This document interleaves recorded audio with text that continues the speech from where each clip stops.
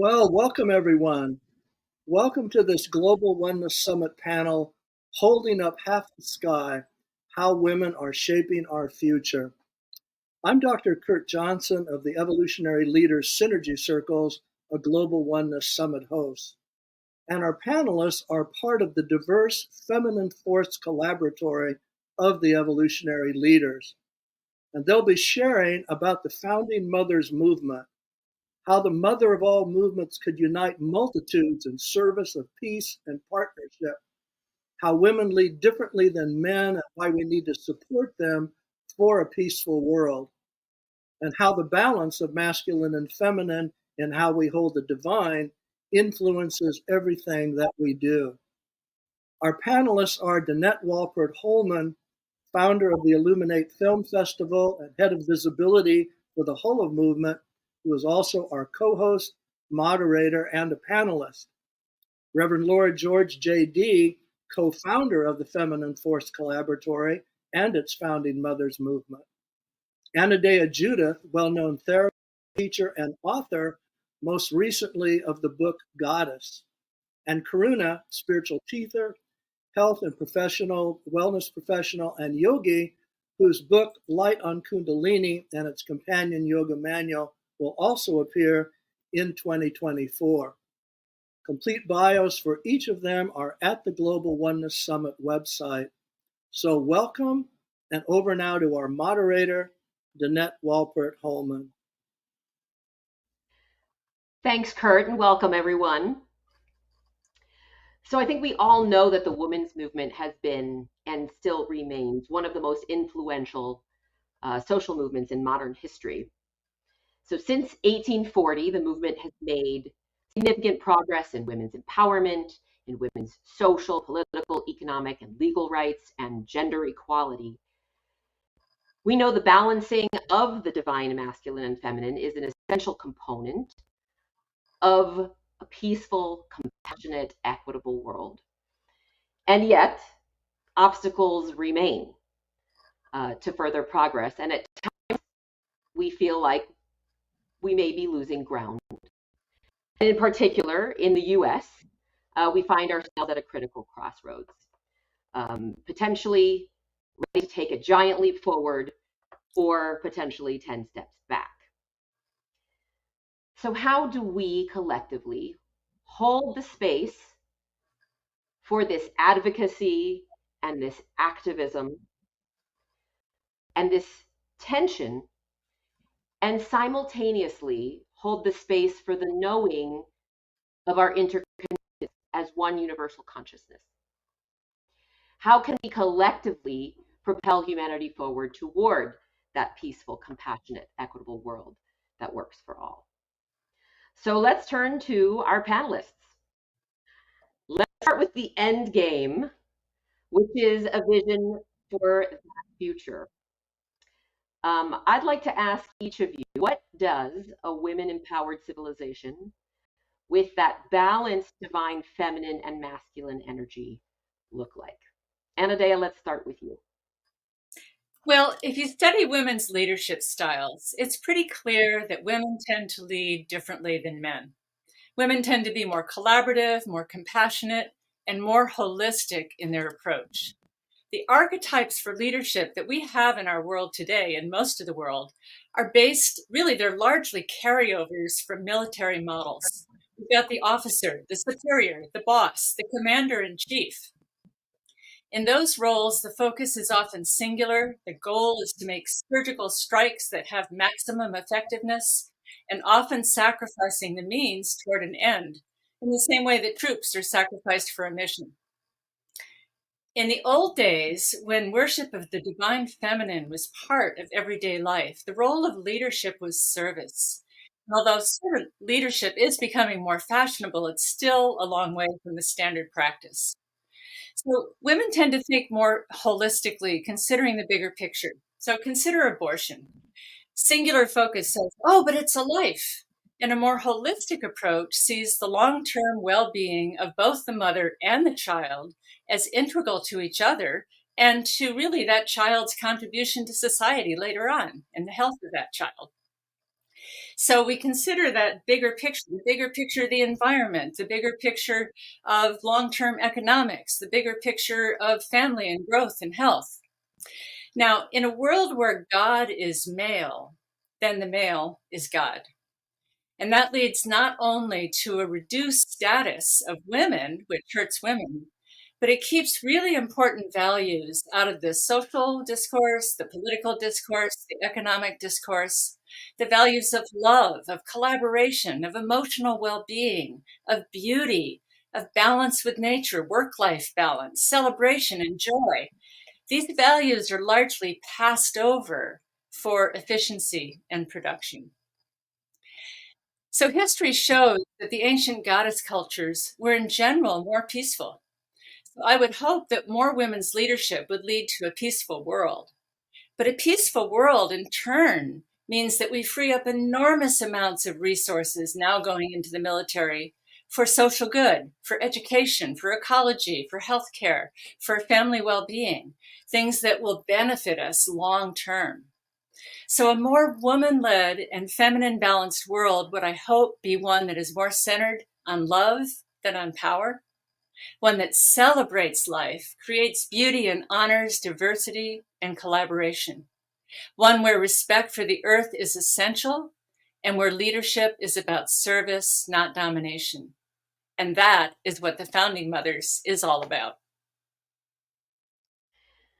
Beautiful, Anodea. So let's move over to Karuna.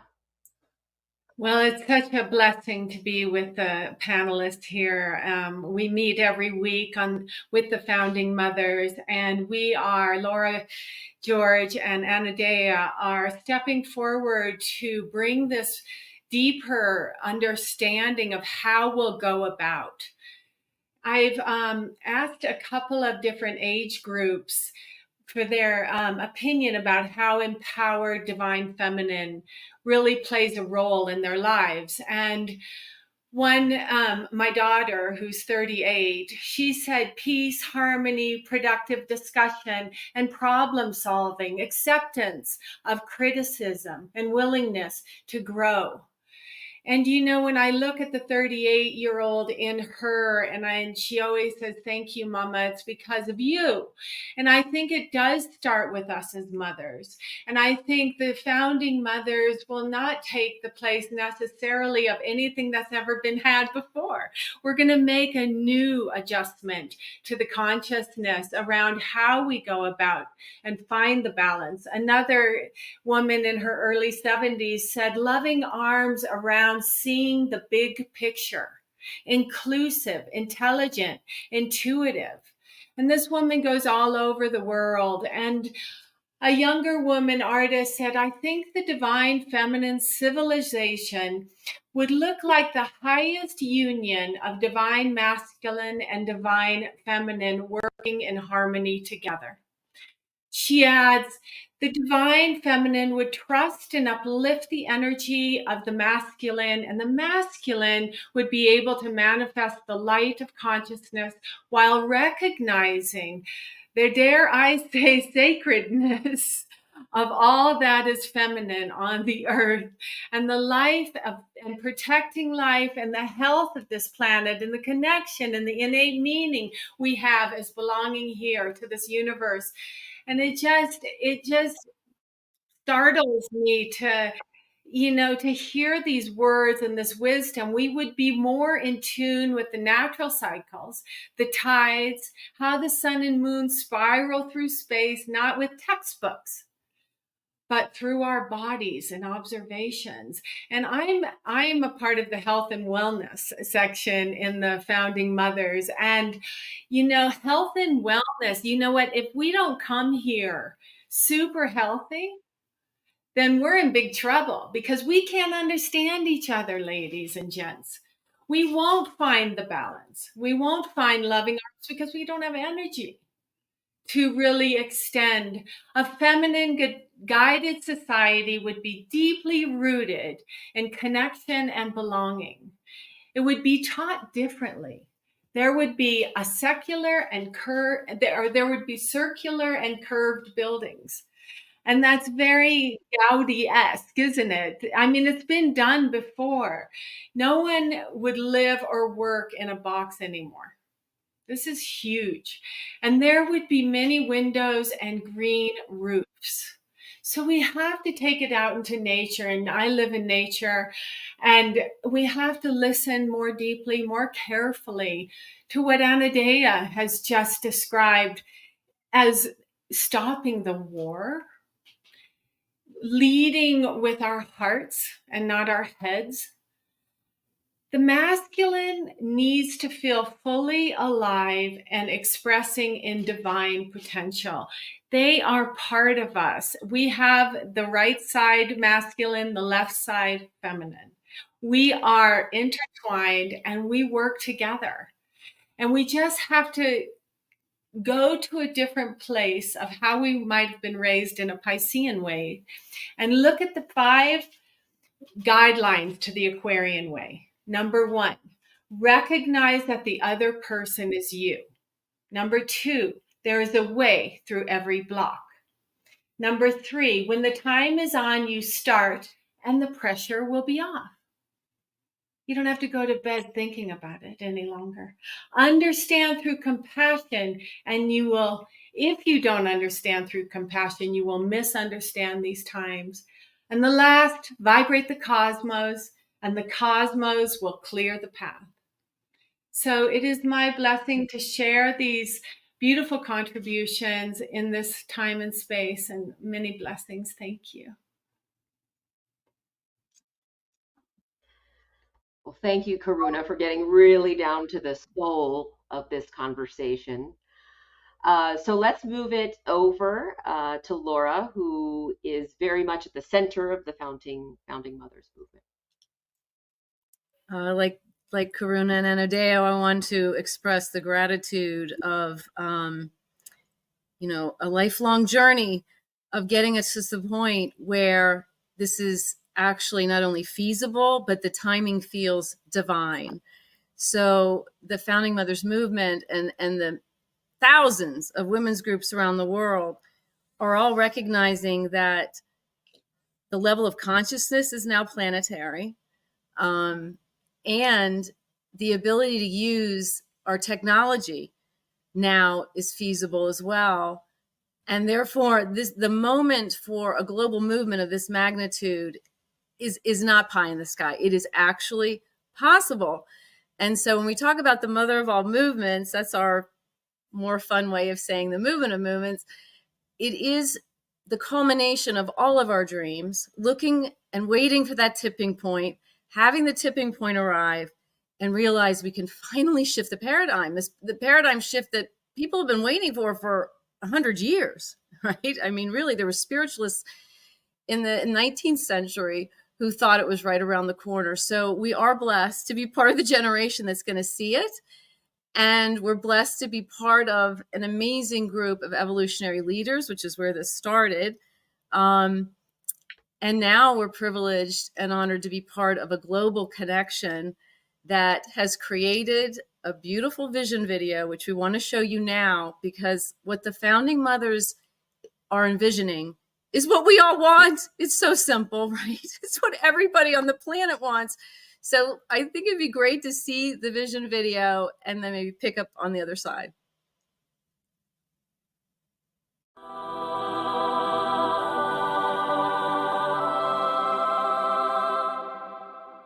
The year is 2030 and the Founding Mothers movement has successfully shifted the paradigm. We have achieved a great victory. We have fully empowered women around the world. And we have stopped an evil that no people before us were able to prevent. We have ended war.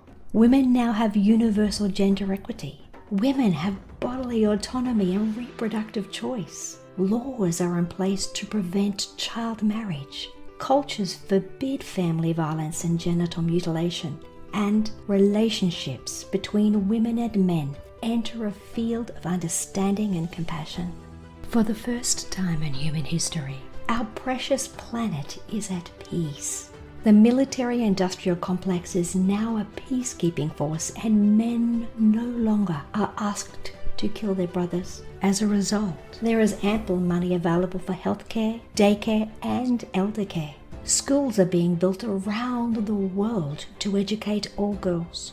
Projects abound and are fully funded to provide novel green infrastructure and protect the commons.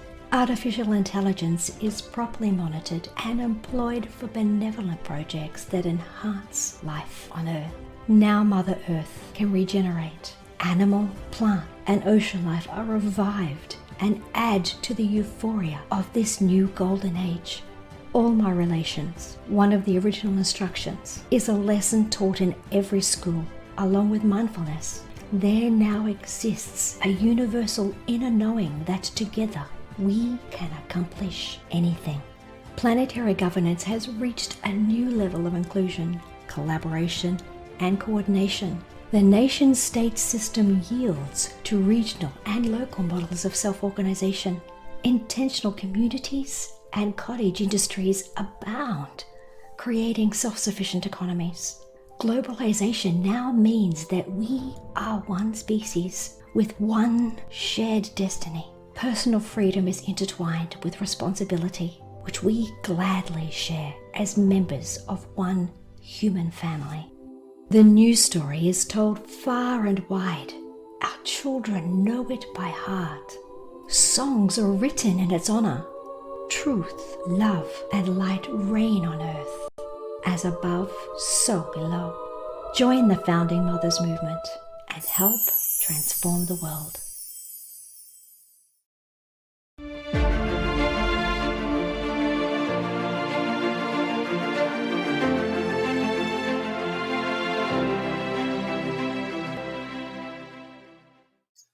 So to that breathtaking vision, I every time I see that video, it brings tears to my eyes. I want to underscore something Anodea said at the opening.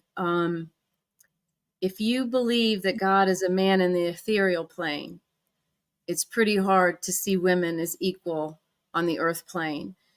So this shift encompasses not only every sector of society, but some foundational restorytelling in the sector of spirituality. And that too is ripe now. People are understanding that the divine essence, God, whatever term you want to use, creator, must be balanced in and of itself, must have both masculine and feminine archetypes and values and principles that were embedded into the matrix of the world in which we live. And I guess I just want to underscore that not only is the time ripe, more and more people are so excited about it. It's not this academic level, theoretical level discussion any longer by, quote, futurists. Everyday people know the old story doesn't make sense anymore. And the new story brings us such joy and reinstills the interconnectedness that we lost a long time ago. And I'll conclude by giving a tip of the hat to Rianne Eisler, who's also, part of the Feminine Force Collaboratory and one of our ambassadors for the Founding Mothers movement, because she's done in her body of work such an excellent job of describing those few cultures in which they touched this. They actually had a civilization in which there was gender parity. And as Anodea underscored, and Karuna did in terms of personal happiness, this is the goal. So given that we know the science supports it, given that we know anthropologically humans have been able to achieve this in small pockets of the world, and given that today the tipping points are being reached and the level of awareness is so vast now. Everyone knows we're facing these cascading crises. The time is now, and we're going to do it. So everyone listening, check out the Founding Mothers movement, which we'll be discussing a little more in this hour. It really, you've created such an exciting vision for the future, truly the new story. And this is, you're right, not just a far off possibility. there is great mobilization happening. There is great momentum happening, and there is now great self-organizing as well. And so one thing before we move on to our next question is, and it's perfect after that video, which was, produced on behalf of the Founding Mothers Movement, which is the power of video to communicate that vision. And what I would also see in our future is a media and worldwide content that really truly supports this vision. Because I think we all know that media is a mirror. It's a mirror of our civilization. It's a mirror of ourselves. And so when we, as children, watch the movies on the screen or the shows on television, we are seeing ourselves. And so if media would lead in creating this divine feminine masculine balance in the characters, in the dialogue, right, in who narrates the story, in who's directing the content in the first place, then I think we'll be able to manifest the vision of this divine consciousness, oneness, balance between masculine and feminine on the screen and therefore in our hearts. So thank you all for this exciting depiction, right, of where we're headed. So now let's talk about how. Let's talk about how we're going to get there. What are we doing? Obviously, the projects that you're all involved in are stewarding this movement. What can we be doing to realize this vision? So Anodea, let's start with you. Well, I'm going to take a little bit of a historical view. And in a book I wrote called Waking the Global Heart, Humanity's Rite of Passage from the Love of Power to the Power of Love, I go back through history and I look at the organizing principle for different stages of society. And if we go way back to, we were immersed in nature, then the mother was everything. And that was just taken for granted. And to a child, to a baby, the mother is everything. The mother is the whole world. But that's not a balanced situation. And in that we had, you might even say mother-son, which is not a society of equals. But when the mother reigns, then there's a lot of birth. And birth gives rise to girl babies and boy babies. And they grow up to be brothers and sisters, fathers and mothers, gods and goddesses, and then they rule together. And that phase was more our, what I even call second chakra, related to the water element. We built ships, we started trade, we built our societies. But then as we started to really grow in population and run into the edges of, resources, land and water and food, started skirmishes, everything began to change. And, we can blame men for violence, but I don't hold it that way. I think men got stuck with the job. And that when there was a skirmish, what would happen? An invading tribe would come into your village. The men would say, you take the children and you go hide, and I'm going to pick up the club or the spear or whatever I have and defend. And that's a noble cause. But then you only have to get beat up once to say, well, next time these people come, we're going to be ready. We're going to make more weapons. We're going to train our sons. We're going to train our brothers. And society began to move toward a militaristic framework. And as it did, the men who were defending became more important than the families they were defending. And that gave rise to lowering the status of women. And that coincided with when the goddess cultures were overthrown, and brutally overthrown. Women were murdered, temples were destroyed, statues were beheaded. You could get killed for even mentioning the goddess's name in some culture, in some parts of that. Until the masculine monotheism was made the religion of the state in the Roman Empire, and so enculturated that today, people don't even know there was a goddess. They don't even know there was a divine feminine. And so we're trying to walk forward in evolution, standing on one leg, our right leg. If the right side is the masculine, you can't walk without two legs. So I'm not saying we hop on our left leg. I'm saying to walk forward into the future, we need a partnership.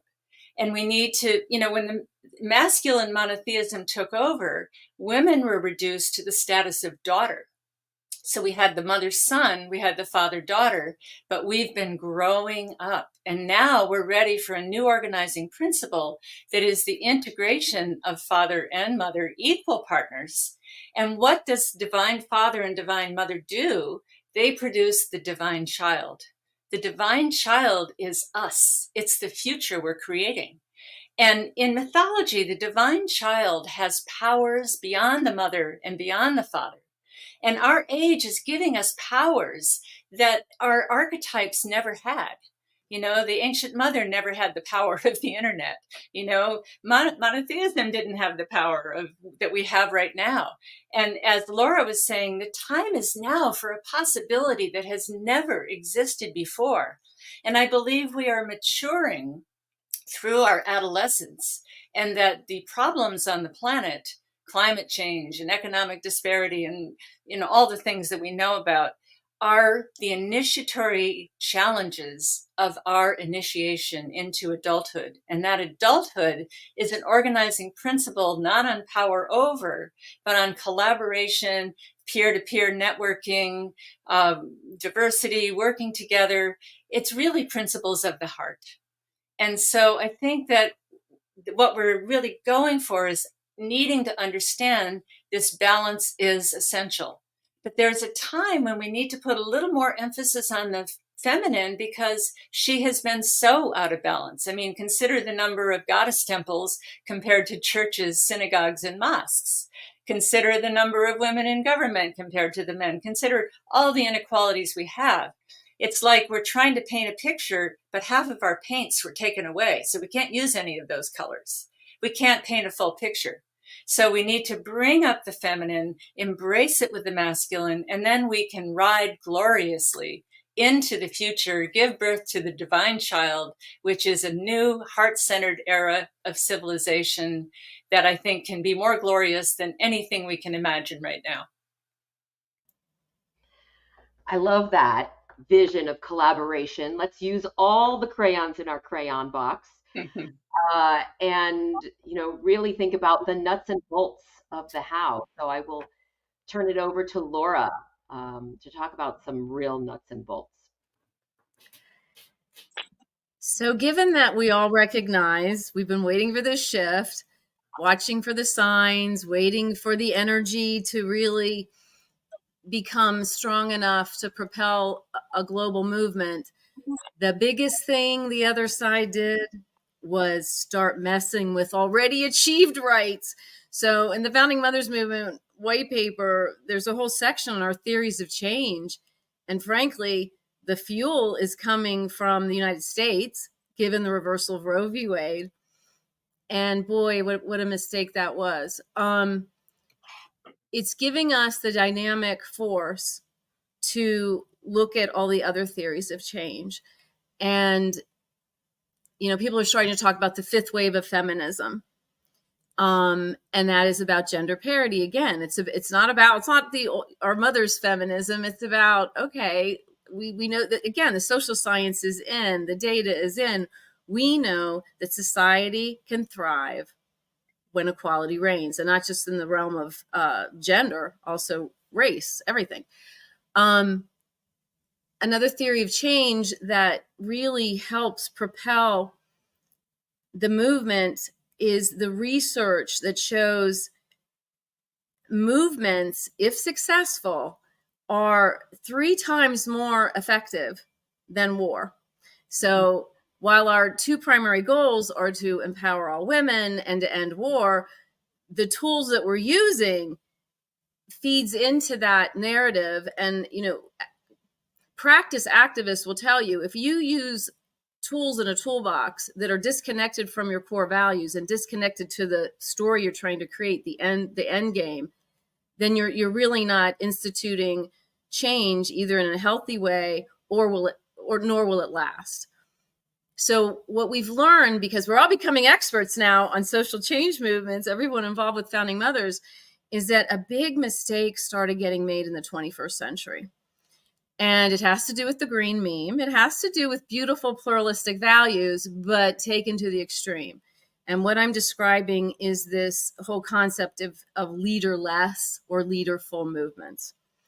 So part of our how with the founding mothers is recognizing both the importance of instilling decentralized agency within all the partners who are joining the movement, while maintaining a vertical line, a centralized and hierarchical, not hierarchical, but hierarchical respect for this this organizing principle that if it isn't managed by what we're calling the peace room, as sophisticated as a war room, tip of the hat to Barbara Marx Hubbard, that the movement is going to get chaotic. And in the 21st century, that's exactly what's happened. There have been almost no successful campaigns. Occupy is an example of one that had no clear goals. I mean, yes, they're protesting the greed on Wall Street, but they had no spokespersons. They had no demands, which is also a term of art. And the media didn't even know who to talk with. And even worse than that are some of the spontaneous movements that were so exciting at first, like Arab Spring. But because of the lack of strategic planning, we end up worse than before the movement starts. And in that case, there was a military coup in Egypt. So if a movement isn't well planned, it will create a vacuum in the worst case scenario, which is why we're being so careful here.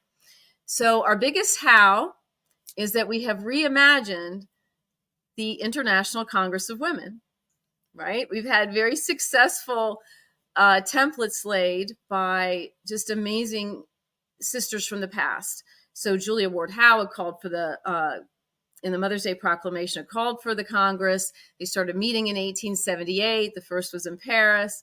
They're doing all of this without technology, right? And then once the vote was acquired, it sort of fell off. So what we're doing is we're taking that playbook. And by the way, what they did was they were able to cohere all the women's groups, all the peace groups. And back then there were just churches. So all the church groups were following that playbook. And we're not meeting once a year. We're meeting once a month. So that is the entity that is going to manage the movement and is already managing it. We also have the peace room. You can think of it as the executive committee, but all the women involved in this Congress are voting members. And so again, we've created a governance mechanism and architecture that allows for both decentralized agency and then a central line of authority, particularly when we get to negotiation stages. So we would like to share a launch video that also explains the goals of the movement, focuses on the new story, but explains the ways in which this has been very, very soundly thought out, pen to paper. The website, too, very clearly describes the movement. There are 3 ways to join. You can join as a world citizen individually or as a partner group and then send a delegate to the Congress. And we're just really excited that the architecture we've developed so far, which is so fun to co-create, it's so novel, is producing the results we had hoped, which is bringing this global coalition together.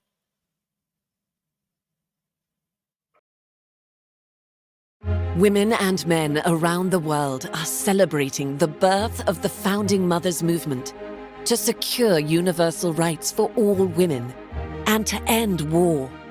Simply put, we've had enough of patriarchy and privilege. We will no longer tolerate family violence, sexual assault, child marriage, girls who can't go to school or let their hair down, men depriving us of reproductive freedom, or sacrilege against Mother Earth. The military-industrial complex trains men to kill on command. They're also weaponizing AI. Soldiers rape women as a staple of war, and surviving women and children are left homeless. The founding fathers of every nation have brought us to where we are. Now, The Founding Mothers are joining together to lead us into an era of partnership and peace, a future that works for everyone. We're a global coalition, uniting women's groups, peace organizations, spiritual communities, and environmental groups. We're taking action to shed archaic belief systems, transform barbaric behaviors, eradicate misogyny and racism, and protect democracy. Instead of a war room, we're building a peace room. And we're spreading truth, love, and light. We serve as diplomats and peace negotiators, business leaders, elected officials, caregivers, and wisdom keepers. And we've got a concrete plan to grow this into the mother of all movements. First, we wish to honor the Mother's Day proclamation written by Julia Ward Howe. Mother's Day was not created for gift cards and chocolates. It was a call to action for an international Congress of Women to pursue the great and general interest of peace. Second, we're reimagining the Women's Congress. It will network thousands of women's groups around the world. Third, in addition to unifying our sisters around the world, we're inviting our brothers to join us. Stakeholders who lead peace, spiritual, and environmental groups. Just imagine our united strength when we, the people, organize. We'll move mountains if we focus on two specific goals: partnership and peace. Please join the Founding Mothers movement today. If you lead a women's organization, register for our online Women's Congress and help compose the Founding Mothers Manifesto. If you lead a peace, spiritual, or environmental group, enroll your organization in the coalition and help transition humanity from patriarchy to partnership. And if you're an individual who understands that our future is at stake, sign up for our mailing list, donate, volunteer your skill set, and be ready for a series of escalating campaigns starting on January the 1st, 2025. Join the Founding Mothers movement and help transform the world.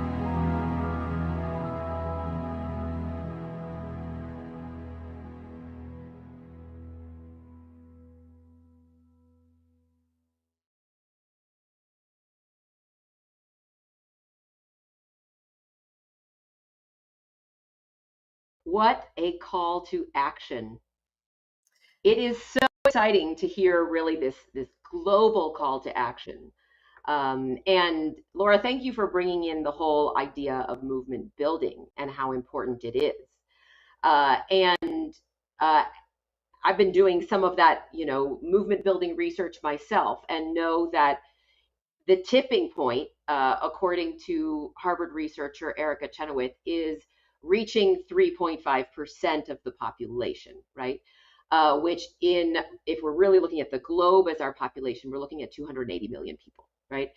So everyone that's out there listening to this, if you're in and you're talking to your family and you've got those 4 people in, and those 4 people talk to another 4 people, then actually it only takes someone told me 10 or 12 iterations of that to reach the 280 million people that is needed to make this essential movement tip towards success. And apparently, according to this research, no movement that has reached 3.5%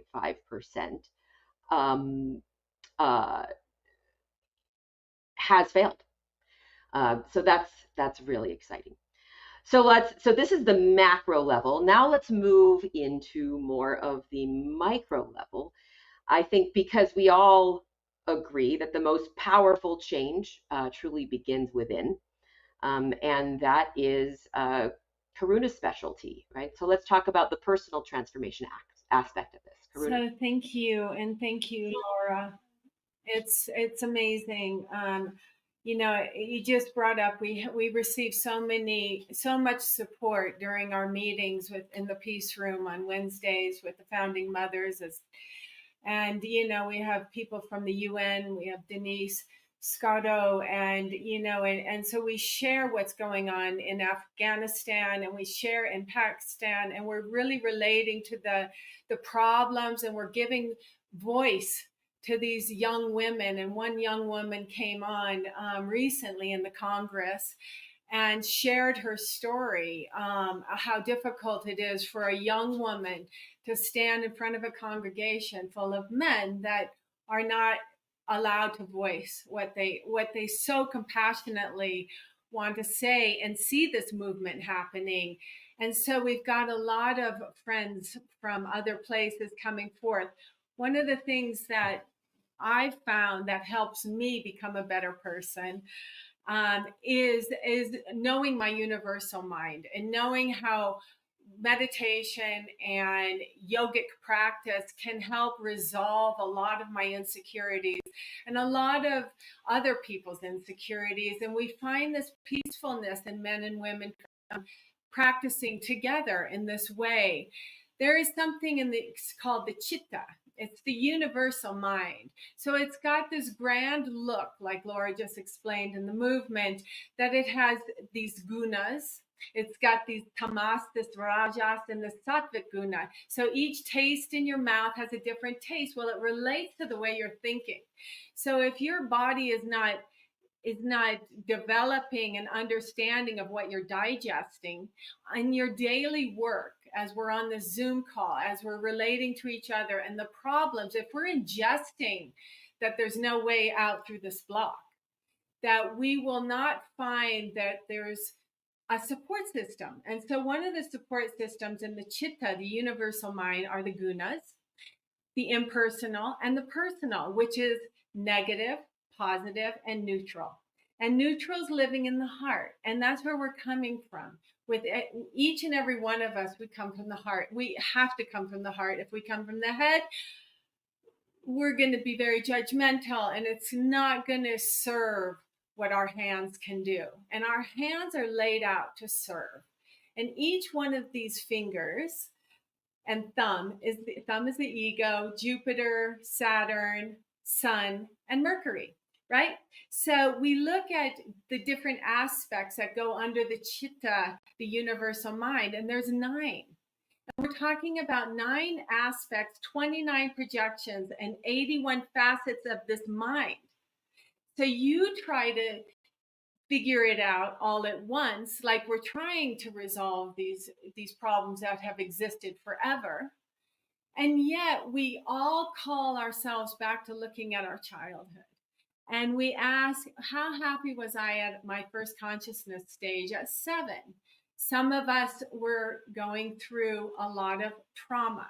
Trauma is kept in the body, and each organ is holding that distinctive trauma that stops you from coming forth to make this movement. For Laura to have this, amazing insight, and to actually fight her way in all of our ways by supporting her through this movement, this mission, this Congress, that we have to have some stability.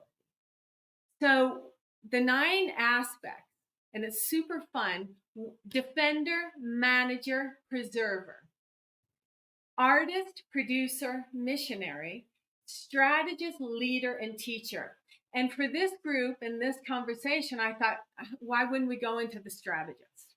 How do we find a way through this block peacefully and actually not be the echo chamber, but actually everybody wants to come on board and volunteer their skills. And everybody's welcome, by the way, to do that in the Founding Mothers. It's super cool. So we have an invitation we can send you. Just let us know. But let's go look at the strategist, okay? She's the neutral mind, and that's the heart. So the positive mind's the solar plexus, and the negative mind's the navel, of course, the second chakra, the fear-bound, production-bound, prosperity-bound chakra, and all that energy to the neutral mind. what sustains us, what liberates us, what elevates us, what delivers across, destroys all, creates all, beyond category and name, and beyond desire. That is the strategist. And so there's a Gobinde Mukande Udaria Pare Hariam Kariam Nename Akame mantra that goes with the strategist. The next part of the 3 drop downs that you need to know with the strategist and anything you're working on is the scout. And the scout and the coach and the guide. So the scout judges environments through the senses, and there's another mudra that you use, right? And then there's the coach who judges environments, and then there's the guide judging positive environments through intuition. Our divine feminine has this ability to bring in through our third eye point, our intuitive self, to believe and trust in this self. We have to open the pineal gland. We have to remove the subconscious past histories that we're all dwelling in on the what if this happens again war. And it does happen because everybody's fighting. And look at the women and children suffering through these decisions that are made primarily by the masculine genders that have brought the soldiers forth, created this war. These mantras, these mudras, this understanding gives you these projections that you can just call upon within the hour and say, I today need to work on the strategist. And I'm going to call upon the 81 facets of my mind to do that. And they're basically 3 minutes each. And that just gets us into a role of refinement where we can drop our issues of what didn't work and go into what works now. And we need this. There's, I'll just read to you from the neutral mind. When we become neutral in our heart, the mind observes, judges, decides, senses reality, identity, purpose, and meaning. It receives both positive and negative. So it's not eliminating the negative or the positive. And it assesses in relationship to your duty, your destiny, and your love. And it is very intuitive. Not all these aspects are intuitive, like the strategist, like the neutral mind. So we have to back it up. We have to clear it out. And we have to acknowledge that we're bringing forth this sattvic guna, this purity and this grace that doesn't take you into the wrong environments any longer, but keeps you in a positive way, neutral, where you can gain respect for everything that comes forward as a message to you. And I think, when Ken Wilber says, wake up, grow up, clean up, show up, to open up, I think that is what he's been really fighting for the longest time. I've sat with Ken and I've taught him a lot about the mind. Funnily enough, he really likes Buddhi mudra, which is pulling the right left hemisphere of the brain and balancing it. And, we're coming into this time where all of us are finally being acknowledged. And I say finally because I've been at this practice for 40 years. And so have all of us. Well, maybe not Danette. She's only 40 herself. But, a lot of us and are telling our stories now. And it's really important to trust what the founding mothers are doing and really feel like you're a part of this voice and we need you. So, blessings. Blessings. Way to open up our eyes to a whole new perspective on that neutral mind. And this is a really good time to then bring that into a discussion. We have about 10 minutes left. So I want to open up the floor for kind of what will come through to wrap up this discussion, right? We talked about vision for the future, and then we talked about the how on a micro level, and then the how on an inner, in an inner capacity. So how about within partnership? So let's talk a little bit about partnership. What is partnership society, and how can we create it? Who wants to begin there? I'll just throw out the human heart, where we said was neutral mind, loves and only loves partnership. I think we've come from a period where the individual was supreme, and that is not a partnership. And we're coming into partnership, not only between men and women, or partnership with our sisters, because women have been separated from each other, partnership with the earth, partnership with all living things, that we are living in a symphony. And a symphony doesn't mean that the horns dominate everything else. It's that we're playing one symphony, but the diversity of each instrument is really essential. So partnership means really seeing the whole and letting each person, each part, play their individual role, while keeping a vision of what is the whole that we're creating? What is the long-term effect? And that's partnering with the future. It's partnering with the past. It's having a model of partnership, that we're not in it alone, that everything is a partnership down to the biological level.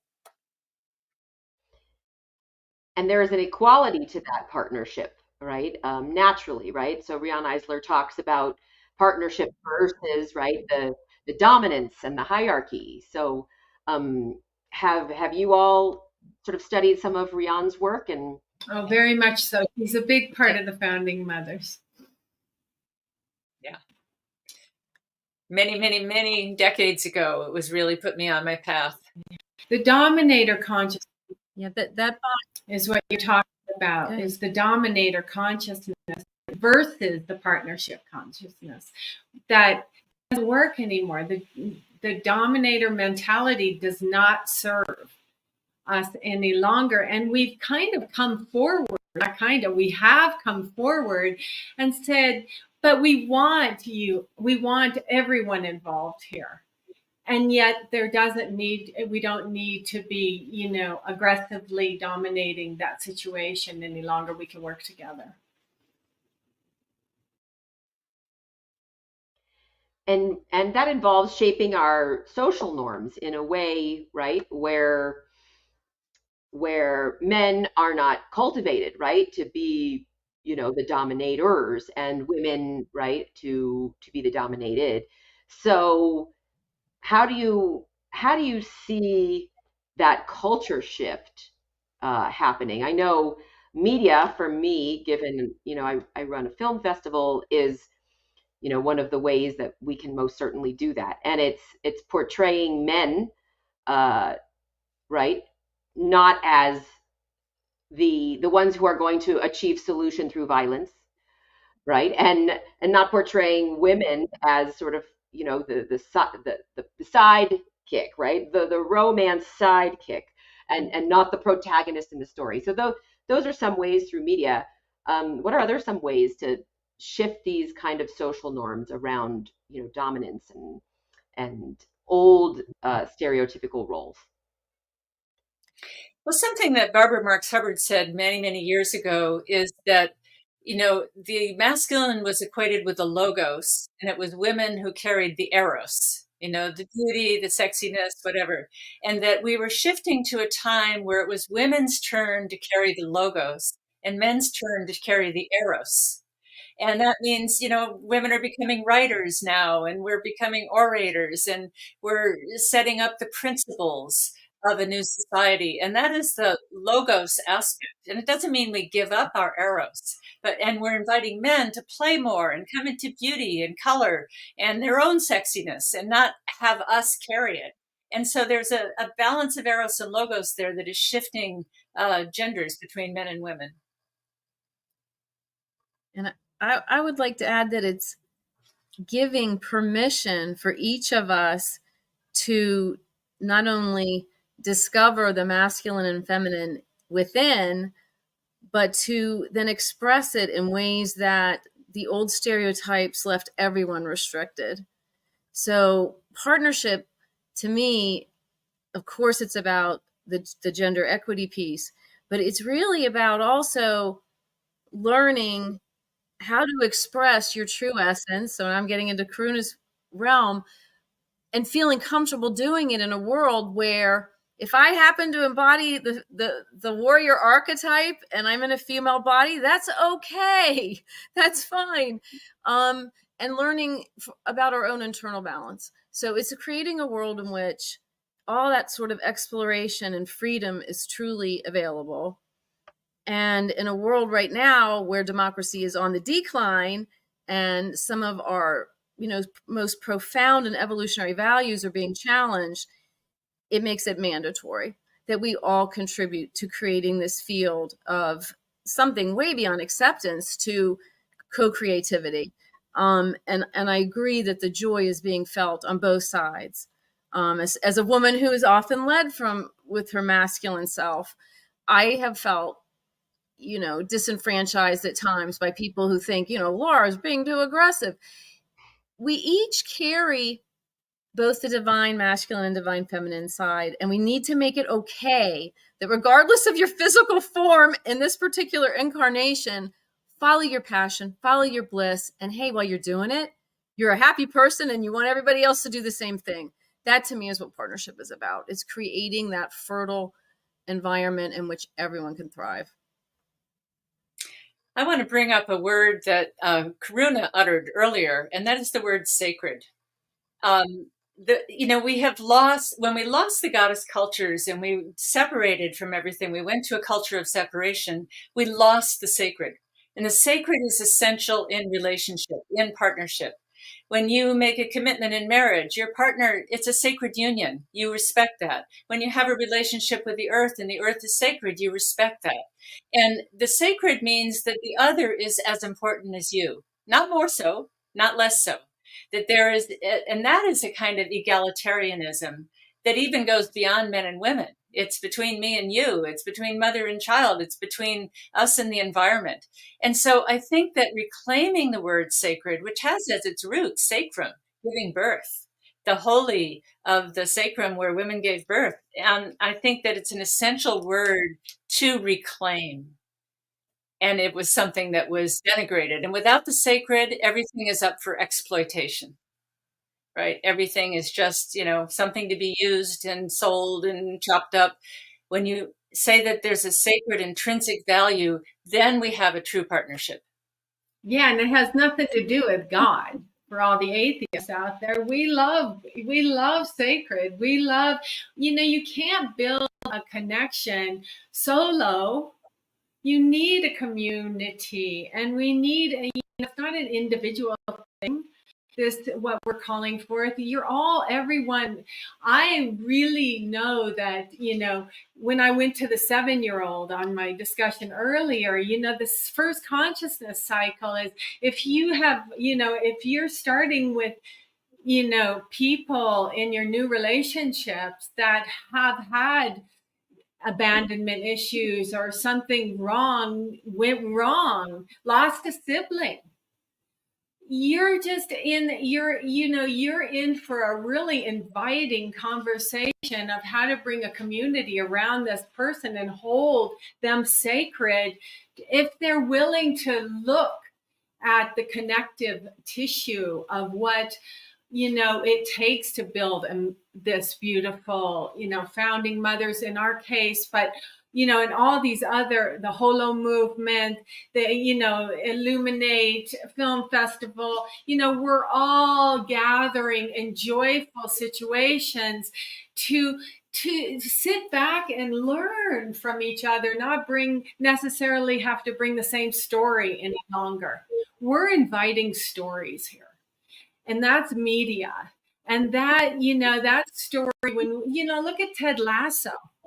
The men were super vulnerable in Ted Lasso, no? And the women were super strong. But yet it was that's why it won so many awards, I'm sure, because people are ready for the softening of the identity. And let us say the personality and the identity don't really need to come into play here. Just be neutral. Well, Ted Lasso, isn't that a wonderful way to end this panel? I do agree, right? That was telling the story from the new paradigm. because there was not a sort of divisional role, between the men and the women in that story.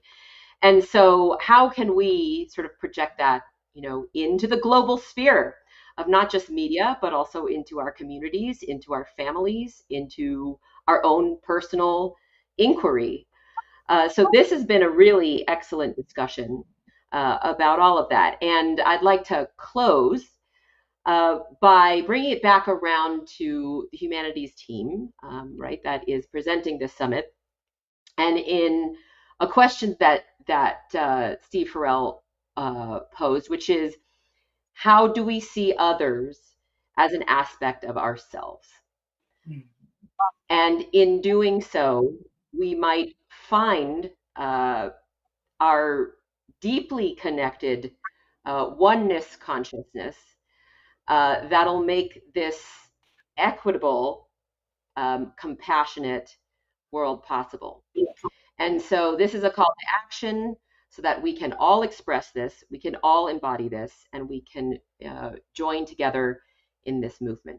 So thank you so much, Anodea, Karuna, and So Laura. happy to be here. And Danette, sorry, but I have a quote. I have something I asked Sophia Farrell, Steve's daughter, for our panel today. If I might share this with you to end. Sure. The words I would use that I believe would be the result of a feminine-led civilization are unity, equality, happiness, sympathy, and beauty.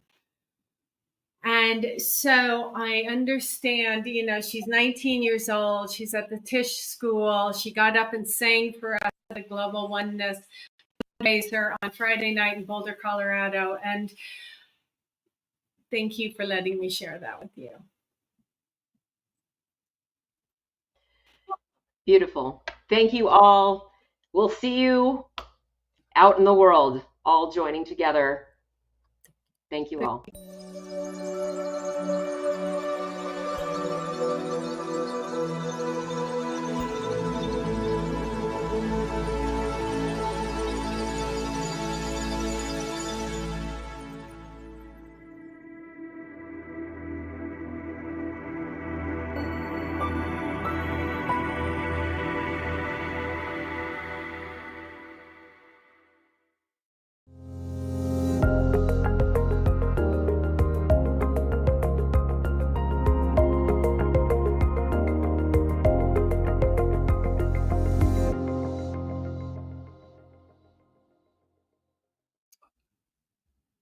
Welcome. You have made your way to the Global Oneness Summit panel of the name Elevating Business, Engaging Communities.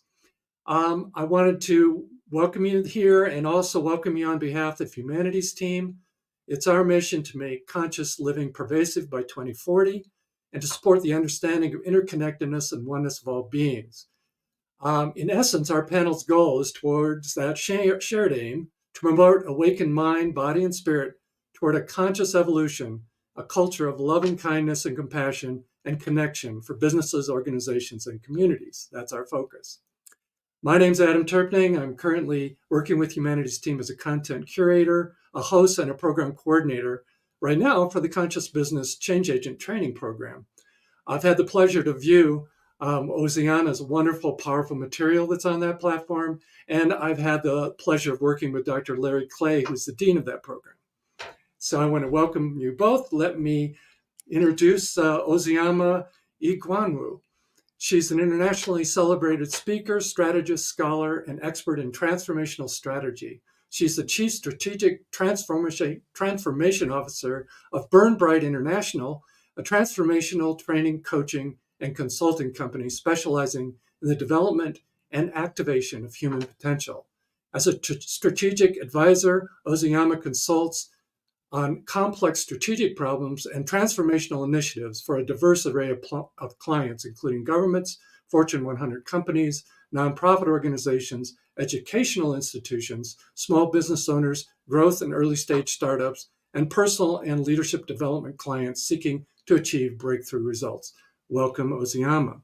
Thank you so much, Tom. It's wonderful to be here. And I want to introduce Dr. Larry Clay, who brings expertise in business management, research, and analytics in sustainable development, conscious business, and leadership development, and sustainable value creation for whole system flourishing. His expertise also ranges from social and product innovation for positive impact to designing new business modeling, meta-organizational designing, as well as dynamic organizational research designing. Dr. Clay utilizes qualitative and quantitative approaches to analyzing multi-organizational phenomena with big data, focusing on flourishing enterprises, innovation ecosystems, communities, and cities. Welcome, Dr. Clay. You might also mention where you're currently teaching, if you wish. It's not on there. Sure. I'm Dr. Larry Clay. Thank you for that warm introduction. And currently, I'm at an institution in Arlington, Virginia, by the name of Marymount University, where I am the professor of strategy and entrepreneurship. But I also am an avid worker in our doctoral program, where we're teaching business intelligence as well. And of course, I mentioned before, you are the dean of our humanities team, Conscious Yes. Business Agent Training. Thank you for doing your work on that as well. I thought before we get started on to our conversation, we might just have a centering exercise or a short 2 or 3 minute guided meditation. And Dr. Larry, if you're willing to do that, I would be delighted. Sure. As I'm here in the Washington, D.C. area, I do want to pay homage to the many tribes that were in the Potomac, the Alexandria Valley, and as well as the Choctaw and the Quinkapah. So at this moment, in recognition of the ancestors and the predecessors that precedes us, let's take about a 1-minute exercise just to center ourselves and just breathe. We can say, let's take a serenity breath, starting now.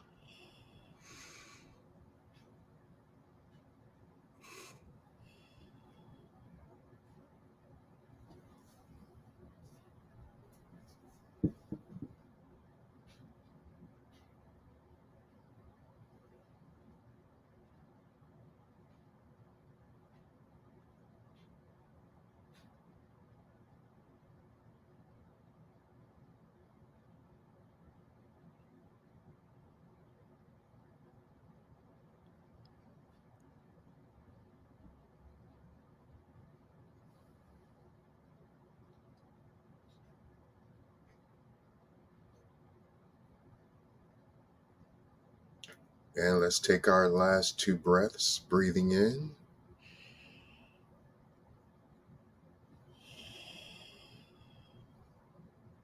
And that last big breath.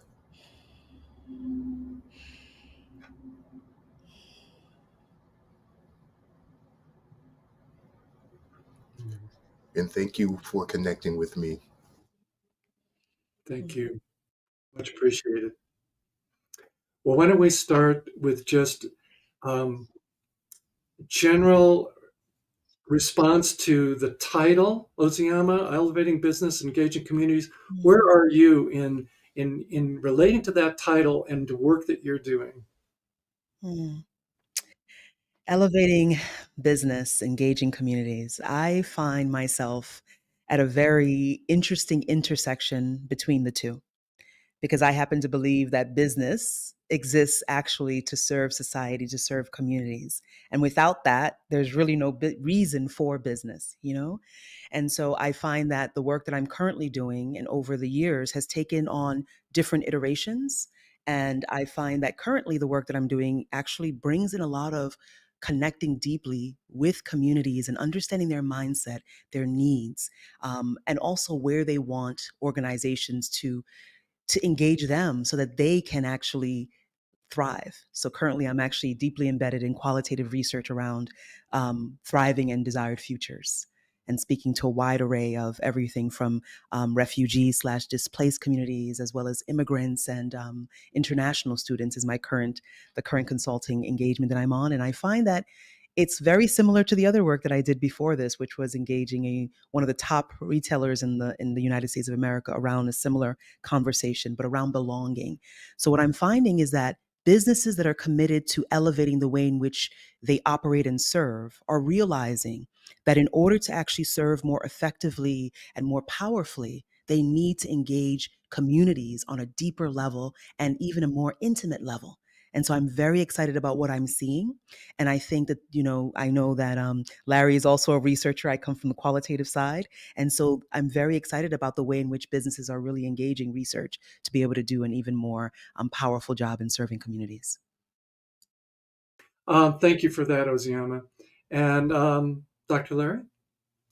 Sure. I always like to start by giving my answer as it is a quantum answer. One of the things that you'll learn about me is that I love the sciences. I started out in the undergrad in learning about the natural sciences. And as I evolved as a person with my experience, it turned me into a management scholar. So now I'm real interested in building businesses, building ventures, but also um, being a beacon and training our next our next our next group of leadership as well as skilled workers that are going to take us to this next paradigm uh, called business for the future. What we in academia are coining is, although we're thinking we're in this new millennial digital age, it is emerging into what we're calling a quantum age, and what I mean by quantum is a more holistic age, where um, to Egwuonwu's point of building community and working with people, we're both now in that same space of teaching students um, locally at my institution, where there is a lot of international students and a lot of diversity beyond some places. And we're teaching Saudi students and Israeli students and students from Cameroon and South Africa and Guatemala together how to cooperate and collaborate together to build new things and to learn these new skills of building businesses, not like we've always traditionally have, but there are these new ways of building and designing business that's more what we're calling more equipped for humans and human values. When we think about the quantum organization in this realm of the quantum age, this new paradigm of organization is about being a living system versus what we've traditionally been under the Taylorism of business, where it's been more mechanistic. Because in the industrial age, it was built by an accountant and an engineer, and that's what built the industrial age. And we've seen some of the evolution of what it means to work as a human in certain contexts in the industrial age and how that has evolved. Um, Everything from the emergence of workforce to healthcare being supplied in the workforce to certain benefits um, like the Teamsters and other I forget what you call those um, when you work in the auto workers, the unionized work, and all those things and all those different innovations were a response to business and industry being too rigid in their mechanistic rules and systems and hierarchies, how we process things. And now, when we think about business, we're teaching students, as well as I do this in practice in the innovation ecosystems across the globe, is to teach leadership from a perspective of being transformational and adopting some level of practice of interconnectedness. What we're finding in our research in quantum leadership is that there's over 1,500 different types of what we call practices of interconnectedness. Many people are already doing some of these things, like going to church and going to having deep prayer. Not the kind of prayer where you're asking God for the frivolous things that you might want, or you might want that date the next night, but that deep conversation with your Creator is a way of connecting to in oneness. Running out in nature just to clear your mind, going into meditation like we did just for a minute, or the deep transformation for 20-30 minutes. Sometimes people can do it for hours. But the more we're finding that leaders that are managing large corporations all the way to small to medium-sized businesses, we're finding those that have these type of practices that are adopted on a daily or a routine basis tend to make better decisions, tend to be better people, better leaders, um, and tend to create a contagion where others tend to want to be like that person, and they try to get this feeling of attraction and emotions to where you are becoming a resonant beacon where people admire that and they want to get some of that feeling as well. And so I'll stop right there just a little bit on some of the things that we're doing when we're building the community as well as educating um, in our institution. Thank you, Larry. That was a very rich response. Ozioma, do you have any feedback on what that inspired in you as he was speaking? Yes, absolutely. I mean, for me, it actually made me remember my time teaching at Columbia University, where I was teaching a master's course on developing and implementing ideas. And you know, when we talk about preparing the future, right? Preparing the leaders that I consider leaders today, just being able to then emerge from that space of their own personalized power and having a place where they can actually make a difference, we find that it is at that community level. There's many levels at which we can play. We can play in the theoretical, and we can also play in that very deep, grounded, practical approach. And what I love about the work that I do is that it really spans, it spans the range, right? And so when we talk about businesses and elevating business and engaging community, what I find is that it's really exciting when you can find a problem that exists within a community, where the community is saying we need X, Y, and Z to be solved. And whether you develop a product or service or a way of engaging, connecting to what Larry spoke about, that interconnectedness, and finding ways in which there is a natural dynamic of connection between, you, your team, your organization, your business, and what happens within the confines of community. And what I find is that the more that leaders begin to be of service in this way, the more not only does it transform the way they show up and how they live and lead their own lives, but also the way in which their businesses begin to blossom. And that to me is really exciting. And I've had the honor and privilege of working with, chief executive officers of multi-million dollar corporations, as well as like young kids who are just like, I have a business idea. How can I make it happen? And what we find is that when we are connected to what I like to call the higher dream, the higher vision of possibility, it transforms us. It also brings to mind what Larry was speaking about is the initiative that I created many years ago called World Dream Day, which I've had the honor, and it actually gets celebrated every September 25th every year. And I've seen business owners and also big companies like Disney create campaigns celebrating their communities, talking about how they can serve. And so what happens is we start to realize that elevating your business is directly tied to having a higher vision. And then the activations and the way in which you develop your strategy is guided by that higher vision. And then everyone begins to rise and things begin to transform on an individual and on a collective basis. And to the nature of what Larry spoke about in terms of practice, the more that we can see our role in the world of business as a sacred path, and we engage from that space of awareness that we are actually called, we are answering a sacred call. which is a true, deep, deep, deep call to make a difference, to be of service. And everything from waking up in the morning and having that moment of gratitude and honoring your work, honoring that you get to do this work, and then coming into deeper level of communion with the community that you're meant to serve, visualizing how you're going to make a difference.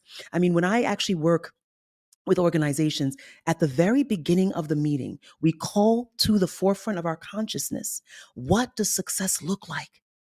What does it really feel like? And each of us in the team, I'll invite the team leaders to speak that into existence. And then on the platforms we're using like Slack, you pin that vision, you pin that commitment. And every time you're leading your organization or working on the team dynamic, you revert back to that higher vision to hold you accountable. Are we truly delivering on what we said we were going to deliver? How committed are we? And so to me, this is what comes to my conscious awareness is the ways in which when we engage business as a sacred path of unfoldment and we move from the space of that higher order orientation and we consistently refer back to that so that we move out of that ego consciousness and we continuously over and over and over again go back to that higher vision. We find ourselves by the end of that initiative until we begin the next one, of course, transformed. And we also find that the way we serve is so different if we didn't have that higher vision playing its role in our business. So that's what it rises within me. So thank you, Larry, for that. Oh, that was beautiful. I know that when we look at the turning we're trying to do in terms of promoting conscious business, a lot of this is just practices of this kind of envisioning and intuition and intention and also listening. And so all of those are kind of piled together in what both of you are saying. And I think in some ways you're using these terms of flourishing and thriving to describe this. Larry, does that make sense to you? Yes, and I wanted to make a follow-up, I think a question and confirmation. Do I get an invite to the Dream Day this September? I'll have to come up to New York or wherever you're holding it. It actually happens globally around the world every year. And so we can definitely chat about that. And I can share with whoever is interested in learning more about World Dream, how they can, connect it to their own initiatives. And also just to be able to declare their vision for the future. This year, the theme for World Dream Day is actually Dreams for the Future.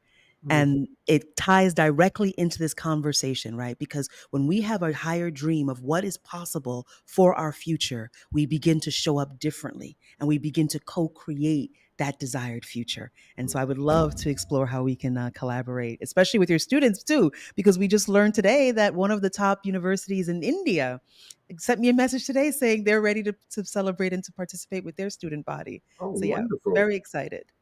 Wonderful. And just to piggyback off of that thought, that reminds me of something that we probably share in common, and that is this knowledge of using appreciative inquiry and actually going through an appreciative inquiry summit, which I had the privilege. I don't know if you remember, back in 2016 when there was an appreciative inquiry summit at Cleveland University, not Cleveland, Case Western University. I think. Were you there, Adam? Did you come to that? No, I missed that. Definitely Steve went to that one.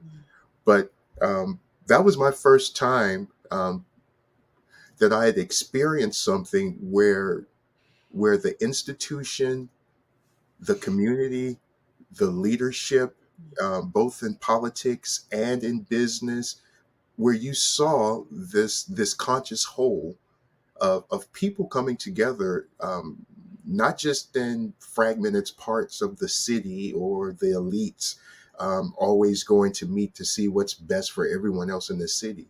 But it was a genuine interaction of concerned people that wanted change, and other people that they figured out wanted this same kind of change for the better. And to take the time to ideate and communicate, to collaborate, not just for one person to lead an organization so the top can flourish and everyone else is unattentive, unproductive, and not a part of it. But when you bring the community together and social platforms like Appreciative Inquiry or Theory U, or even what I'm doing now using an instrument called the Flourishing Business Model Canvas that helps entrepreneurs build the businesses of the future, where you do highlight what's happening in the ecological systems first, what's happening with people in the whole ecosystem where we live, in the communities. What do they want? What do they need in their communities? And what type of value can we provide for them? And let's think about this together, and we'll take the diversity of different perspectives and be divergent in thought, be convergent in thought, bringing things together, and we create something as an experiment, because business is an experiment, to fit into the market to see if it does present the value that we say we're giving certain customers. Does it have the impact to the community as we said in our design of the business? And are we being conscious of what we're doing to the natural environment? Are all of our processes, from procurement of the raw material all the way to what we're now considering not waste, but how we can interject whatever materials back for reuse, repurpose, and reuse, so that we can get away from the linear model that we've been accustomed to thinking, that it's not my problem once it's trash or garbage. And we have to change not only ourselves, but we also have to be stewards to help others and spread the word that these things are important for us in order to keep this whole system in the globe working. If we want to stay here and continue to have good community, good engagement, good social things, and continue to make business and profit. Powerful. Ozioma, you mentioned before sacred path, that sort of a developing a sacred path. How does that tie into this sense of understanding each other and connecting? Yes, this notion of a sacred path. And it's really interesting, right? Because as the way in which I've served has transformed, you start to, and when we're talking about really connecting to leaders, whether it's an entrepreneur who is a business of one, or if it's a CEO that's leading, hundreds of thousands of people around the world, it is just as sacred. And that's the one thing that I think is so important for us to realize, that whether you are a solo entrepreneur, your choices, how you operate, how you serve makes just as much impact, because it is about cultivating a vibrational field. And so when I talk about it, business as a sacred calling and a sacred path, is that it transforms us. When you say yes to playing a role in that world of business, you have to deal with failure. You have to learn how to transcend the ego. You need to learn about key ways of being and doing, like collaboration. And you start to realize that there is a mirror that is always held up to you. And you can see how, the way in which stimulus and response, and how do you show up? And to me, that's what I get so excited about, is when people realize that, again, whether you're the CEO of a multinational corporation, et cetera, or a social enterprise, or a solo entrepreneur, you realize that how I do this thing called leadership reveals very much about who I am and how I can grow. And so there is this opportunity for growth that is inherently present in the process of saying yes and answering that call, and the unfolding of that path, and realizing that it will never happen the way you imagine, and that if you get out of your own way, it could actually be greater than you could have ever imagined. And so there's also the importance of learning how to surrender. And to the piece about listening, you start to discover that the path itself, the community itself, has its own intentionality. And it's almost like it itself has an energy that wants to unfold. I learned that when I was on the ground level and I left my, vice president corporate job to come to Newburgh, New York, which at that time was the murder capital of New York, to relaunch my business and to realize the city itself had its own vision. And I had to learn how to come into deeper communion with how my product, services, experiences, and events played into this lattice work. And so there's that level of listening and becoming intimate. And I think the other thing that people don't often realize when we talk about business is that there is intimacy that is involved in this. The ability to listen, the ability to come close, the ability to connect. And these are things that scare us. So how do we learn how to come into intimate connection, intimate co-creation, as part of, engaging community, as part of elevating our businesses? And to me, that's what's exciting, because there's always the opportunity for growth and, of course, transformation. You touched on some really, really interesting stuff there. Dr. Larry, I think when Ozioma was bringing up this notion of the vibrational field, this all sounds like sort of ground that we all share in some way or another. How does this informational field and your quantum business dovetail together? Sure. What when we talk about this idea of the quantum organization, or we can simply call it a living system, um, that's similarly to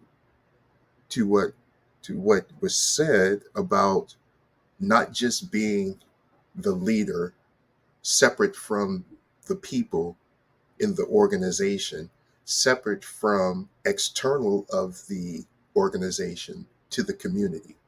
It's actually all together, just as an ecosystem is. When you think about all the different parts, all the different types of people that'll live in a city ecosystem. And it's not this more simplified way of doing business where it's transactional. I give you this is what you wanted. If you value it, here it is. I don't care what you do with it, how you consume it. I don't even care what happens to you if something happens to you, if it's my fault. And so with this type of mentality, as we started in the industrial age, this is where we started to see a lot of humanistic values being violated, and companies still try to keep their policies and their rules in place in a system, in the mechanism system, and treated people as just pieces of the cog. And so with this new idea of the living system, it's not just transactional off of our products and services. It's it's at least should be at that second order or that second level where it can be translational, where you can at least translate amongst each other and communicate, where it's bidirectional. But actually taking it to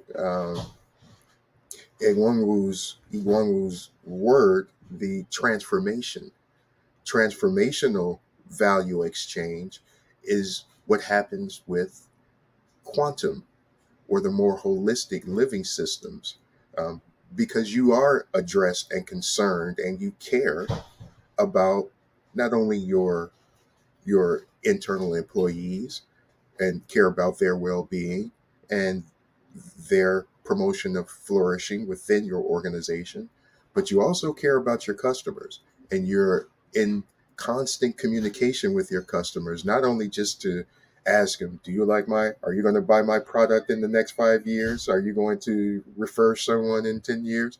But to ask them even deeper insight that companies are doing now, especially with platforms and collecting big data, trying to understand the persona of the customer beyond just behavioral buying tactics, but understanding them to the point where you may be Coca-Cola, and you know some of the damaging effects that can go with enjoying supposedly 8 ounces of beverage, but we know we overconsume more than that. If we drink cans of Coke, we overconsume to the point where we think we're flourishing with all this Coca-Cola that we love and cherish, but at the same time, um, we're over calorying our bodies as a consequence, and there are limits to certain things in our life. But in this, shouldn't it be Coca-Cola's responsibility not only to enhance the full value of what they bring, not just the beverage, but be mindful of the container that it's in and what it's doing to the planet? Be mindful of the plastics that they're making and how long those plastics are going to take to degrade, which usually takes about 1,000 to 5,000 years with certain plastics. So we're creating things so people can drink one time use, but it lasts for 5,000 years as trash and garbage. We have to make new systems that are not just about providing a delicious beverage for us and refreshment, but also being mindful of how we deliver it to the customer and the underlying detriment and deconstruction that's happening along with the construction that's happening in building the value, the operations of making sure that Coca-Cola is distributed all across the globe. So that's what I mean by that caring. Um, Doing things in your business to where you're actually caring about society and people. And you really won't know until you interact and talk and communicate and collaborate with your people. Nike is another good example. Um, how they've created a culture, and it's more about the culture that you build within your organization that also resonates external to the organization. I feel like I want to say Patagonia, Patagonia, Patagonia, Patagonia, Patagonia. yes, Patagonia. That excellent example of good leadership. And of course, he's been coined one of the conscious business leaders. Also, benefit core. He had been all about positive impact, both internally and to the customers. Till Absolutely. most people are still trying to figure out how is he selling these $1,000 jackets? Yeah, it's interesting. One thing that this, as you were sharing, it just made me realize there's one word that we haven't spoken about, or one domain, which is about narrative story. The way he's able to sell that, right? The way the organization is able to sell that is because there is a narrative that is co-created, that is a dance that happens between the organization and the community, the clients, all of that. And to the extent that the business becomes aware that there is a narrative that is unfolding and that it can invite customers and community members to play a role, to help uplift, to help lead, to help guide, to help engage, the narrative itself continues to flourish and also provides even more value than the products themselves. And I think that's the key. So whenever a business is trying to figure out, right, you have to figure out your role in culture. When I used to be vice president of cultural strategy, it was always about that. What is your role in culture? And increasingly, your role in culture becomes not just about being cool, but really playing a meaningful, powerful role and identifying who do you serve, which is the community, and finding a way to co-create, new opportunities to serve them based off of what they need and where they're at. And also, increasingly, where are they going? What world do they seek to live into? And how can you, through your business, help to support the unfoldment of that desired future? And so, I'll be in Brazil in November, speaking on a new kind of framing that I call future focused leaders.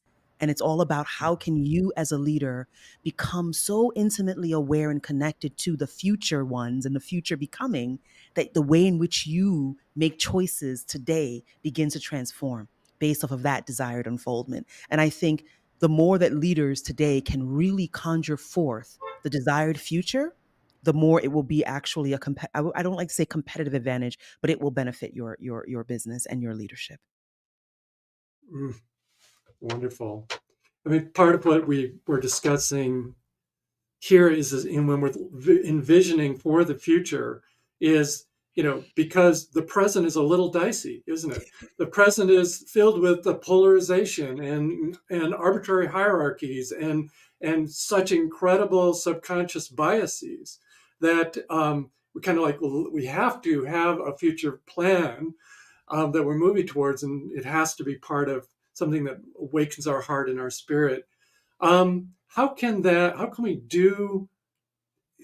we have an impact on a world that's filled with this polarization, lack of diversity, lack of respect for diversity? I mean, it seems almost like the diversity, every time we prove that a diversity of opinion makes a better thing, it somehow that gets set aside. People don't practice it. It says, yeah, that sounds good, but I'm the CEO and I'm going to do it my way. How do we want to address that? Yeah, sure. This is coming into something interesting that I had as a conversation this was in a strategy class about the future of business. I as a strategist, I have no problem in identifying and expressing competitive advantage, especially if I see it and know that it's there. And there is this notion that's that has been spoken about in the sustainability movement. How can we get more people to be more sustainable? And the whole movement, the corporate social responsibility movement, along with it in the business world, um, somewhat took off as a bolted on service within the organization. And it came off as we still want to make money, which is true, and to keep the organization afloat, but now we have to address some of these non-financial value systems uh, so that we can keep the financials afloat. And so with that, we saw a dynamic where companies did more PR than actual implementation of sustainable practice or sustainable transition. And what has happened is this idea is that the company, which our mindset in our society, in this Western society, is still separate from me, the stakeholder, the customer. It's still this more separated identity. And even when it comes to the economic development on a personal scale, it's become even more separated since the majority of 401k investment firms, monies that are tied to the stock market are either through large investment banks or on an individual basis, people who have companies that have 401k programs and incentives like that. There is a huge market in our country, in the US, where the access to that is totally detached. The looking at the stock market on a daily basis or the Dow Jones means nothing to a whole sect of people. They're disconnected from economic value and having some level of wealth and being able to grow from business and economic development as those that do have the access and the means. So my vision, what I see in the future that can be most helpful in making this transition, is to be a part of changing the way people think. Because it's not this separate, it's the companies that have to do better. The companies have to do better. I'm like, we're working in mechanistic companies. The companies are probably never going to make it better. They were built to make profit. So if we want to make the change, that change has to incur in changing the mindsets of the people.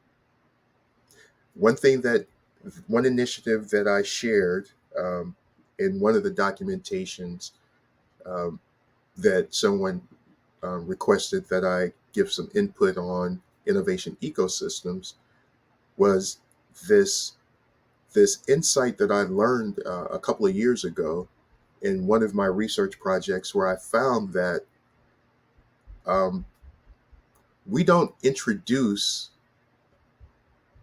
scholarship, identities, or even information about entrepreneurship in high school, in public schools, for example. And in our assessment, we found that there were somewhere around 1.3% of public schools, most of them were in the private sector, of course, that actually offered business or even entrepreneurship in their coursework. So, why is it that if the one thing that keeps our economic system going is the development of new ventures, without new ventures being built, the old ones are going to continue to fall and collapse and shut down? And what's happening is that companies are living and dying, and the life cycles of companies are not extending, but they're shortening by the decade.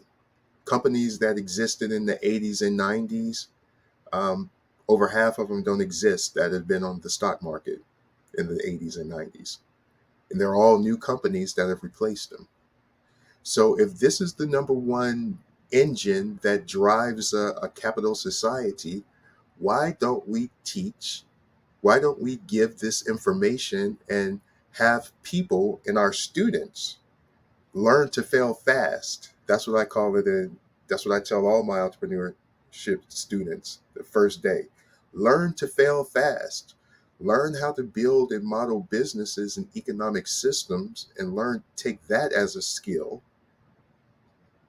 and carry that on into a university if you feel. But you could also shorten your failure rate, not by much.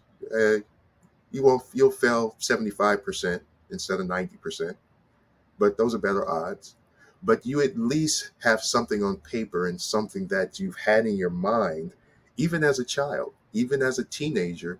There are some good ideas that they will probably have benefits and values in their generation. Think about Zuckerberg and Facebook. It was a simple social exchange. On that level, that's key when you're a young adult. And what we found out, it's key when you're an older adult too, with all of Generation X's, baby boomers that are also on Facebook. But innovation is going to be the key to our survival on this globe.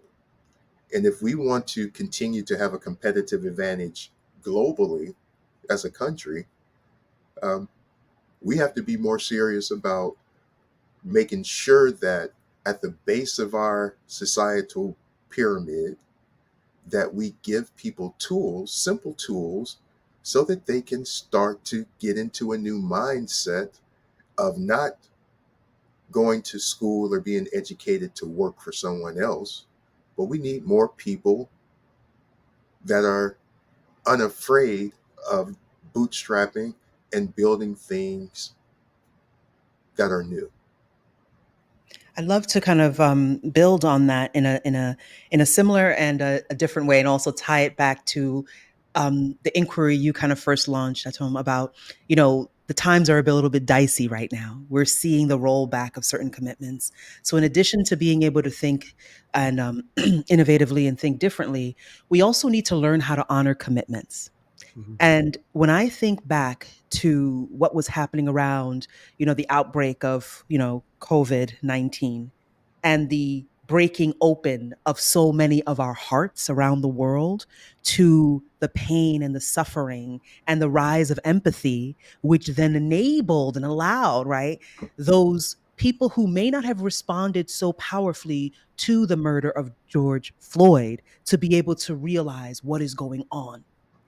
And we saw business leaders rise up in ways we'd never seen before. In fact, during that time, I was working with the Target Corporation around this because it was Minneapolis. And they went from an organization that probably was a little bit in the background to saying, wait a minute. And the CEO of the time said, he looked and he saw and he said, those could have been they don't call them employees, my team members. And his heart broke open. So much so that they had listening groups throughout the organization at every level. They began to explore different methods of research around mindset. Then they began to try to understand what does it mean to be a different type of organization. And when you go to targets all around the country, you see the future and you see the desired future present.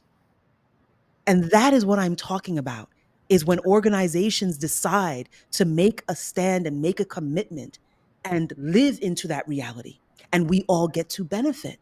And so these rollbacks that we're seeing, whether it is in diversity, equity, inclusion, belonging, or if it's in sustainability, it is the realization that current models have to change and make room for that which desires to emerge.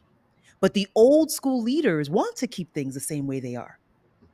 I mean, I've worked with, organizations around sustainability, and when they realize, oh my gosh, we would have to change our entire supply chain, they say, well, maybe let's just recycle pizza boxes. And it's like, no, no, no.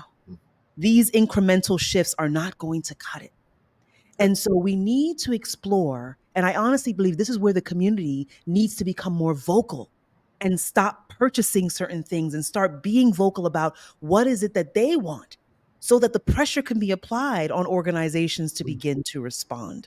Which is why I love things like, in the beginning when you had Fridays for Futures and leaders like that being able to say, wait a minute, no more. The youth spoke and we around the world had to respond. Right? People spoke about what happened when George Floyd was murdered, and there had to be a response. The reason why the rollbacks are happening now is because the people have stopped speaking out, because we're fighting amongst ourselves right now, around these politics. Don't get me started, whether it's in Portugal, where I partially reside, or the United States of America. And so this illusion of separation has to move aside so we can get back on the higher agenda of the higher vision and the higher dream. And business leaders who are awakened have a responsibility to play a role in this. I remember when I left corporate America and I was somehow transported into starting to be at the United Nations, and there was business being more and more present. And it became apparent that the trust in nations is declining, and that business leaders have a unique role to play in the shaping of the future. And so to me, this conversation we're having right now about elevating business, engaging communities, are the two pieces to a whole of the desired transformation that's needed. Is needed so very much right now. And so I just want to thank you guys and thank, Humanity's team for hosting this, because this is a very, very critical moment and a very, very critical conversation. Oh, thank you for that. Do you have a response, Larry? Something that inspires in you? I do want to say something about the international relations, but I haven't found it in my spirit what yet, but it'll come. But one thing that I can share that makes me think about this process on the global scale of a global flourishing society. Something interesting came out of a sustainability insight workshop at S&P Global that I went to earlier this summer. And it was interesting to see that polling all the different countries, looking at performance towards sustainability based off some of the metrics in the SDG goals, we found that plus percent of the countries around the globe, mostly developing or underdeveloped countries that are emerging economies, they all said that sustainability and climate change is a serious problem to our systems that we've developed so far. Do you know what's interesting? The responses, and they didn't just interview business leaders, politicians, they actually interviewed people, just people in society. When you look at the handful of the developed, and some people might even say overdeveloped economies like in Western Europe and here in the US, it wasn't surprising, but climate change amongst the people was less of a concern in the US and in other parts of Western Asia. Also, the biggest concern in the US was immigration.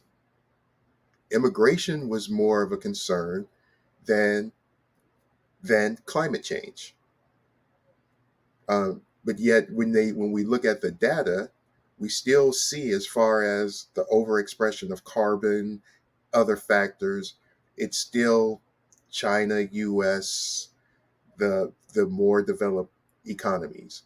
And in all of those jurisdictions, all of the people, well, I would say, I will be fair, the Europeans had a little, they showed a little bit more heart, but it's just astounding to see that a U.S. perspective of the people on climate change.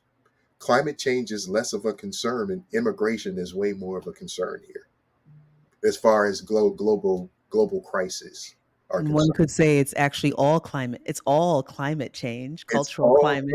yes, yes, yes. Cultural We climate. I choose, like it.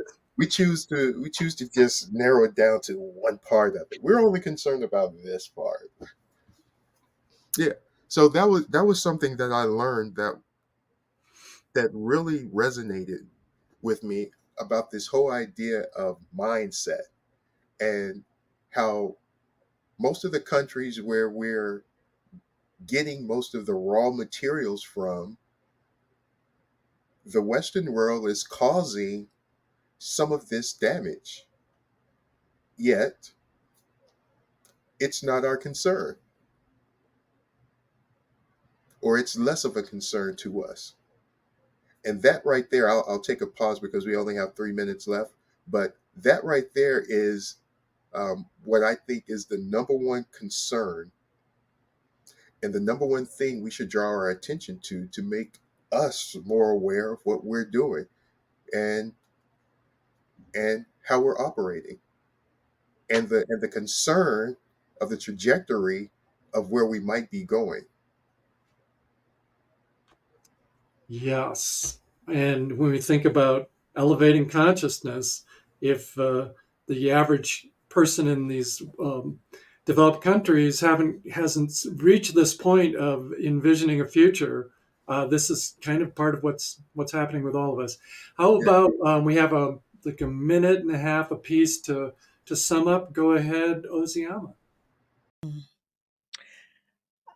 I envision a world where the leaders are in deep and powerful communion with those they seek to serve.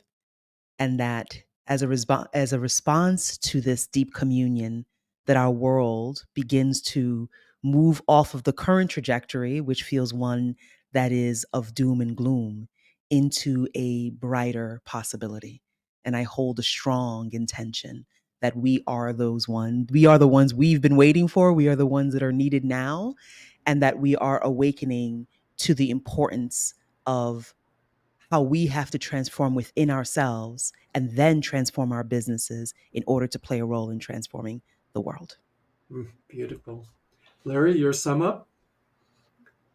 I just want to simply say I am an advocate and a conscious business change agent. I'm here to serve society, to help us, and to bring us and move forward in whatever way that I can to provide necessary tools so that we can create new things, envision new things, and collaborate. And I encourage anyone to, if you're interested, to come and share and visit the website of Conscious Business Change Agent, because we are doing some good things, and that is one platform where you will be able to learn about what this thing about conscious business is all about, but also how you can start your own transformational journey in living consciously, but also learning a little bit more about how I can structure a business for me in the future that I can help grow and scale. Thank you. Thank you for that plug. Well, our time is up. I thank you both so much. This could go on another half hour or more for me, but I wish you both the best in what you're doing to impact the planet. Thank you, thank you, thank you. Thank you for the invite. Now I have to go play my piano.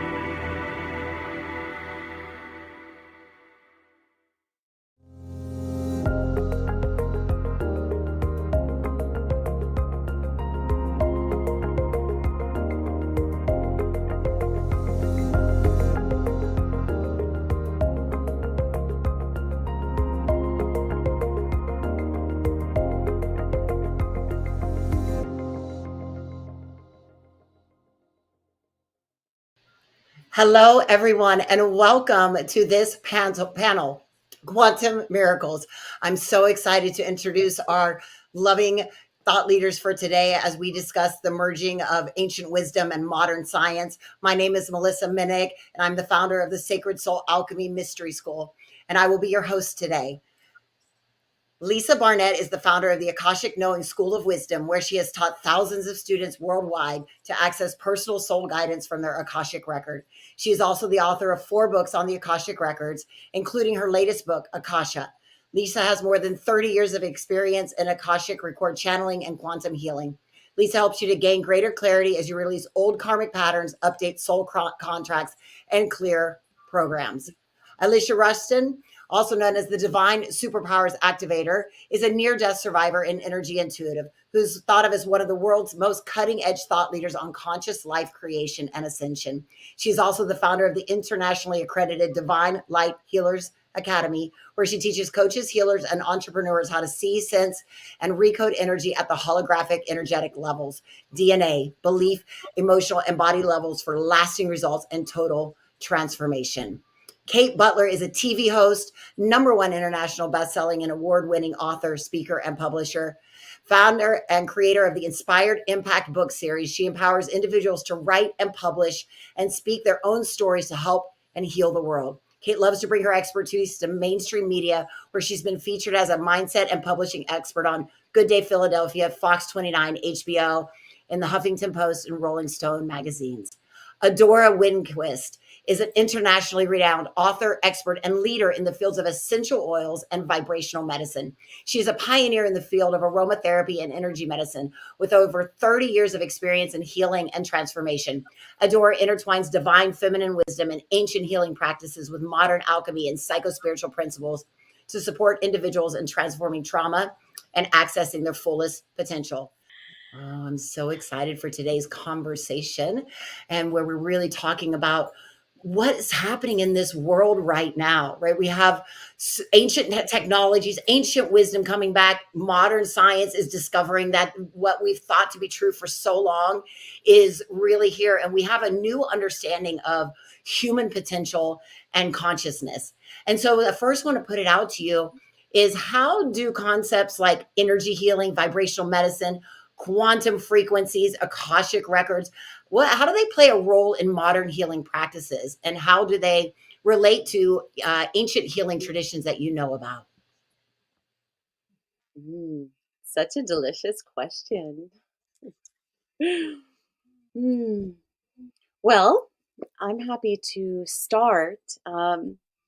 I feel that this rising of deep ancient wisdom, divine knowledge, and this juncture of time and space where it's very exciting to be on planet Earth allows us the opportunity to quantum leap along our individual paths of self mastery and to really come into that sweet spot, that intersection of passion, purpose, and soul blueprint, so we can truly receive all that we've come for in this life and then inspire others to do the same. Oh, I love that. Yeah, it's such a beautiful opportunity for that. And I think for me, we've been cut off almost from the truth of who we truly are. And so you could call it ancient wisdom, but it's also a forever wisdom, because my belief is that we're tapped into all time and space. And so I think finally we're getting to the place as a society where we're opening our hearts and the energetics are finally here for us to tune back into what it truly means to be this multidimensional cosmic being inhabiting a physical body. And I think it's so cool that more and more and more people are waking up to that, but then also that we're being able to have access to these healing technologies and these frequencies and these medicinal things that we have here on our planet just specifically for us to heal, and coupling that with new technologies like our handsets even that deliver frequencies to our body in positive ways versus negative ways. I think that we're going to see so many cool healing modalities start to come online in the future as modern science catches up. In fact, I just watched an interview yesterday, scientists talking about, like, as we change our frequency, we change our world, we change our little bubble that we inhabit and we experience every day. So I love to hear modern science is like, oh, we're finally getting this, things that you guys have all known for eons. It's coming online. I love that you said that about, being closed off, right, to what really is deep within us, because this isn't something that we're necessarily taught in traditional school. But you asked also, Melissa, about, how this relates to how we live in this modern world today. And it feels like in this modern world that we live in, the information feels like, for me, it is unraveling very quickly. And with every turn, right, there is something, it feels like it's like literally overflowing with this ancient wisdom. And as soon as it is available and out there and you feel it and you see it, I don't know about you all, but for me, it just feels like home. Like, it feels like it's what you've always known to be true. And then it feels like layers of unlocking, with inside of myself, very quickly, right? So, this modern world, I feel like, is happening at lightning speed all around us, where people are really becoming aware in a very, very quick fashion. And we may get to this later in the conversation, but the healing is just happening at lightning speed. The awarenesses are happening at lightning speed. The shifting of vibration is happening quicker than ever. And it's really just feels like something very beautiful to be a part of. It is such an exciting time in history. I always feel like, I've been waiting for this moment for like over 60 years, some kind of insane amount of time. And so as the light is streaming in and it's really connecting and opening and really shifting and making available to us the ancient wisdom. I access the Akashic records, and for over 30 years, people have kind of looked at me cross-eyed and really, Akashic what? And now everyone knows, right? We have so much more ability to access into these deep wisdoms, to connect into the void and outside of time space, really transform our lives by healing really in these ways that have always been there, but we haven't had the access to with as much ease as we are gaining now. So always thrilling and exciting to see all of this opening up. Yeah, we have a real opportunity here. I love that each of you are really talking about this opportunity that we have stepping into this is the healing that happens, the rapidness and the growth, and the change in perceptions as frequencies change. There was actually a discovery recently made in Egypt in the king's chamber, right? And millions of people have been into the king's chamber, and now all of a sudden, because the consciousness of planet Earth and the perception in our own consciousness is rising, things are starting to show up that people have looked at the walls and on the sarcophagus that now all of a sudden have appeared as if out of nowhere. And it's because we weren't out of vibrational frequency before to be able to perceive them. So as we start to rise, we get this opportunity to have this newness, and these things show up for us and allows for this way of healing. And so in what ways do you see our collective consciousness evolving? And I would love for each of you to take, like with that, what specifically is a practice that you're connected to that helps with this evolvement of the collective consciousness?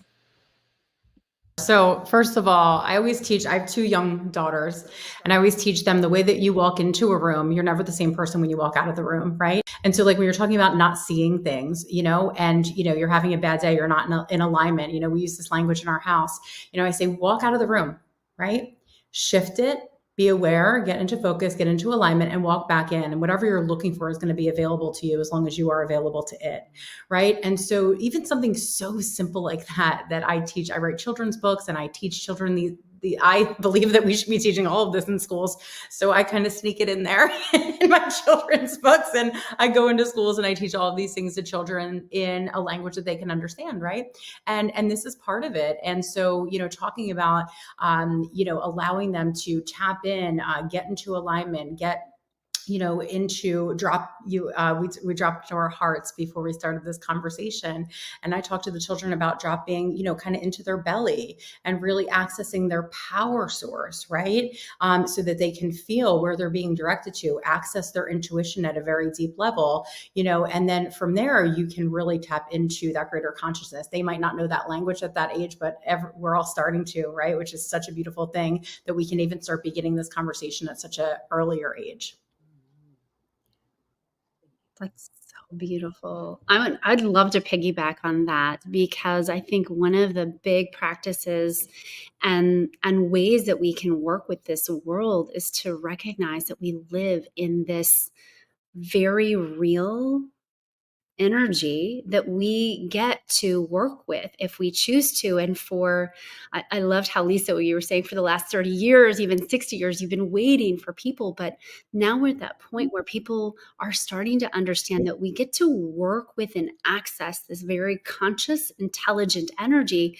But what activates it is our consciousness and our intention and our frequency. And so I just feel so excited about the fact that you are teaching your kiddos that they can work with their body, because our body is the vehicle that we work with the frequencies. And so understanding that it's all got to come in and through our bodies, and that we can use our bodies as a modulation system to then work with the feedback loop of energy, and then use our consciousness to imprint and infuse the energy field. So, a practice that I teach my clients, and it's so simple. Oh my gosh, it's the simplest thing ever, is to just really like setting your intention first thing in the morning to breathe in that full spectrum of light into every one of your cells and nourish your body, right? We haven't even thought that, oh, light is nutrition and I can use that light to nourish my body. We've heard, yeah, it makes vitamin D, but we don't have knowledge outside of that.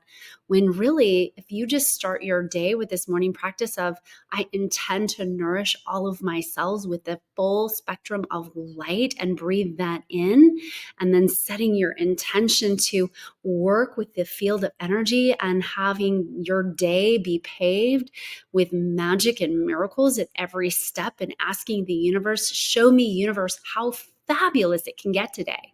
Show me, universe, how many miracles and streams of abundance can come through me today. Show me, universe, how healthy I get to be today. Being in that and running that energy through your system, as well as infusing the field with it, creates this massive transformation that I think people have felt very cut off from.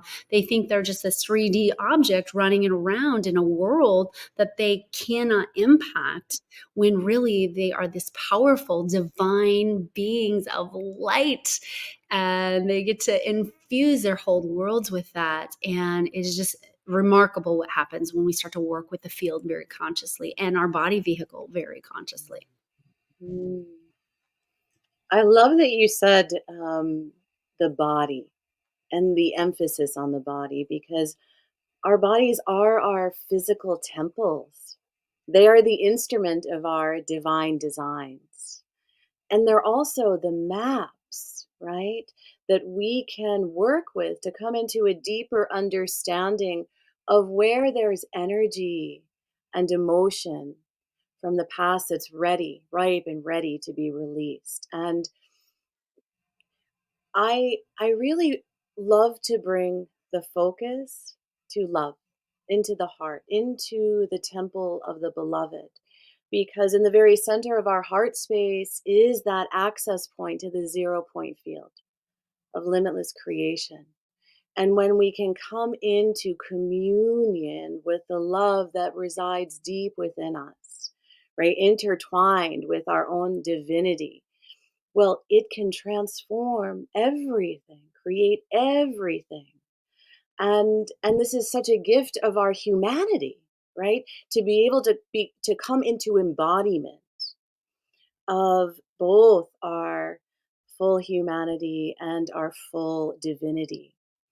And for me, I love to work within the pattern, because the patterns that are held in the body and the chakras and all of these maps, right, our early childhood treasure map, well, the pattern really brings us to that triangulation of what we have come into this life to transform, transmute, to unlock that golden essence that is within each of us, that divine frequency that is unique to your soul.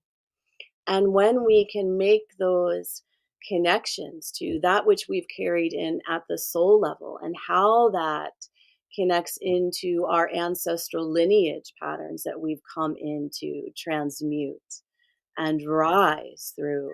And then, of course, that last triangulation, as you mentioned, Melissa, of the collective consciousness. Well, then when we are in that energy from the place of that temple of the beloved within us, well, the miracles, the magic, the love just unfolds in such a beautiful and effortless way.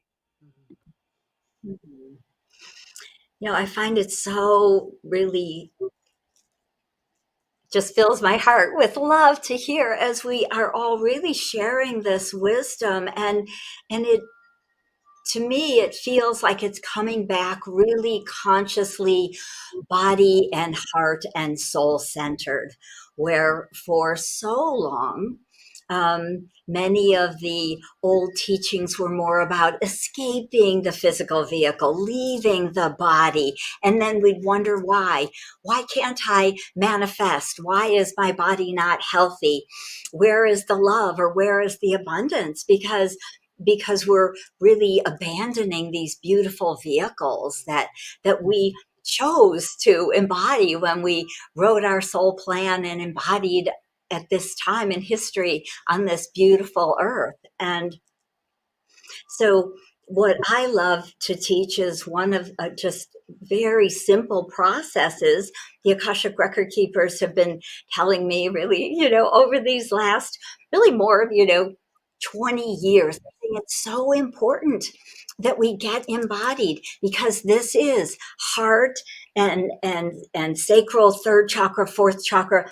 There's a beautiful union that they call the wish fulfilling jewel. And that aspect of empowerment through love and embodiment really allows us to create a new earth.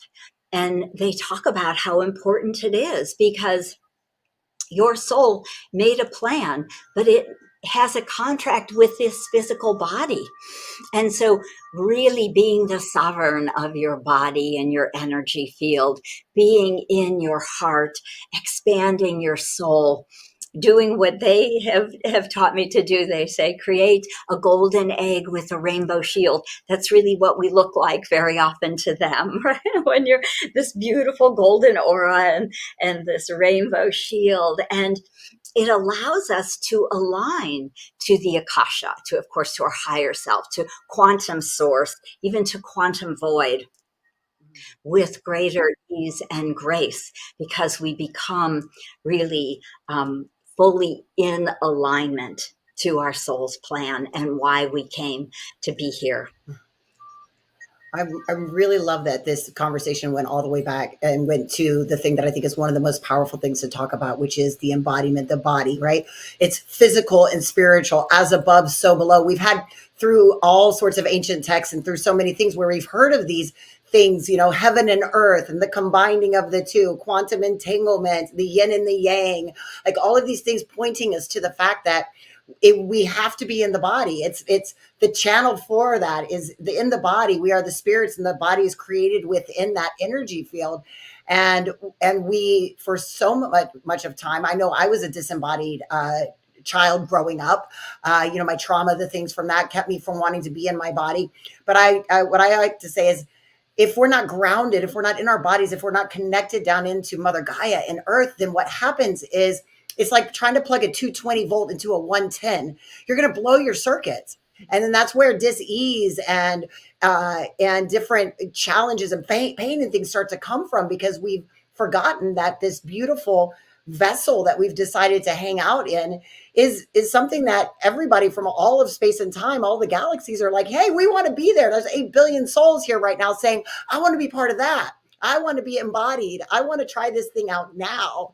And we are here and dropping back down in to understand that this is our soul right to have this experience so that we can move together is such a powerful conversation to be had.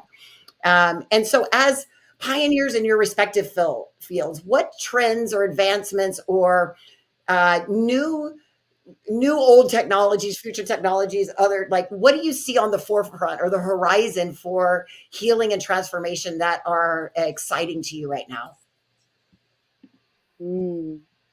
That's a great question. I also want to just bring in, Melissa, what you said about the physical body and how we cast that aside for a long time. I do believe that the body, our physicality, our physical temples are the bridge between science and spirituality, because we are both alchemical and biochemical in nature. And that's why for sustainable transformation, the sacred medicine that we call upon, uniting those areas is such a master key. So for me in my work with the aromatics, with the essential oils, having those be a sensorial anchor to create the new memory cell prior to the meditation or the clearing or the activation, and then to complete that memory cell at the end, which also is infusing not only the brain from the biochemical perspective, but transforming the subconscious. And then that particular aromatic becomes the key for the limbic system to unlock that energy, that frequency, that consciousness, from the experience, creating a stepping stone effect, reshaping the neural pathways. And then through the process, well, those stones become more of a bridge, right? From who we are in the moment to who we are becoming in the next and the next and the next. And I see this as certainly the path forward for not only expedient, accelerated transformation, but sustainable through the sensorial experience of our physical nature. I love that, Adora. I'm going to piggyback because I find it so interesting that literally we've been given everything that we need here to heal our physical vehicles.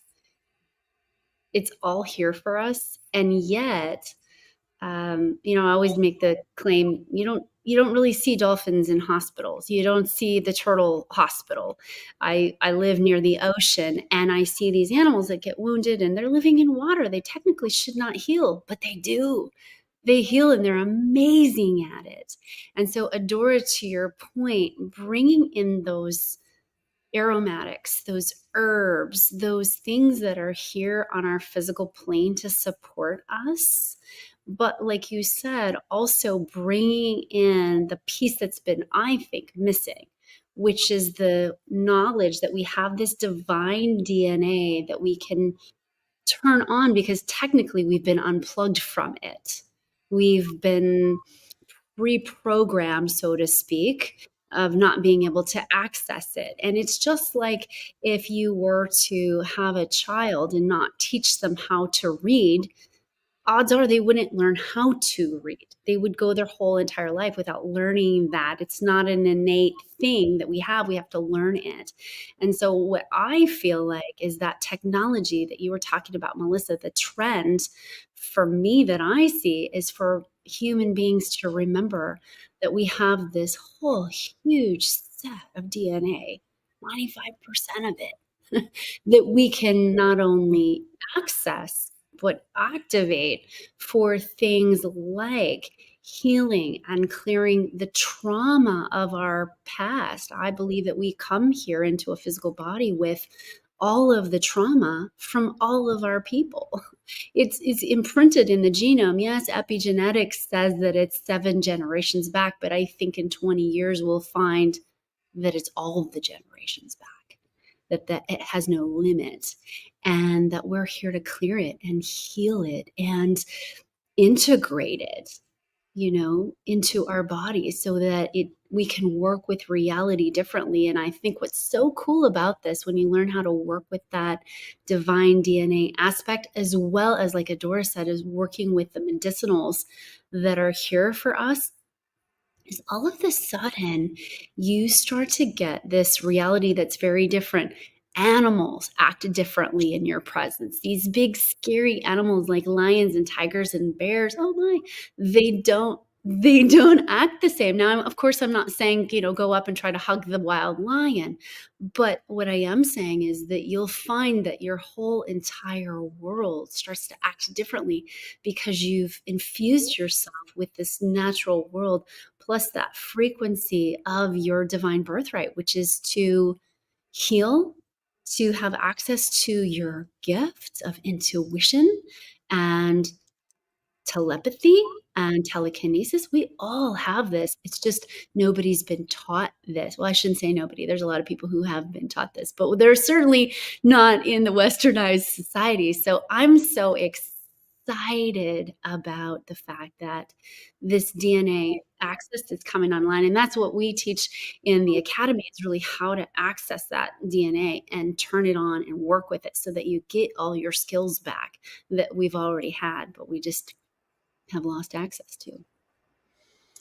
I will continue on that. And, I think a lot of what we're talking about as far as this activation and it really comes back to this art of receiving in, when we're talking about the recalibration and we're talking about this healing, we also we also, I don't want to use the word need to, but it's so powerful when we can really understand how to receive that in at such a deep level. And it's an art to learn that so that we can then go and make these leaps. I see also, Melissa, to answer your question, right? How to step into that really, truly, limitless potential, where we used to say, like, what can we create in what we see? And then it would be like, okay, what can we create beyond what we see? And then what can we create in this universe? And now it's like, what can we create in multiple universes? And what can we pull from the entire galaxy? And we can pull from, parallel timelines and so on and so forth, right? It is literally limitless what we can create. But again, I truly believe that goes into the practice and the art of being able to receive in to that extent, because it is, this love, Adora, that you talk about, right? It is an art to be able to receive in that deep amount of love. It is an art to be able to receive in, right, the change and the shift in your DNA. It is an art to be able to receive in this quantum healing, right, Alysa, that you talk about. And so, it really is all of these things combined, but also allowing ourselves to be open up to truly the infinite possibilities that lay before us, and allowing ourselves to create from that level, I really feel is what is next for all of us. Oh, beautifully said. I always look at the consciousness, right? The energy of raising our consciousness, raising our vibrations, because what I've noticed over these last 10 years or so is that as we raise really that vibration, the frequency, the consciousness, then all of this starts to come online. That being able to move into the space of the quantum void, where there is no time and space, but there are infinite possibilities. So what I'm seeing is kind of it sounds very simple. And I think for all of us humans, it's always a process, because we're raising our vibration, energetically, but, bringing the body with, bringing the heart with, bringing the mind with, right?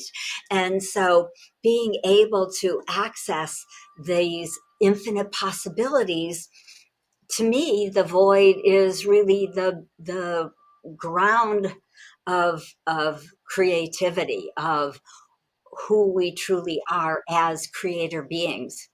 And I have found that being able to move into the Akasha, which is held, of course, in source energy, in this quantum field, that we can truly start to see, know, feel, receive these infinite possibilities, this beautiful energy. And it releases and shifts and updates with such grace, because that truly is the void of source. It truly is really the ground of creation.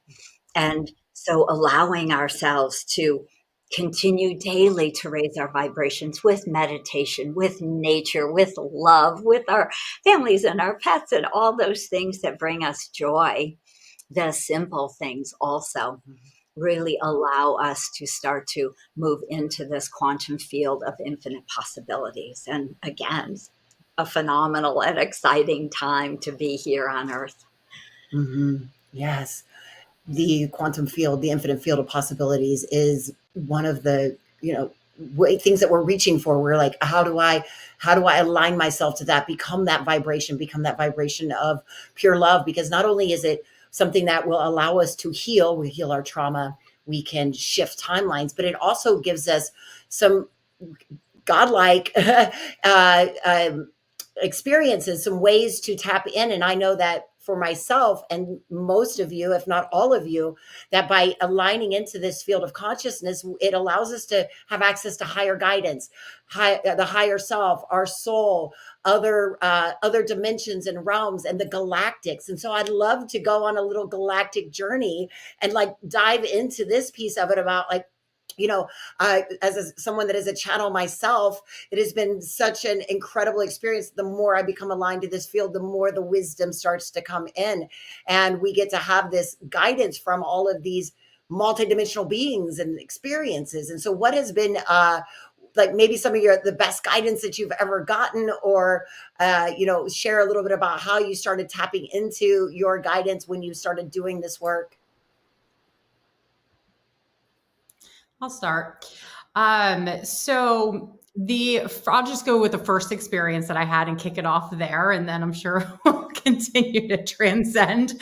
And so one of the first experiences I had with this is what I refer to as exit points, in which, I believe you have the opportunity to shift into somewhere else, shift into another dimension or timeline. And, we can get into all that, whatever, experience is going to line up with your language, of course. But it was actually a car accident that I had.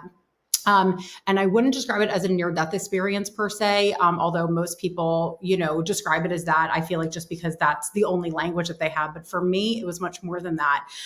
It was an exit point. I saw it coming. I actually intuitively felt it coming upon me for about an hour before it happened. And then the energy increasingly got stronger and stronger and stronger throughout that hour. And I am now driving in the car. I didn't know what was going to occur, but I just knew something was, right? And so then as soon as the impact happened, I was like, okay, I didn't know it at the time, but now I understand after this experience happened to me. I understood that that was my exit point.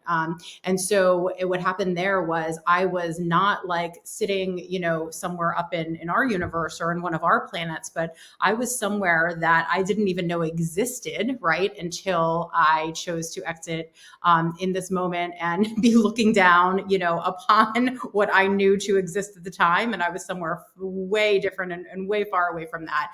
And what I understood at this moment was the capacity, the limitless,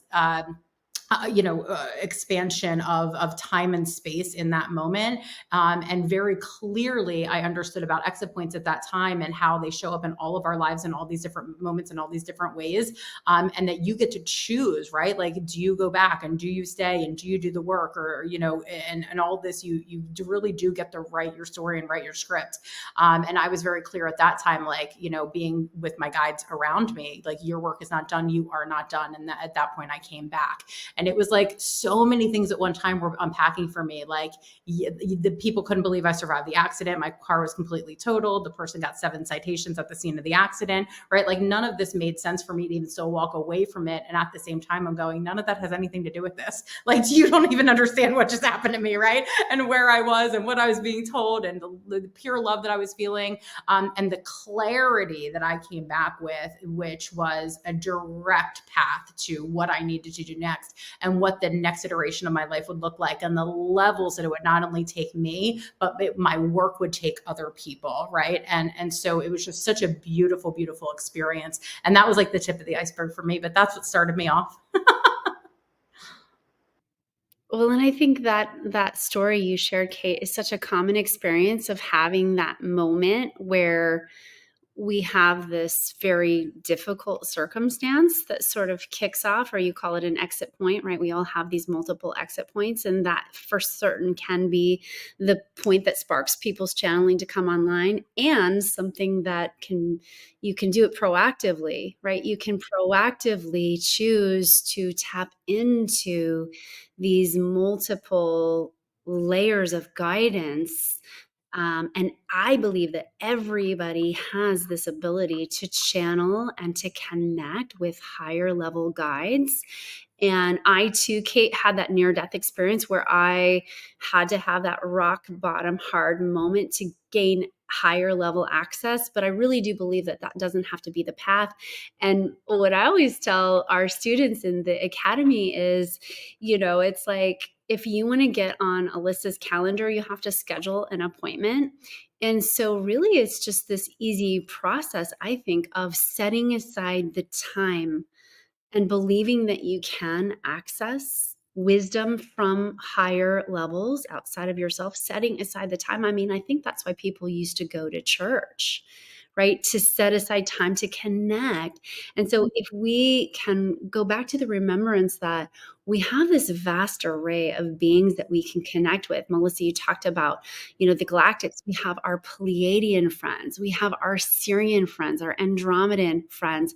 You probably can look up in the night sky and find some star that you really connect with. And you could just set aside even 10 minutes and connect in with that energy and ask to receive inspiration, downloads, messages, wisdom, healings. And all it really requires you is to set aside that time to connect and then feel through the portal of your body. And it shows up so differently for everybody. In the academy, we have people that start to channel right. We have people that are clairaudient and really get a lot of messages that way. And then we have some people that never hear a word, but they feel so deeply. And then we have other people that are getting these visions. And so I think it's really incredible what happens when you decide to believe that you have access to the wisdom of the universe and that you can use your consciousness to say, oh, I'd like to talk to the angels, and my highest, most loving angels, or, oh, I'd really like to talk to the Pleiadians and see what they have to share with me, or, oh, I want to talk to the Lyrans, and just really see what starts to draw you and call to you and ask the universe to show you those little signs and nudges. And then, like I said, to really set aside the time on your calendar, because your guides and your galactic beings are really loving, benevolent beings. And usually, unless there's a near-death situation or an exit point situation, they won't come through and bombard you. They're going to wait until you're ready, until you say, please, I'd like to have a relationship with you now, because they're so loving and they respect your journey and they respect your privacy, really.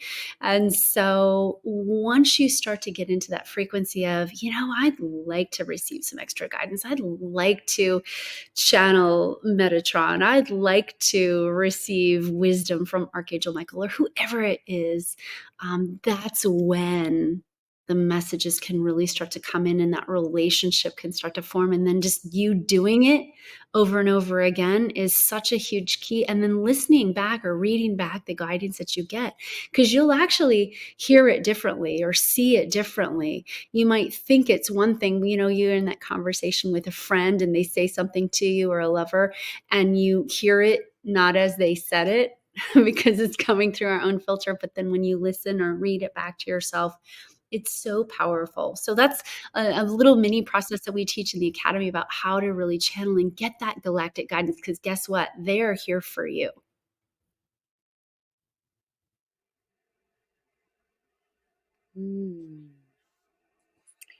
Well, I think this is such a rich question. And, when I'm thinking about where to start, because I always, from a really young age, didn't exactly feel like I was from here. And I would get signs and symbols, but they weren't really clear until my own awakening. And the beautiful thing that there's so much wisdom here on this panel, and that all of the viewers or listeners are going to be able to pull in a tidbit and apply that into their own life. And I like to share this very simple practice, because if you have a sense that you maybe are not from here, but you don't know exactly where you're from, what star, right? Is it Lyra? Is it Venus? Right? Is it Sirius? Well, that you can set your intention, because there is a mighty, divine, holy power that is encoded upon your soul. And when you harness the power of your intention, your I am presence, and call something in, well, the universe, your allies, all those benevolent spiritual forces that surround you want to support you. And because we have free will, we have to ask for that help, right? And specificity through invitation is quite powerful. So this is one of the practices that I share as part of the modern alchemy teachings at the Soul Institute, where you are gathering your cosmic light. So just very simply through an invitation, well, I am inviting in the connection with the light, the wisdom, the knowing, the magic from perhaps far through the star system.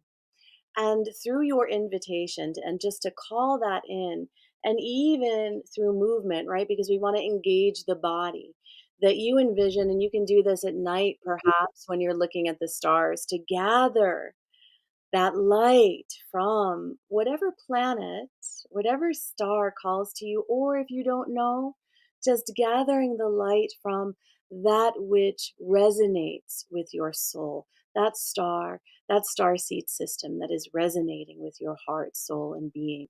And to gather that and bring that in and bless your being, your mind, your heart, your soul, your body.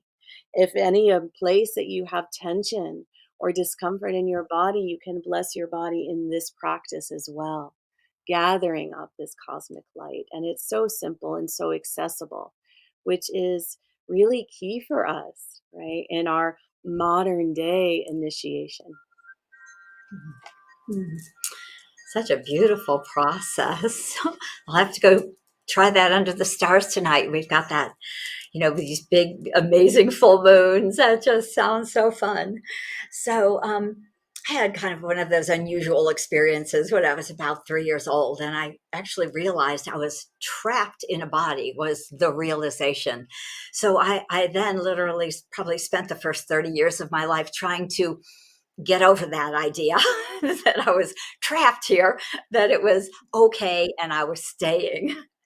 So I really started on my spiritual path as a teenager, right? Of course, I wasn't reading at 3 years old, but as soon as I started reading adult books, I literally started researching spiritual, different sorts of paths and work and everything. And so it was very profound to me when I started to work as a healer, that I get these amazing messages that were so expansive, really a lot more than I was receiving at that time as a healer, but they were very much, again, kind of outside of time and space, really the past lives, the future, the plans, the ideas, the why that person had come in.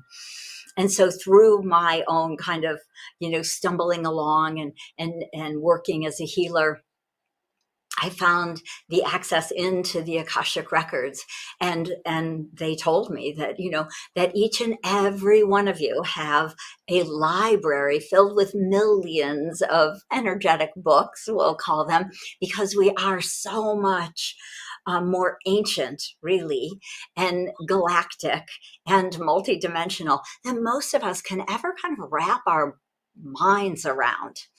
And that there are about a dozen Akashic record keepers that every person has.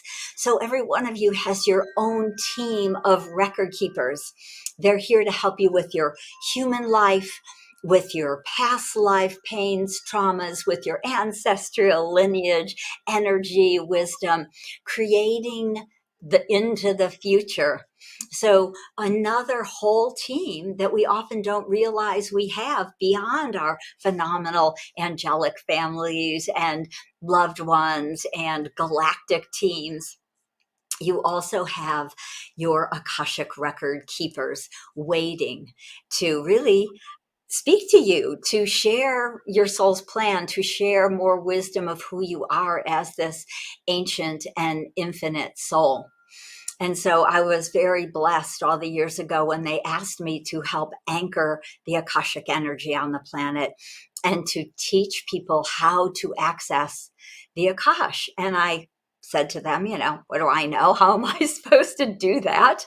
And they said, we'll give it to you. We'll give you all the information. You don't have to study it. You don't have to learn it. We'll give it to you. And so they really did give me a beautiful 5-step wisdom prayer system. And they've given me now over the years 8 different access keys to open the Akashic records. And they're all based on different galactic lifetimes. And so in learning to read the records. And if you like the Arcturian prayer, I'm sure you will find that you have Arcturian lives, or maybe you're a Pleiadian or Syrian or a galactic traveler spending a lot of your time on those amazing spaceships or in the angelic realms. And so we are so much more than we often even can imagine.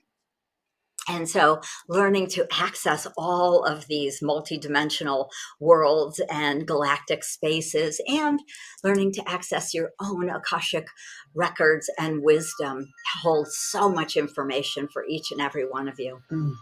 Yeah.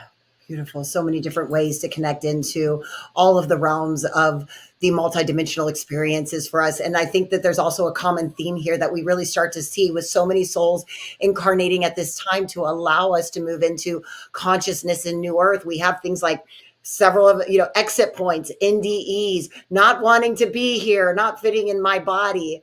I was the same. I died at 11 months old of pneumonia, and I was brought back. I died at right before my 5th birthday. I was drowned in a pool, and I was brought back. And I remember at 8 years old seeing a UFO and being like, "Oh, that's home. Please take me with you."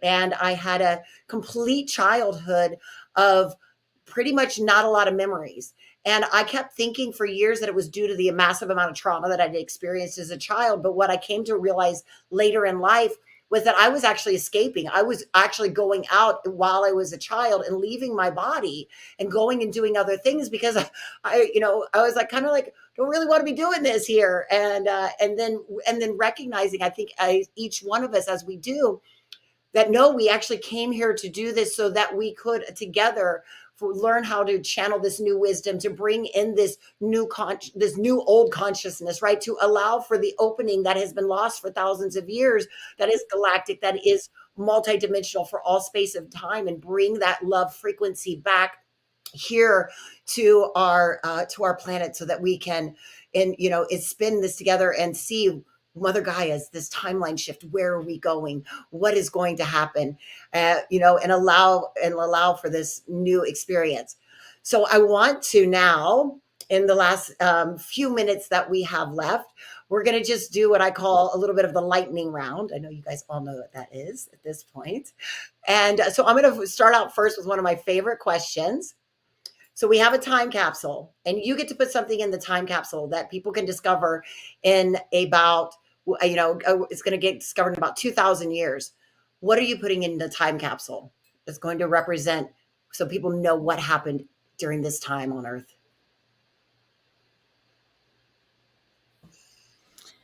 I am going to put in a cell phone. And the reason I'm going to put in a cell phone is because as a practice with our students, we teach that we would never forget to plug in our cell phone at night. We would never forget to recharge, right? Or we would be feeling it the next day, right? Because we rely on this technology for so much in this time and space that we're in right now. But how often do we take that time to truly recharge ourselves and make sure that our batteries are at 100% and that our energy is not only complete but overflowing, so that we can really be operating at that optimum percentage? And so it would be representative of the technology and the times that we're in today, but also what was most important, which is for us to still plug in and really be connected to what makes us who we are. Beautiful. Well, I'm going to put a vial of oil in there. I'm going to conjure up the essence of the love frequency aromatically.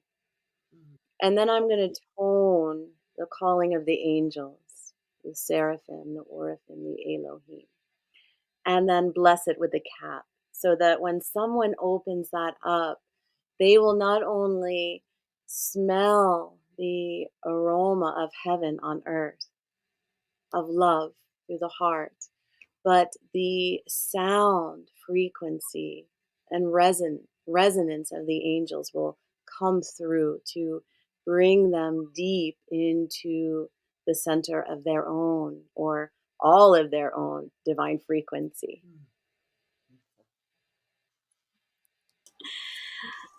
Well, I would leave a library card behind. I'm like, I wonder if I could even find a real library card, really just with that reminder that each and every one of us has our own personal library.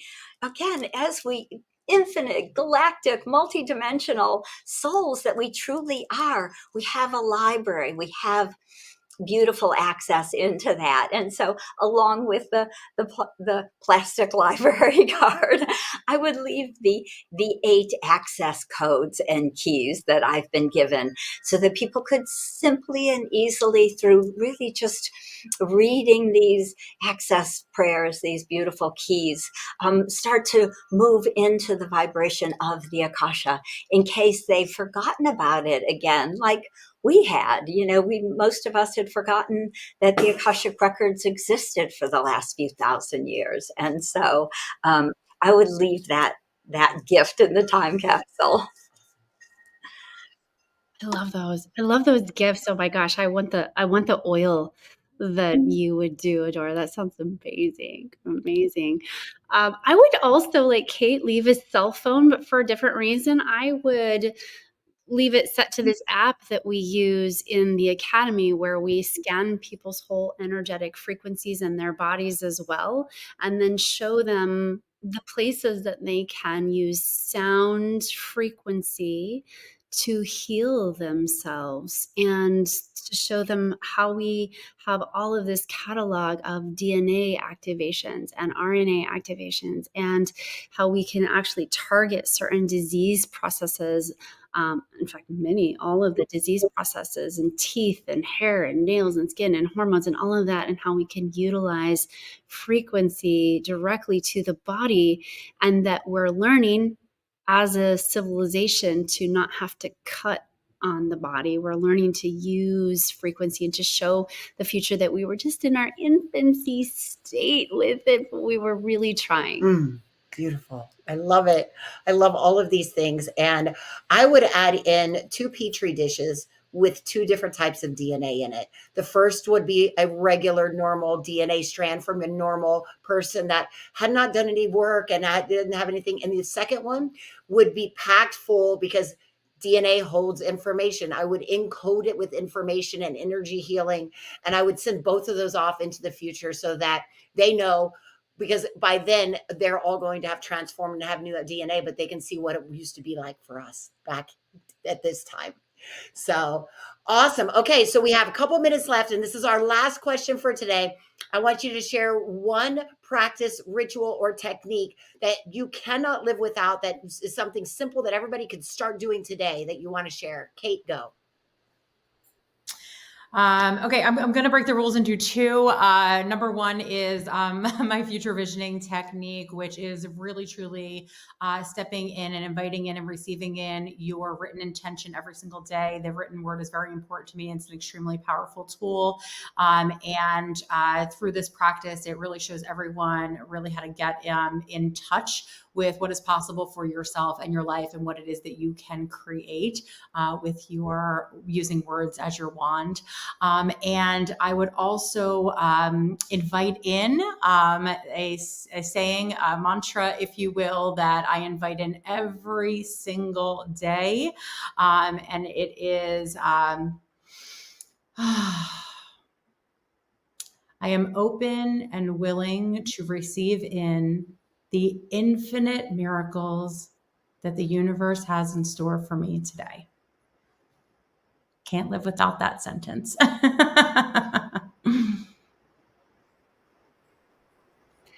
Yeah, so mine's the divine light pulling process. And you guys heard me talk about it a little bit earlier, but it's literally where you just get up in the morning, you go outside, you connect with that early morning sunlight, that full spectrum of light, and you pull that light into every single subatomic particle of your body with the intention that your body has everything it needs to heal, that rainbow spectrum of light to fill up all of your chakras, and just to pull it in with your breath.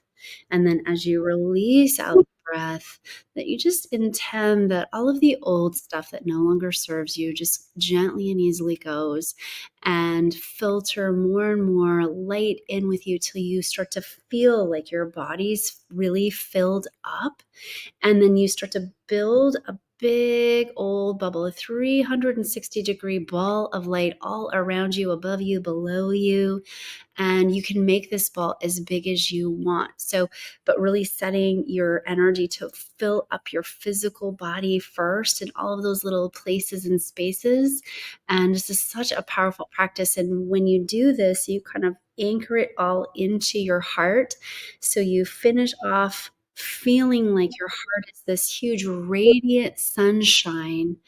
And, the sun never gets afraid of the moon coming too close. The sun never gets cold, in fact. It never has to protect itself. So when you do this divine light pulling practice every single day, you won't feel like you've got to protect yourself out in the world. You'll feel so big and so bright. You're radiating so much light that you feel so fortified that nothing can really touch you. Awesome. Thank you. Adora. Okay, I'm going to make mine really fast. It's called the Love Frequency Alignment. As above, so below, and so within. One deep breath into the safety and strength of Mother Earth. A breath above to receive those blessings of illumination and grace from on high. And a deep breath into your heart, to the center of all creation, the center of your true north.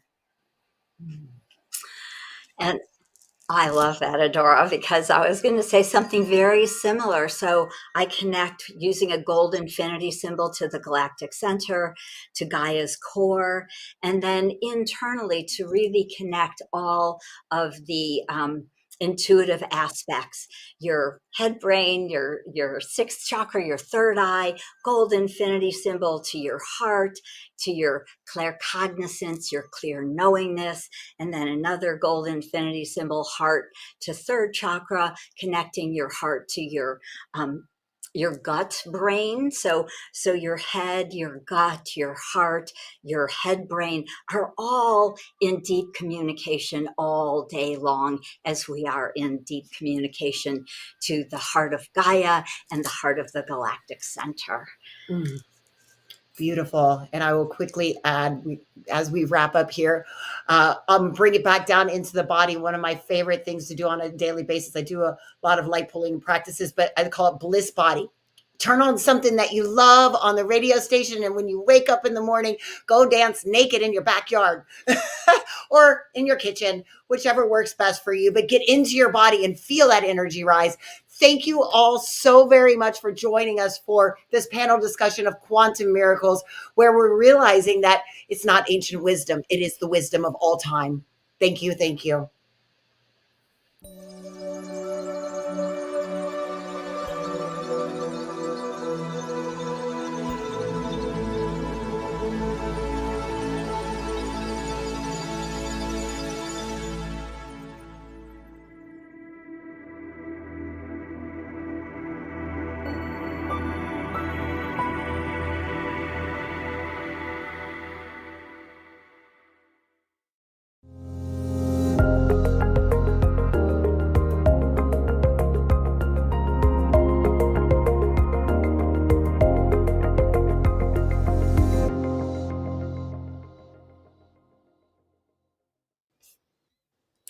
Welcome to this year's Global Oneness Summit, the art and science of living consciously. I'm Charissa Sims, live event host with the Humanities team.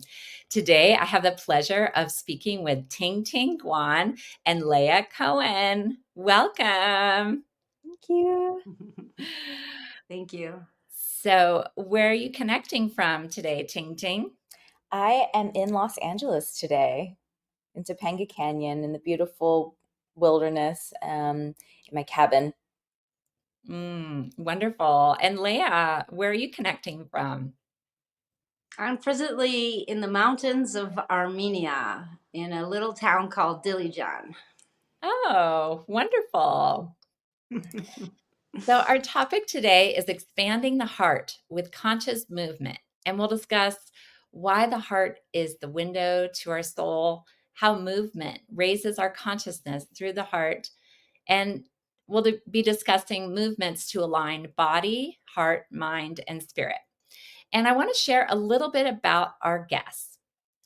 For Ting Ting, after over a decade in the wellness industry, Ting Ting founded the Guanjing method, and along with her online courses and classes, also hosts retreats and oversees Guanjing method teacher trainings in various locations throughout the world. She is the author of Cultivating Life Force Energy with Guanjing Method. Welcome, Ting Ting. Thank you.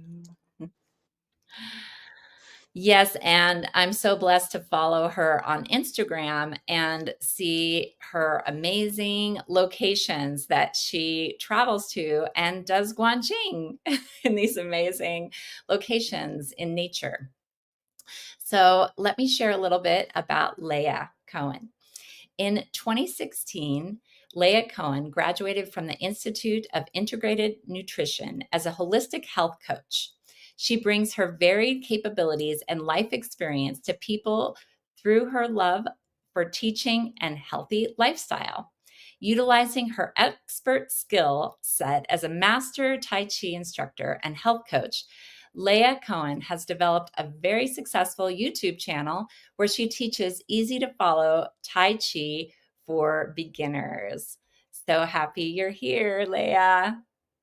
Thank you.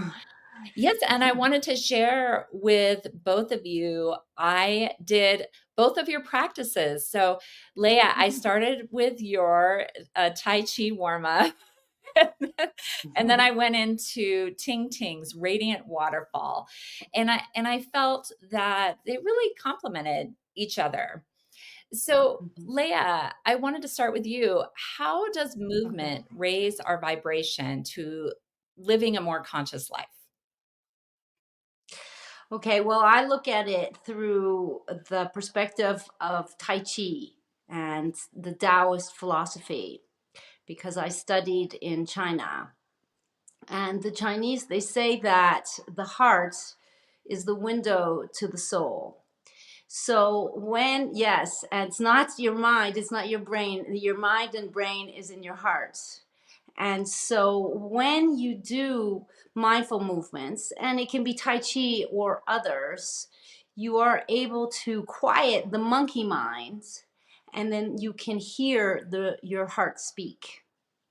And that is how you get to know who you are, your most authentic self, because we have gone through life and society has changed us from how we were when we were born. So this is a way to get back in touch with the real you. Is that okay? Thank you for that answer. Everything's okay. We're raising consciousness here. We're awakening people. Okay. Oh, yeah. I don't know how long I'm supposed to speak. So, Ting Ting, I'd love to hear your comments on how movement raises our vibration. I mean, I would first like to say that Leia and I probably have a lot of similarities, and I totally agree and feel very connected to what she said. I also studied at a Taoist school in Wudang,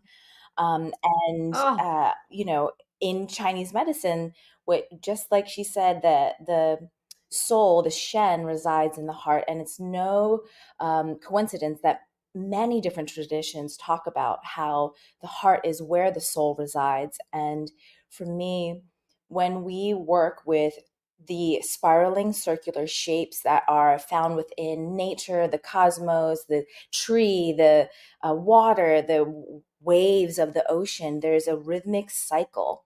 And so when we get into a rhythmic cycle of not just of movement, but of breath, of awareness, we are then in harmony with all that surrounds us. And when we do that, it allows us to deeply connect not only to ourselves, but also to each other, and to drop into a space where there is that sense of oneness, there is that sense of unity, there is that sense of everything is in the divine timing. And so for me, when I practice movement and when I teach movement, that is the that is the aspiration to get to that place of harmony. That's wonderful. And Ting Ting, I've heard some spiritual teachers talk about the heart being the gateway to our ascension. And what do you think about that? Oh, for sure. I mean, actually, I was just listening to the audiobook of Mary Magdalene Revealed, and it's so interesting and fascinating. I've never actually felt an affinity towards typical Christianity and what we see in modern society. But then with this book, she talks about in the Mary Magdalene Gospels, it's all about coming back to our heart. The essence of our heart knows how to elevate love.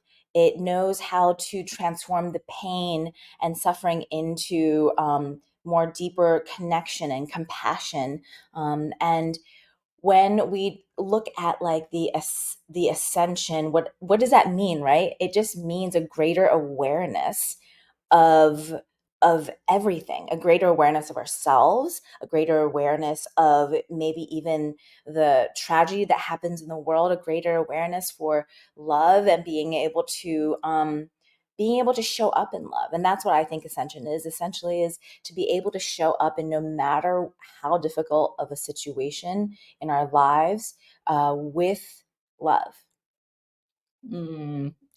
Wonderful. And Leia, what do you think about that, about the heart and its role in our ascension?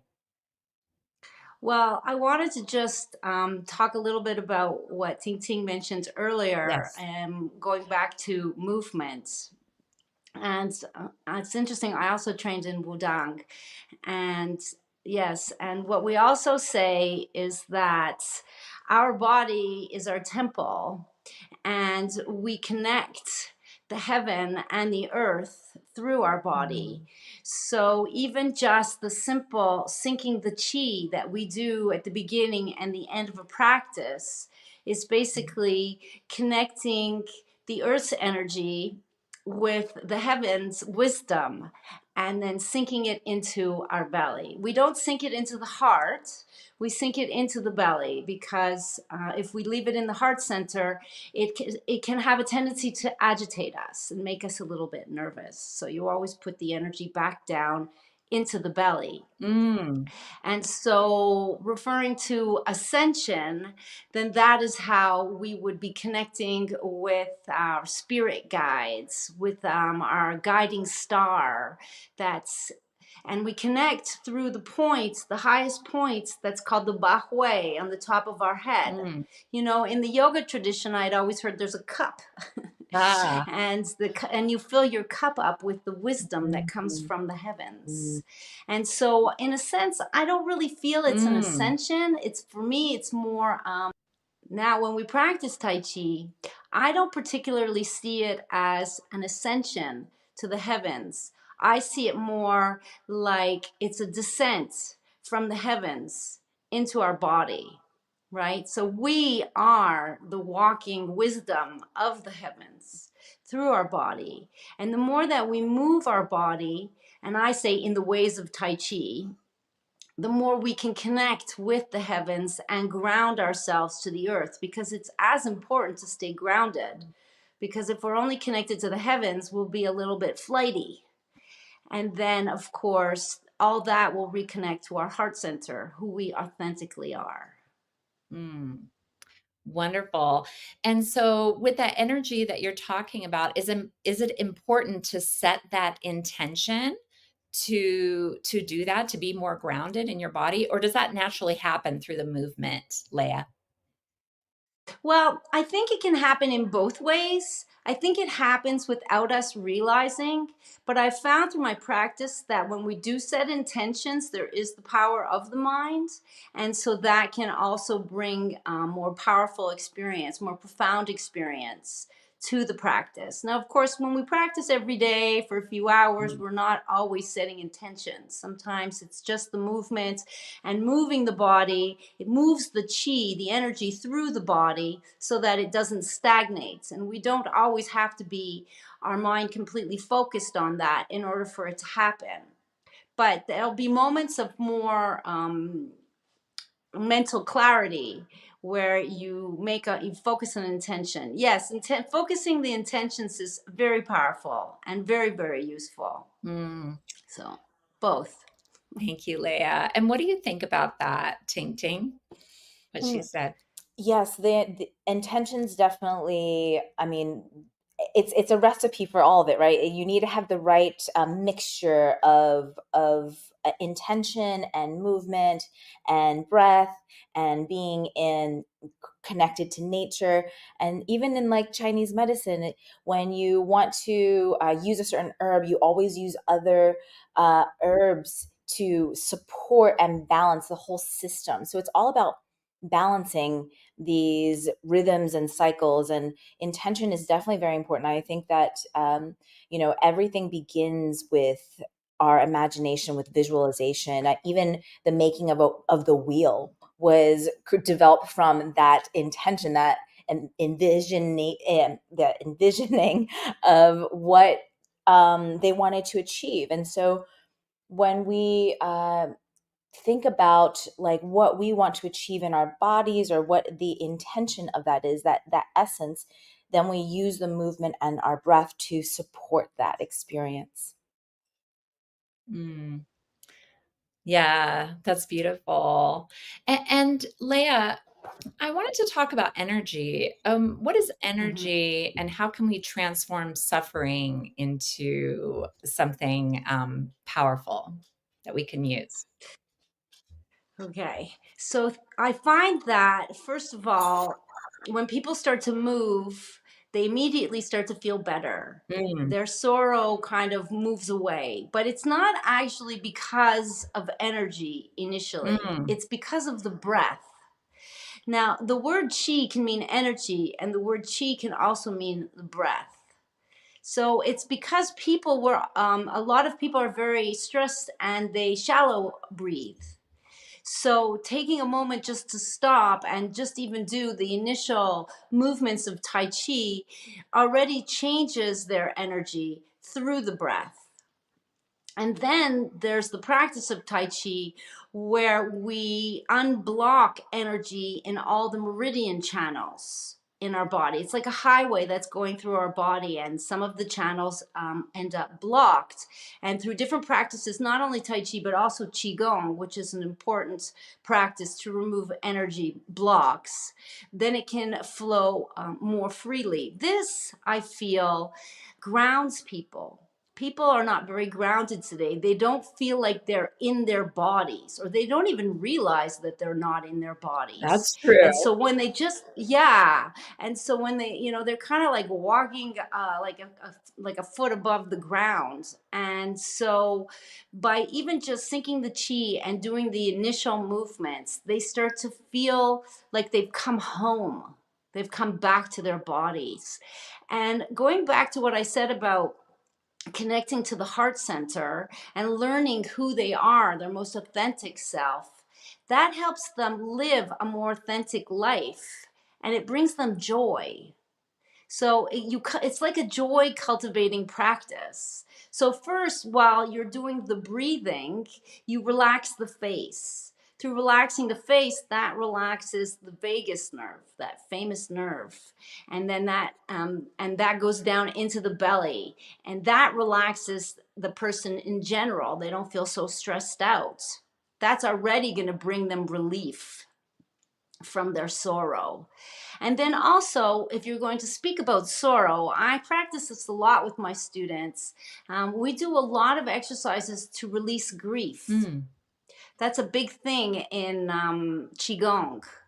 And it never actually always goes away. But what I say is we can dilute it, and we can mix it with a lot of good chi, and so that we can live a happier existence. Because at the end of the day, what's most important is that we feel joy. We cultivate joy in our lives. And so through these movements, you release the blocks in your body, the energy blocks in your body. You connect with your heart, and you connect with who you really are, and you start to learn what it is that you really want, and that will release sorrow and bring more joy. That's so interesting that you're talking about your students and having grief, because I think some of the healing is actually maybe having that grief, and then you're helping them move through it when they're ready, when their body's ready. So that's so beautiful. I think if people are having challenges, try the Guanxing method, or try Tai Chi or Qigong, and that might help you if you're feeling stuck. So I just felt inspired to say that for someone in our audience.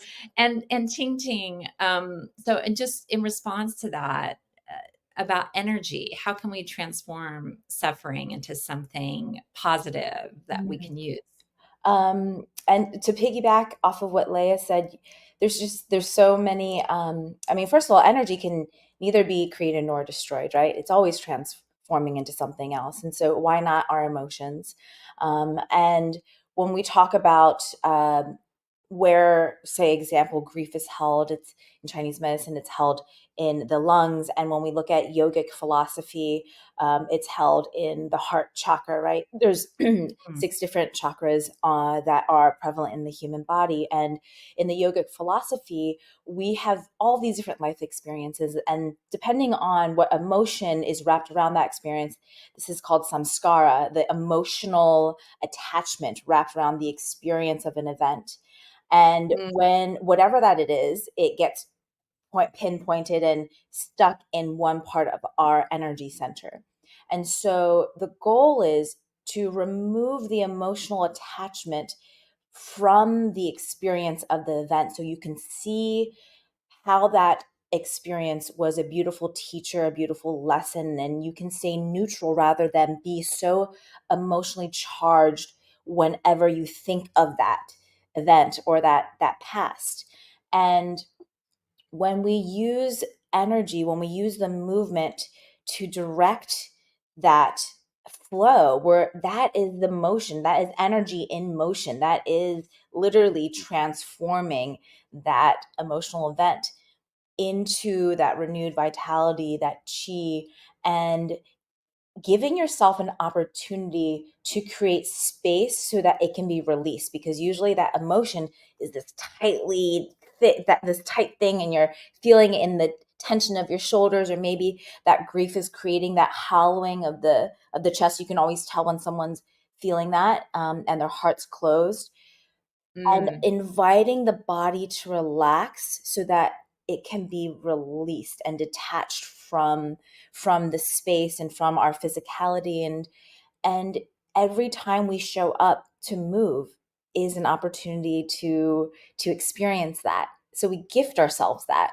And so, and just to piggyback on what she said about people not being grounded, it's so true. Like, our awareness is on our phones, our awareness is on this app, our awareness is on the television, our awareness is on this automation of even AI. It's like, oh, I don't even have to write anything anymore. I can just type in like 2 words and be like, write a dictation about this, and we're not in our bodies. And think about it, like 50, 60 years ago, we had to physically move our bodies to see a result.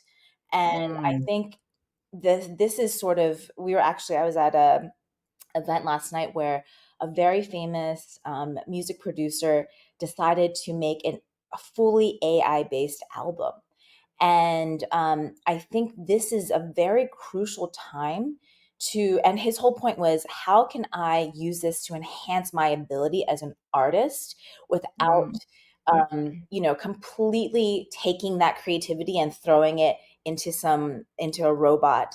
And I think this is a really crucial time in our society where we can go a really dark way with all this stuff of being outside of ourselves, and using it instead to enhance and take some of the workload off, but still realize why moving our bodies is so important, why touching an actual instrument is so healing, why feeling your feet in water is so healing, rather than just scrolling through Instagram, looking at places and not really doing anything.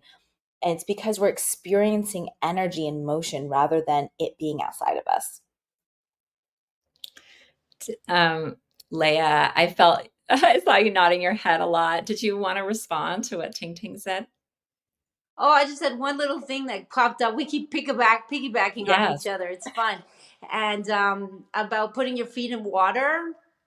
So it's not just water, it's on the earth.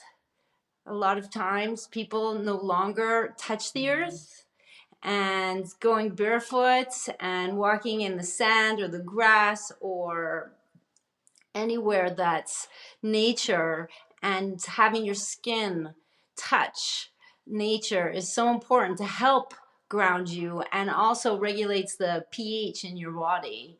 So people sometimes can go days without touching the earth. And I even see people when I'm on the beach, they walk on the beach with their shoes on, and I think it's such a missed opportunity. And so it's also a very good practice. It's called earthing, and it's a wonderful practice to do, and that's a great mindfulness practice as well. When you want to connect with the earth, with your skin, then you can set that intention that we talked about earlier about connecting with the earth and healing your body. And a lot of people, they don't do that. They're and I wasn't even thinking about the AI and the devices. I was thinking more about just people in their office all day long. The corporate worlds are very, very disconnected from their bodies.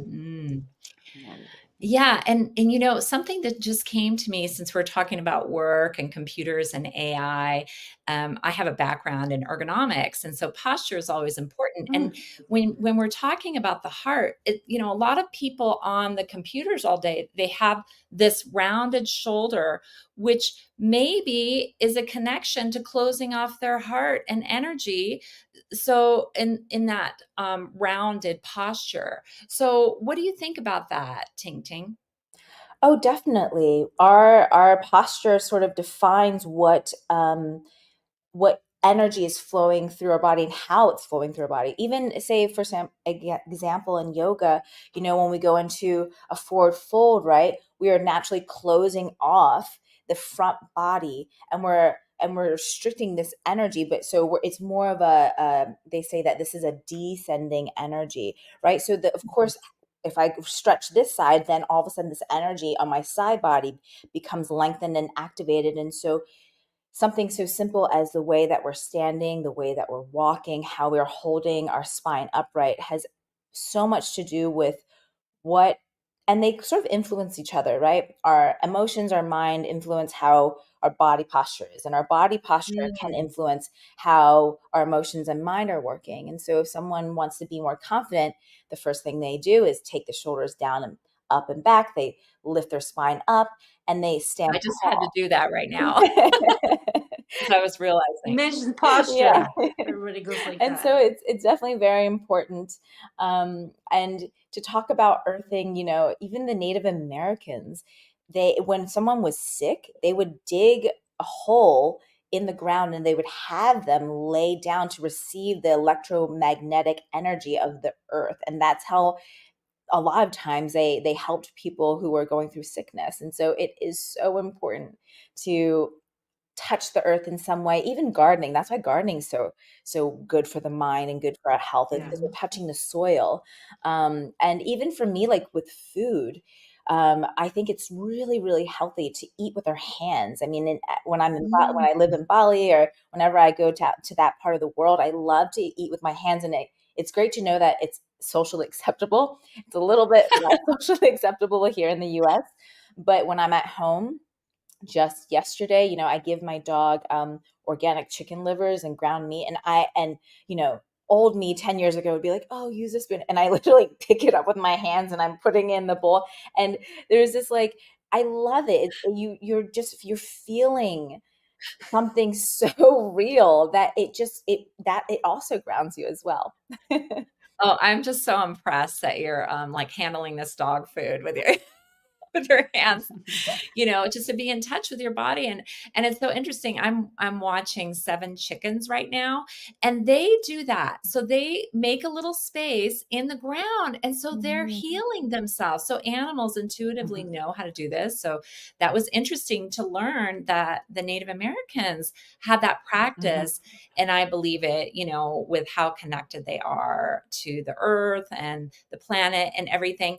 And I'll say, when I do your practices on Stream Plus, I hear you talking about the earth and the layers, connecting with the layers of the earth. So both of you are just gifts, I would say, to raise our consciousness, through our body, but also through your inspiration, through your awareness. Think about the layers of the earth, because I forget, even if I am doing earthing, or if I'm walking on the beach, like you're saying, Leia, I'm not thinking about the core of the earth and maybe its resonance and all of that energy. So what do you think, Leia? Usually what we do when we practice Qigong is we have the energy points underneath our feet. They're called the bubbling wells. And what we want to imagine with our mind and our intention is to grow roots as deep as we can into the earth. And of course, it's much, when they started these practices, they were probably practicing outside on the earth. Sometimes now we're in apartments and we could be 20 floors up. So we have to grow really deep roots. But that is a part of the grounding practice, is to grow the roots through your feet as far down and as deep as you can go, so that you will be connected to the earth. That's beautiful. Well, I wanted to shift our conversation a little bit and see if both of you would be willing to do a quick little practice to clear the heart, maybe some energy movement. Would you be willing to do that, Ting Ting? Sure. Okay. Do you want me to start? So go ahead and just do a practice for our audience that can help, maybe if there's any blockages, to clear the energy around the heart and expand. Do you want me to do just sitting, or? Yeah, you can just stay in the same position. Okay. It just depends on whether we're going to do some actual move. Well, we can do with the arms. Yeah. Well, let's do something with the arms. Okay. So I'm just going to put this back a little bit so they can see me. Okay. All right. So everyone, close your eyes.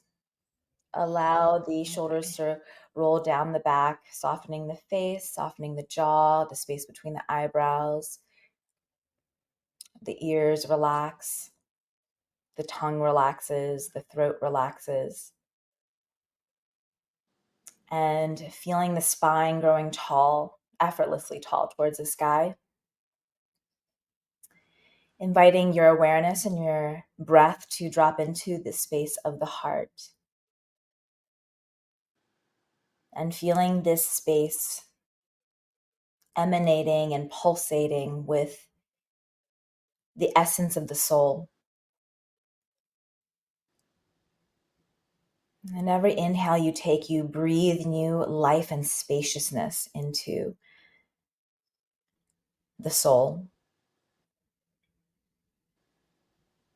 And every exhale, feeling the heart and the soul relaxing, sinking into a deeper intelligence of peace.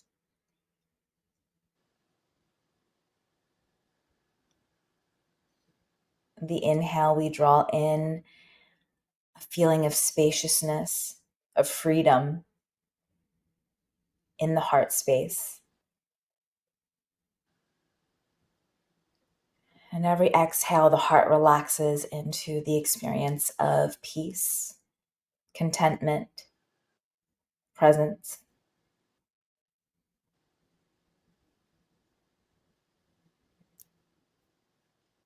Allowing the waves of breath, the rhythms of breath, to sink deeper and deeper with each wave. the heart relaxing into the experience of peace.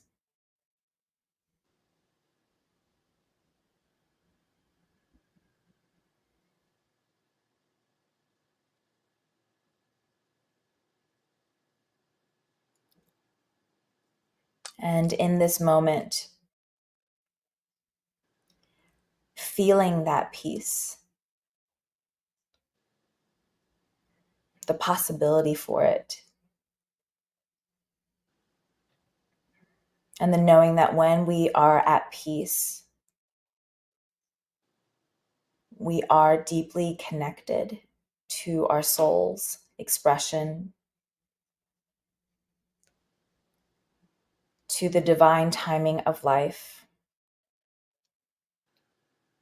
to the trust in the greater good for our lives.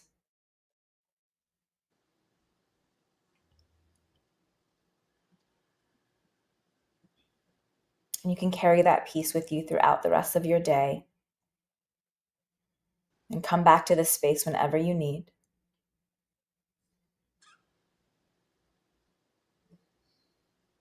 And when you're ready, you can gently blink the eyes open.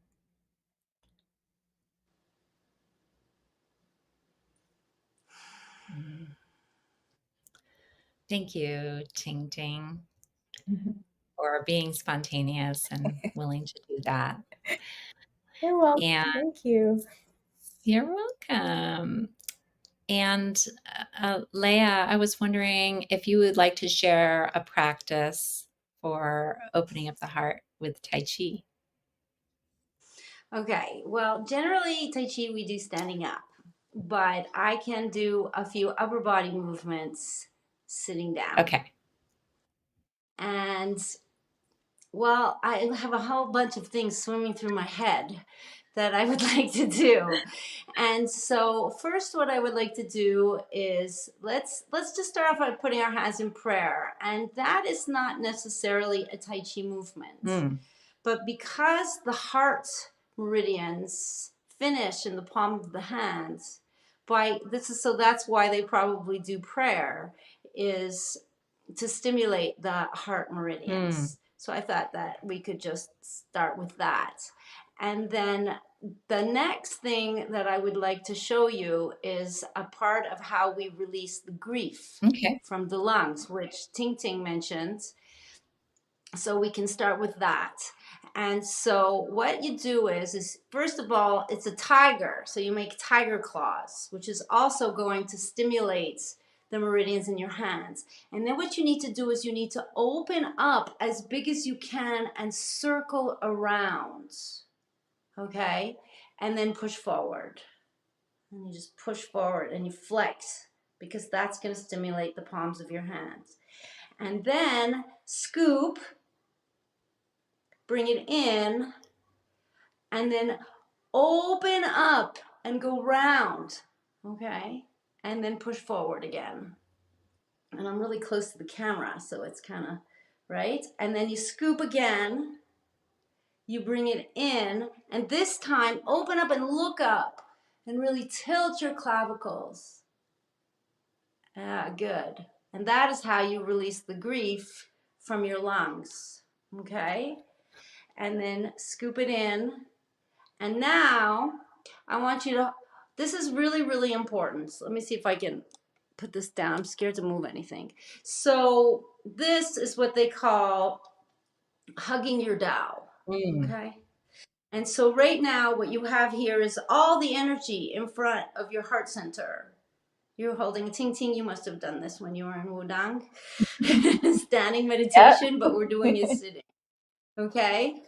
So you want to keep your shoulders down, your elbows down, your fingers can be up a little bit. And you want to imagine that here there's energy and it's moving in a circle, like Ting Ting said earlier. Energy always moves in circles. Okay? So what we're going to do is imagine a bucket. And in this bucket, we're going to take any of the grief that might be still lingering in the lungs, and we're going to put it in this bucket. And we're going to wash it. We're going to imagine with the intention of our mind, we're going to wash it with a white light, because white is the color of the lungs. Okay. So just for a second, just imagine taking all your grief out of your lungs, your heart, it's all in the same area. And you're putting it, your sorrow if you want, and you put it into the bucket, and wash it with the white light. And then you can bring your hands down. Thank you so much for that, Leia. That was amazing. I loved both of your practices together back to back. I felt like they complemented each other. Did you feel that? Yes. Yeah, it was good.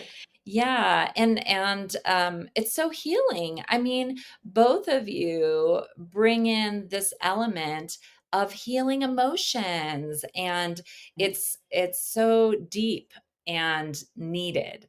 I'll just say that. So everybody in our audience, you could try these practices and go back and watch. And if you need more time, like the bucket, like I do, then sending we all do. Yeah, and sending that white healing light to your lungs to help heal the grief. So yeah, that's amazing.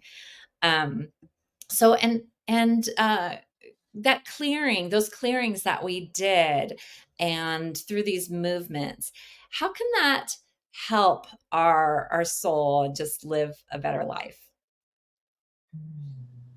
Okay, well, the thing is that you're asking how can it help our soul, and before you ask how can it help our heart. Yes. But in a sense, the heart is the center where you have your soul, right? Where you connect with your soul. So in a sense, everything that we've been talking about is going to heal your heart and also your soul. I see. The more that you do these practices and you calm your monkey mind, and you can get in touch with your heart center, you can hear your soul speak. It's a very tiny whisper. We have a tendency to ignore it. And so by quieting the mind and doing these exercises, you can get in touch with your soul. And when you can listen to your soul, that's how you can live your soul's intention, what you were set out to do.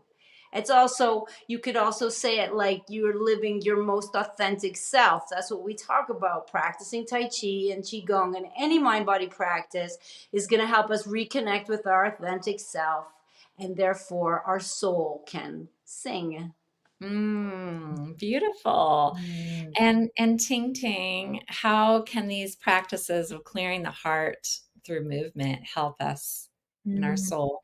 I want to think of it as the heart and the soul having this beautiful light, and it's like a light bulb. And so all the other stuff that is the dust and the grime and the soot. And when we do these practices, we're gently taking the energy and polishing and clearing away that dust so that we are our most radiant selves. And when we are our most radiant selves, right, that's when we begin to attract the beauty of life. That's when we can be able to see things clearly.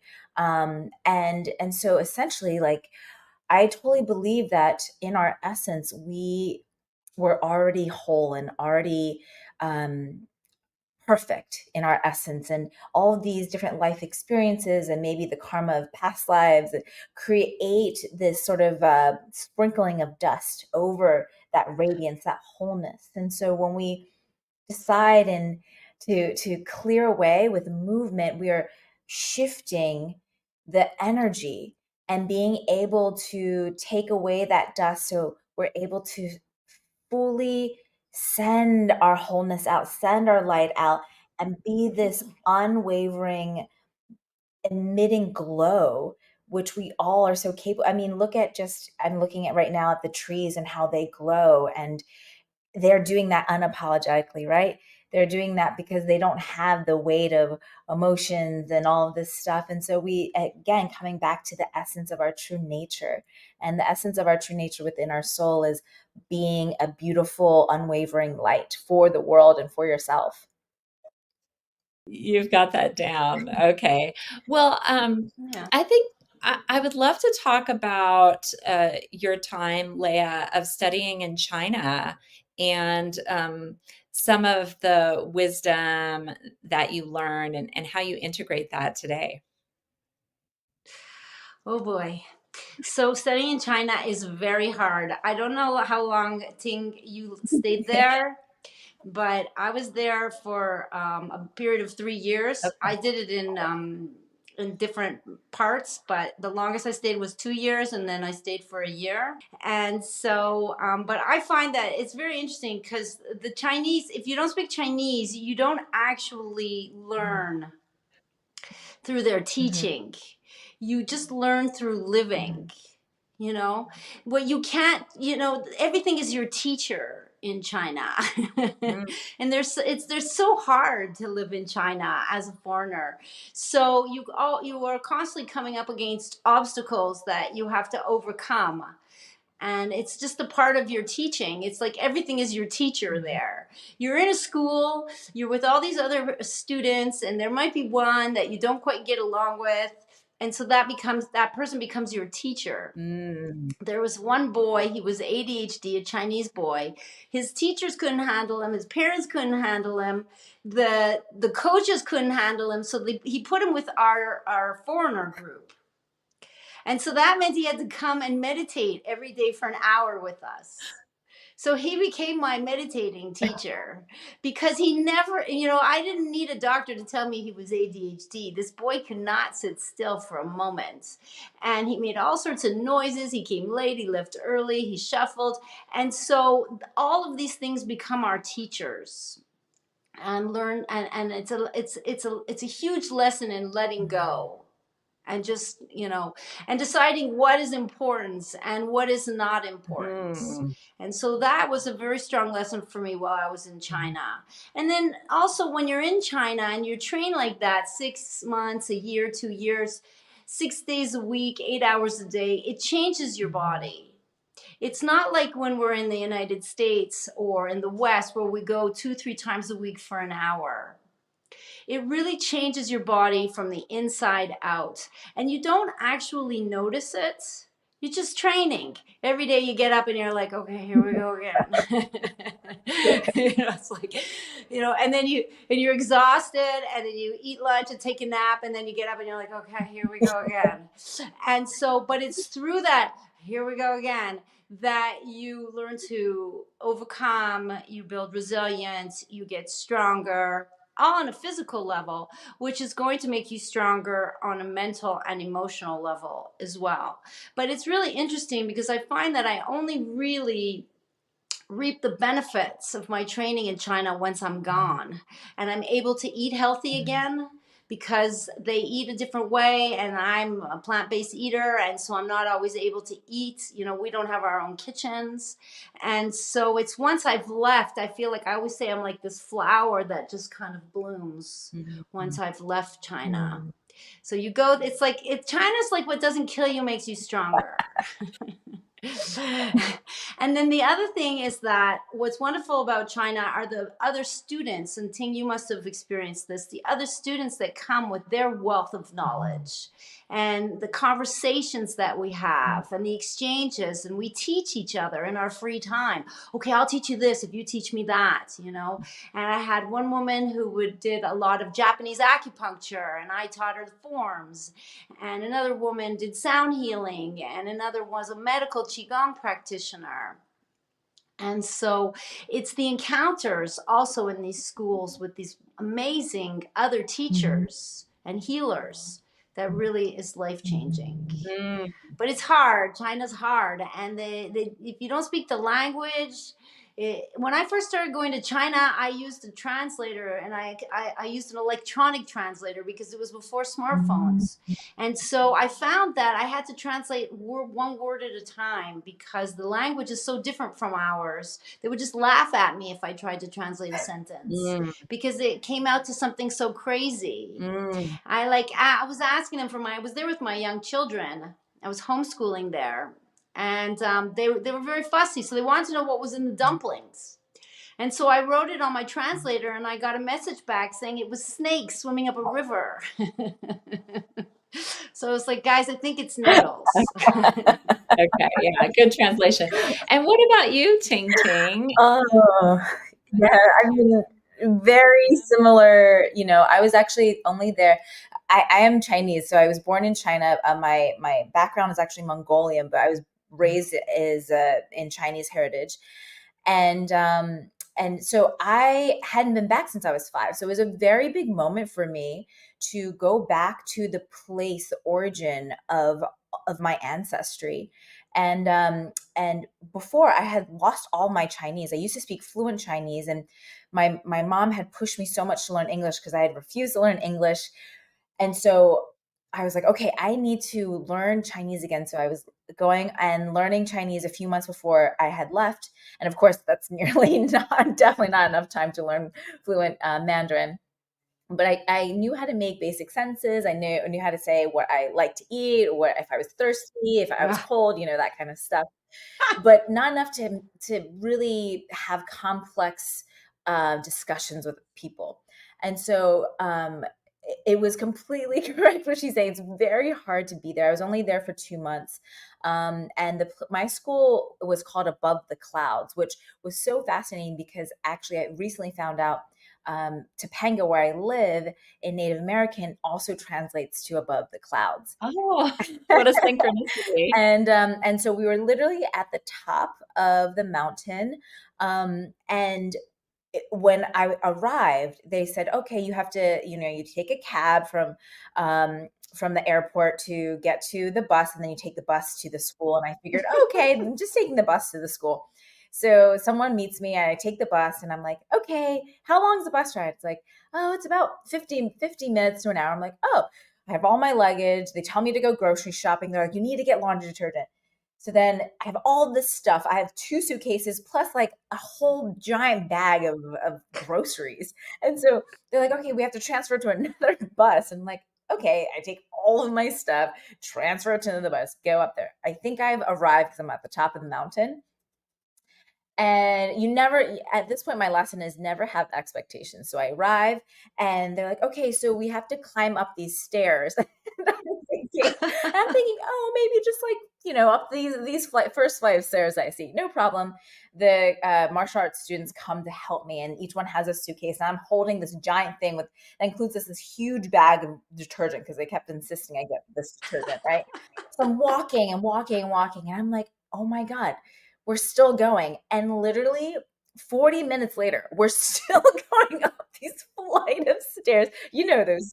I know them. Those stairs all the way to the very top. And I'm walking, and I'm like, why would they tell me to bring by all this laundry detergent? Like, I'm literally climbing up. And at that point, when we were up there, it was cold because it was March and the piping wasn't working. So in order to eat, you had to go down to the hotel. So every time you had a meal, you had to go up and down these stairs. And I calculated my steps, and I realized it was 5 miles a day just to get food. and Leia's right. It was really hard to, even though I'm Chinese, to assimilate to the food because they use vegetable oil. And I'm very sensitive to seed oils. And so everything is just wok fried, like loaded with oil. And everything's slightly questionable because, it's not like you're going to a nice restaurant in China. You're going to the school. So the school kind of has, like, if you didn't want to eat what they had, you just kind of didn't eat. And I'm so glad I did get those groceries. And I end up using the kettle for I was like, I'm going to boil eggs in my kettle, my teapot. I started using it to cook things. I was making jobs tears and the snow mushrooms and making Chinese medicine because all the herbs are so abundant there that I was like, oh my God, this is great. So I was getting black sesames and goji berries and jujubes and making a delicious sort of stew for breakfast instead of eating. I mean, for breakfast, all they had was noodles and vegetables. Where's the protein? And yeah, so that was hard. And yes, the training every day, you wake up, you're like, oh my God, here we go. And I like to joke that if you want to go study there, just start stretching your inner groins right now. Just start doing it now because your inner groins are going to be screaming at you when you're there because you're just doing these really low lunges and squats. And it's like, eat, it's called basic form training. So twice a day for like an hour and a half each, you're just doing drills, and like punching drills, kicking drills, squatting drills, which the competitive athletic side of me really enjoys. But I really needed more of that grounding of yin style qigong and tai chi. And of course I picked the things like wushu sword and kung fu fan, and so it was so interesting to play with that dynamic of yin yang. And also a thing that was really difficult for me was the duality between being in a Taoist school and talking about being in connection with nature and how everything was connected, and then seeing like the dysfunction of how China operates. And it was hard for me to do standing meditation when all I could think about was the chemical laundry detergent that was pouring down into the valley that was like getting onto all these cherry blossoms. And then I'm just like, oh my, and I smell the chemicals and I'm just like, this is so wrong. Like, yeah, totally. Well, I love hearing about your experiences, and I do want to shift our conversation back to the topic because I just wanted to bring that in because I felt like you had that in common, and it would be interesting for people to hear about that. But as far as your practices, Leia, I'll start with you. Do you think it's important to do this daily? How often do we need to align our heart and our spirit with the movement? I'm a promoter of daily practice. I have my YouTube channel. I call it Tai Chi 5 minutes a day because I just want everybody to practice every day. Now, of course, I'm trying to trick them. You might only do 5 minutes one day, but maybe another day you'll do 10, maybe another day you'll do 15, depending on your mood. But if you just do 5, that's okay. Then just do 5.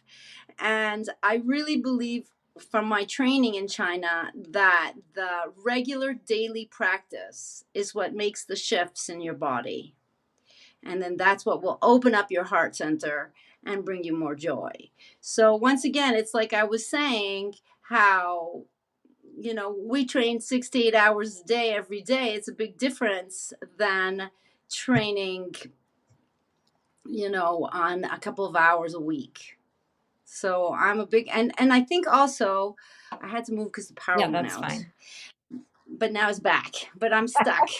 So I also, I think that I think what's really important is your personal practice. A lot of people have trouble with that, where they have a lot of trouble practicing at home. And I think it's really important if they go for a class once or twice a week, Ting, you probably agree, that they need to do their own practice at home. And also to review, because otherwise they go back to class the next week and they haven't remembered anything that we did in the previous class. So it's really, really important to keep in the motion and the movements. And I like to say that even if you don't do much of a practice one day because you're really tired, you can sit and meditate for a couple minutes. You can sit and do some upper body movements in a chair. You can just stretch your body with whatever stretches you remember how to do, but you do something. Because the other thing about it is it builds trust. You want to be able to trust yourself that you'll practice every day. So I say I practice every day. Are there days that I might not really do much practice? Probably. But I do something every day. Because you want to connect with the universe and tell the universe what you want. And so what you're telling the universe is that you want to be a daily practitioner. And so you always do a little bit every day. Thank you. Thank you for sharing that, Leia. And Ting Ting, what do you think? How often do we need to practice Guanjing? I agree with Leia. You show up for yourself every day. It is, imagine like if you were to, first you got to sort of, if there's a lot happening, then you sort of deep dive into a lot of practices and spend more time learning, and you kind of have to get your footing with, okay, what's the alignment? What am I imagining? And so there's definitely a learning curve, but once you get that learning curve, it's almost like maintaining a clean house, right? You just do a general, like you can do if it's really clean and you're feeling great and you're feeling vibrant, it's just about maintaining that. So yeah, 5 minutes a day is the perfect amount. And if you go through something traumatic, then you spend a little more time taking care of your emotions and taking care of the body, because the body has a reaction. It has the contraction. And it just takes you to that place where like, okay, where can I, when am I off balance? When am I thrown off of center? And when I come back to center, how long will it take? And it's not about judging yourself if it takes longer for you to like connect and coordinate your breath to the movement. It's about giving yourself the time to explore that. So, you know, if you're feeling like a very dedicated person and you've understood the movements and you know what you're doing, it's going to obviously take you less time to practice and show up. But I agree with Leia. It's showing up for yourself every day, no matter what, in what form, whether that's meditation, whether that's a prayer, whether that's 3 deep breaths first thing that when you wake up in the morning, whether it's a 90-minute practice of movement, whatever it is, your body will know, your intuition will know what you need. The more that you connect to it, and then it becomes easy. Yeah. And you create the habit. I talk a lot about creating the habits. You know, what I find happens is that if I don't practice, my body gets me to practice because I have the habit of practicing. So it starts to get edgy. It's like, you got to go. Sometimes I say, I'm late. And you're late for what? I'm late to practice. I have to get out there because I practice outside. And so creating the habit makes practicing so much easier. Because you just do it, because it's just a part of who you are. You want to make it become a part of who you are. You have that in common with Ting Ting too, practicing outside. Yeah. Oh, yeah. You have we want to drink in nature as much as we can. Without shoes, even better when we can. Yeah, exactly. Well, what about like classes or retreats and being together in a group? How can that help us expand the heart? Oh, I mean, I actually just came back from leading a few retreats in Egypt and in the UK.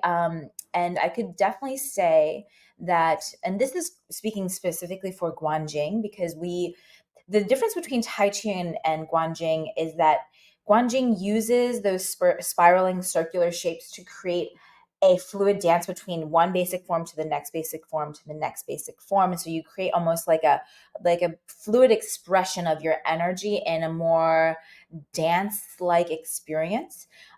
Whereas, you know, Tai Chi can be a little more structured. It's a little more rooted in the aspects of cultivating Qi, like say Qigong and the lower Dantian.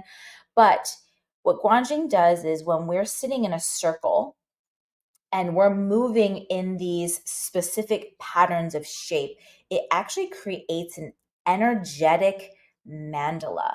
And when that happens, everybody's energy begins to ripple out and expand. So the structure of that geometry of energy begins to exponentially go out, and we're able to amplify what we're feeling when we're doing that together. And I felt that so powerfully, especially in the sacred spots that we visited and inside the Great Pyramids and on the Giza Plateau. And I was just in Glastonbury at the top of the tour. And it's undeniable, these ley lines of energy. And of course, the macrocosm is a microcosm, right? The ley lines of energy on the earth are also is a replication of the meridian points of our body. Oh, that's amazing. Yeah. And so definitely it's very powerful. Oh, it's been such a pleasure connecting with you both and diving deep into expanding the heart with conscious movement. Thank you, Ting Ting and Leia, for joining me today for the Global Oneness Summit.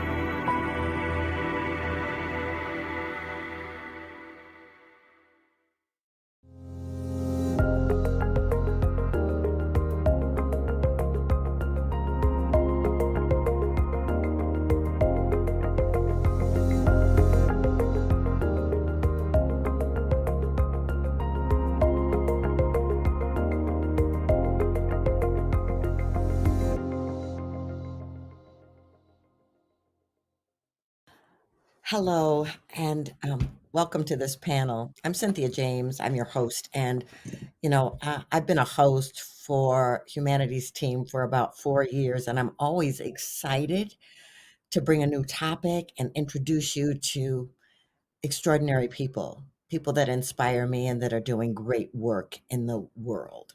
Our topic today is teaching science and health of consciousness. So I want to introduce you to the panel, and then we're going to get into some interesting conversations, I'm sure. So my first panelist is Dr. James Rouse.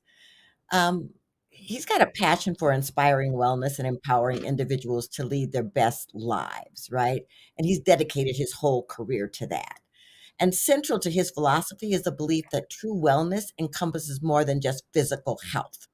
It embraces a holistic approach that integrates nutrition, exercise, mindfulness, and self care to create a harmonious, balanced body, mind, and spirit. And he's got groundbreaking insights, and he's helped people all over the world unlock their potential and achieve optimal health from the inside out. And he's a keynote speaker, an author, a coach, and some people say he's the happiest man on earth. So, welcome, James. Thank you, Cynthia. I think I'm second only to you, honey. So, Dr. Anna Marie Frank, she's a business owner, published author, speaker, work site wellness consultant, and she's a mom of two. She spent the last 4 years building a work site wellness program for the largest high school district in the state of California. She's the owner of Happy Whole You with 2 wellness center locations. She has a degree in exercise science, and she has a degree in a master's degree in certified human potential. She's an integrative holistic health coach, and she specializes in how the brain and body function, and is a certified brain health coach for the Dr. Amen clinics. Welcome, Anna Marie. Thank you. Thank you for having me.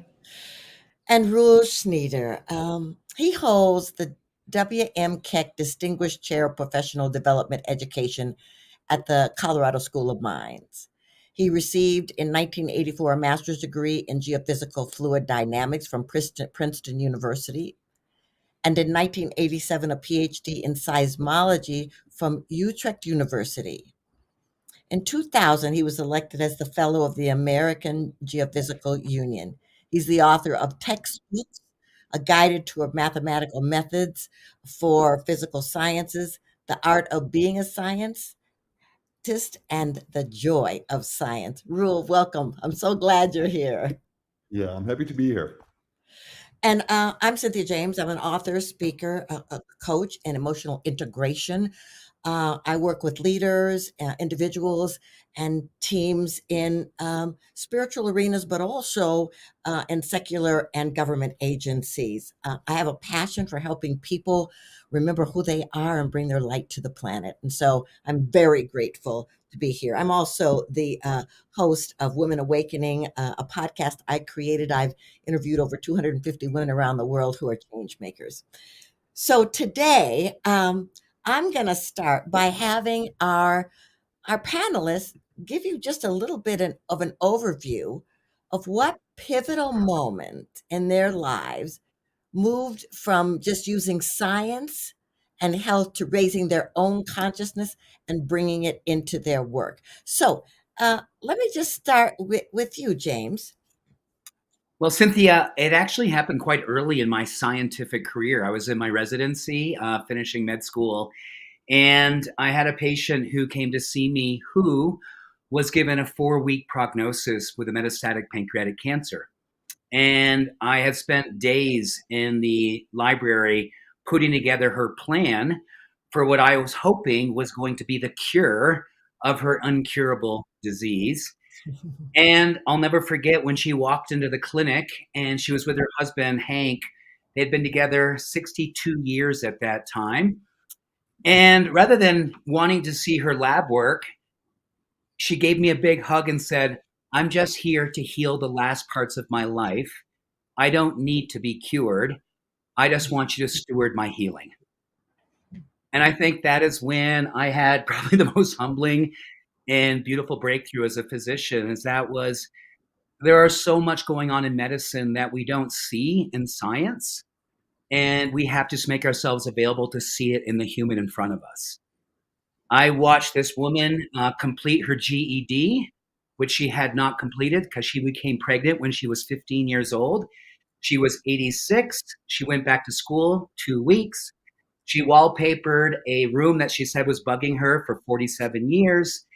And she adopted a black lab that her husband said she had promised since the last kid moved out. I watched her graduate, and I watched her make her transition with a giant smile on her face, all within that 4-week period. And I watched the way in which science was beautifully overwhelmed by soul. And I've never, ever lost that lesson. And I always begin with consciousness when it comes to medicine. And I do my very best to let science do its part, but let science really take a back seat to the soul, because soul is a tailwind that helps us to heal. Absolutely. And James, I've witnessed that, being someone who has come to you for medical support, for consciousness support. And I listen to your morning things on Instagram, and it's always inspiring. And I think when I was growing up, I didn't know that there were doctors who had consciousness, because I don't even think I knew what consciousness was. I'm so grateful that you're here. It's an honor to be here. And I didn't know it either, Cynthia. And I think that's the beauty. All of us here get an opportunity to be students of what makes us come alive. Herein lies consciousness, and herein lies healing. Yeah, beautiful. So Anna Marie, talk to us about your pivotal moment. Yeah, so when I started out, I always thought I could tell everyone to exercise because that's going to solve all your issues. And then I realized, wait, there's this thing with nutrition and how food impacts the body. So I was like, okay, we got to exercise and we have to eat healthy. And I was doing those things, but yet I still felt heavy and dense and I wasn't happy inside.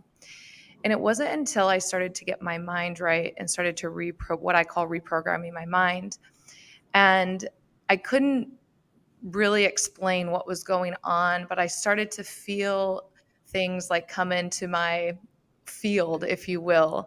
I always looked at energy when I was a kid. I could see it. And I would always talk to things. Everything was alive around me. And then I got made fun of for that. So I quickly shut that down.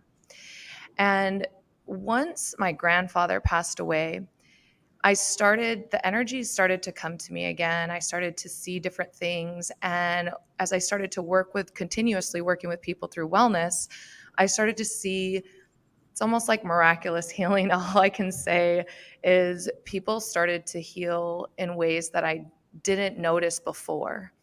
It was like almost like what we would call a placebo effect. But it was like this belief system that I had, and I would have people in front of me, and there was just a knowing of what was going on with them and the things that we could do to work with them to begin healing. And it really, that stuff all was coming in as I was healing myself. And I can't always put it into words, but ultimately it was the soul, the spiritual aspect of me started to change the biochemistry of me. And I didn't have to do all these very specific things that are tactile and, exercise and eating healthy, which are important, but I could literally change my biology by shifting my thoughts. And that was incredible to me. And I started working with people to do the same. And yeah, by the way, there's some other physical things we can do that will enhance all of that. But that's where I started to really pay attention that I'm not my thoughts, but I'm the one witnessing my thoughts. And there is some unexplainable energy that lives within all of us that can help our physical bodies heal. And that's kind of the transition of where I came from to my grandfather, to working with people, to witnessing things that I'm like, I don't even know how to explain this. And having just that faith and that knowing that we're all here for a reason. And I think this is a great conversation to have. So thank you so much for having me today. Well, and thank you for being here. I knew when I had you on my podcast that I wanted other people to know about you, because the passion for the work that you do and the commitment is extraordinary. So I'm really grateful that you're here. Thank you. Ruel, talk to us about your pivotal moment. Yeah. Well, it literally was a pivotal moment. I'm a physicist by training. I've written many research papers. And one morning I woke up and I asked myself the question, whose life have I made better with my research? And I couldn't answer that question. I could point to companies who have benefited from my work. I can point to maybe the state of science that moved forward. But when it came to people, I could not answer that question. And then I realized, okay, so where is it that I'm having an impact? And the answer was clear. It was through my interaction with people. So then I really made a swift shift from my scientific work to professional development education, teaching classes like communication and ethics at an engineering college. But then at one point I also thought, if I want to show up completely, if I want to show myself and also bring myself to my students, I also have to bring the spiritual part of me to my teaching. And that was sort of I must confess, a scary proposition to do that in an engineering environment. I started the class Science and Spirituality to give shape to that ambition. And that's what I've been doing for probably about 8 years now. But a pivotal moment was really asking myself the questions, whose life have I made better with my work? And not being able to answer that question. Well, it's beautiful. I remember meeting you many years ago in one of the spirituality classes that I was teaching. And to witness your commitment and to act, we'll talk more about this, but to be with you in an environment that says engineering, and you're like heart, love. And it was like, whoa, this is very cool. So I'm very grateful that you're here. Thank you. And so you all, for me, I've had quite a life. I grew up on welfare, a lot of violence in my childhood, and my whole dream was get out of here. And so I've been an actress, I've been an airline hostess. I mean, if you look at my book, you'll think this girl could not figure out who she wanted to be, but I've always been spiritual. I come from a family of kind of prophetic dreamers and connected to the spiritual realms. And as I went through some really interesting things in my life, challenging things in my life, I started noticing that I was the common denominator, that I was the one that was moving through all of these things. So I'm like, oh, wow, what about me changing me, shifting me? So that ended up, going through 2 master's programs in spiritual psychology and consciousness. And I really I kept asking in my meditations, because I've been meditating for 40 years, what am I here to do? And I kept hearing, you're here to awaken humanity to the truth of who they are. And so, those challenging moments and listening to that inner voice became my moving forward. And I'd love to tell you all who are entrepreneurs that I had this fabulous marketing plan that I followed, but no, I just sort of went here, and here. So, I want to start with you, Ruel, and I want to talk about STEM education. We'll chime in, but I really want to talk about how STEM education can be used for transformation. What have you noticed? Yeah, so first of all, STEM stands for science, technology, engineering, and mathematics. And typically in these fields, we feed our students a diet of what is called scientism. So it's a worldview where the world is explained by science, by basically science as we know it, and everything that doesn't fit into that explanation is just not there. That's a great model, except there's one problem with it. There's some things that model doesn't explain. The big questions of life and death. It doesn't address issues of our well-being. It leaves many. There's also many open scientific questions that are unsolved that we take for granted. Just to give you one example, we assume that we can use mathematics to account for the world, but we don't know why. Why is mathematics that language that accounts for how the world operates?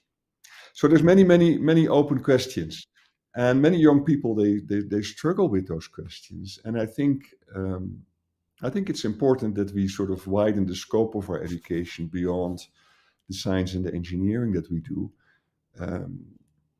Even though we may not have the answers, even though there's many things unknown, even though many of the things that we talk about cannot be tested with the scientific methods as we have them right now. But to bring that to the education, because our students, our science and engineering students, are not just scientists and engineers. They're humans. They're humans with their questions, with their ambitions, with their dreams, with their traumas, with their hopes, everything. And I think it's important that if you ask of these young people to bring their humanity to the world in their profession, we have to address this humanity and go beyond the science and engineering. Yeah.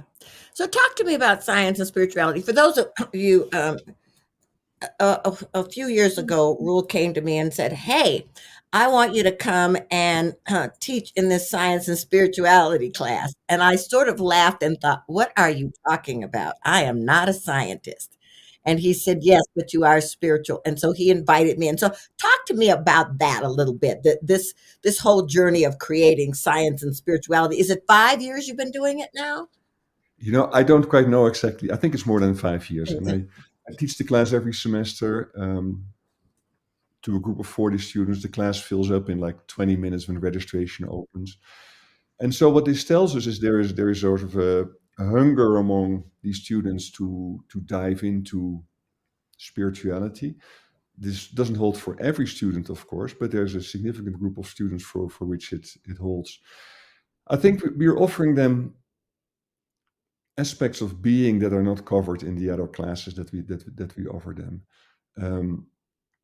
Specifically, we talk about the big questions of life and death. We have a class about death, and we have a class about the mystical experience that brings up a lot of emotions, because I'm teaching people in their early 20s. They maybe have had their first encounter with death, maybe not. As society, we don't know how to deal with death in an open and transparent way. So that's a shocking event for students. We also give students sort of tools for centering. And I think it's really, really important, because the young people live in an overstimulated world. All the communication tools and all the social media and everything, they yank them out of their concentration continuously. And many of them have never learned how to center and how to sort of withdraw. And we start every class, which is an evening class, by the way, with a 15-minute meditation. And I must confess, the first time I would do this with students, I'd hold my breath like, okay, will they do it? Will we have one student to start giggling, and the whole group is sort of erupting in laughter? And you know what? That has never happened. That has never happened. Because they love that moment of centering at the end of a busy workday. And we let the students, I tell them, you have to do what you're comfortable with. You can sit in your chair, you can lie on the floor, you can lie with your legs against the wall. It doesn't matter, whatever you're comfortable with. And they absolutely loved it. Mm-hmm. The other thing we touch upon is the emotion management. Many students don't know how to manage their emotions. They don't even know it's something that you need to manage actively. And by the way, that doesn't just hold to our students. It's a societal issue that we don't learn how to manage emotions. And if we don't manage them, they manage us. They take us for a ride. Talk about the mind-body connection, and I'm sure my fellow specialists have much more about to say it than I do. But I think it's really important, because many of our students, they have physical problems and pains, and that have a big psychological or spiritual component in it. And then we talk about questions of their faith, which I think is really important. I've many students in class who come from a very rigorous religious upbringing, and that upbringing clashes with the science that we teach in college. And then they have sort of, okay, now what do I do? And what they typically do is withdraw from their faith because they just don't know how to cross that bridge between their faith and what science tells us. And so we also talk about that bridge and how to cross that bridge. Beautiful. So James, you're an educator. You're educated. you've worked in different arenas of education. Talk to me a little bit about your experience there. You know, one of the things, and Roel, I love what you were sharing. I believe that there's such a unique vulnerability right now in education to start really bringing in the conversation. And I think there's so much about how we actually bring in the conversation, right? I think for highly advanced science forward people, we love to hear the research. We want to see the data. And it's really interesting. A colleague of mine is Lisa Miller. She runs the spirituality and education world at Columbia. And her whole work over the last 15 years has been the power of ritual and really giving scientists and educators and anyone who's in academia an opportunity to basically define spirituality as anything that helps you evolve into a better version of yourself, whether it's a meditation practice, yoga, mainlining kale, whatever the thing you may be doing, that you connect it with an evolution of self and how she's been quantifying and looking at the brain and structurally how it changes under the influence of good ritual and calling it spirituality, which I love the way in which we all get a chance to have a very deeply personal relationship with what we would deem spiritual. And I think we can even take it deeper by saying, these are rituals that I love. These are rituals that make me feel more loving of myself, more loving of others. And I think what I've seen, and I go out and do work, I've worked at companies like Zappos, I've worked for the Red Sox, I've worked for the US government, and they love the idea of ritual. It's an easy way to help bridge a lot of the stuff that spirituality can get. It can make it a little fuzzy and almost too warm and too fuzzy for some. But when you can actually help people to define for them a personal relationship with whether it's gift in the morning, having a mantra, putting ice cold water on their back for 30 seconds, whatever their ritual is, eye contact with themselves when they're brushing their teeth, anything that they deem as an opportunity to help them to have an understanding of what it is that they would love to be evolving into a practice that helps them to, how should we say, heal spaces with themselves. And I love the idea of how ritual actually starts to be a moral contagion. The more people are practicing ritual, the more contagious they are. And the more contagious they are to help others to feel like, I often think to myself, like spirituality today is permission marketing. The more that you are absolutely involved in ritual, the more you become neurochemically and physiologically and energetically contagious. And the more that we're doing that, we are cultures of change. So I love the idea that we can do things that we deem personally helpful for us to become better versions of ourselves. And the world has a beautiful blessing of laying eyes on you and literally catching it, if you will, and wanting to do it for itself. I really believe this is how spirituality is coming to life beyond the circles of dogma, beyond the circles of secular ways of looking at spirituality, and really making it a communal movement. So beautiful. So Anna Maria, I want to kind of piggyback on this because I want to talk about, because in reading your bio, you've gone through a lot of evolutions in your education, but I want to talk about how that evolution of educating yourself opened up the portal for all the work that you do with your patients and your supplements and the brain work. I really want to talk about that for a little bit. Yeah, I mean, I think healing always begins with ourselves, and it better helps us prepare for the next steps. And one of the things through the evolution was, for me, is when we start to shift our thoughts, it starts to change the vibrational frequency that we're showing up as, which with James, what you were saying, it attracts the different things in our environments. And so what I started to realize was whatever frequency we're vibrating at, we're going to attract that same frequency. And that was happening to me when I had or experienced depression, and when I was having the mental health challenges that I was having. I was literally attracting a lot of people with those same issues. And so as I started to evolve my soul, essentially, and started to shift my thoughts and raise my vibrational frequency, I started to begin to heal. And so then I started to attract more people of healing. And so when I'm working with people, I also am looking at, okay, how has the stress from the past influenced our biochemistry? We get deficient in certain macro, micronutrients, and the body can't function how it really wants to. Our brain is the strongest pharmacy on planet Earth, so we can essentially, hijack the system to, fix how we're feeling inside in moments. But when we don't have those raw nutrients, those raw materials, over time, it can get harder and harder. So I've blended that restoring of foundations of health with shifting how and rewiring the mind and bringing those together, because when we bring those together, we can actually show up in a more authentic way and start to evolve our soul to the level that we were meant to evolve it. And so bringing those elements together with foundations of health and how we're thinking, our spirituality, I feel like that is a recipe for ultimate healing. And when we heal what's going on within us, then those around us start to heal, which has been really, really powerful to witness as well.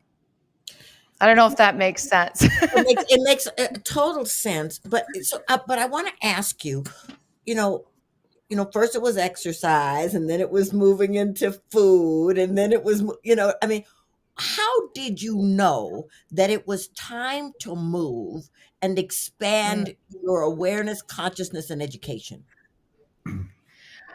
So I was in the psychiatrist's office, and I went in there to tell him again, I need to change my medications because I still wasn't happy. And in that session, he took a phone call and acted as if I wasn't even there. And my soul was screaming out, say something, say something. You are not meant to be here. And he put down the phone, and it was the first time I felt like I spoke up for myself in life. And I said, I didn't appreciate you taking this call during our time together. And he said, sorry, as if he wasn't sorry at all. And I said, I need to leave right now. He pulled out of my folder 3 prescription medications that he had already written before I even came in. And inside I was like, wake up. I had this little light inside of me that I am so grateful for. I know it doesn't happen for everyone. And I remember I walked out of that office that day. I threw the prescriptions in the trash, and literally I saw green trees for the first time. The sky was blue for the very first time. My soul was saying, you need to do something different, and you are the only person that can heal yourself. And that was like the pivotal moment. And so I started to say, okay, what else is out there? Well, there's plants, there's plant medicine, there are herbs, there are, meditation. I started to discover all of these things in wellness, and then spirituality and energy medicine and Chinese medicine. And I was like, what is all this stuff? Where has it been through my education? And so that's when I started to seek out and started to, go through the naturopathic way and got my PhD in natural medicine, and started to discover that everything we need is within us, or the universe has provided it here on planet Earth for us to seek out, utilize. And part of that is using and working with each other. Like all of you on here have so much knowledge, and we're meant to share that, and we're meant to come together. And it's not that one person's right and one person's wrong. It's just that something may work for one and something may not work for another. But guess what? We have so many options. We have this power and this gift of choice, which a lot of us are led to believe that we don't have that power of choice anymore. We're led to believe that we can't ask the questions, or that we shouldn't ask the questions, or no, you shouldn't be different. And so that day, my soul said, you know what? We're going to go out there and we're going to find ways to heal ourselves. And if it doesn't look like what everyone else is doing, that's okay. I've never fit inside a box in my life. I've always been a little bit different. And so I was like, you know what? There's no reason for me to change and not be different anymore. And so that was really the pivotal moment for me. And that's when I started just seeking the knowledge and asking questions. And I'll be doing that until the day that I evolve my soul onto another dimension. Thank you. Well, Roel, I want to come back to you because you asked this question. And what I've witnessed about you is in the searching for the answer to that question, you started taking spiritual classes, started evolving in that way, became a coach. You started doing all of these things. What do you think was the impetus for you to step outside of this world where you were comfortable and awarded to start seeking on that level? Yeah, well, that's a great question. Thank you. I've always felt a spiritual pull from as long as I can remember. But I had a hard time giving shape to that. So I think that is one big factor. And the other factor is that there have been amazing people in my life from a very young age. One of them was I had a math teacher in high school who had no interest whatsoever in teaching us mathematics. So he would teach us mathematics for 10 minutes, and then he would ask us, would you all like to learn more mathematics, or shall we talk philosophy? And we always said philosophy, because if he talked about philosophy, it was Spinoza, it was Egyptian mythology. He was talking about his meditation. He took philosophy in a very, very broad sense. And that was also, those were people planting seeds, right? And it took a long time for those seeds to germinate. Cynthia, you've been great in enabling me to sort of really grow out in my spiritual world, or to acknowledge it and to find a way to give shape to it. And I want to thank you for doing that. So I think it was something that was always there, was always calling to me in people that I met, in books that I read. I would always pay attention, but it took a while before I could give shape to that call, so to speak. Yeah, so beautiful. So James, I want to come back to you because I really want to talk about the fact that, you've gone to med school, naturopathic doctor, you've written books, you've done all this stuff. And I remember a conversation a number of years ago when you started being invited to speak to corporate people and companies and agencies. I want to talk, first of all, how was that transition for you? Were you comfortable, and what did you learn? Oh my gosh, I was scared. I mean, I was frankly feeling like, oh my goodness, here it goes. This is my opportunity to be outed for being far out.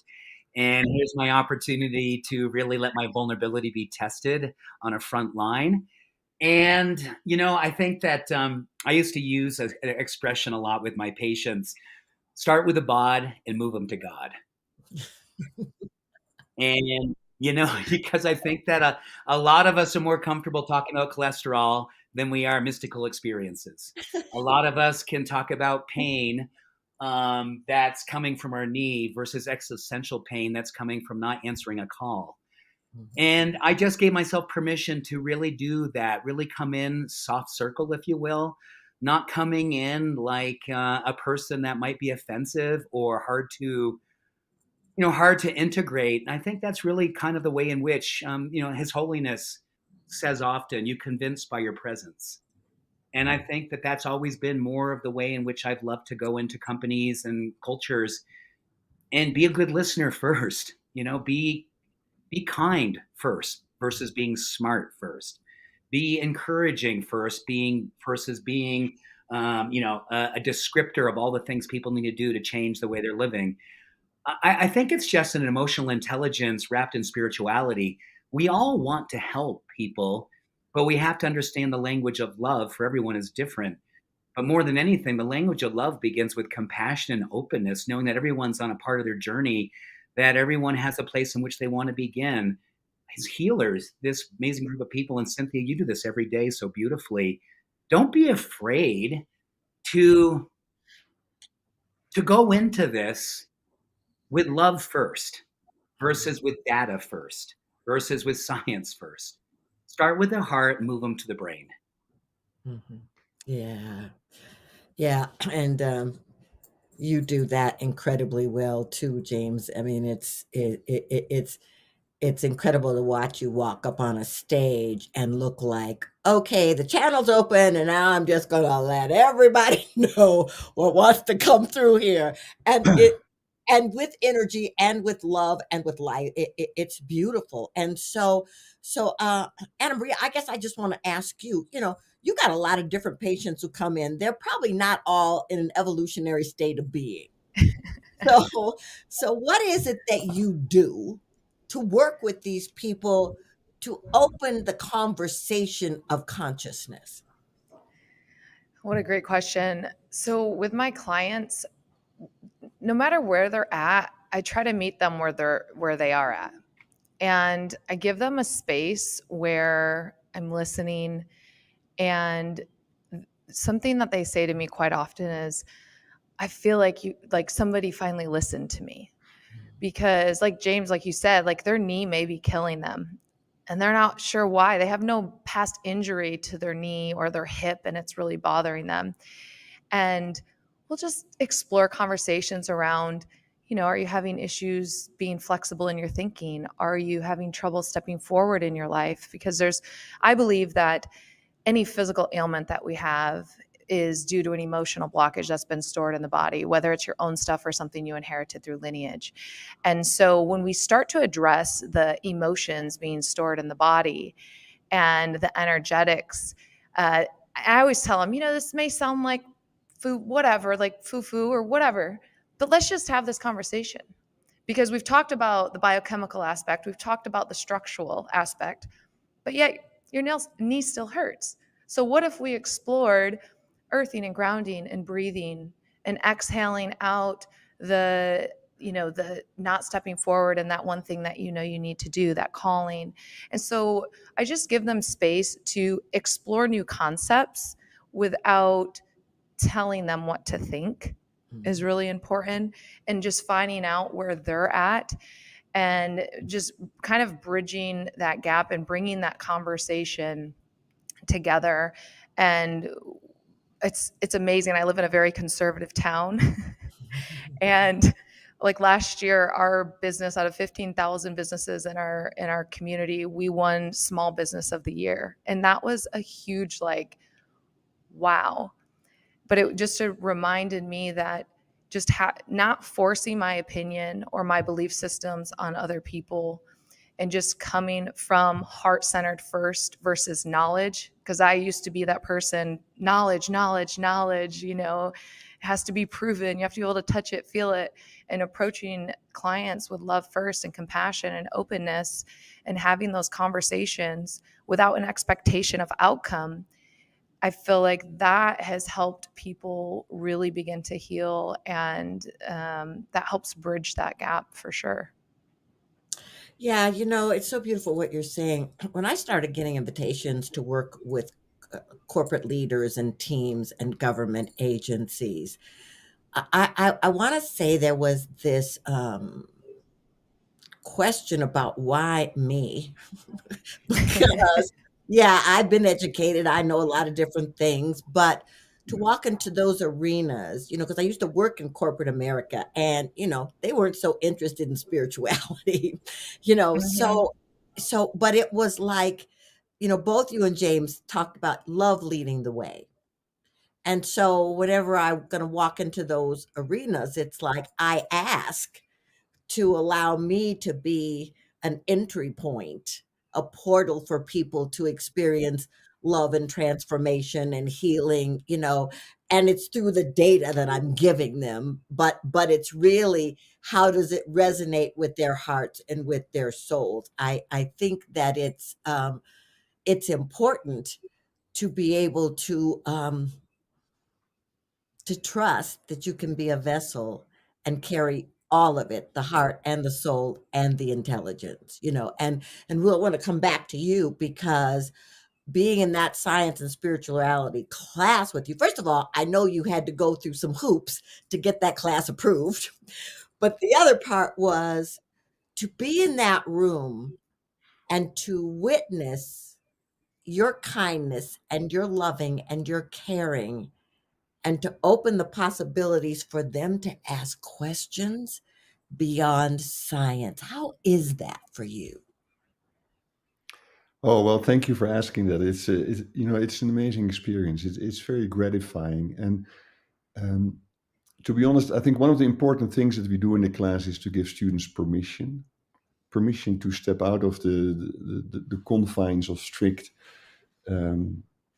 scientific thinking. And that is so important to get out of those confines, because that strict way of scientific thinking doesn't give us space to express our emotions, to express issues that are related to our well-being. But I think it also gives students permission to ask about the big questions of life and death that they struggle with. And so I think that the process of giving them permission is absolutely great. And I love the quote, "Life is a boomerang." What you throw out in life comes back to you. And I think that very much also happens when I'm in the class with the students, because I give them permission to open up.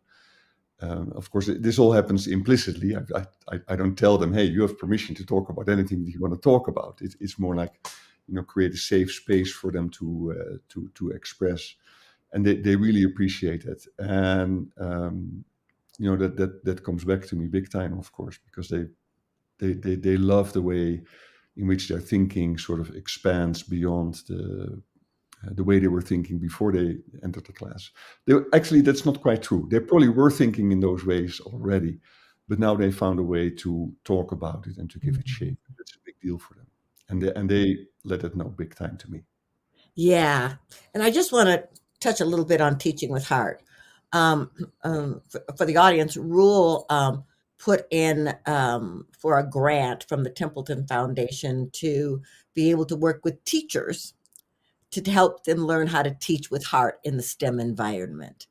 And I've been lucky enough to be one of the faculty in this process. And just kind of briefly, Roel, talk to us about what happens when you bring these teachers from all over the country into an environment where we have the conversation that you can be brilliant and teach with heart. Right. Yeah. Well, first of all, I think it's really important that it's an issue of permission to talk about care for your students. Most universities in their mission statements, they don't have a statement like, we care for our students. That doesn't mean they don't care, but they don't articulate that they do care. And this is what we also find with the teachers that they work with. I think there's very few teachers who really don't care for their students. But I think there's many teachers who struggle to give shape to care in the classroom. And so, for example, many teachers confuse caring for your students with pampering them. And there's a very simple exercise that I love doing with teachers. I ask them, think about a teacher that had a big positive impact on you. And I haven't encountered a single person who cannot identify at least one teacher like that. And then I ask them, did that teacher pamper you? And they usually say, no, this teacher challenged me. This teacher helped me to grow parts of myself that I didn't believe I could even grow. This teacher believed in me and then challenged me. And so I think there's misconceptions on what care in the classroom means. And then what we also find is that many teachers are reluctant to show care in the classroom because they are afraid of being perceived as soft. It might actually hurt them getting a permanent position in the end. And this is especially true for minority teachers. So it's a sense of having to fit into a mold, which is sort of educating students in sort of a hard way. And And I'm not sure that's what institutions want, but that's the perception among teachers. It's a communal belief. To teach science and engineering, you have to be tough. Well, you can be tough and caring at the same time, or you can be tough and demanding at the same time. You can be demanding and caring at the same time. And so there's misconceptions on what care means, and so it's again a way of giving permission to teachers to step out of that role of being the tough driver of students. Yeah, thank you so much. So James, I want to, this audience is from all over the world, all different walks of life, all different ways of being. What's the one thing you want them to know about, the art of bridging science and spirituality and consciousness? What do you want them to know? Wow. Oh my goodness. Well, I think it all starts with giving yourself, and I love, Roel, you use the word over and over, permission. I think where I'm coming, and I'm in my early 60s, practiced for over 3 decades. I've been sober for over 4 decades. I came from a family that trauma was daily.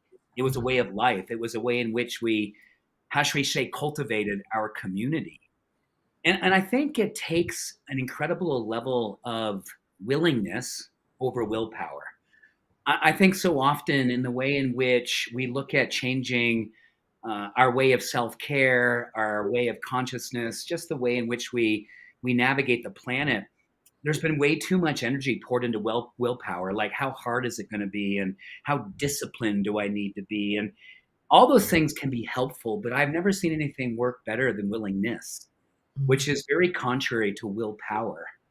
And I think a willingness is just a yielding to your soul's knowledge and wisdom versus trying to figure out how you're going to be pragmatic and figure out your transformation.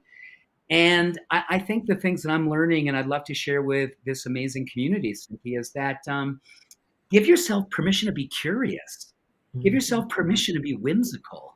Give yourself permission to dance in the unknown, because I think that there are a lot of people that are wonderfully informed but deeply under-inspired. That is really what I'm seeing for. And I really feel like our planet is asking for people to be inspired and really give themselves permission to have their own hero's journey, come back out of the dark wood and really give themselves permission to step into the part of themselves that feels most alive. Howard Thurman has always been my favorite quote when he said, don't ask yourself what the world needs, ask yourself what makes you come alive, because the world needs people who have come alive. And I really believe that is the bridge. That's the spirituality. That's the well-being. That's the vitality. That's your telomeres dancing at the end of your DNA. That is all the goodness, is when we are dancing in that whimsical idea that we get a chance to be a moral, spiritual, emotional, and physical demonstration of the possible. And when we do that, we have stepped into the most beautiful place in which I'm a big believer, healing leaves clues everywhere. And when you are producing a life like that, the world cannot help but take its eyes off from you. It cannot take its eyes off from you. And then we start to really create, I love to say, in a contagion of possibility. Let's not make heartaholism the new way in which we make change.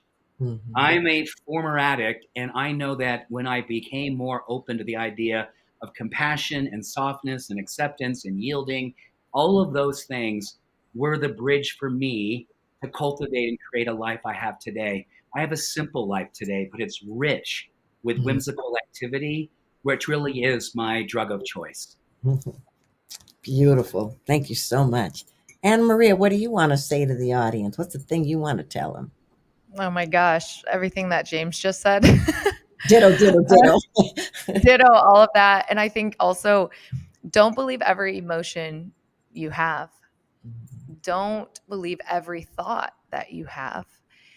And give yourself permission to say, well, what if that wasn't true? Because a lot of times we have all of these emotions that end up dictating our current moment and our future self. And a lot of those emotions are actually based on the past. So the very past trauma that we've been through, the very past emotions that we did not like, a lot of times we'll allow those emotions to impact our current moment and shape our future.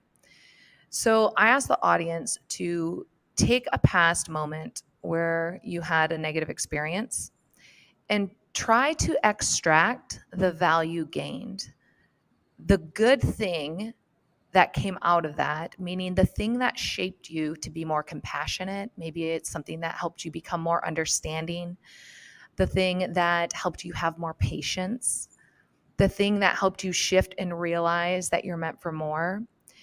And if you can just take those, the value gains from your past experiences, and allow those to shape your current moment and allow those to shape your future versus those emotions, I think we can all start to show up in a more authentic way and not be dictated again by the very things from our past that we're not so crazy about.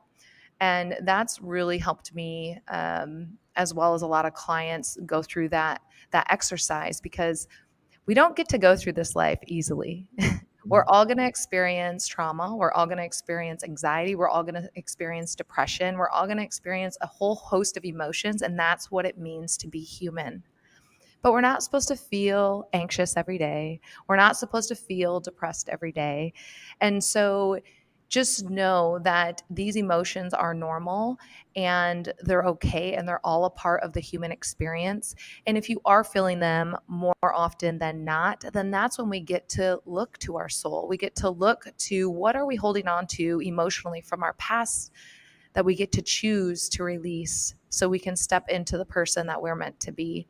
And so that, I would say, would be my thing for everyone to try to explore and do. Grab those values from your past, let those emotions stay in the past, and step into the person that you're meant to be. Beautiful. Roel, what do you want to say? I want to encourage all of us to have an open mind, to not live with dogma, because we think we can figure everything out, but we can't. There's aspects of reality that for which our analytical mind is not the right tool. So have an open mind, and then use your life as a laboratory. Don't take anything for granted. Just experiment. You can see what happens when you try something, see what it does with your life. The other thing is, watch your road signs. I'm just amazed how many messages come my way in the form of people, in the form of movies, in the forms of books that I read.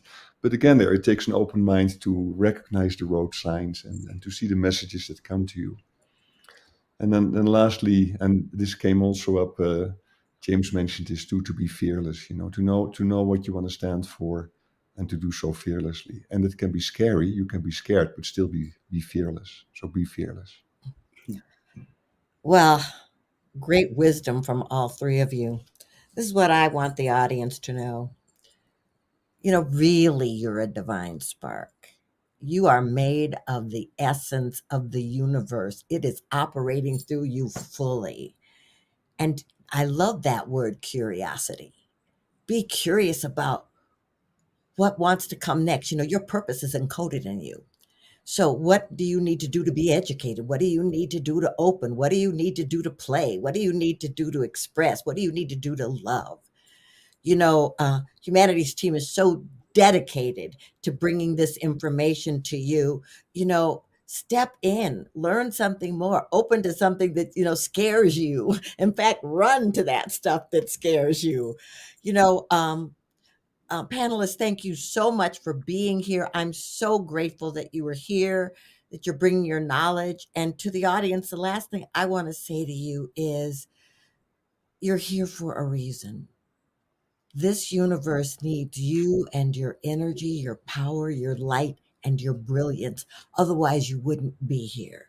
So why not explore what the universe wants to do for you? Thank you so much for being with us today. I'm so honored to have hosted this panel. And I know that something grand and glorious is going to happen because it's a brand new day. I love you. Thank you so much.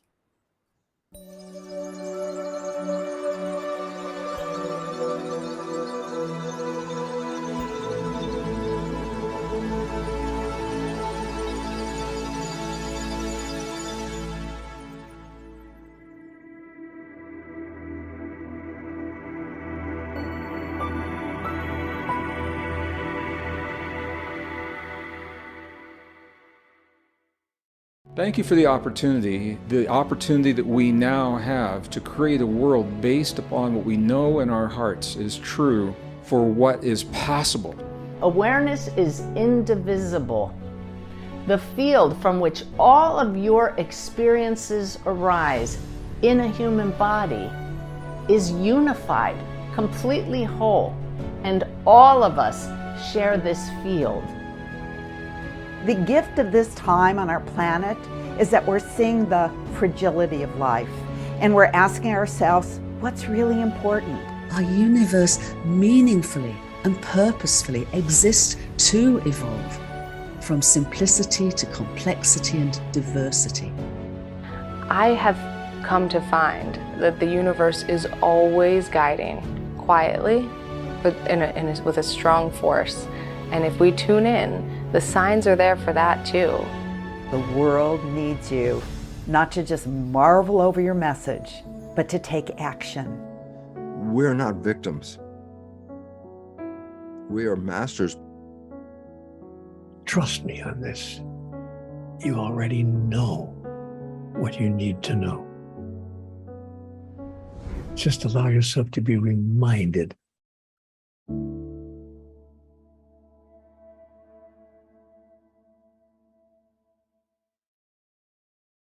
Ask the direct question, what is it I need to know now? It's a beautiful question because we don't know what we don't know. And then you simply listen. If more people would stop and listen for several minutes a day, you would be astounded at what you hear.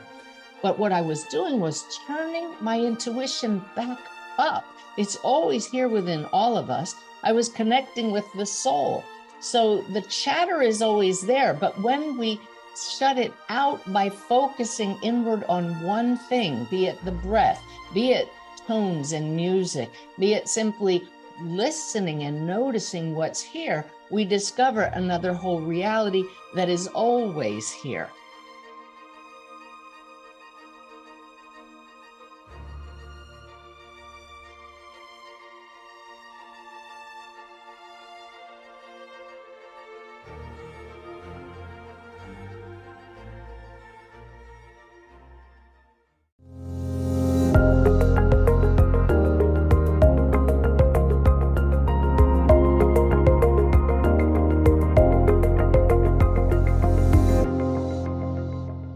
Hello and welcome. Welcome everyone to Global Oneness Day.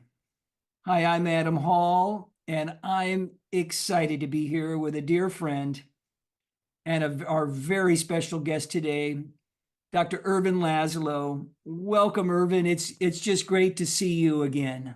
Adam, it's my pleasure as always, and always will be too. Well, folks, we are going to be diving into, well, what I would say, and I think what Ervin will also share with us today, something that's vitally important at this time on our planet, both individually and collectively. And we're going to talk and explore the art and science of our individual and collective sacred mission. And to get us started, I'd like to just briefly, Ervin and everyone, I'd like to create just a little context around sacred mission. Please do. And to do this, I'd like to explore this question briefly: is what is the difference between your purpose and your sacred mission? And most simply put, our purpose is to consciously transform and remember our most authentic selves. And our mission is to consciously take action from our authentic selves to help make this beautiful planet we share a more peaceful, loving, and healthy place for ourselves and our children and all our children to come. And Ervin just published, everyone, his 100. Ervin, what number book is this? They're coming out so fast, I lose track. What number is it? I think it's 108, I think. Yeah, It can be published in different edition in 24 different languages also. Yeah. So this is just the English language publications. They go Yeah. back to 1963, actually. Oh, fantastic. Well, this 108th piece of work from Irvin is called Our Sacred Mission, Informing and Inspiring Humanity's Sacred Mission. And at the end of the conversation, everyone, I'm going to share with you how you can get this book for free immediately.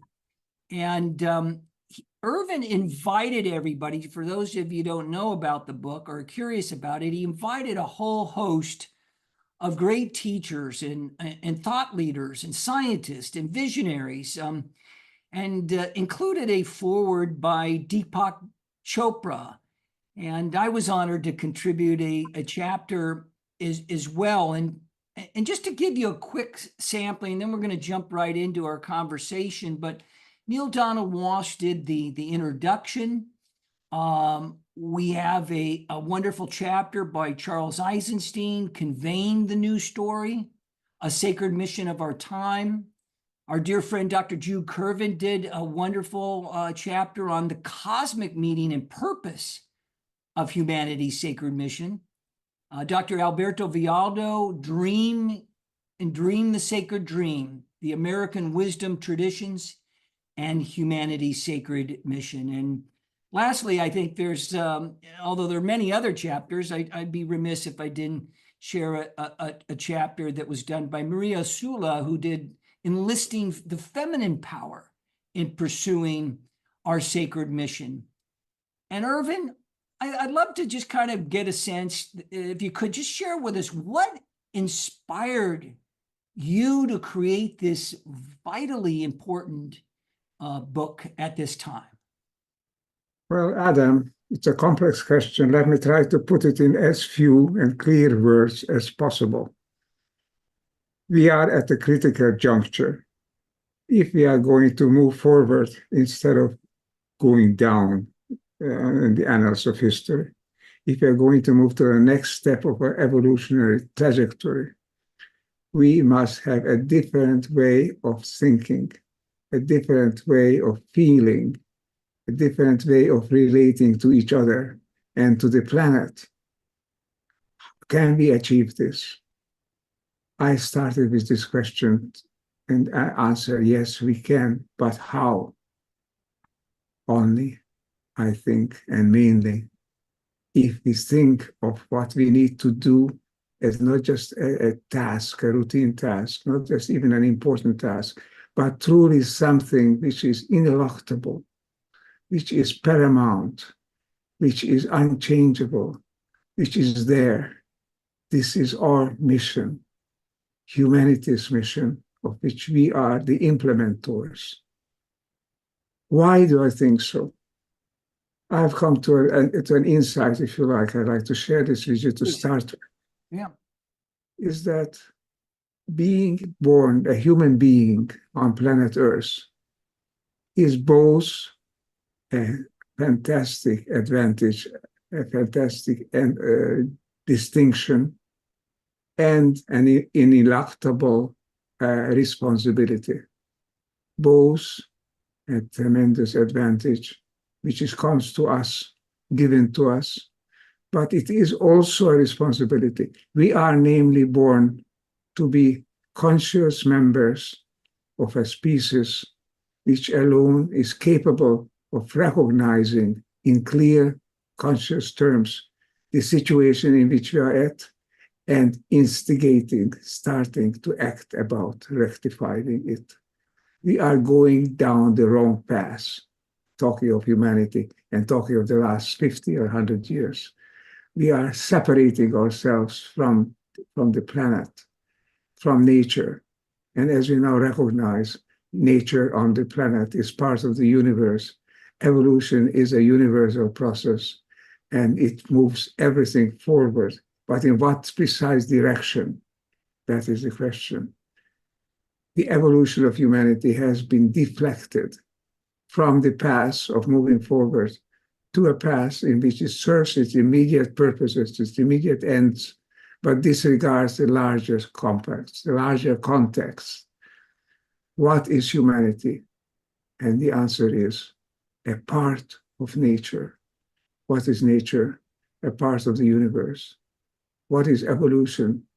It's something that takes the universe from chaos to cosmos. Chaos after the Big Bang, because that was the absolute lack of any order or any possibility of organizing or understanding anything. Pure 100% chaos, according to the physical cosmologies. And what is moving toward is gradually toward introducing levels of order, best termed coherence. The universe is becoming more coherent as we go down the path. Einstein said that the universe is coherent is one of the greatest miracles. It's coherent enough for us to understand some parts of it, and to understand now that we are part of the drive toward coherence. That means also the drive toward oneness. To be coherent with each other and with nature is ultimately to be one with nature and with the universe. This is our new true nature. According to the new biology, it's no longer a question of humanity or any complex species having come about by a chance mixing of our genes, according to the Darwinian scripture. It is now understood that there is an innate drive in the universe, at the heart of the universe. I call it the holotropic attractor, an attractor toward wholeness. If it wasn't here, we would not be here. The universe would not be coherent, could not support life, would not have brought forth any form of life. The universe is moving from chaos toward cosmos. We are part of this, and we are uniquely, at least in this corner of the universe, a uniquely privileged element of it, because we have a high level of articulate consciousness. I'm sure all things, particularly living things, are conscious, have consciousness. But we alone in this part of the universe have this privilege of being able to conceptualize what we perceive, and not only perceive and feel, but also understand. And understanding is a two-edged sword, this high level of consciousness. It means that we are moving as our own masters. To some extent, we are influencing our own future. And if we don't understand what we truly are, then we are moving it the wrong way. And we're moving it toward ever more advantages to each other in the short term, satisfying our short-term desires, wills, and hopes, and neglecting the larger picture in which humanity is part of an evolutionary wave in which it either becomes more coherent with nature, with the planet in this case, or it risks, as we all do risk now, extinction. So being a human on planet Earth is a privilege and it's a responsibility. If we understand this, we can ask, what is the responsibility? I can say a few words about that, Adam, too, if you feel like. Yes, yeah, and let's go. I want to go a little further with you on what you shared, and then let's move into this great responsibility and what a great privilege. I just want to honor the privilege of being here with you, of being here with Humanity's team and all the great work they're doing, and everyone around the globe that is showing up. And this is a great invitation of sorts to move from this chaos to coherence. And I too am with you of this calling. And Deepak Chopra, Dr. Deepak Chopra wrote in the foreword to the book, Irvin, he said that the sacred mission is not just simply a book, it's a clarion call to awaken our inherent interconnectedness, to embrace our role as co-creators of a thriving planetary symphony. That this is our privilege in so many ways. And he went on to say it's a message, the message is clear, it's concise and deeply inspiring. It's a call we cannot afford to ignore, for it is woven into the fabric of our existence. And Irvin, you mentioned this. It is also at the same time a call that is a doorway to the better future. to a higher level of integration, the higher consciousness coming together, as the great spiritual masters have been telling us for ages. This is a portal to the next evolutionary step of higher levels of coherence.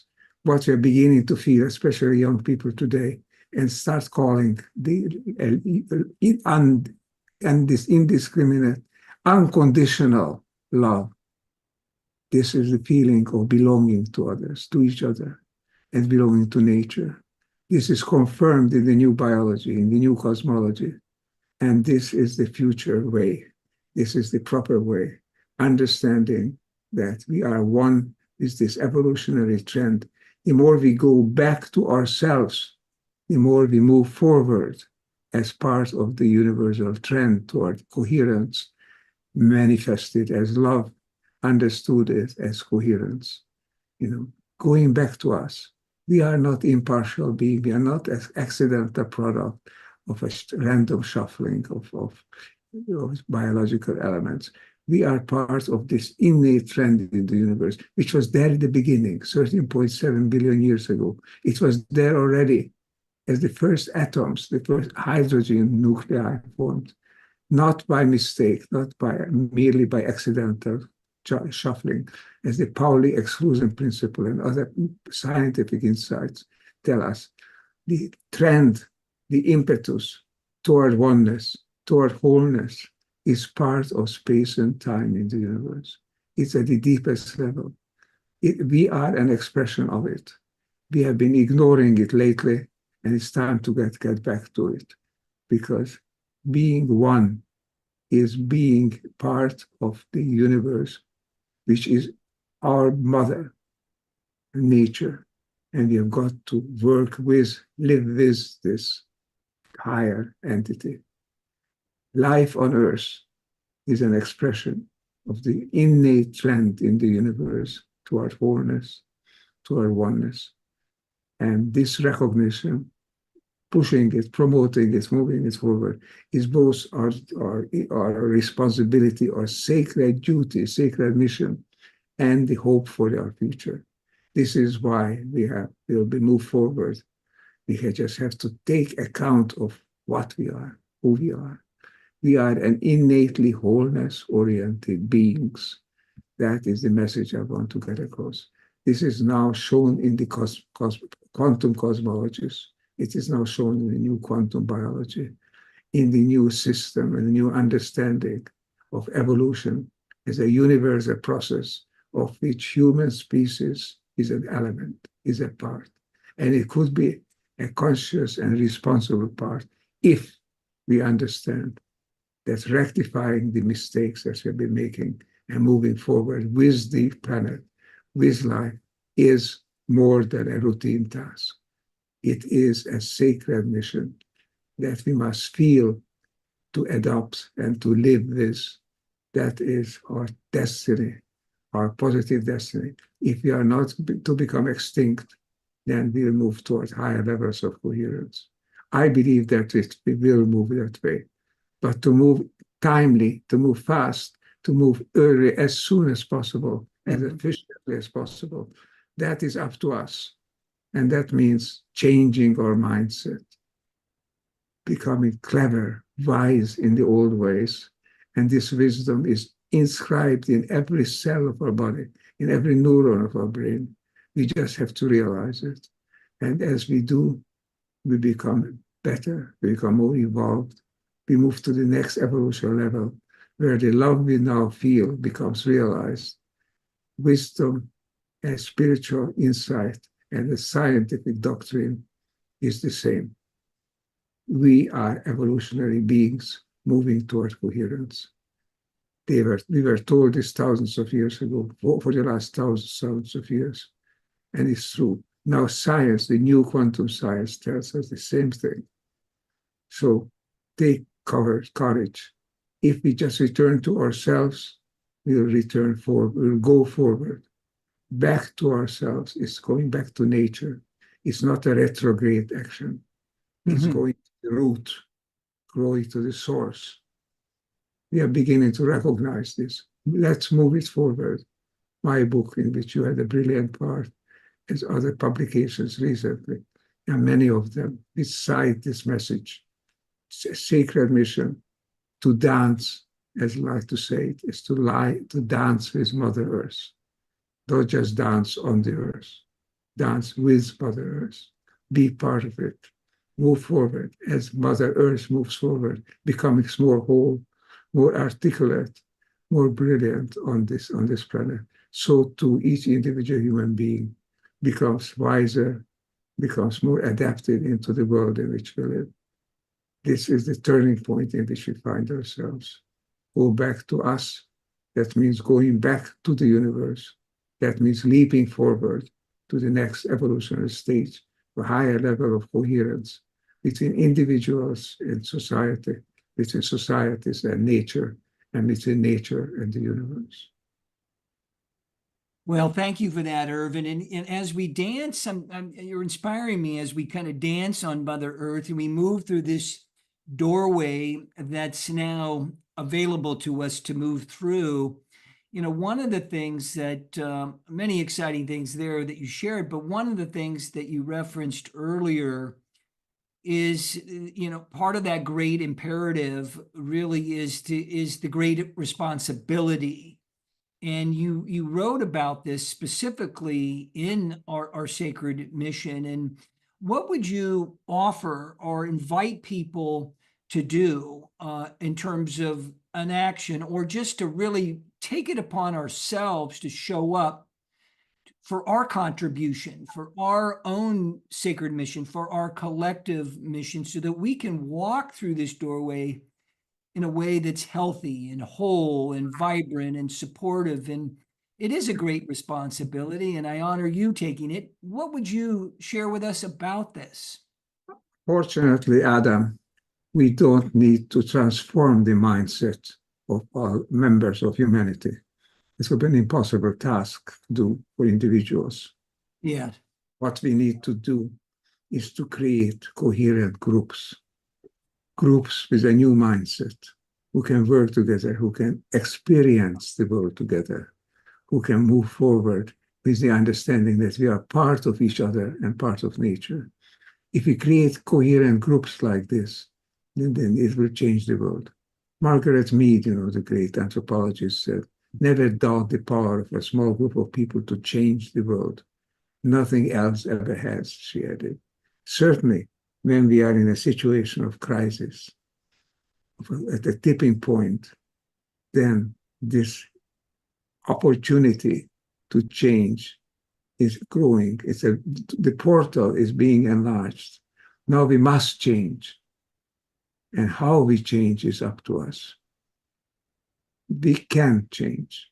We don't need to change 7 billion people individually. We can't do it.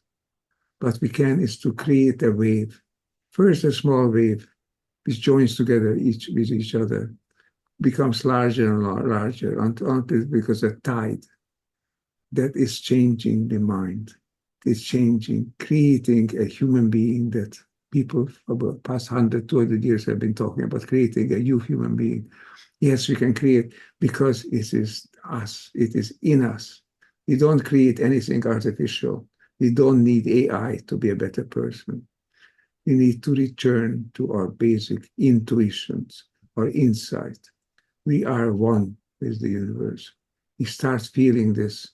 We start feeling that our participation in the great rhapsody of life on earth, that is the key for us moving forward.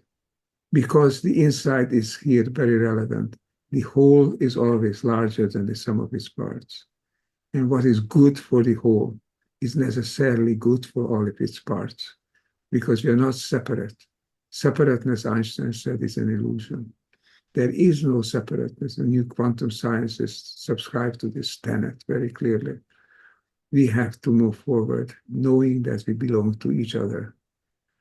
And this innate impetus toward oneness, celebrated in the Oneness Day, among other festivals, this great impetus is what we need to further, what we need to recognize, get hold of, and live with. This is our evolutionary path forward. It's in us. We are our own best advisors, but we have got to get rid of those superficial wants and wishes and impulses that drive us to our short-term decisions that only benefit us in the short term. Because what benefits us in the short term could, and as you see, partially does, destroy larger levels of coherence around us. We are destroying the planetary coherence, biological and social, ecological coherence. It's not good for the planet, therefore it's not good for us. Yeah. But what is good for the whole planet as a thriving entity, as a thriving oneness, moving with incoherence, driven by, furthered by love, that is the entity. That is the oneness that we seek. Not imagination, not fantasy, but truly that which brings us together. We can change the world. But as Gandhi said, start with yourself, be the change. We start a wave here and there. Those waves coalesce. They become a larger tide. And that tidal wave is what changes mankind from a short-term, self-seeking, superficial entity toward a veritable part of the evolutionary wave that unfolds on the planet. It unfolds elsewhere in the universe, as we now know. Life emerges in many parts, many places in the universe, even in some distinctly unfavorable, physically unfavorable parts, near volcanoes, near in space, even near active stars.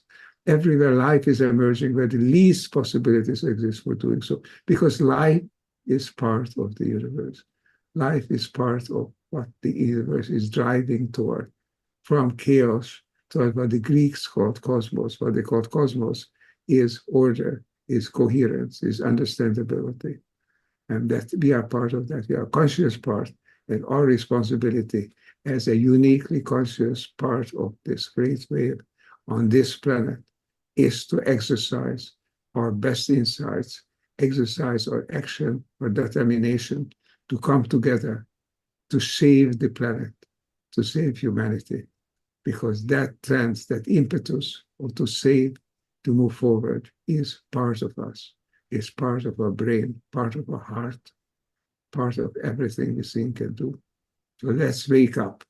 The clarion call, as we have seen in the preface, it is been issued. It is with us. It's up to us to listen to it, to hear it, and to act with it. It's not difficult. Because all we have to ask always is what I'm trying to do, what I stand for. Is it something that benefits me in the short term, perhaps, but destroys some parts of the larger entities of which we are a part? Or is it something that is truly furthering this evolutionary process of the planet? Life on Earth, that is our largest frame of reference.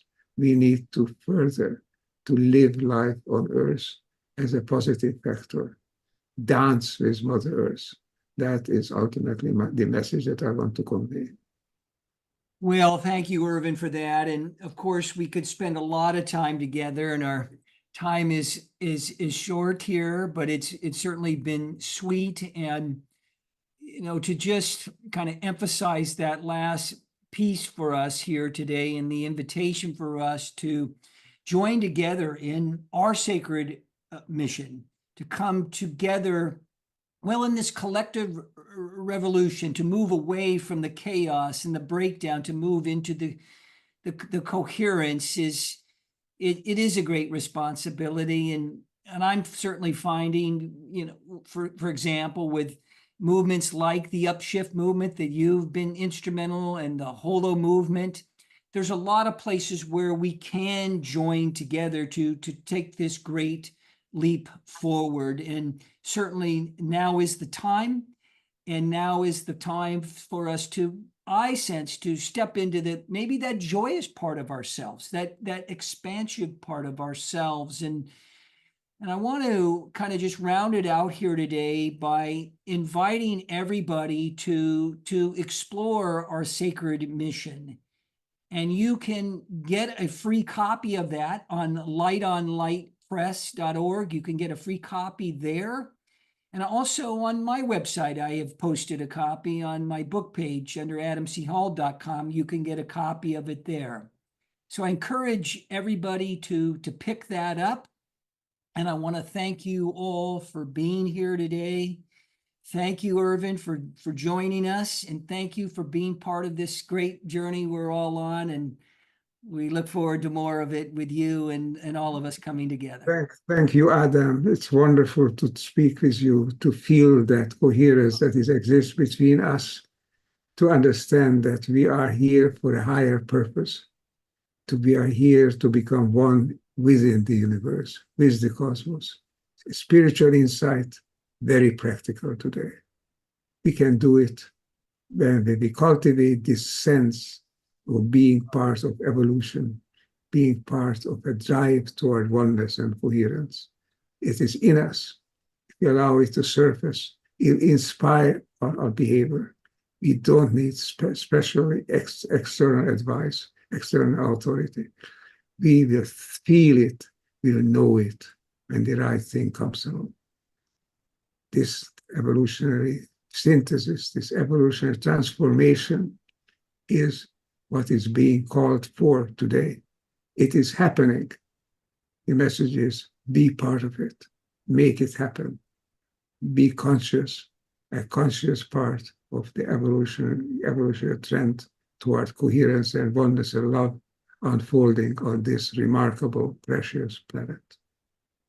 Be well, everybody. Thank you, Irvin. More soon. Take care.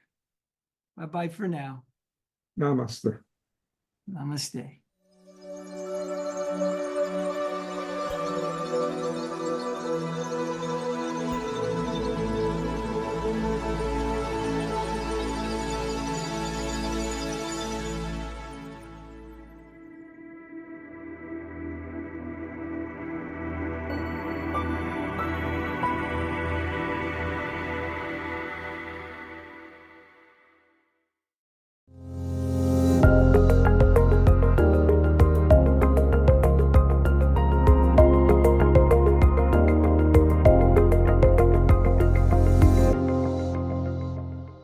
So, welcome everyone. Welcome to this Global Oneness Summit program, Avatars for Transformation. I'm Dr. Kurt Johnson of the Evolutionary Leaders Synergy Circles, a Global Oneness Summit host. And we really welcome you to this special video featuring Aja and Karuna, both pioneers in transcultural media. They'll be speaking about elevating the voices of underserved communities for a better world, creating real-world impacts through community storytelling, and especially about avatars as an art form, where art meets technology for fully empowering storytelling for real transformational change. Karuna will be talking to Aja as part of Karuna's ongoing series of interviews with cross-cultural voices from the Divine Feminine. And Aja will be sharing from her pioneering work with storytelling and storytelling technology to lift the voices of underserved communities worldwide. You can find out more about both Karuna and Aja in their complete bios at the Global Oneness Summit website. So welcome, and over now to this amazing video. Hello, my name is Karuna, and I'm so delighted to introduce you to Aja Donovan. I understand you work at an intersection of art and science with a specialization on creating avatars for global transformation. Can you explain what an avatar is and how you use them in your work, please? Yes, of course. Well, avatars are one of my favorite things to talk about. Maybe it's good to define what an avatar is for those who don't know. Please. So an avatar has, it's been seen these days in modern times, mostly on the internet, games or Facebook or on your cell phone, where you create an image of yourself or a version of yourself that you express in the digital world. But before the digital world, there was an ancient idea of avatars, of divine spirits coming into being in order to serve and help all sentient beings be free of suffering and, Like ascended masters. Exactly. I believe that the avatars that I'm creating they have that divine energy just because of the way that they're created. I started creating these avatars by bringing toys and stuffed animals to 5 different continents and exploring how different cultures play and how they use storytelling for social change. And the way I did that is passing these toys around. People would choose the one that they resonate with the most, and then you pass it around the community, and everyone contributes to the story or the purpose. And typically, the story or the purpose is related to that community. So if it's a homeless community, it's the struggles they're dealing with. It's the types of homes they'd like to live in. It's sustainable housing, whatever it may be that's kind of related to that topic. And usually it's aligned with something the community is struggling with, or something they want to communicate, or something that can be of benefit to them and or the greater world. I've created over 55 different avatars with different communities all over the world. Some of them are more spontaneous, and some of them go through the kind of laborious research process of literally interviewing dozens of people in order to kind of have the story emerge. Smokey the Bear is for forest fires. We all know him in the US. Each of these avatars is similarly branded, but for other topics. So it could be homelessness, it could be women's empowerment, it could be animal welfare. There are so many different characters. Just like there are humans in the world, there could be that many avatars in this imaginary world I've created called Presentville. But they're just a tool to deliver stories. So 3 of my favorites. Wait a minute, Presentville? Yeah. Okay, Presentville has how many residents? Currently, we're up over 50 plus residents in Presentville, which are all these different avatars that have come to life through this community storytelling technique. I love this already. I want to live in Pleasantville.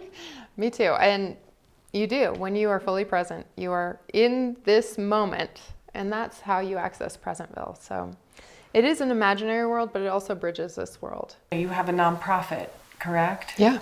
Global Peace Train isn't just a nonprofit organization in the real world where we deliver, needed resources to people all over the world, but it's also a vehicle that brings these avatars to and from the imaginary world of Presentville.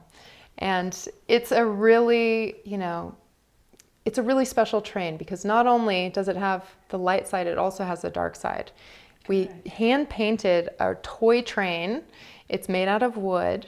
And on one side, it has all the representations of what, lightness in this world is. And then on the other side, it's all what darkness in this world is.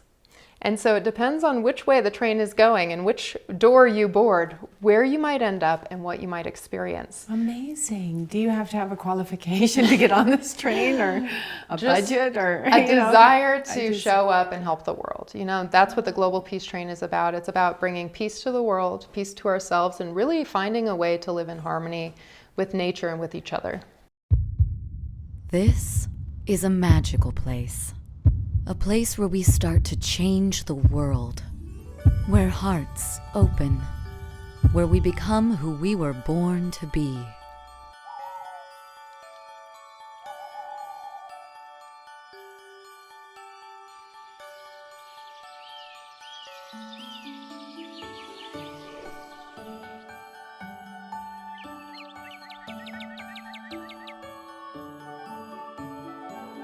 This is Presentville. Here you'll find the tools you need to help achieve the dreams you've been dreaming. Here the habits and patterns you've been locked into break free. In Presentville, all the magic of childhood becomes real again. Toys come to life and help us remember who we are and awaken our highest potential. On your travels, you'll meet friends who all have important gifts to give through their stories, just like you. Once you've traveled the path into Presentville, it's time for you to bring your own gifts to the world by boarding the Global Peace Train. You become a resident of Presentville, a character with a story to share, with gifts to give, and the ability to work on fixing real-world problems around the globe. You can join an existing Global Peace Train project or even make your own. No matter how you choose, you'll help us transform the world aboard the train. This is a magical place, a place where we begin to change the world. We're ready for you.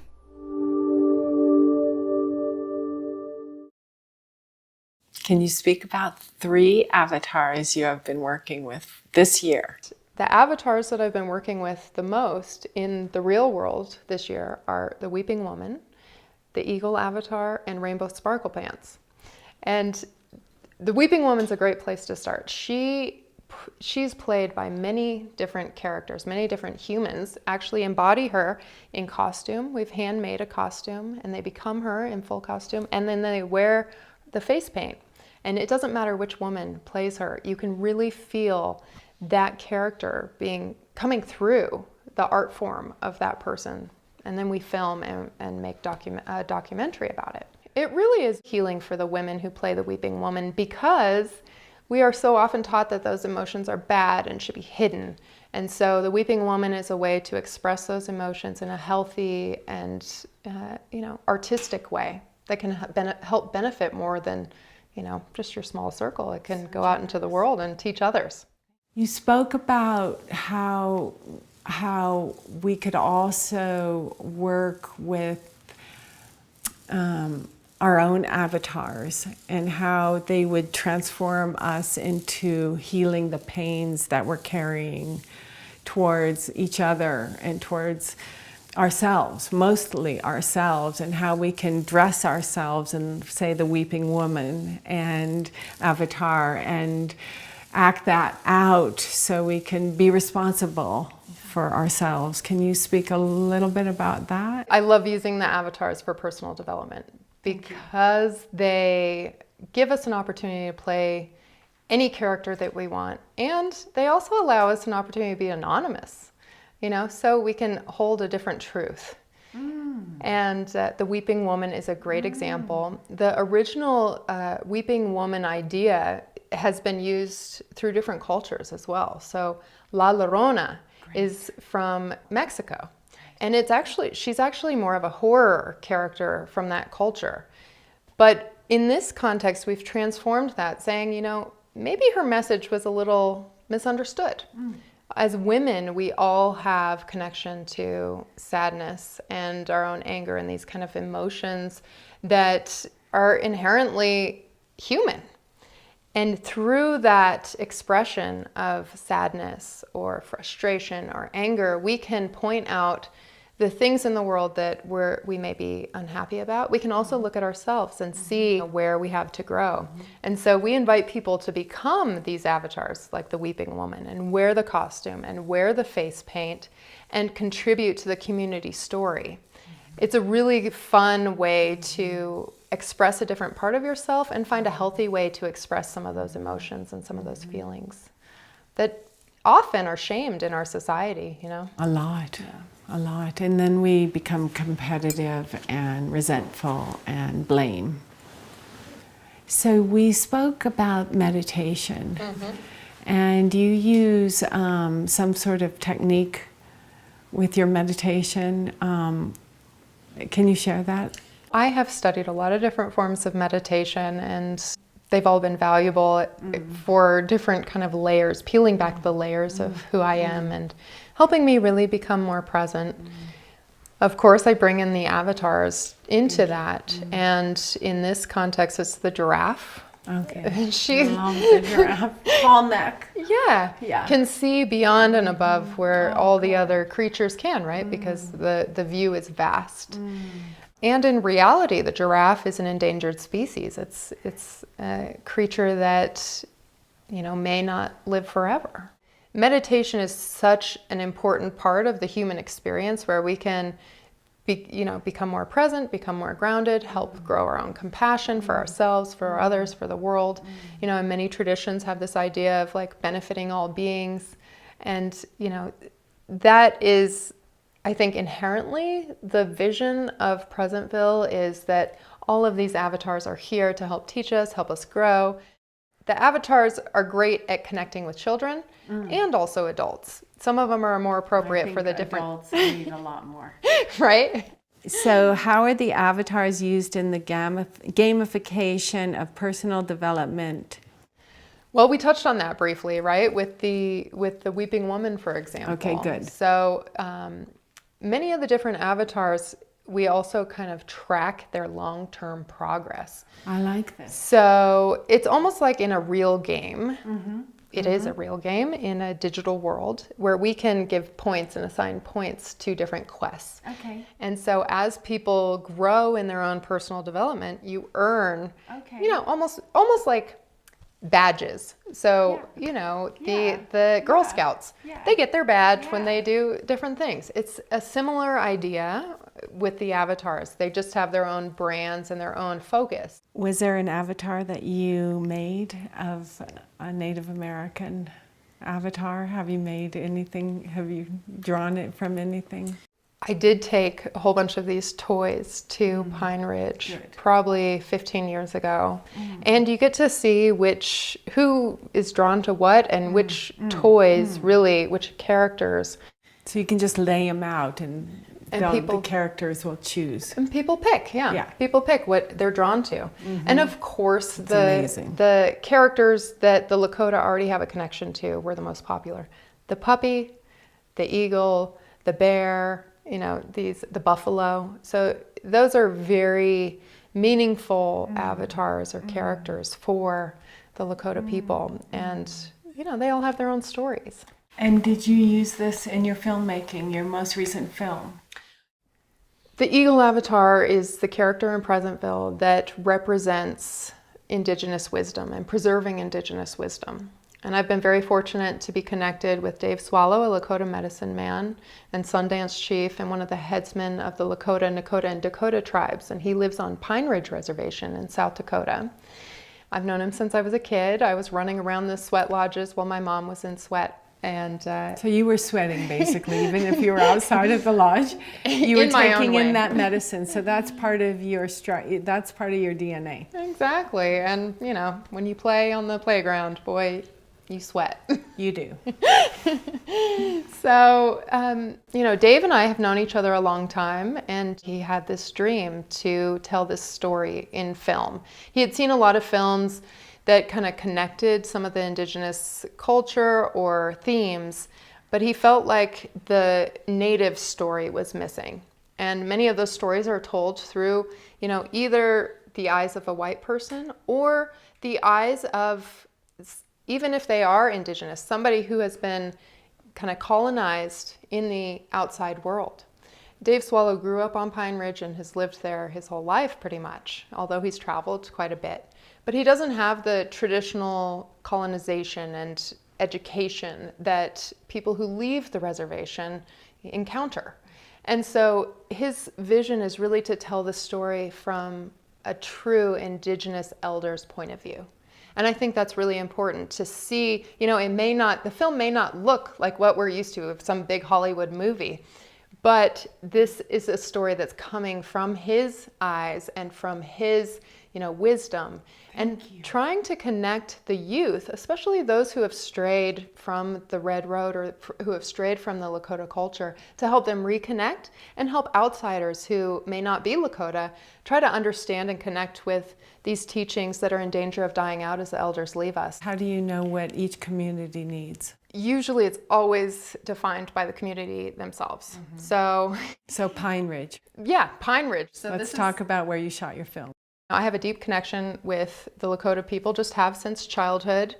It wasn't until my mom kind of brought Dave and I back together, probably about, 7 or 8 years ago, to do another film, a documentary style film about Pine Ridge, a shorter piece, that he found out that I was doing film, and he handed me a script back in 2017, and he was like, hey, let's make this movie together. And I was like, okay. He's like, I have a couple other smaller movies that I'd like to make before that are shorter films, and let's start there. And I was like, yeah, let's do it.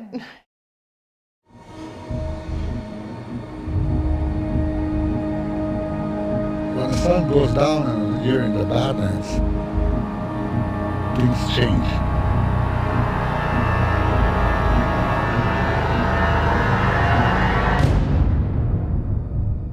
Billy, where are you? I'm at the hospital. What happened? I don't think you would believe me if I told you. It's a really beautiful story, and of course, Dave and I both bring, certain elements into the film. I always hide little avatar suggestions and things in all of my work. So yes, there are little crumbs that people will find if they're really interested in the different avatars. They may see some of those avatars throughout the film. We wrote it together based on an interview I did just like this on film, and we created a whole world with all these characters that connect to the Lakota culture and traditions. It was a very challenging film to make because, obviously it's an indie film, the funding is always one hurdle, right? But then beyond that, working on Pine Ridge is really challenging. Everything is very spread out. The amenities are not like what we're used to outside of the reservation, right? Not even close. No. So, a lot of people up there don't have running water, they don't have heat, they don't have electricity, they use homemade outhouses outside. To this day. Yeah, so it's like a third world country right here in the middle of the US of A. We don't focus on that, but it's a window into what Pine Ridge is now, and also how Pine Ridge kind of got there. And how did they like you being up on the land and filming, and were they happy to have you, or wanted to be involved? For sure. Many actors show up? For sure. Dave Swallow has a wonderful community that he's built on Pine Ridge since he lives there. And him and his wife work tirelessly to preserve the Lakota teachings for future generations. And some of those teachings, just like with other indigenous cultures, are in danger of dying out as the elders leave us, because the youth are coming in and they have less interest maybe in the old ways and more interest in being in, a more modern society, watching TV, having connection to internet, all of the modern things that youth do these days. Dave talks about the Red Road and in his culture. The Red Road is the spiritual path.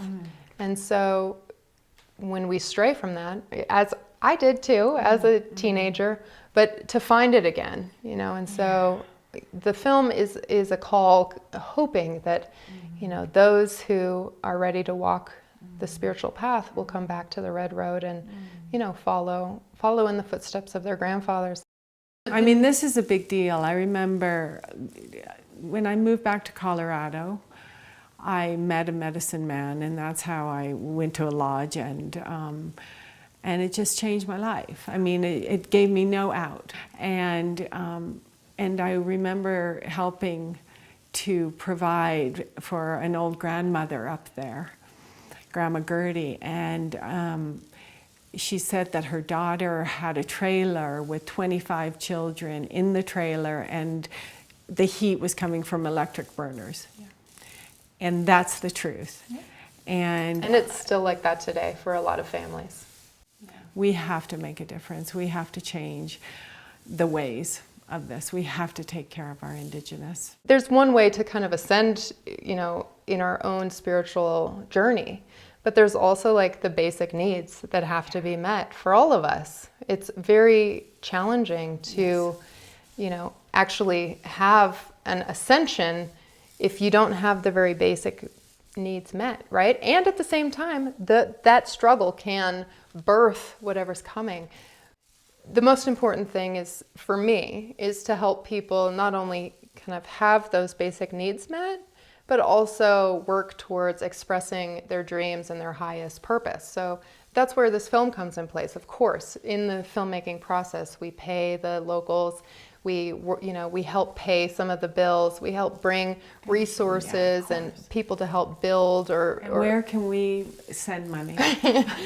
It's all on that nonprofit. Yeah, okay. globalpeacetrain.org. Okay. We must send money, everybody, now. You have Animate Inc. as well. What is Animate?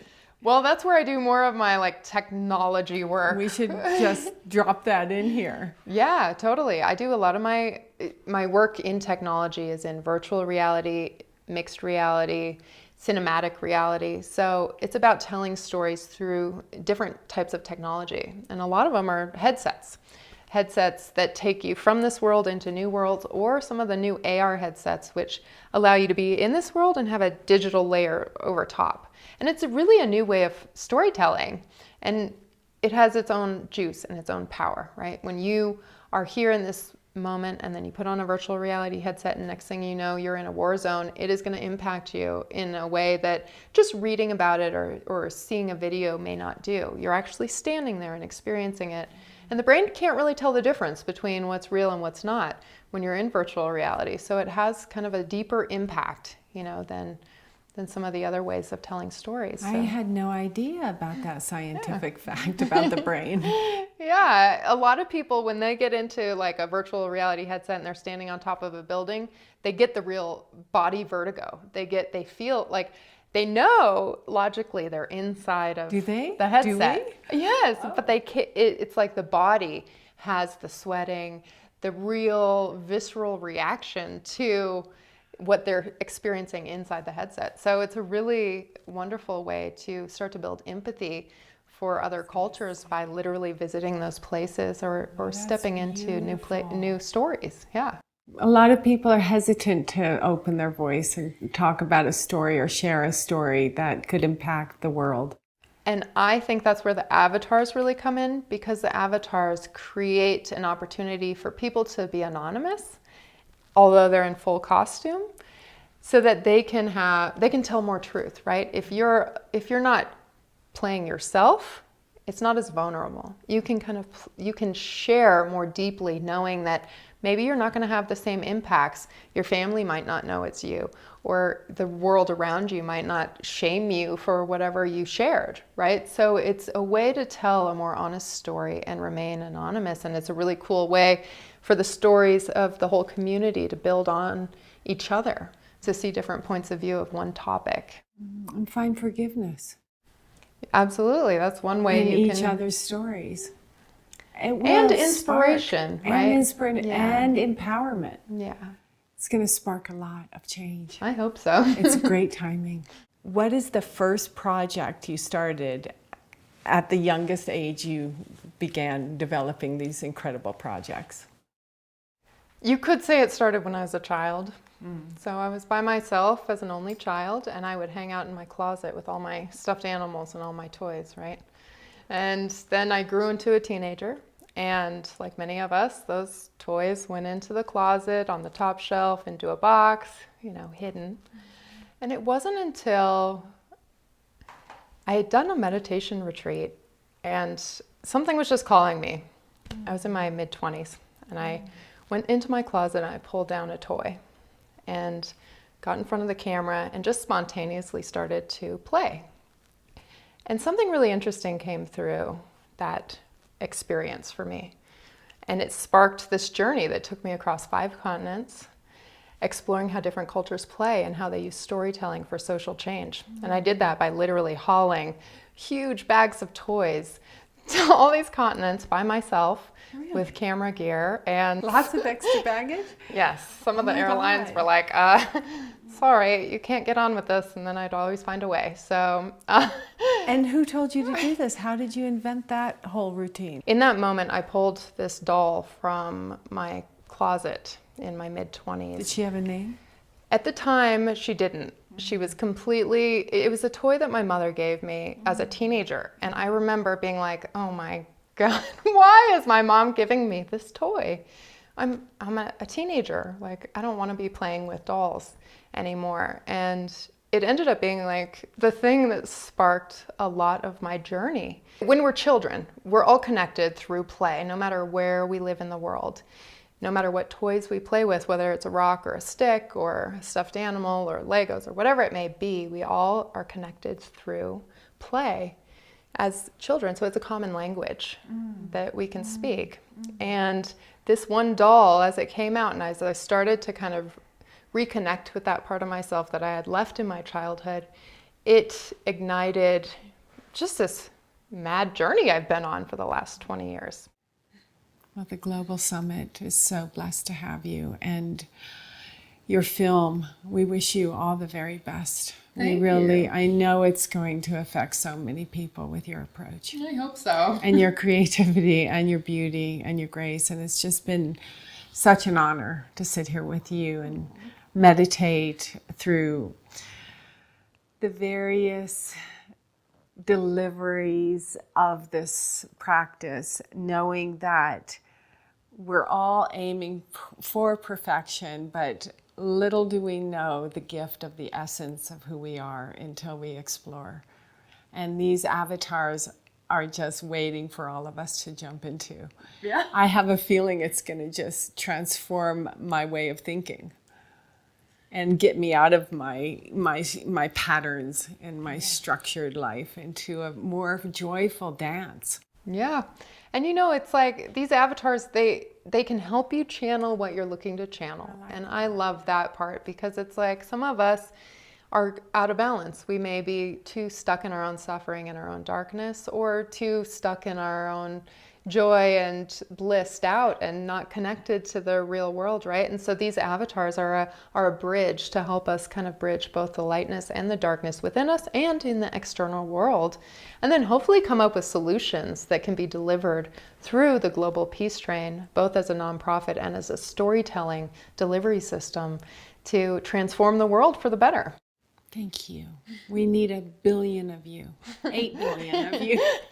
So can you go out to every avatar and become, our spokeswoman, please?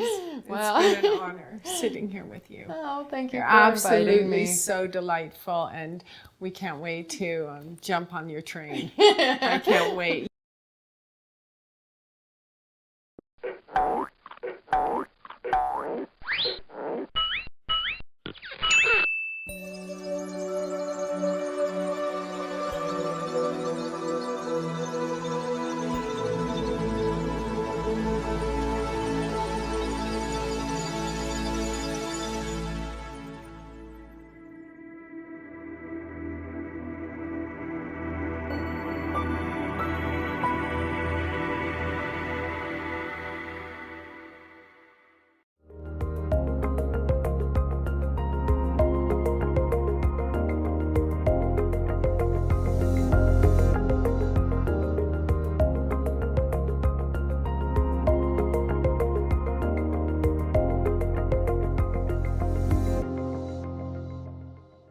Welcome to this segment of the Global Oneness Summit. I am so thrilled to be here with Karen Curry Parker.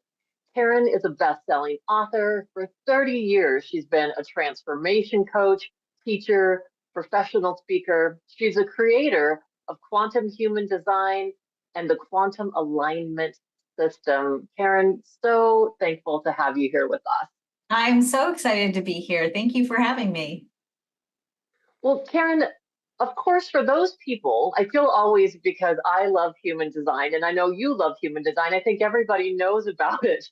But for those folks that don't quite know what human design is, will you help explain that, please?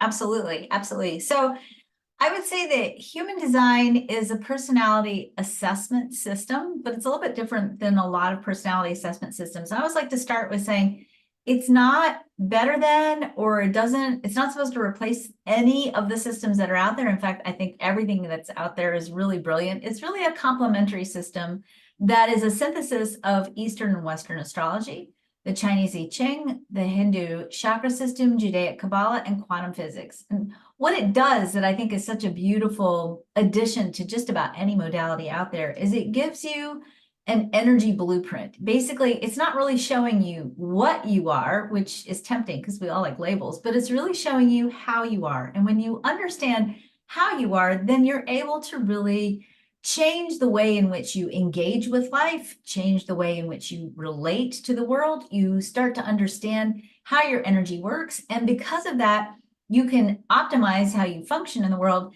And this is really the most important piece, you start to recognize what's influencing how you make decisions. And when you understand that, you start to be able to drop into a place where you learn to make effective decisions that take you where you want to be and where you want to go, and allow you to sort of untangle yourself from our cultural conditioning, outdated narratives, family patterns that maybe are holding you back from fulfilling the full potential of your human story. So it sounds like part of what it does is it's this tool to really help us understand our inner workings, our energy systems, as you said, with the chakras and these different things and how those manifest for us in the world and how we might better work with maybe those energies or better understand our relationship with those. So it changes how we then show up in the world. Absolutely. So a good example might be some people, according to their energy blueprint, are emotional empaths. Now, there's a lot of different ways to be an empath, but a lot of people are emotional empaths. And when you're an emotional empath, it means you go through life growing up being super sensitive, right? You walk into a room, you probably have this too, Stephanie. You walk into a room and you can read the emotional energy in a room, or you can read the emotional energy in a relationship.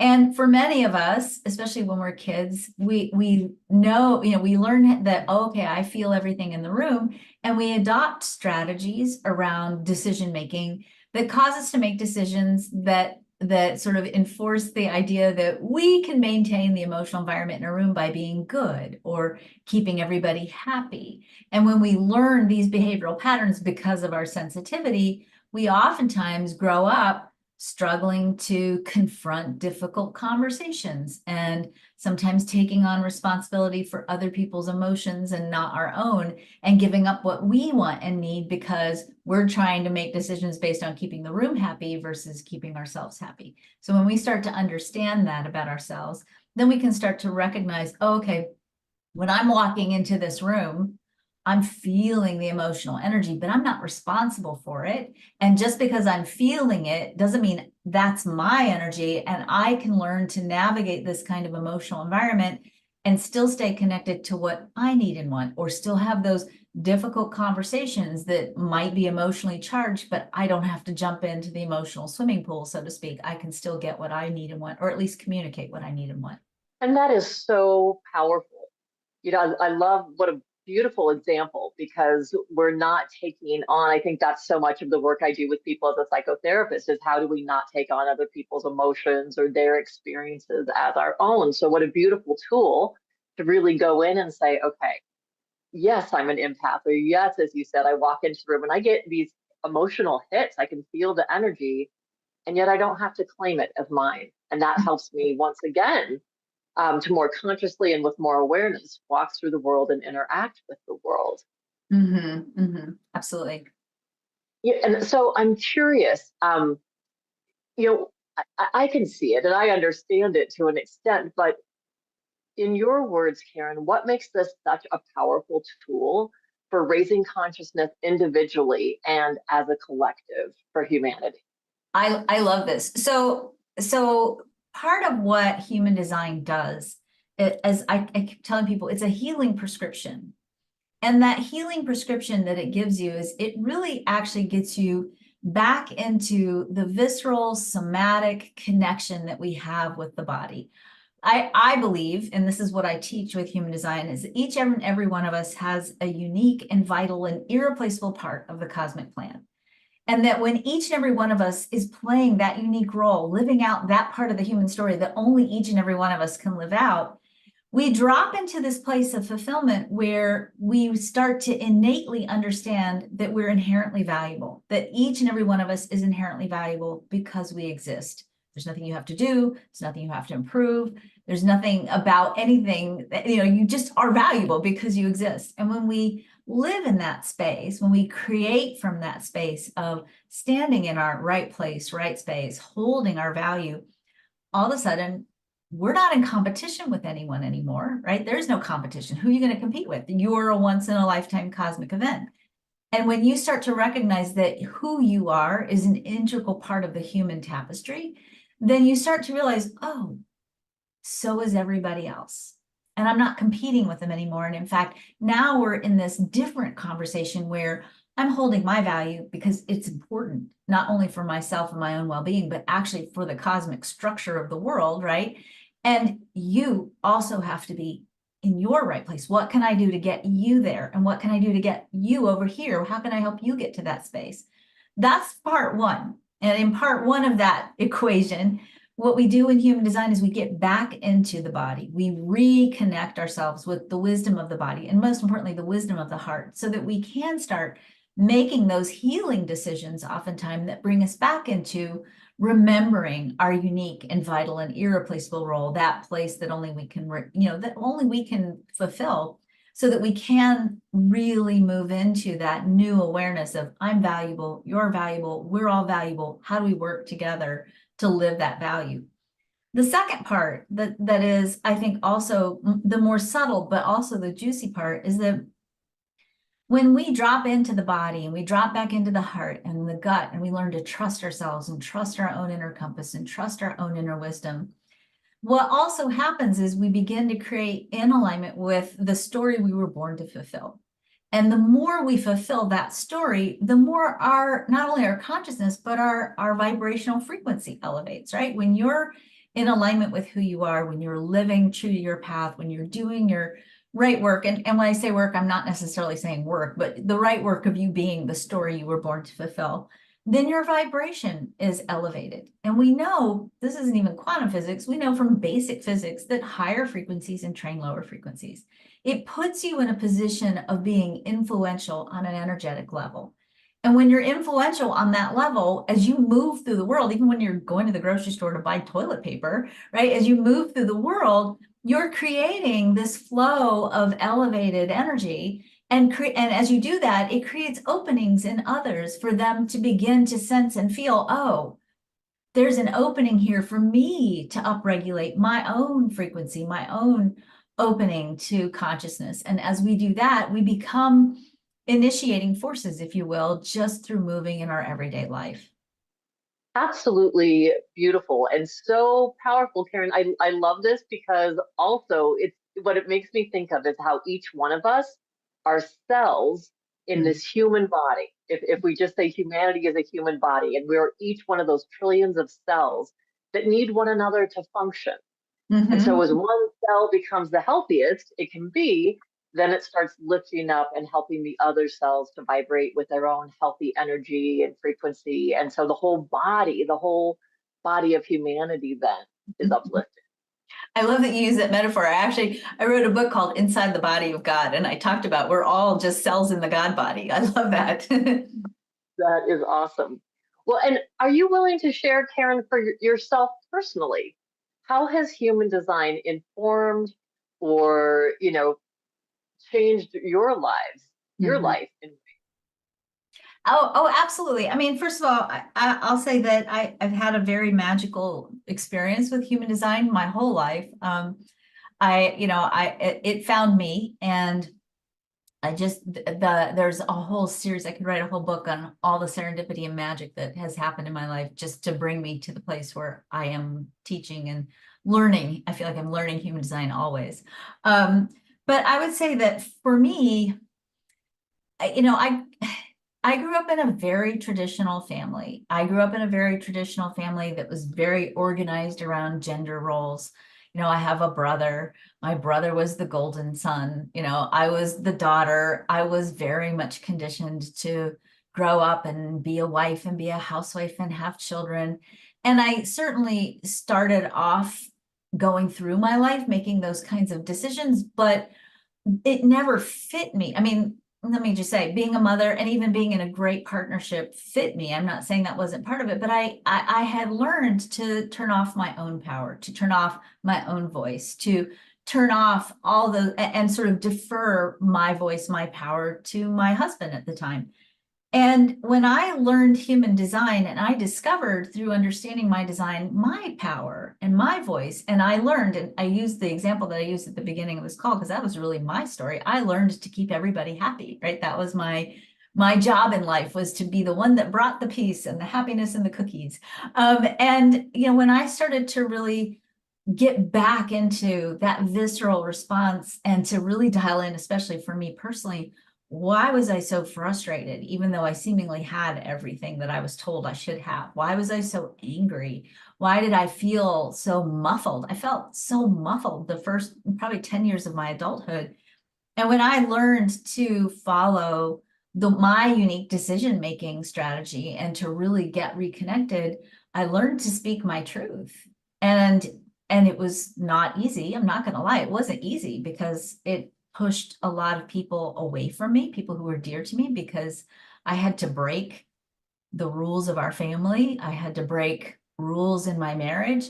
And, it took me a while to re-engineer my outer reality to match that new connection to my authentic self. But I'll also say that in the process of disassembling those old narratives, and in this case, disassembling my marriage, it created an opening for me to restructure my relationships with my family in particular. We have a much better relationship now. Also, they don't tell me what to do, which is good.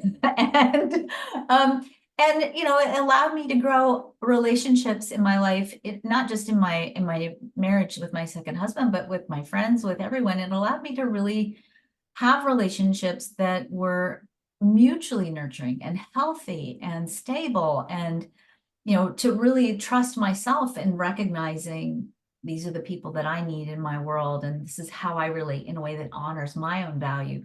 And that was huge. I mean, it was a huge, I'm not going to lie, it was a huge disruptive cycle, but in the end, a huge reconstruction that allows me, I think, still to this day, to be the fulfillment of, I think, the person I was born to be.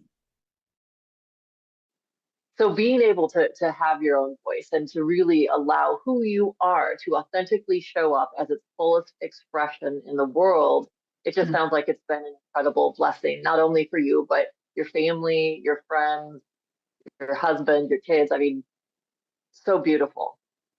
Yeah. Oh, and I think, it's hard to talk about this because I think I'm still working through some of our cultural conditioning around ego, but I want to speak to this because I think sometimes, and I will say, I think especially for us as women, sometimes our cultural conditioning is such that we don't turn around and acknowledge the impact that we have or the importance of the power that we have once we activate it.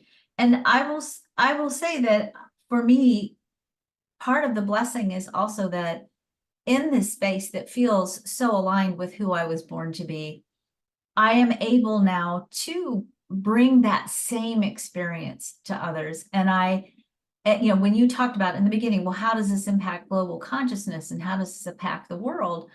For me, I feel like I wake up every morning and I'm a what is it, the pool stick on the pool table. It's like I say these things that are really manifestos from my heart, and I say them out into the world, and I have the courage to say them out in the world, which I would not have had the courage to do in my 20s and even in my early 30s.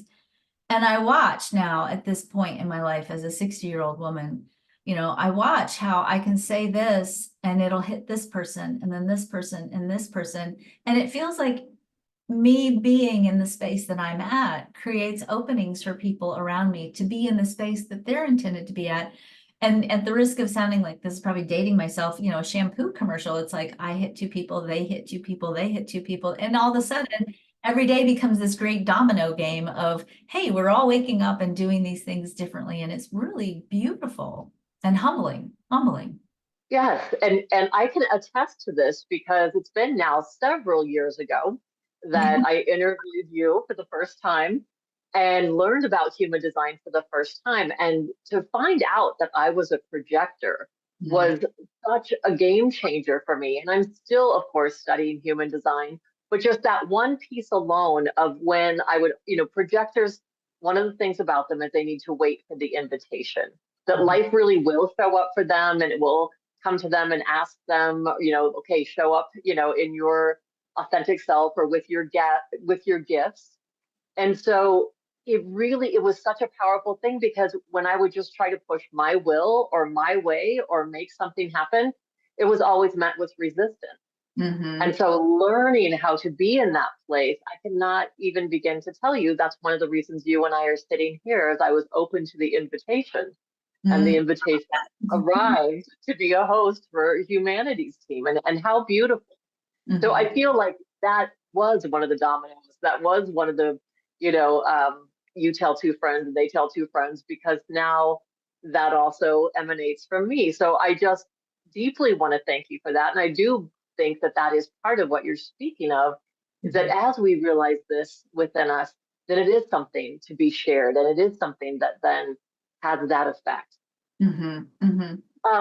I do want to ask you, just because so much is going on right now in our current world, and we're really at this crossroads, at this point where, people say there's this new era beginning, this new era of awareness, as another era or system begins to close. This growth cycle that we've been in closes, and another one opens. For you, how do you see that human design can really help us at this crossroads?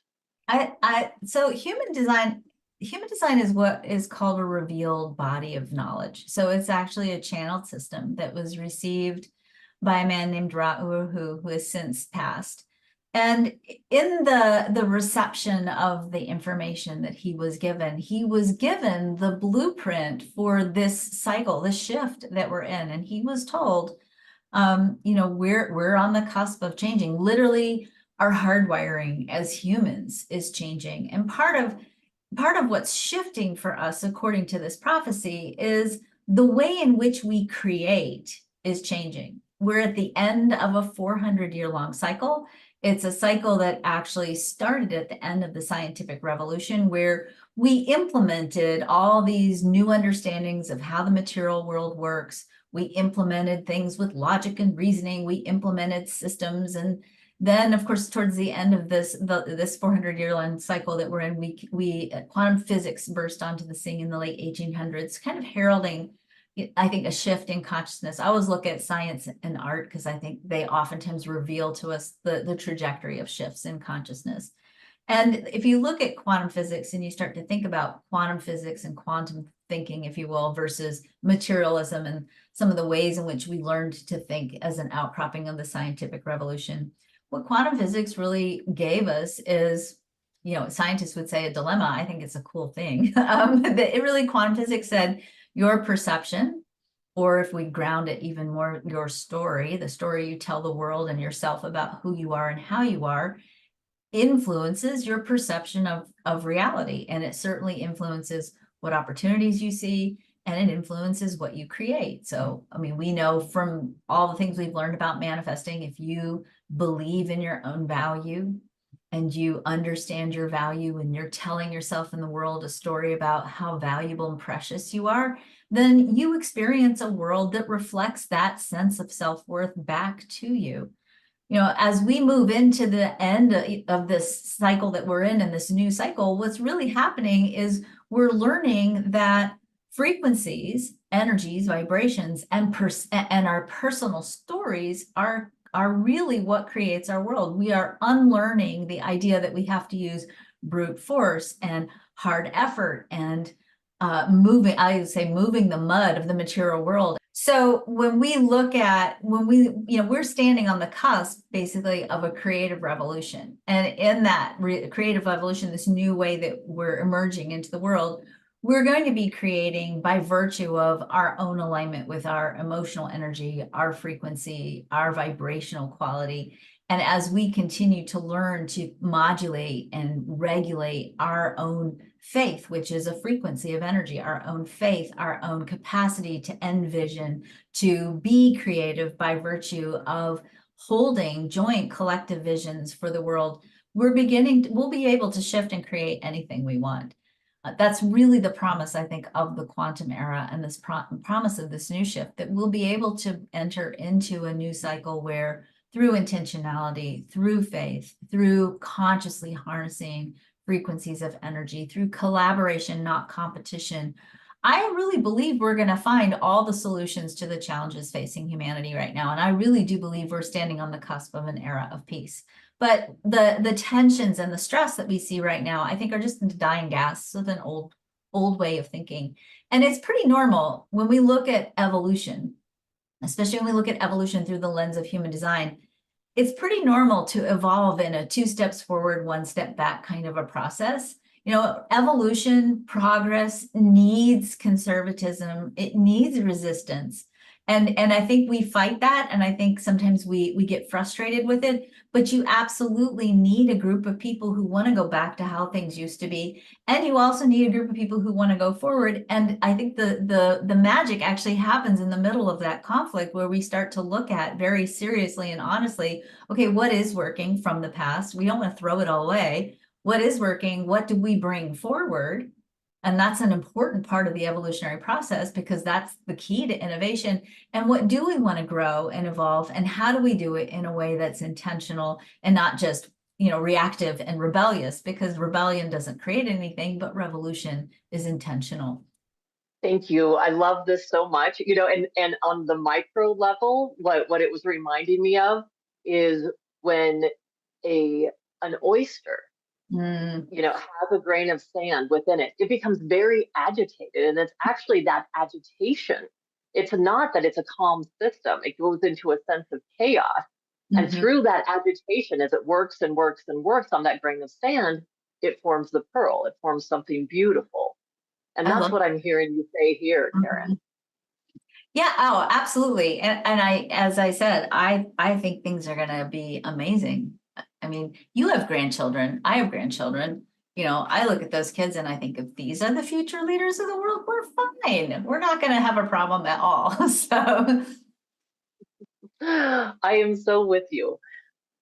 Karen, if there was an essential message that we haven't talked about today that you think is important to share as we're talking about oneness and we're talking about this very important and essential change that's happening on the planet right now, what would you like to share?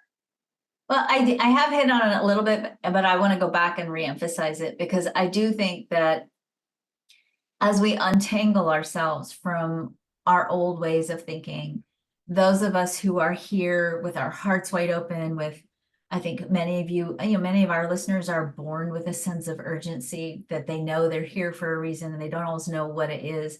I always want to bring people back to remember that you actually are your life purpose. It's not what you do, it's who you be. And most importantly, the most important contribution you can make to the world at this time is to dig deep and really, first of all, get yourself reconnected to your inner wisdom. And then secondly, follow that wisdom so that you are consciously untangling yourself from ancestral stories, your own personal stories that are holding you back from fulfilling the story you were born to live. What the world needs the most right now is an army, legions of awakened people who are willing and able to entertain the idea that anything is possible with intention. Anything is possible with good dreaming and good creative possibility thinking. And we can't do good thinking. We can't create intentionally. We can't take those leaps of faith that sometimes we need to make if we're hung up in old narratives that hold us back. So I think our job right now is get ourselves personally untangled from old stories. Remember that your mission, your purpose is to be yourself, and then to keep doing that work in the world of fulfilling that story that only you can fulfill. Beautiful. Thank you so much, Karen. And how can people find out more about human design? I know that you have a program on Humanities Stream. So we have a program that's a really great introductory program. And probably the best way to get started with really getting the most out of that program is to get your free human design chart. So if you go to freehumandesignchart.com, it's pretty easy. Get your chart and then go to Humanities Team and go to the introductory program that's there. It's a really wonderful way to start exploring how do you get reconnected to your personal story? How do you get reconnected to the heart of who you are? And how do you start making better decisions that bring you closer to a life that is the reflection of that once in a lifetime cosmic event that is you? So beautiful. Now, I know we just have a few minutes left before we end. Is there something, Karen, for you that is exciting you that's next? Well, I mean, everything's exciting at this point in my life. Yeah, I hear that. I mean, I'm currently working on a book about manifesting. That's really turning me on, only because I want to put the conversation a little bit upside down on its head. Then we have a tendency to think about or teach your thoughts create your reality, and they absolutely do. They're a part of it, but we don't oftentimes talk about how there's a relationship between your self-worth and you knowing the heart of who you are and what you create. And so I'm really looking forward to continuing to have this conversation that I have with people, in my life, about helping people remember that you're precious. Each and every one of us is precious, and we have to reclaim and proclaim our preciousness so that we can really fully activate our innate creative power. So that's what's turning me on a lot. And of course, a lot of that is about storytelling and really learning to consciously and intentionally use storytelling as a healing tool. That was the focus of my PhD research last year. It's so beautifully simple and creative and fun. I mean, you literally can sit down with glitter and washi tape and a cool journal and some, all those things we learned to do when we were 7, and get into your personal story and rewrite it and shift everything, including your health and your wellness. So yeah, that's one of the many things that's turning me on right now. I could talk about that for hours. That is so exciting. That is wonderful. Thank you for sharing that. That's just what's beautiful. Human design as this lovely base in and getting to know ourselves deeper. And then all these, I love it in the very beginning, how you said, there's so many tools that we can use in their multiplicity and intertwine to help us really reclaim that sense of who we are. And as you're saying now, our value, our worth, as I would call it, touching base back with that essential spark. That's who we are. Yeah, absolutely. Absolutely. Well, Karen, thank you. Thank you for sharing all your wisdom, all your light with us. It is always such a joy to be in your presence. And I know the people viewing this program are just receiving beautiful gifts from it. So thank you so much for being here. Thank you very much for having me, as always.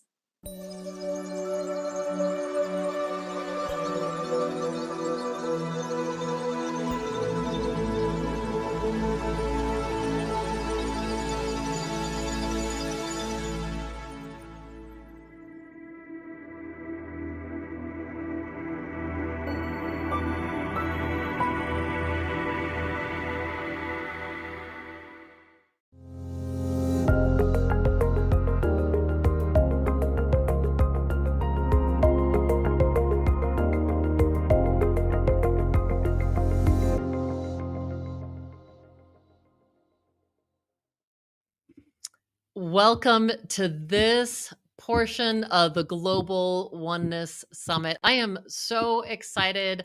I'm with one of the people I just love chatting with. I am talking with clinical psychologist, scientist, teacher, social prophet leader, the amazing Shamini Jan. Shamini, thank you so much for being here. My gosh, thank you so much for having me be part of this absolutely beautiful gathering. It's really my honor. So I was hoping that I could ask you about, what is the science behind practice and grounding? How do we heal? There's so much to it, honestly. I mean, there's so many dimensions by which we've been looking at the healing response in our bodies, of course, in our minds. And the most exciting thing I think about it is just helping us understand that whether we look at healing from a spiritual point of view, an emotional point of view, a mental point of view, or the physical point of view, not surprisingly, these things are very connected. It's interesting, actually. I just was in a conversation earlier with the leading mother of oxytocin research. Let's just go with that for a minute, because oxytocin is such a beautiful, incredible hormone. We've known it as a love hormone. By the way, the mother of oxytocin research, who I was speaking with, Sue Carter is her name. was talking about how when she started studying this in the context of healing, she kind of got into trouble in academia because they started associating oxytocin with love. And believe it or not, that was a problem in academia. So we laughed about that. And, there are all kinds of cultural overlays to that. But really what it was about is, how do we operationalize something like love? And Stephanie, it's kind of the same thing. How do we operationalize something like healing? We've learned so much. And one of the key things that we've learned that healers have been saying for millennia is that healing begins with us. It literally is an inside job. And the science is really leading us to that. So it's not just about optimizing our biochemistry, which of course we can do and is important for health, but it's really about how we're spiritually and consciously showing up for ourselves and for others. And here's what we've learned. When we show up for ourselves, and that means allowing ourselves to engage in practice to expand consciousness, to reconnect with the deeper essence of who we are as divine beings having an embodied experience, we allow for the healing to take place. So this is why, as you know, healing practitioners, including yourself, will say, I'm not doing the healing, I'm facilitating the healing being done. And it's very interactive. We can look at it from the shift of hormones. And I've done some of that work, as you might know. We've done randomized controlled trials looking at energy healing and how it can actually right the responses of hormones in the body, where we found that energy healing compared to placebo, and we could have a lively conversation on that. I discuss it quite a bit in my book. Consciousness shifts the field, shifts biology, as well as our mental, emotional, and spiritual state. And when we look at the data, it's not about a special magic practice. It's just about coming into practice. When we look at the data as a whole for things like Tai Chi, Qigong, meditation, prayer, they're all more similar than different. In the body, we see things like decreases in inflammation in the body because we're literally cooling down the system. We see a better balance of the autonomic nervous system, which is the rest and digest, parasympathetic aspects of our nervous system, alongside the mobilize. So you don't have to trade one off for the other. It's all about balance and harmony. And I would say that's a lot of what the science is leading us to, is that healing really is about harmony. It's not just about getting rid of a disease. That might happen, but it's really about coming into harmony. And we can look at this in so many ways. We can look at it from a societal point of view. Societal healing is not that different from personal healing. It's an ecosystem.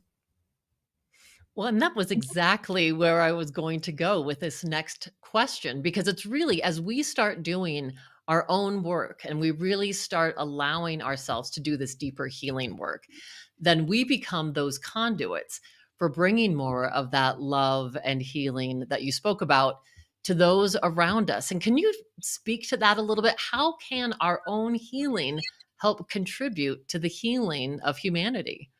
Yeah, I think a fundamental missing piece in the scientific picture for a long time has been this concept of energy, right? We've done a lot in traditional Western science around the mind. And it's the idea of, well, if I could just fix my mind, it'll just fix it. I'm going to go to therapy. I'm going to do all the things. And I love therapy. I'm a clinical psychologist. I have benefited myself from therapy. I think it's a beautiful thing. And I love facilitating healing on the mental, emotional level with my students. And the mind is the mind. The mind is a monkey. Okay, so the mind is always going to just keep going and doing its thing.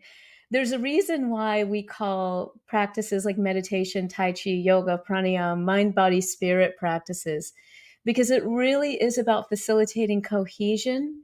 And so I love, while we've been emphasizing the mind for a long time, if we really want to be a healing force for ourselves and for others, it's really about bringing the mind and energy together. So in the West, they call this mind body, but it's really energy.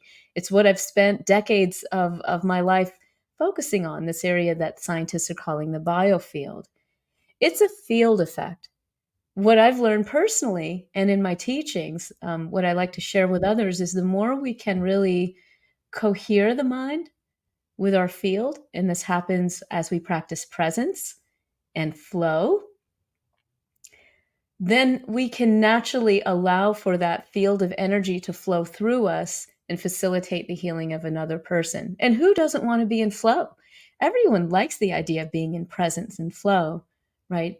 But if we just work with the mind, we can get carried away by the mental machinations. We can overthink things. We can bypass mentally and even mentally spiritually, right? There's a lot of that can happen where we're trying to cognize and restructure and do all those things.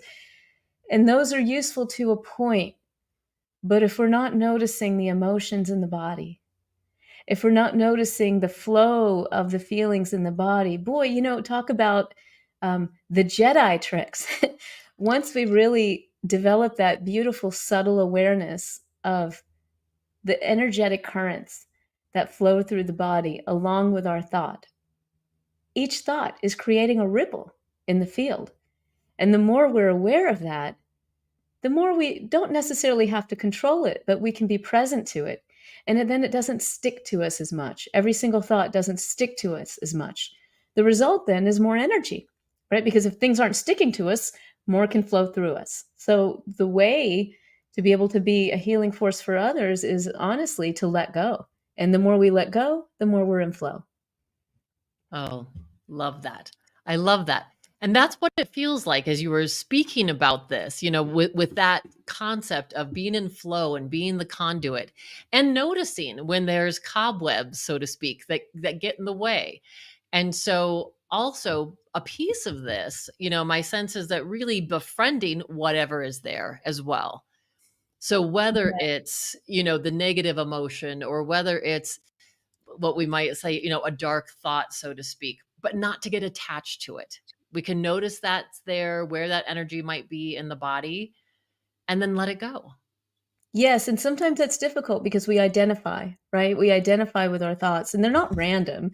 Some people will say they're random. Sometimes thoughts can feel random, but they're coming from a conditioned place. We're all conditioned and it's valuable conditioning. Lots of us have skills and wisdom and insight based on our prior experiences. And those are really valuable. But if we identify with any thought as the truth, and we see what happens in our culture, in our socio-political structures and everything, when we identify with a belief so strongly that we can't take in information from other points of view. So we can do that with ourselves. When we get that thought of, I'm not capable of doing this. I just don't have it in me, or I don't have the energy, or I don't have the skill, or I don't know how, or I'm not worthy, just remember those are just thoughts. They're coming from a conditioned place. And as you say, befriend them, accept them, hold them like you would hold your child that says that to you, right? But you don't have to buy into it. You can just observe. If you really want to dig into it, you can say, oh, that's interesting. I wonder where that thought comes from, and you can kind of follow the stream of thought a little bit if you wish, but sometimes it's enough to just notice what I'd call barrier thinking, barriers to ourselves, barriers to our dreams, barriers to our desires, barriers to what we want to create in the world.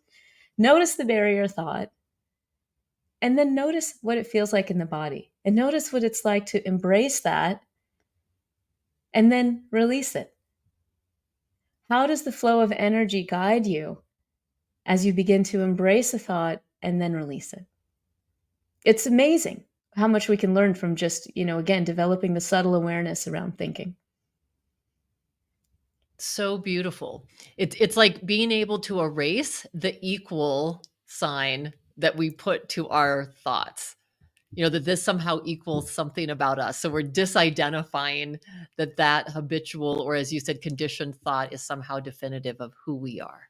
That's right, because we're none of that and we're all of it. We're both none and all of it at the same time. We choose how we wish to identify, and it's a very interesting time in humanity, isn't it? Because there has been so much suppression about our abilities to express who we are as divine Shakti in many different forms and categories.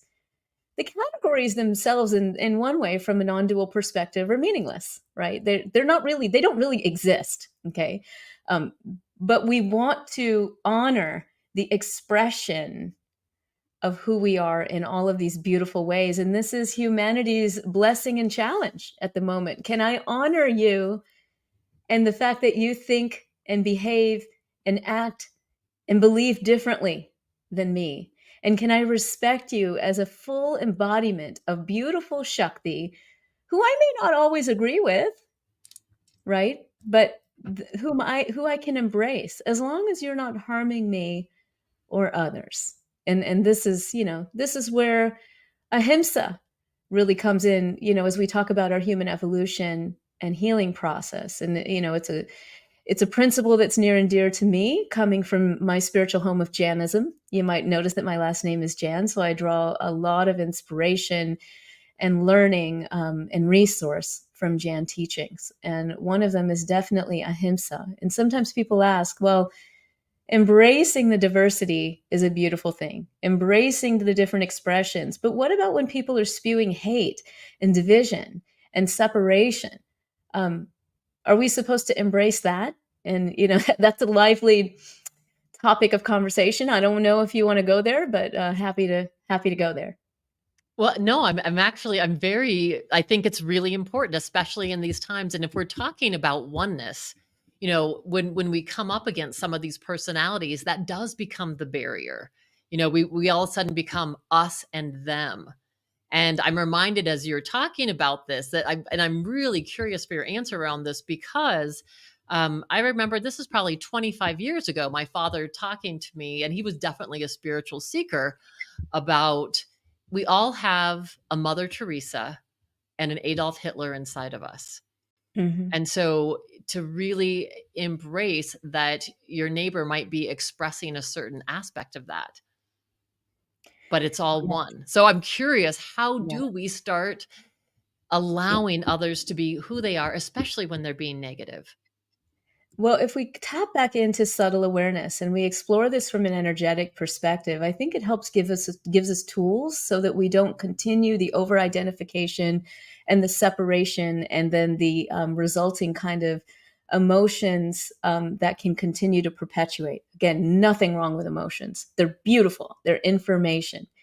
But if we break down emotions into energy and we understand the qualities of that energy, then we can choose how to work with that energy for spiritual evolution without spiritually bypassing. So let me give you a concrete example.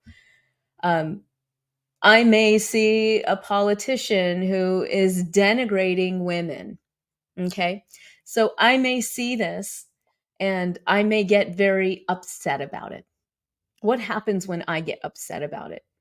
What do I actually feel in my body? I feel heat. I feel constriction. And I associate that with a feeling of anger. Now, my dear friend and amazing healer who recently departed from us in the physical realm, her name was Tiffany Barsotti. She's an amazing, amazing person.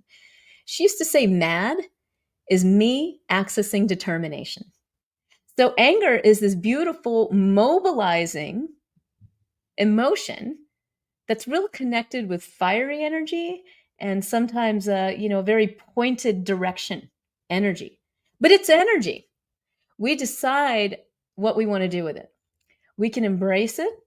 We can hold it. And like all energy and all emotions, it's not going to stick around forever, right? We're just going to hold it and say, what information is here? Now I'm determined. Maybe I'm going to use this information to be determined about why is this triggering me so much? Now, in this particular example, well, it's triggering me so much because I'm a woman. I identify as a woman. And I feel like what this person is saying is violent against women. And I'm seeing violence and oppression, to women across the globe. And I don't want to stand for that. Great. So now how am I going to respond? I'm fueled now with some energy. I've got some fire. And it's up to me to decide how I'm going to use it. I could spout back, or I could yell at someone who's supportive of such a politician and say, how could you vote for that? I could do all that.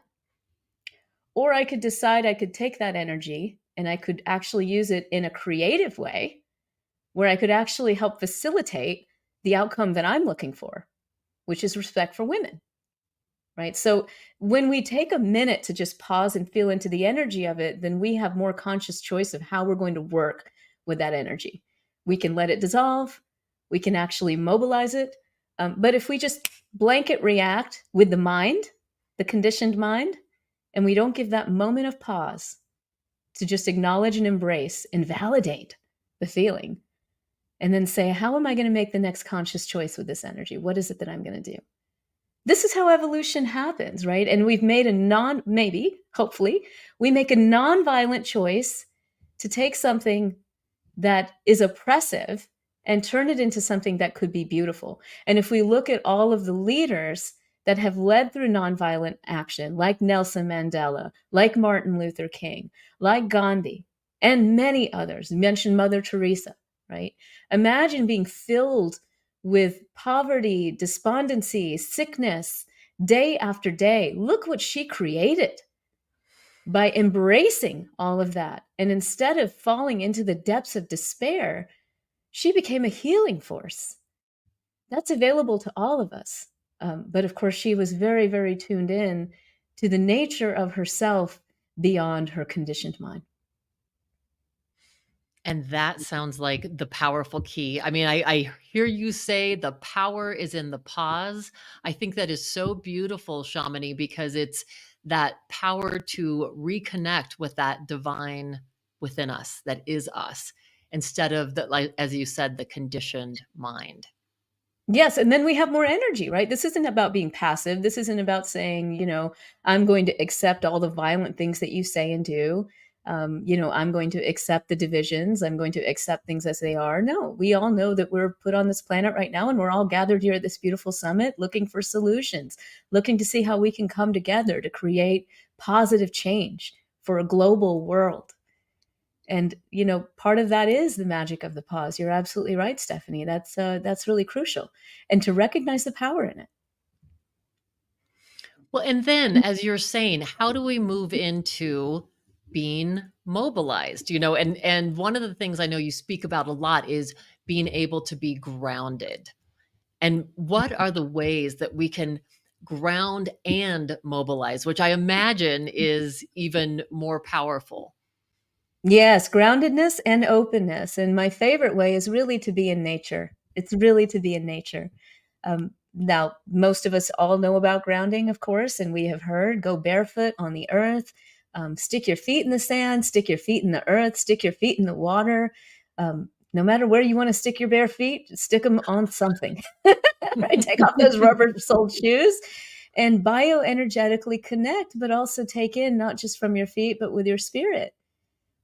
I've lived in a beautiful place in the Carolinas where I am surrounded by trees.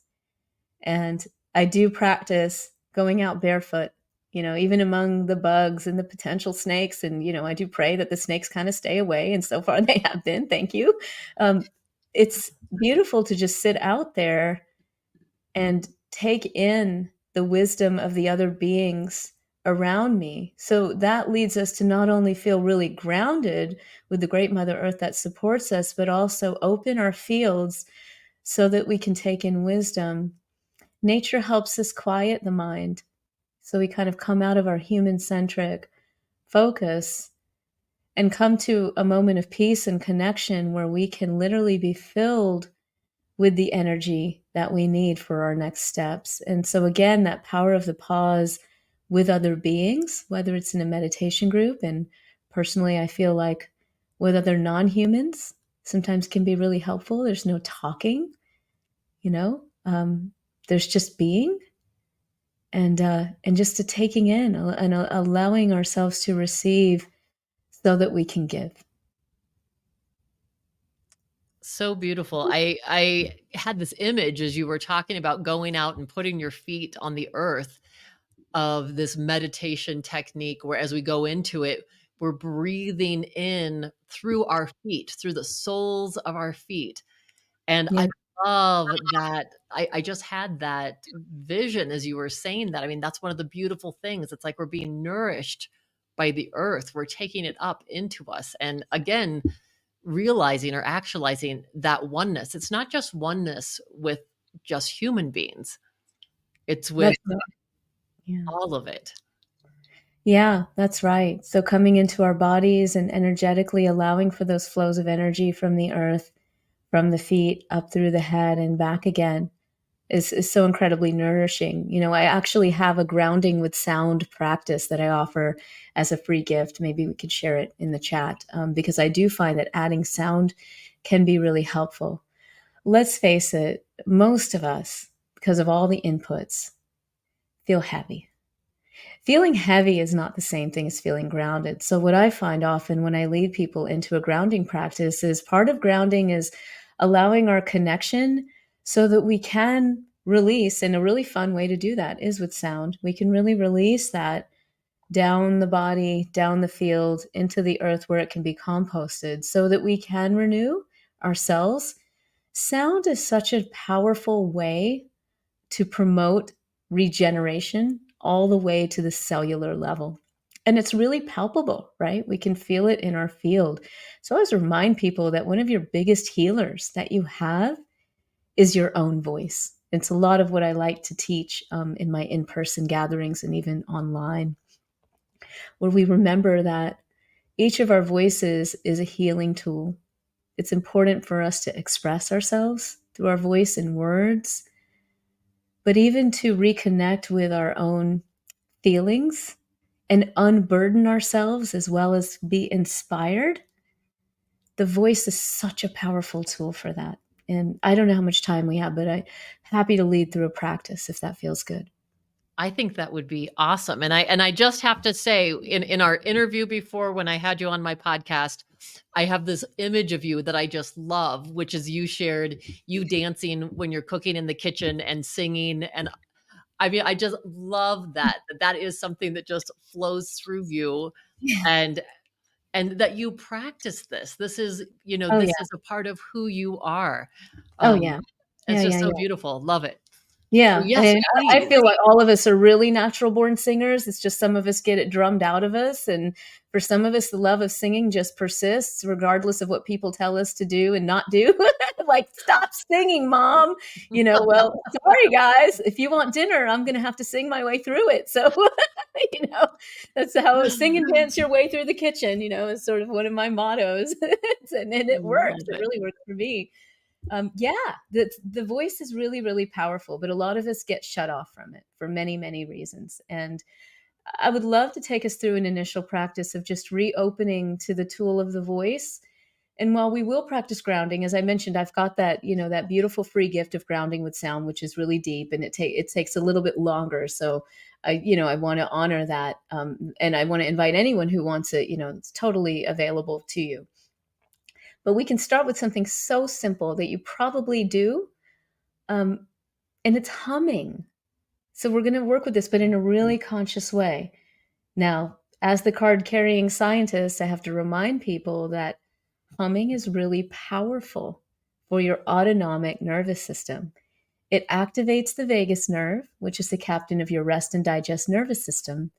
So it automatically sets your cells up to be able to receive an anti-inflammatory response in the body. So humming beats inflammation. How do you like that? So when you're feeling inflamed, humming is actually a really wonderful practice. It's also just a nice way to warm up and wake up the voice. You never want to kind of force the voice in any way. And it's a wonderful way to open to spirit. My experience of humming and the way that I'm going to share it in these last few minutes is it's a way of opening up the sushumna, the central channel, from the crown down. So we talked a lot about working from the feet up, which is essential, and being grounded in our bodies. And as we stay grounded in our bodies, we also want to open to the heavens and the information from the celestial realms. Humming is a beautiful way to integrate this. So we begin by just taking some nice breaths. Let's just take some nice breaths together. Breathing deeply, letting ourselves exhale the day. Exhaling anything we've been holding. Just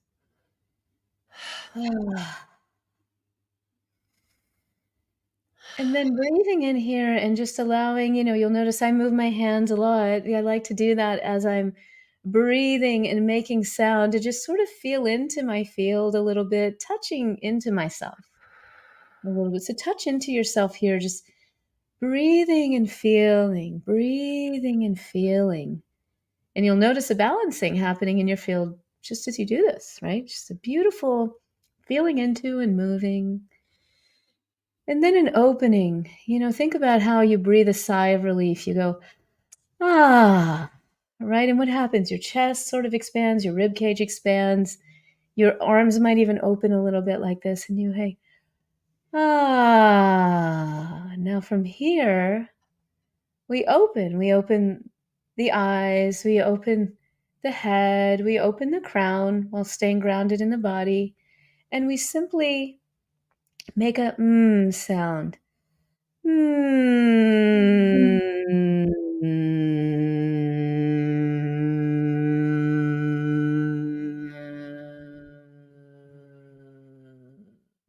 And now really play with this. Notice how I worked with tone. Often we find that when we vibrate with the higher frequencies, we may feel it more in the top of the body and above. And as we bring the pitch down, we begin to really feel it more in the physical body. We can feel this down all the way into the root chakra, the Muladhara, and even our feet, right? So I want you to play with this. You don't have to necessarily follow me. Make your own sound, but see if you can keep with this sound, right?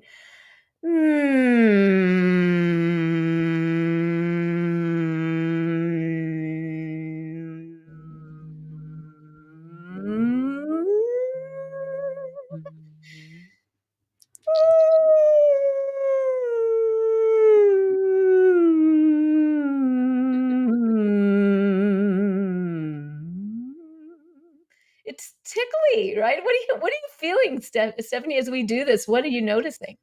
Well, okay, my nose is tingling and my arms start to tingle. Right. And so it was just, and as you said, it was interesting. In different parts of my body, there was different resonance. Yeah. And so as I was going up, then it was like this tingling coming up. I mean, I can tell right now energy is starting to flow, because when I am more open, I get the chills very easy because I'm very sensitive to energy. So all of a sudden it's like, whew. Yeah, things are moving at lightning speed, aren't they? Yeah, it's amazing how quickly you can change your field with a simple practice like humming. And as you work with your own sound, you can scan your own body and kind of work with the sound to move any stagnation in the body. Feel into stagnation, hold it, tune into pain, move energy, and open the field. So let's actually try that. We open the field a little bit. Now let's each take a moment and just sort of feel into our field and our physical body in the field. And see if there's an area around or in the physical body, energetically, physically, that feels like it could use a little more love, a little more expansion, that's calling for a little bit of sound magic and sound medicine. And now let's direct the hum to that place. So identify where the place is. You may even want to place your hands on that place. Today I'm feeling like my heart center can use a little bit more love and attention. Right? So your third eye, right? So, and it's up to you. You can just touch it briefly or keep your hand on it and then hum into it. Just allow the sound to move there.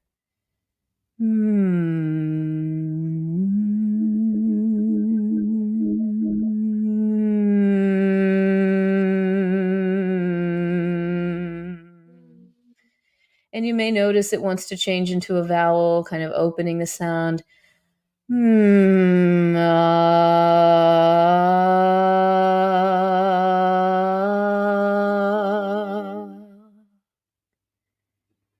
This is such a fun practice, and it's never ending.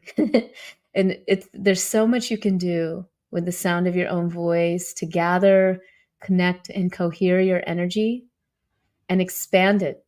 And you'll notice a shift in your consciousness when you do it. So it's a great way of, again, coming into the power of the pause with sound. And it works, by the way, if we're feeling angry or something too. The sound may be a little bit more forceful when it comes out, but it's important to recognize it and let it move. So sound is a beautiful, beautiful tool that we all have.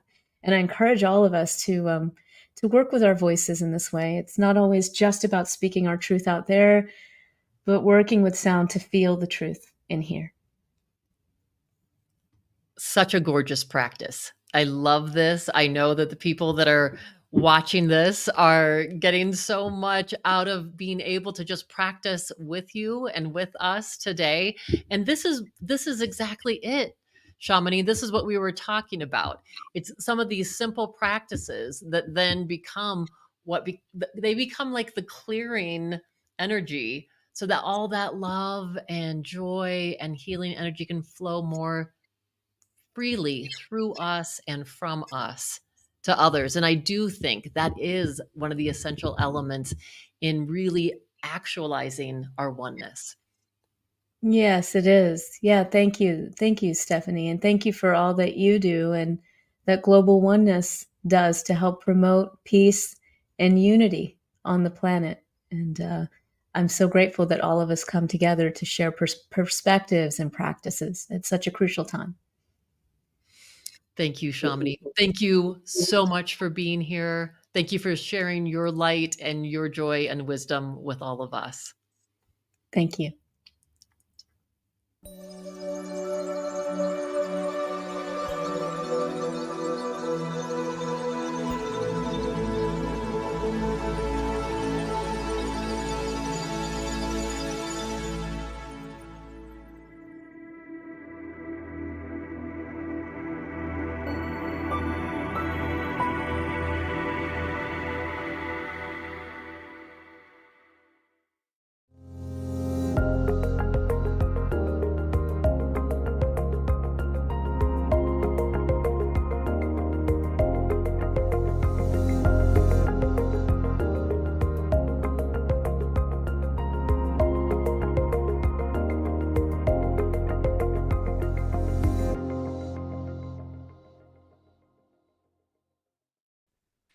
Welcome, everyone, to the 15th Annual Global Oneness Summit Country Coordinator and Country Contact Panel. We're so grateful that you're here. My name is Christine Glenn, and I've been coordinating the world regions for several years now. And it truly, when I started, we just had a handful of countries, and now we have over 60 countries that are in this movement towards unity and oneness. And in 2023 alone, we had 13 new countries join our family of unity and oneness. I have attended every Global Oneness Summit, even before I joined Humanity's Team. And I joined Humanity's Team 12 years ago, maybe 13 years ago. I joined Humanity's Team Canada, and I was also a member of the Conversations with God book club hosted by Nanette Kennedy. And about a year after I joined Humanity's Team Canada, Nanette and Dee told me that Helen, who was coordinating the world regions, wanted to retire. And Helen also lives in British Columbia, Canada, where I am. And so I said, yes, I'd be willing to coordinate the world region. So after some training, here I am. And it's been, I think this is my 11th or 12th year now. And it's just so much fun to get to be with people from all around the world who recognize that we are all one. We are all one, and the one is loving, kind, patient, and funny. And we have to be tender with the holy innocence that we are, that got conditioned to believe otherwise. The approach with Humanity's Team is always to be gentle and kind to ourselves. Mi nombre es Susana Bello, soy coordinadora de Humanity Teams en Argentina. Actualmente tenemos un grupo virtual todos los lunes a las 19 horas de Argentina.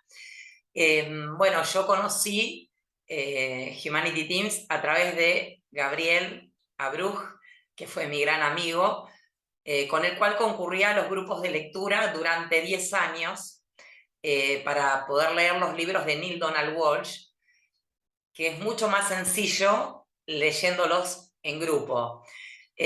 Para mí tuvo una influencia muy importante y una gran diferencia en mi vida cuando decidí poner en práctica todo lo que había leído. Actualmente soy payaso de hospital y estoy como voluntaria haciendo este tipo de labor. Pero además es como que realmente considero que me despertó la conciencia de unidad y poder llevar este mensaje a otros a través de los grupos que teníamos y el que actualmente está funcionando. Creo que es un objetivo muy importante de Humanity Teams, al que me sumo con mucho amor.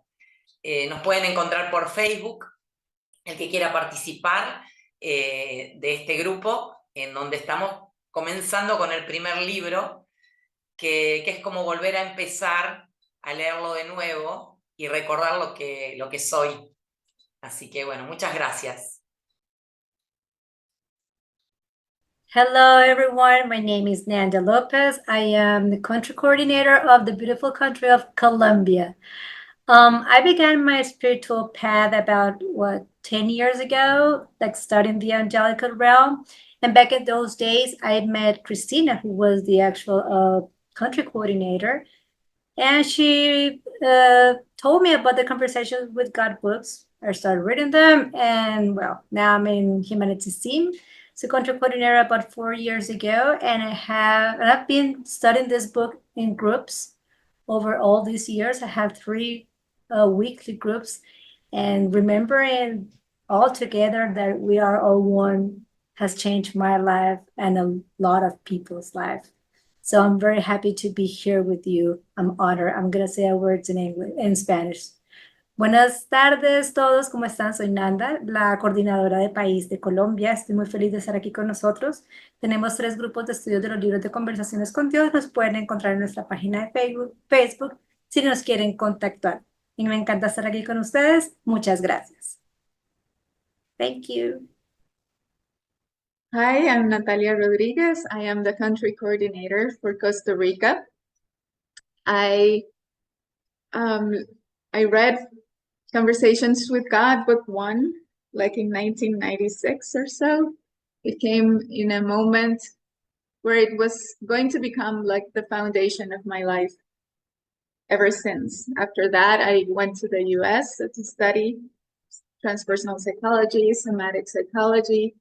I spent 7 years in the US, and during that time, I kept in touch with, through email and newsletters with Neil Donald Walsh. I remember when he asked about the title for Tomorrow's God and taking a part in that book. And when that book came out, it talked about the idea of a team for humanity, a team that would be in the wavelength of the heart, to be changing the vibration of the planet and helping in the most profound way to changing consciousness and understanding oneness. And so I was very excited about that. In that time I was a student, I couldn't do very much. And like 10 years later, by the time of the pandemic, I was looking at my books, and one of them just kind of called to me. That was Tomorrow's God, and I was curious about what had happened to Humanities Team. So I logged in and realized they had this beautiful platform with all these classes, and realized that they needed more, to include more material in Spanish, because oneness is everybody. And so so I contacted them, and it turned out that the country coordinator for Costa Rica wanted to step down. And I was very happy and proud to become the coordinator for Costa Rica. So there's a few classes that I teach, meditation classes and philosophy, how to recover from trauma, different classes that I teach. And there's going to be some free offerings coming up regarding the Conversations with God books. So you're welcome to contact me. Yo soy Natalia Rodríguez, la coordinadora para Costa Rica. Estaré encantada de apoyarte, de que formes parte de nuestra familia. Verdaderamente cada día somos más y cada persona que se acerca es una alegría enorme. Un gran abrazo y nos vemos. Hi, my name is Jacob, and I'm a humanities team's country coordinator for Denmark. I've only been part of humanities team for a little bit less than a year, but I feel deeply aligned with the mission. I believe that stimulating unity, consciousness, oneness, the awareness that we are all interconnected is the most impactful thing we can do to wake up to an even more beautiful world. And humanities team are playing a very important role in this awakening. I had my first heart-opening experience about 10 years ago, and it opened me up to a deep knowing that we are energetically interconnected. And yeah, I would describe that energy as pure love, God, a higher power, even the universe. And yeah, I feel that energy. I feel it when I open my heart to it. And I'm so thankful to the humanities team that it's their mission to communicate this truth to the world. And I think that when we're in that state, in that awareness, where we have this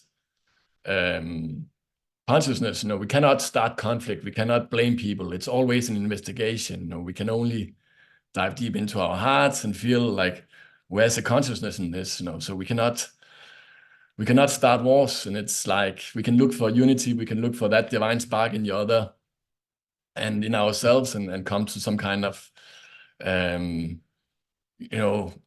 understanding. And that's the whole purpose of humanities team. And that's why I'm excited to be part of it. And I think that's the beautiful thing is now that science is confirming this as well, that we are energetically interconnected. And I think that humanities team is amazing in gathering a wide range of human beings that are communicating this truth in a way that most people can understand it.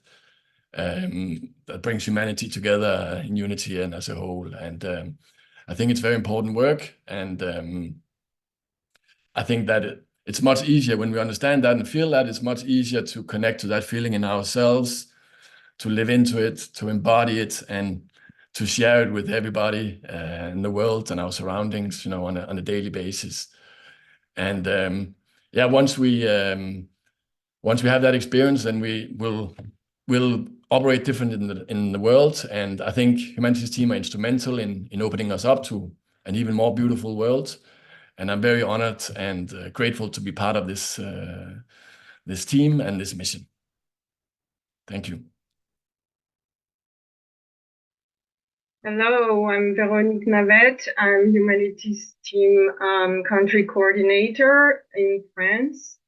The way I discovered humanities team is because I was on my own journey of self-discovery, and as also a life coach and energetic coach, I'm always eager to learn.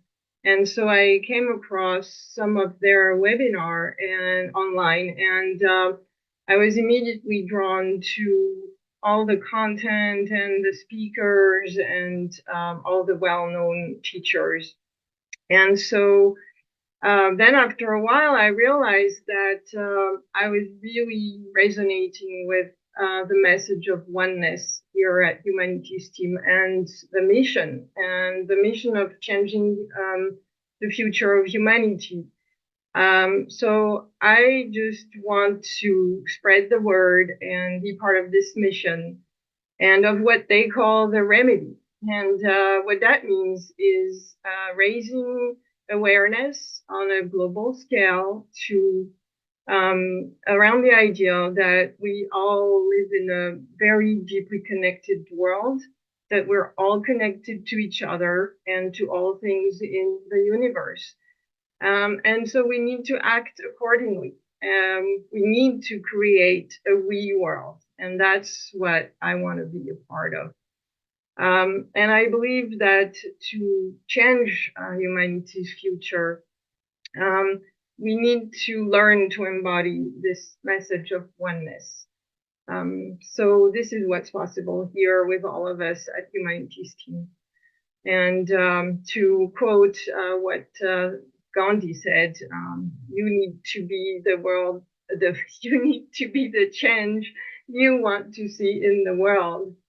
And now I'll share a few words in French. Je vous invite à me rejoindre dans ce mouvement vers une humanité unie, saine, aimante et pacifique. Et je vous invite à vous connecter avec moi sur Facebook pour que l'on puisse créer un vrai grand mouvement. Merci beaucoup. Namaste. We are all one. Hi, my dear friends. Hi, my global community. My name is Maria and I represent my beautiful country, Greece, for Humanities team. I was always in the search of self-evolution and self-actualization, wanting to answer in the question, who am I? I'm an artist and an educator, and I wish always to understand who we are, why we're here, and how we can offer the best version of ourselves to our communities. I believe in unity, I believe in love, dignity, respect, and joy. And through my journey of self-actualization, I found Humanities team. Humanities team embraced me. That's very rare today, to find big organizations that just embrace people just in a very simple way. And so I represent Greece. Για τους αγαπημένους μου Έλληνες, ανοίγει μια πόρτα τεράστια με τον οργανισμό Humanities Team. Μπορείτε όποτε θέλετε και όπως θέλετε να μου στείλετε ένα inbox message. Είμαι στη διάθεσή σας για να σας δώσω όλες τις πληροφορίες που χρειάζεστε. Με πάρα πολύ αγάπη και σεβασμό στην ένωσή μας. Ευχαριστώ πολύ. Thank you very much. Szép jó napot mindenkinek, Tavaszi Szína vagyok, a Humanities Team magyarországi kapcsolattartója. Nagy örömömre szolgál, hogy hazánkban is képviseletemnél Danette beszélgetések Istennel sorozatának üzenetét, miszerint egyek vagyunk, folyamatosan beszél hozzánk Isten, és mindenből van elég, illetve az élet célja és értelme nem a szenvedés, hanem a folyamatos és örömteli teremtés, mert mindannyian teremtők vagyunk. Hi everybody! My name is Christina from Hungary. I'm a Hungarian country coordinator for Humanities team. For me, it's great pleasure to present Neil Donalba's Conversation with God book series messages about we are one, there is enough of everything, and the purpose of creation is not purpose of life is not suffering, but continuous and joyful creation, because we are all creators. Goodbye. Hello, everyone. I'm Carmelina Zullo. I'm a coordinator for Italy. My adventure with the Humanities team started about 11 years ago when I had read the book of Neil Donald Walsh, Conversation with God. And I was so excited about the content of that book that I wanted to do something. And then I saw that there was a newsletter, so I signed up. And in that newsletter at that time, there were lots of quotes by wise people that were translated in different languages. And then I noticed that there was no Italian translation at the time. So I wrote to the Humanities team asking if I could volunteer to translate it in Italian. And then they were very happy to having me doing that.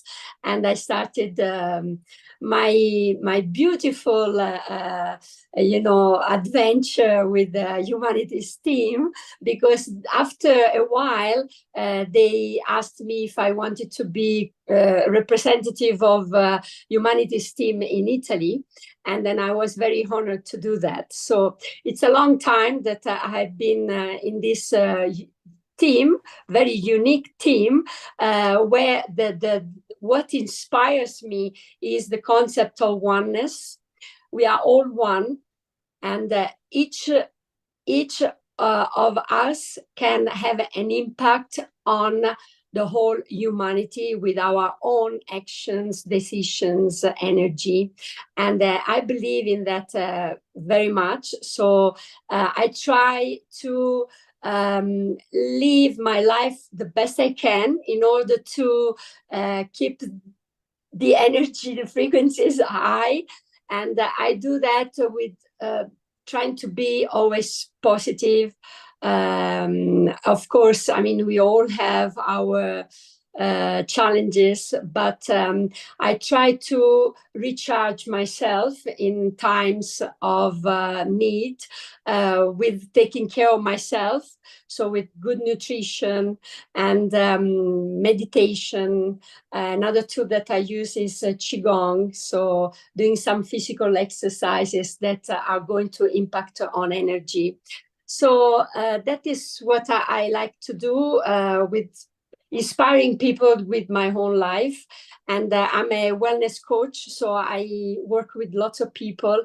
And I really, my purpose is to inspire with what is my knowledge. Ok, so I just want to say 2 words in Italian. Benvenuti a tutti gli italiani e se volete contattarmi andate sul sito web dove c'è la mia email. Grazie. Thank you all. Hello, I'm Karuna Sanchez representing Mexico in Humanities team. I've been reading these books for 12 years and I host small reading workshops via Zoom. I'm joining Humanities team founded by Neil Donald Walsh in the transformative mission to help awaken a sense of unity among all human beings. After reading these books, I now believe and feel that we're all connected and that our actions impact everything around us. Can you imagine a world where we understand that our difference enriches us and every act of kindness contributes to a more compassionate and united society? That's why I joined in Humanities team, because it's promised the message that we are all co-creators of our reality. It's amazing how, through workshops, educational programs, and a global community, people are inspired to live conscientiously and make decisions that benefit everyone. Sharing the mission or spreading this message to every corner of the world to build a future where peace and cooperation are the norm is my soul's agenda. I feel a strong calling to live with purpose and connect more deeply, which is why I have a place in Humanities team today. Thank you for being here. See you on the path to unity. Te invito a unirte a Humanities Team México, donde juntos podremos seguir creando un despertar de conciencia que nos lleve a vivir la mejor versión de nosotros mismos hacia la unidad. Recuerda, todos somos uno. Thank you for being that I'm able to be here. I'm Elizabeth Vandermeer. I'm from Rotterdam in the Netherlands. And I joined Humanities team as a country representative a couple of years ago. And I was kind of surprised that there was no other country coordinator for my beautiful country, because I thought this post would have been long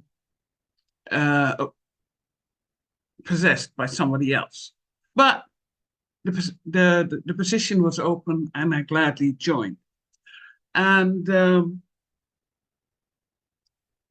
I really love all the work that everybody who is involved in Humanities team puts in this great perspective for the future. It's not about dividing, it's not about specializing more, but it's really focusing on those things that we need the most at the moment. And that is oneness, coming together again, feeling connected, a great group of people all together. For myself, I come from a family where half was in technology and the other half was in religion. And that's kind of how my life went also. So yes, I have a technical side and I have a very spiritual side that is kind of down the family, coming down from the family. And that is why I was so attracted to Humanities Team. And I would love to have more people in the Netherlands connect with me and really create a good community and a nice group of people to talk and discuss all these spiritual topics, and that people don't shy away from the spiritual side of life, but start talking about it. And so we find out we are not alone in our journey in that direction. And now for the people who are not so well in English. Hey, hartelijk welkom. Ik wil graag een mooie groep Humanities Team Nederland maken. En voel je je een beetje betrokken bij het werk van Neil Donald Walsh of een van de andere cursusleiders in Humanities Team programma's? Neem dan contact met me op en we gaan er een mooie community van maken. Thank you very much. I'm John Coombs, country coordinator for New Zealand. We're in a very isolated country, so people don't always feel like they're part of the bigger world down here. But with the modern technology and aeroplanes and Wi-Fi and things like that, suddenly New Zealand has become part of the global community. And I've been into spirituality for about 60 years now. I've been thinking about this sort of thing for at least 60 years. And I came across Humanities Team partially through the work of Bruce Lipton and Greg Braden. It attracted me to some of the work that's being done internationally to help bring the message out there.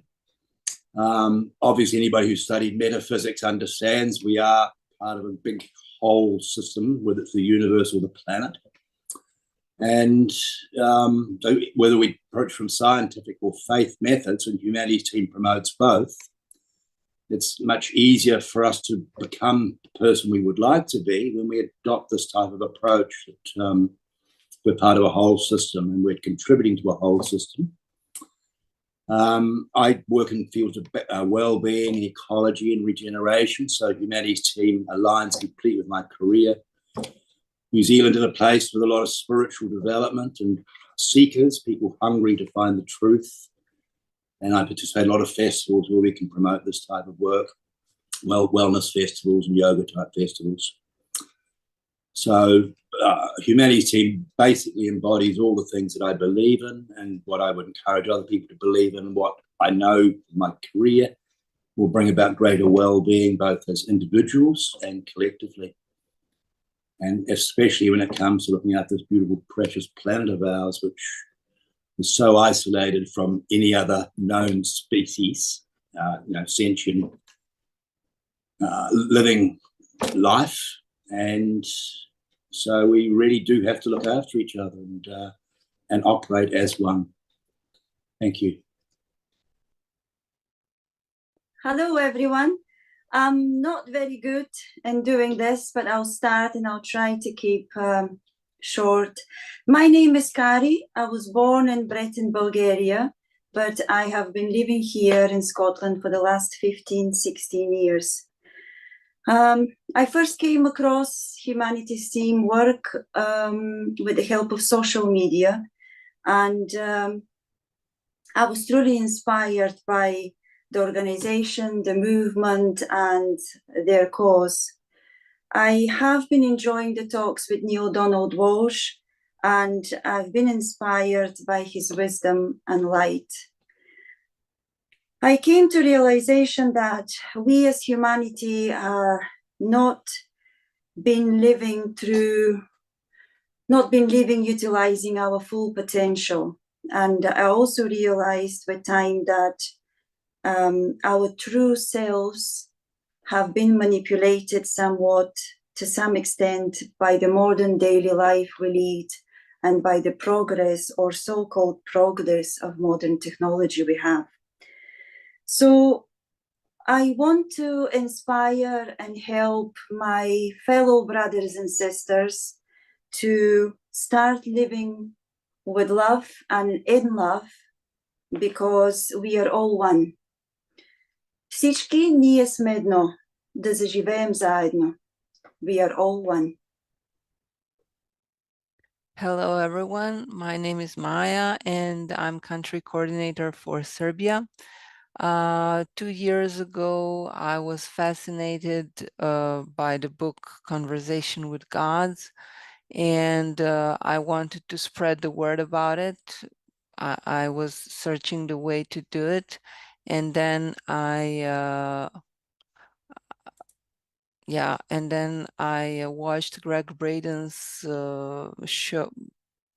interview on Humanities Team platform, and I searched through contacts and I found Christine's contact. And then now I'm here. So HT Serbia is connected with the Conversation with God book lovers also, and we are gathering here and there to exchange thoughts and ideas. And that's what we do here in Serbia. And I'm very thankful to be part of this big group, of this big family. And thank you all for being here. Thank you. Pa pozvala bih sve koji žele da se priključe.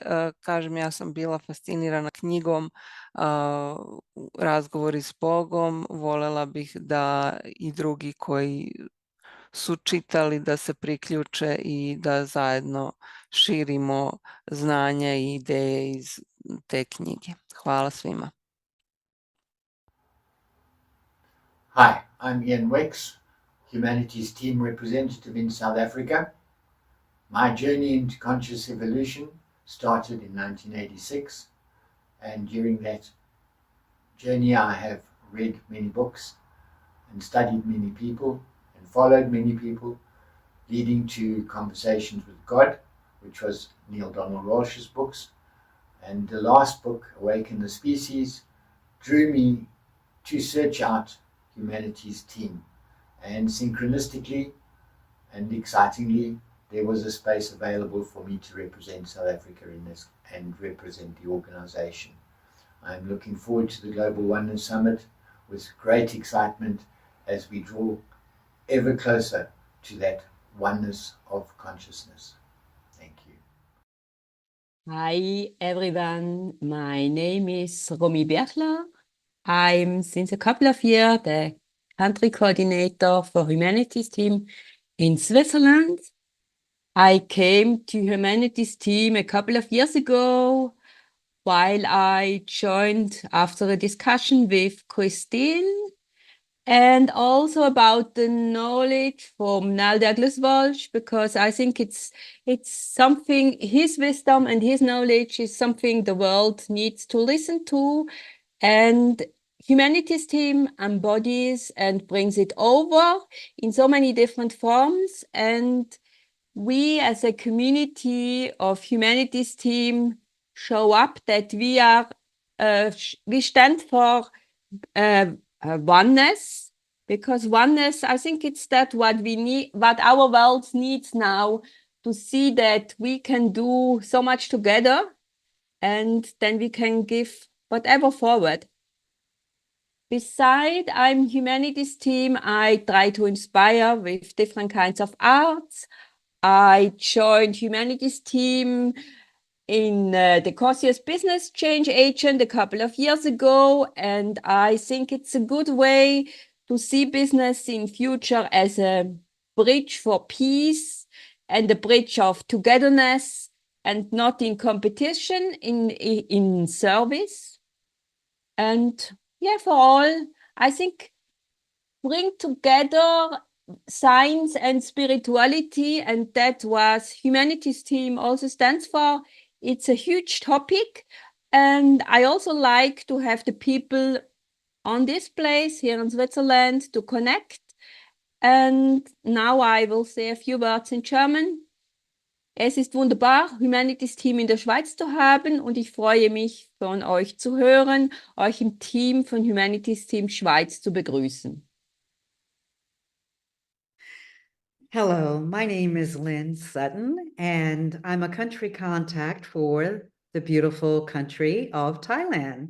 So I am not actually physically in Thailand today, but I have a nice Zoom background to try to represent the country. But I am so grateful to be here. And I want to share why I came to Humanities Team. It actually wasn't much of a decision. It was a magnet just drawing me there. I ran a government contracting business in the United States for about 15 years and had some circumstances, so a medical emergency, a botched surgery actually, that kind of shift my perspective about things and thought, you know, there's got to be more to this than what my life has been. And I was very happy with my life and couldn't imagine anything different. But in the United States, I not only had my own profession, but worked towards speaking up and working towards women in business and minorities so that they get their fair share with the US government contracting business. And I moved to Thailand because I knew it was a time to shift my life. Hadn't a clue about, never thought about doing anything like that before, but was just guided. And that's how my life has been ever since for the past 9 years. So I was very happy to join Humanities Team. And it came about only because they had such great resources, programs that I was involved with. They opened up my eyes, opened up my heart, changed my life in so many ways, and continue to do that constantly. I thought, I wish I could give back in some way. And I'm saying this because I didn't think there was anything for me to give, nothing that I can do. It's like, it's just little me. What am I really going to do? And I still don't have the answer for that. But I do know that I have to just say, don't use the excuses. Don't say why I can't, don't have time, I don't have anything to offer. Just do it, you know, and it's been a blessing for me each and every day. My heart's opened up in so many ways. So I think that's about it for why I joined Humanities Team. I'm glad to be here, and I want to encourage anyone who might not think that they can give. It might not even be through humanities. It might be just giving a smile to your neighbor. You know, you never know the stranger in the street that you pass, how much you can touch their lives. And we're all here to touch each other's lives, to share and to grow.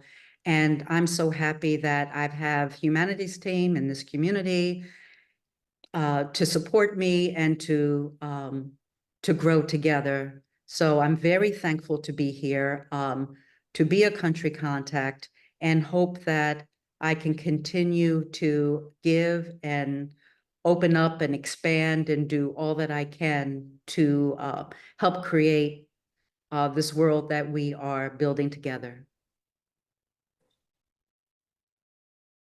Hi, good day, everyone. Thank you for this opportunity. I am Bibi Ali, and I am the Humanities Team Coordinator for the beautiful Twin Island Republic of Trinidad and Tobago. And for those of you who don't know, that's in the Caribbean. Many of us have heard the phrase, what we seek is seeking us. And about 5 years ago, what found me was this idea of business being a force for good in the world. As a business graduate, this was very new to me. I've heard about profit margins and I heard about profits for shareholders, but I've never heard before this foundational concept of business being a force for good. So I was very intrigued. I signed up in the Humanities Team course and I became a conscious business change agent. And it is within this course that I was deeply exposed to the idea of oneness, which permeates everything. This concept resonated with me so deeply that I asked if I could become the coordinator for Trinidad and Tobago, and I was accepted with great, deep gratitude and appreciation. And now I'm part of this amazing group. amazing group of people spread across the world, just sharing the concept of oneness, just lighting up the world with this incredible concept of oneness. So I invite the rest of my Caribbean family, and I join with my fellow coordinators and invite everyone to join the humanities team with their concept of oneness, lighting up the world. Thank you. Oh, thank you. Hi, beautiful soulmates. It's David here. I have the privilege and the pleasure to be representing Humanities team in the UK. It's been quite a journey. I really joined when I was in that part of the journey with a little bit of a low during COVID time. I had a burnout from the corporate world, and I was seeking for balance. I've been always all about playing as a team. In my personal life, it was more team sports. I love basketball. And in my professional life, it was more about team building. And then, in the spiritual life, it was about humanities team, which is all about, people, connections, relationships. And in the beginning, I fell in love with all the beautiful people there, all these transformational learning. I wanted to do it all, Steve Farrell, Neil Donald Walsh, Greg Braden, Bruce Lipton, Lima Taggart, all of them, even the conscious business change agent. It was really a good way, to reconnect with my true self. And it's been a journey, but I'm now balancing more my mental health with my spiritual, my personal and professional life. I'm really grateful, a deep feeling of gratitude to Humanities team. And I'm going to switch a little bit to Spanish language and Spanish origin. Otro gran equipo eran los Tres Mosqueteros, y ya sabéis que decían todos para uno y uno para todos. Todos somos uno. Muchas gracias y un gran, profundo deseo de gratitud para todos. Hello, hello, hello, hello, everybody. How are you? I'm Odin, based in Zambia, country coordinator for Humanities team. My experience with Humanities team from the time I joined Humanities team is that my perception has been improved from negative to positive towards the way I perceive others. The love, the care, the kindness that I have has been actually boosted than before, the way I take care of others in the community. Because of Humanities team, my perception has been improved as well to myself and all the people in the world. My introspective has been improved. The way I look at myself as well the way I look at other people. My love has been boosted. My care has been boosted. My kindness has been boosted. And my peace with others have been improved. The spirit of oneness has engulfed my soul, that I believe that in my community, in my country, we are all one. And hence, we can better our lives, we can better our community.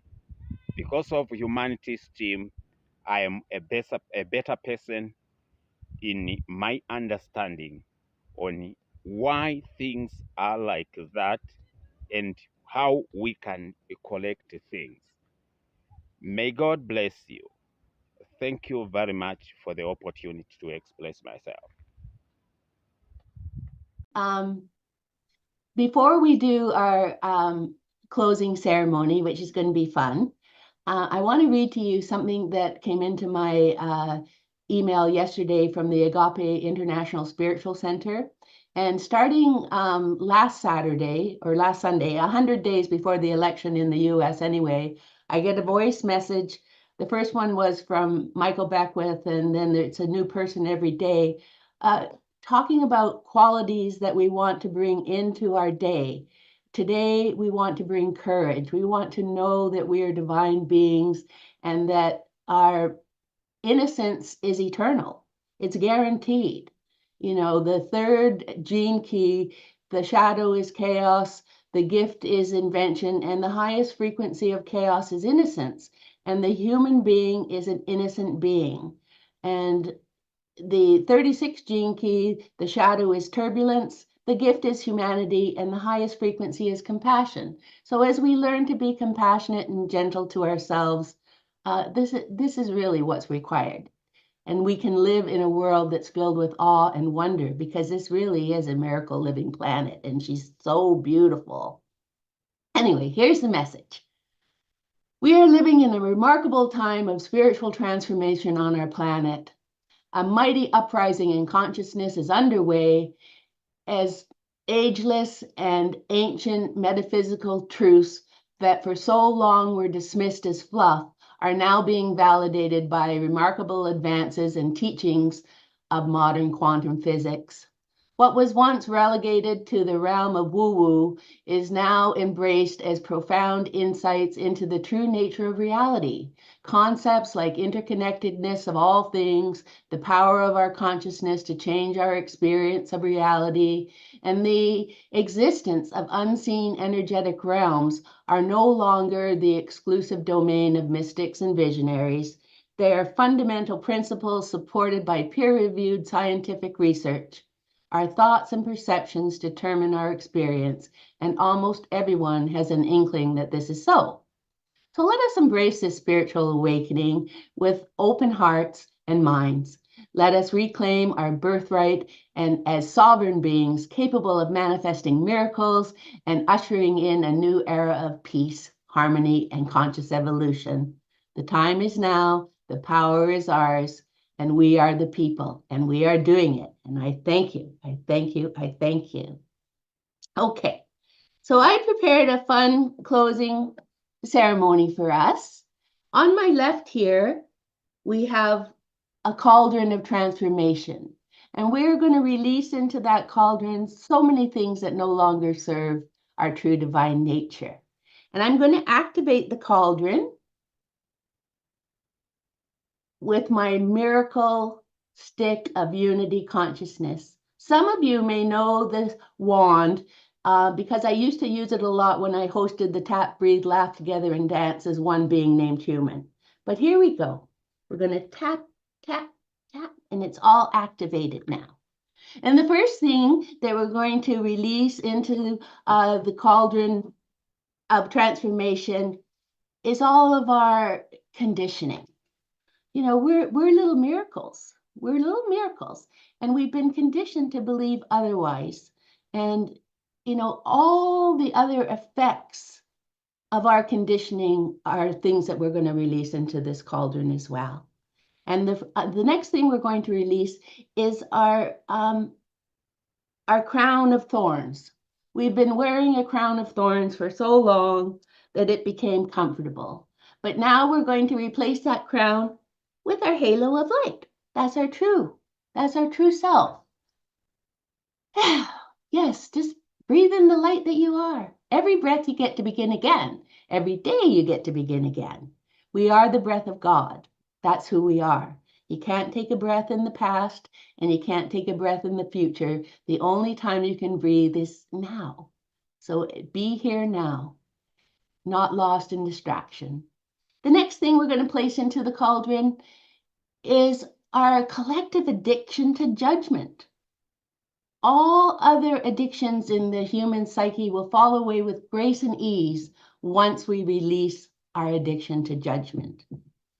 We are meant to be here and live each day from a place of awe and wonder. And I think the Bible said you must be like a little child. And that's who we are meant to be, children of the divine, without all the conditioning and without all the judgments. We just let them all go. They don't serve us. Oh, take a breath for that. We are each a divine being, part of oneness, and this unfinished masterpiece called Life on Mother Earth would be incomplete without your presence, without your divine presence. We signed up for this, and I'm grateful that we are together as one. Next, we are going to release into the cauldron of transformation all of our self-doubt. We are perfectly imperfect just the way we are. And the conditioning to question our divinity, it needs to be released now. It's not the truth. It is not the truth. And with each and every holy breath, we get to surrender into what is happening right now. I think Matt Kahn's, maybe his first book was Whatever Arises on the Screen of Your Mind. Love that. And that's what we're here to do. We're here to share the love. And then I want to release into the cauldron of transformation the idea that of letting go, of taking responsibility for anybody's life other than your own. We lovingly give that responsibility back to that individual soul, and, you know, we trust in their journey. We trust in their journey. We are each unique expressions, and we don't know what anybody else's experience is. All we know is what our own is, and we have to love that experience because we are innocent, and we have to recognize that. Each new day, we get to begin again. Each breath, we get to begin again. And now that all of the conditions and effects of that conditioning have been released, let us use our divine imagination. And let's imagine good things, happy things, positive things for ourselves, for others, and for our collective future. And so it is, and so we allow it to be. And I'm going to share with you one of the blessings from the Essene Book of Days. It's a spiritual practice that I've been doing for, well, this is my 35th year. And this is one of my favorite blessings. So here we go. Many are the ways to share the mystery that is you. And the greatest of these is love. To love one another truly without expectation of gain is to transform the world. I am learning to move beyond possession and manipulation and into the awareness of lovingness, where I need ask for naught and simply share my love. Give yourself a hug. Hug yourself. Know that you are loved. And thank you for being on this journey with me. I love you all. I truly, truly do.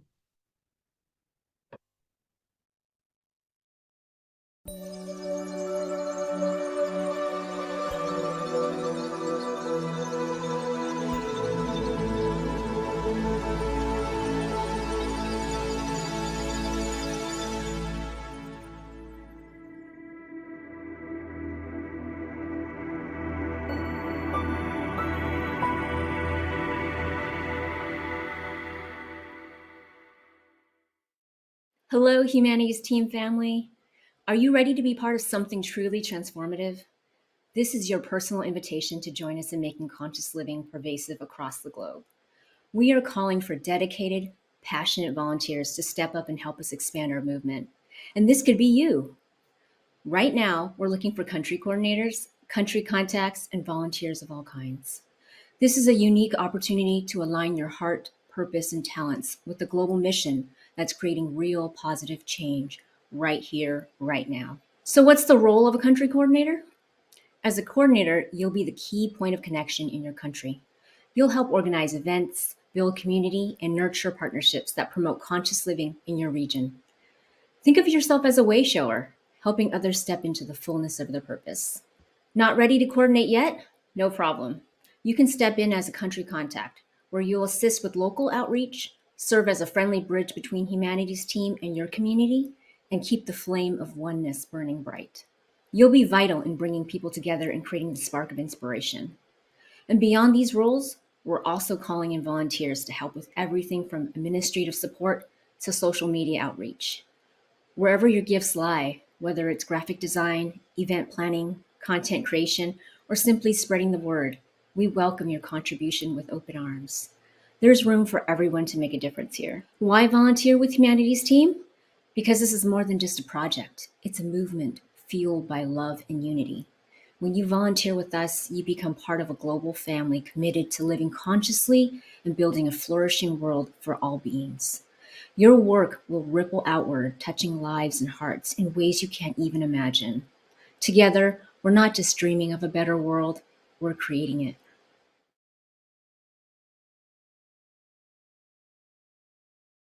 So my relationship with HT actually started with a combat tour to Iraq.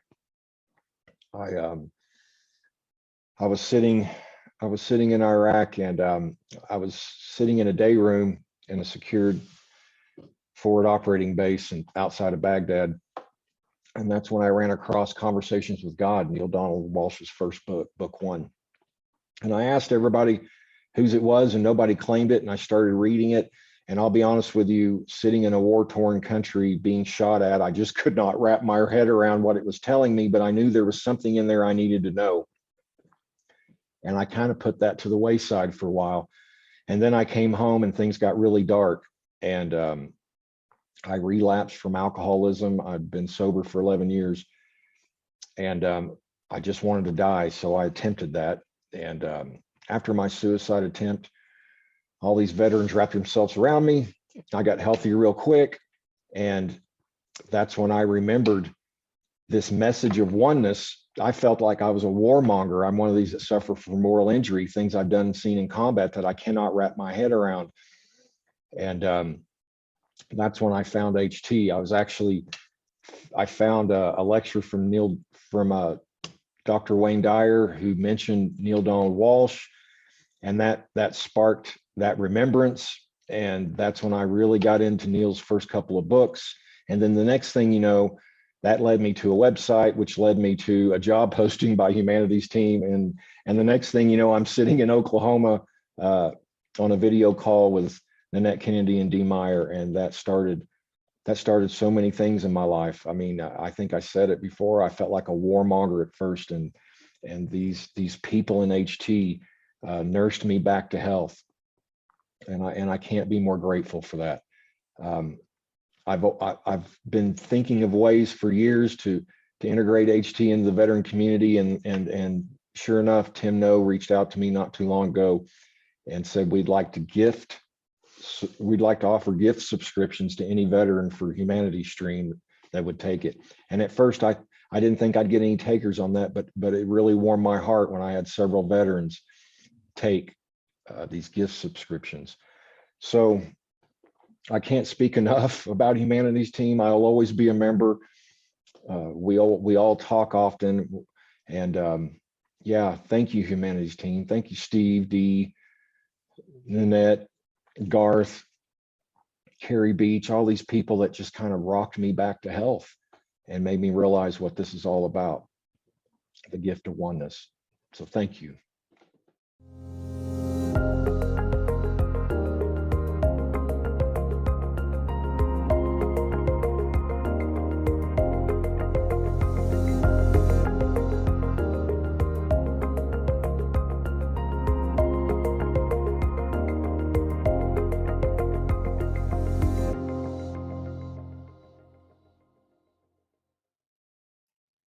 Have you ever wondered what the purpose of your intuition really is?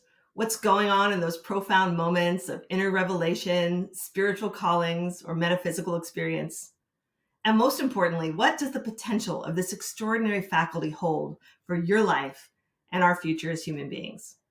Well, today I'm thrilled to bring together a group of thought leaders who are dedicating their life's work to answering questions like these. Welcome to Quantum Intelligence and the Future of the Mind. I'm your host, Kim Chesney, and I'm the founder of Intuition Lab and the author of leading-edge intuition development books like The Illumination Code, Radical Intuition, and The Psychic Workshop.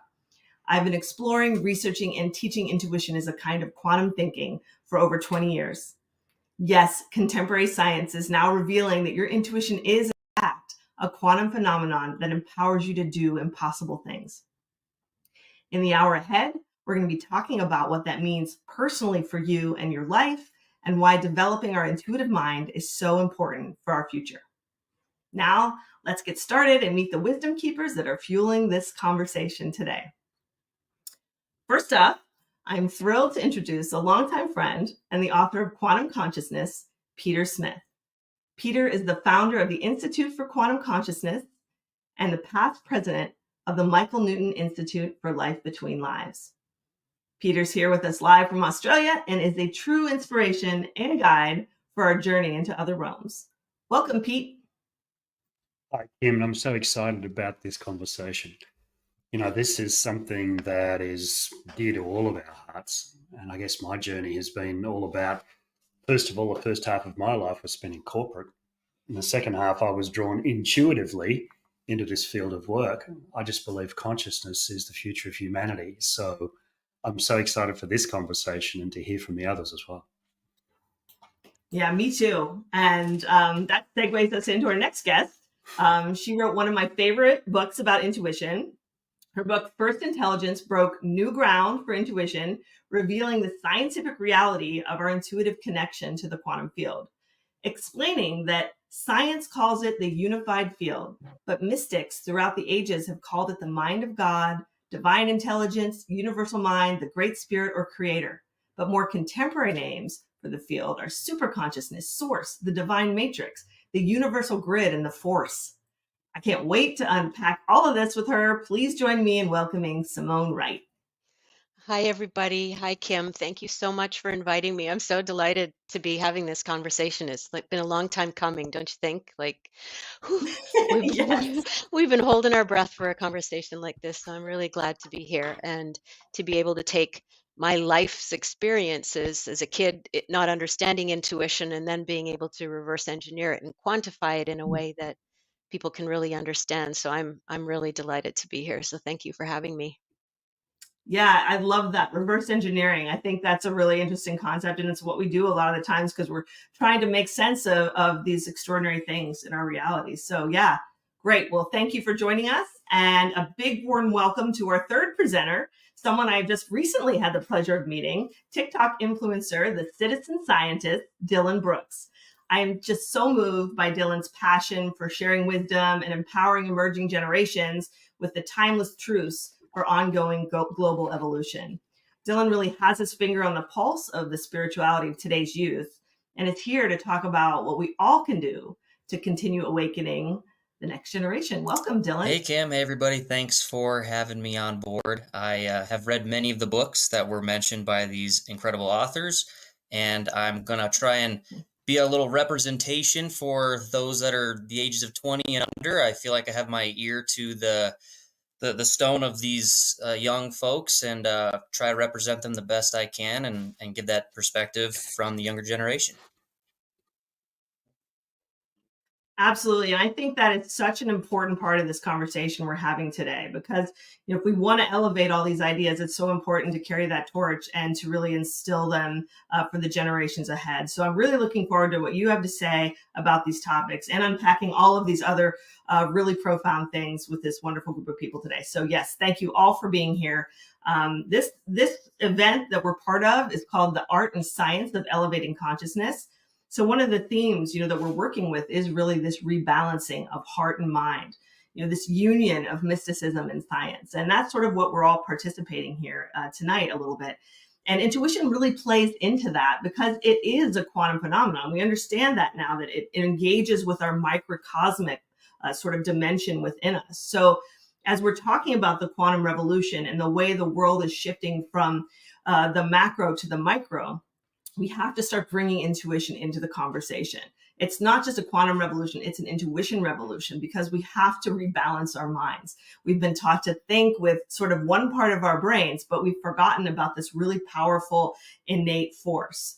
So it's time to understand our intuition as this guiding holotropic force that drives our personal and global evolution every day, whether it's spiritual, whether it's creative, whether we're using ingenuity. It brings us to unity. It gives us empathy. It taps us into our inner genius. And most importantly, it's the greatest tool of self-discovery. So we really want to know who we are and what we're here for. And our intuition is so key in finding that out.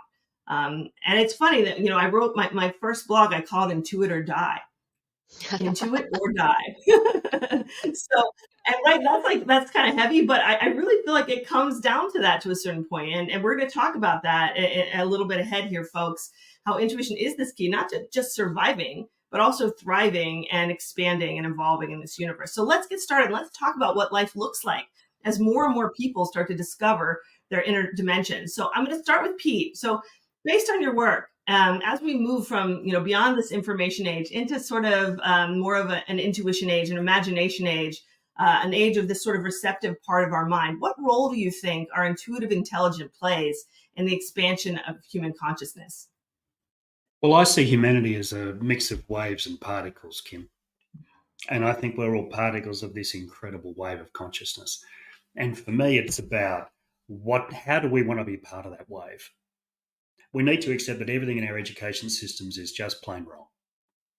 And we need to see that over the years, if we re-look at other people's work, like Carl Jung, for example, he was the one that told us that we can't become who we are until we get rid of our familial conditioning and our societal conditioning. Then we can explore who we are. I've recently been reviewing a lot of his work, and some of his journeys were into the quantum field. All the stuff he wrote in his red book that it's only recently been published, so many years after his death, is all about his personal reflections that took him into a quantum field of possibility where he simply explored. I mean, he can do it. We all can do it. I mean, all of us know that the limitless potential of who we can really be is right within our grasp. We simply surrender that conditioning, and that's our launch pad to explore this field. If everybody does this, then humanity will shift overnight. Children are born perfect before we put them into these systems and make them cogs to go into the big machine of what Western society is. I can't comment so much on the rest of the world, but Western society has basically got it wrong. Our systems are in decline. Leadership is failing. Traditional religions are failing because they're being seen as doctrine. Our education systems are teaching the wrong stuff. We're getting people to repeat stuff by rote. They get high accolades for repeating the current thing, and our education systems are no longer exploratory. We have limitless potential. We're multidimensional beings, and it's time for everybody to know and for us to step into our magnificence and start to understand that this is the future of humanity. I believe that intuition is the library card into the quantum field. Love that. The library card into the quantum field. That is beautiful. And because it really is, it's like I said, it's like our inner access code, right? We use that, and that's how we can explore this entire invisible dimension, right? So I love what you said when you just started out talking about you look at human beings in life as this interaction of particles and waves. And I think that is really such a great analogy. And maybe could you just take another moment while I have you here to talk a little bit more about how you see that interacting with us using the wave energy and the particle sort of manifestation, and how that all works in the multidimensional sort of reality view of life? Well, most people, if they're listening to this conversation, have heard of the double slit experiment. So I won't go back into that. Anyone that's read any book on quantum phenomenon will have covered that. But the bottom line there is everything exists in its possibilities. Now, subatomic particles are clever. They choose their reality. They collapse into one particular reality while they continue on and build others as well.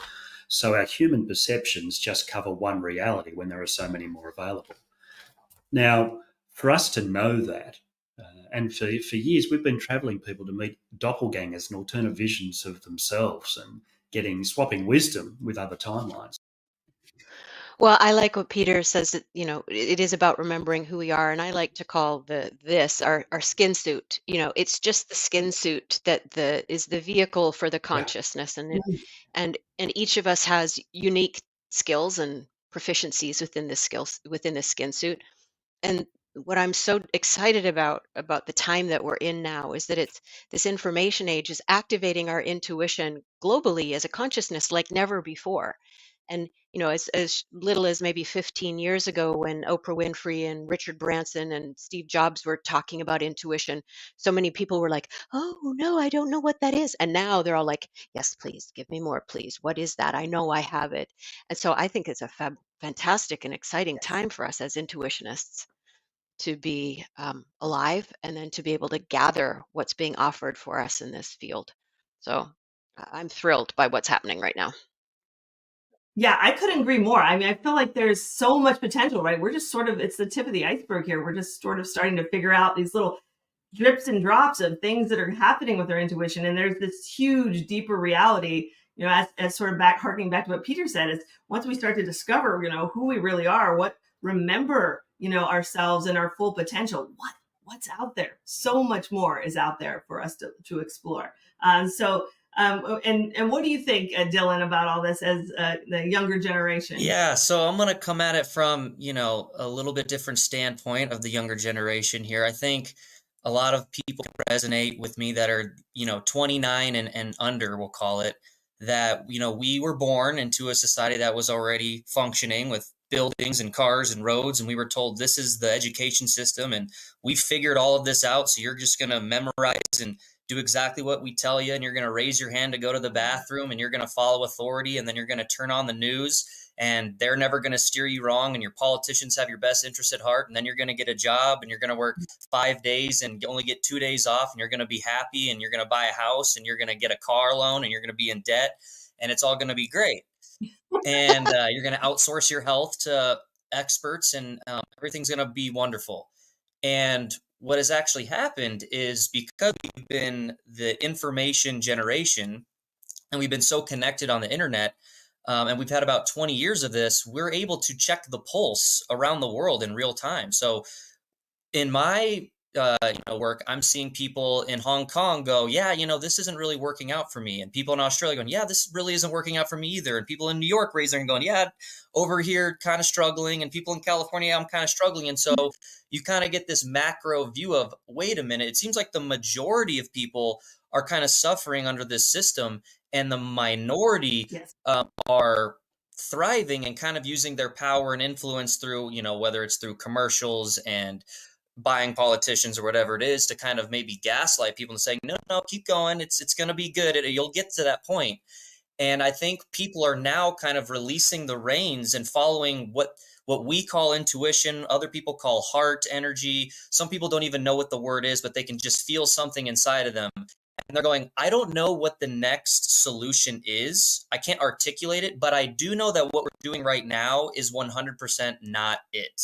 I do know that much. Yes. And I think we're starting to feel this pull from our heart, from our intuition, that finally, I think I'm just going to release the reins of having this 2-year, 3-year, 5-year plan and following the propaganda that I've gotten. And I'm going to go into the unknown, not knowing really where it's going to take me, but that intuition, that pull, is going to be better off than where we're at right now. And I think as a little bit more years pass and a little bit more data is accumulated, I think you're going to see more and more young people be able to articulate this and then act on it. So that's why I'm really excited about the time that we're in and the darkness coming to the light. I love that. Yes, a resounding yes to all of that. Thank you. Thank you for that, Dylan. And, I think part of that, this conversation is that, we recognize that something's missing, right? I think the younger generations, I see it, they realize we're so mind heavy. We're always on our phones. We're always pressured to be doing things. And that's how we end up with all of these imbalances, because we're not balanced in the way that we use our minds and our energy. And hey, and then there's intuition over here saying, okay, slow down, relax, open up. Listen, there's like some other way here that's actually easier and faster to share knowledge and to gain wisdom. So let's rebalance, right? Let's get back, our minds back in check. our thinking mind, our creative mind, our intuitive mind, all of this stuff needs to really work together instead of being like, oh, like we have to rational, seeing is believing. None of this other stuff exists. Quantum physics shows us that that's not true anymore, right? Intuition is sort of part of the quantum world, and our thinking mind's part of this world. But now we know both are real. So it is an exciting time to be alive. And if we want to make lasting change, if we want to build upon the things that we've done here over the last several decades in the century, we need to start thinking more about the future generations, right? I think personally that we've been all taught to think wrong. You know, we go to school and we get really smart and we're taught to develop this one side of our brain and sort of just forget about everything else. So we're all sort of kind of in the kindergarten of our intuitive ability right now. We're just figuring out how to use it. We're just starting to believe it's real, right? They've been telling us it doesn't exist for hundreds of years. And now we're like, okay, like it does exist. So now what do we do with it? So, you know, we have people like the people in this event, in this group that are really starting to dive in and explore what we can do with our intuitive ability, right? So it is this tip of the iceberg of our limitless mind. So I think part of this conversation is also reimagining education and developing a new way of teaching so that our intuitive, imaginative mind is developed more. And we have the arts, right? The arts are so important, but you know, that's suffering, and at least in the West, in our education system. But we really need more teaching systems to cultivate that creative, intuitive, imaginative part of our brain so that we can actually start thinking with our whole mind. And part of that really starts with deprogramming all of that mental conditioning, you know, the stuff that you were talking about, Dylan. We're just taught to think, oh yeah, we're outsourcing our health. You just listen to what everybody else tells you to do. And in our intuition says, stop, you know, follow yourself, not the world. That's the message of our intuition. Follow yourself, not the world. And the more we rely on those nudges and recognizing them and honoring them, the more we actually align with our own true path and purpose and start to make our own sort of ripple effect happen. So learning to honor the inner authority, I think for the younger generations can be a powerful shift and help us to, you know, really create a more balanced world. So my next question is, you know, what can we do personally to make change and do our own part to really continue this expansion of consciousness for future generations? And Dylan, I'm going to go back and I'm going to start with you on this one. Yeah, I think I like to use the analogy of imagining each human being as a cell phone tower or a Wi-Fi router. And why I like this analogy is because it illustrates the importance that this is an individual game that can create a collective consciousness that can create the world that we all want to see. So, for example, we are talking right now via the internet and Wi-Fi and cameras. And you can have a good connection or you can have a bad connection. And today, what a lot of people are doing is they're waking up and they're starting their day in a bad connection. The reason that you're able to drive down the highway and have a phone call for an hour is because cell phone towers are spread in a hexagonal pattern every 2 to 3 miles so that they can hand off the signal. And right now, we have a lot of folks that are operating on bad signals. And so the signal as a collective consciousness is distorted. We're waking up and people are watching the news and hearing about a violent act that happened 1,000 miles away. And now they're starting their day in fear and stress and worry. And so if you take this analogy and use an example of going to the grocery store that morning and you just watched a news story of a violent act, you're going to be closed off. You're going to be scared. You're going to be frightened. And when you go to check out, you're not going to, you know, make eye contact or say hello to someone. And that's going to butterfly effect and create a signal throughout the rest of the day of that type of stressful, bad connection energy. Now let's flip it. And if you wake up and you're doing a meditation and you're focusing on love and kindness and compassion, and you go to that same grocery store, you're going to be more open and friendly. You're going to say hi to people. And when you check out, you're going to say, how's your day going? And they're going to be, oh my gosh, my day's going well. And when you leave, that person's going to create an experience where they're saying hello to the next person. And so it butterfly effects into this really good connection, green bar connection. And we have these words in our diction already. We have good vibes and bad vibes. And we say things like, oh yeah, I feel you on that. So we already intuitively, our intuition already understands that we have this sixth sense, invisible frequency of communication. It's now putting it into action and really giving the credit that it deserves And I think if we can focus on being Wi-Fi routers and cell phone towers individually, that can create the society at large that we want to experience. That is such a cool analogy. I love that. And it really is, it does come down to vibration and interconnection and all of that stuff that happens in this sort of unseen quantum field that connects us. So it really does break down energetically for human beings as well. And I love this idea, Dylan, of this sort of micro individual level of change, because we can get so caught up of like all these big ideas of how we're going to change the world and how we're going to make the world a better place.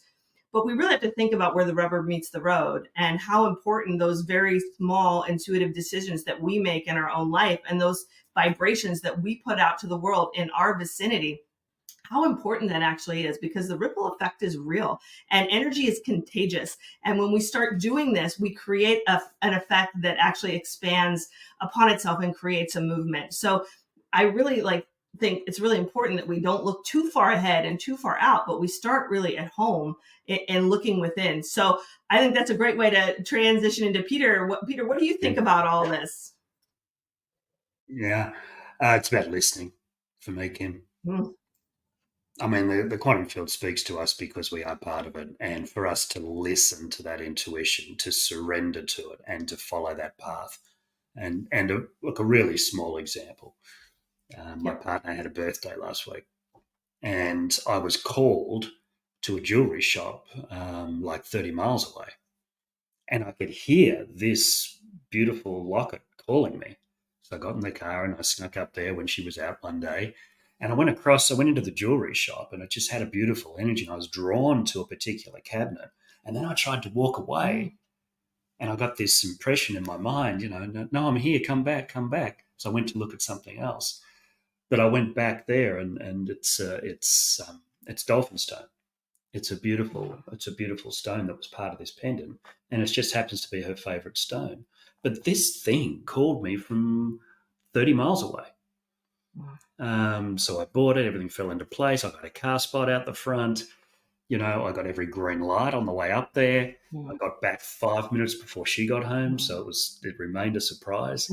I mean, that's a recent example I've had of listening in just a small way and the difference it can make.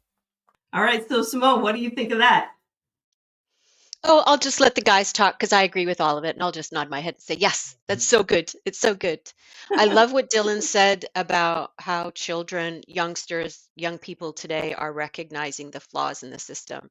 And I'm going to speak to my generation now. I know that growing up in school and in church at a very young age, I intuitively knew that things were not accurate. And so I would get shamed in school for being difficult to teach. I got in trouble at church because I would say that's not what that means.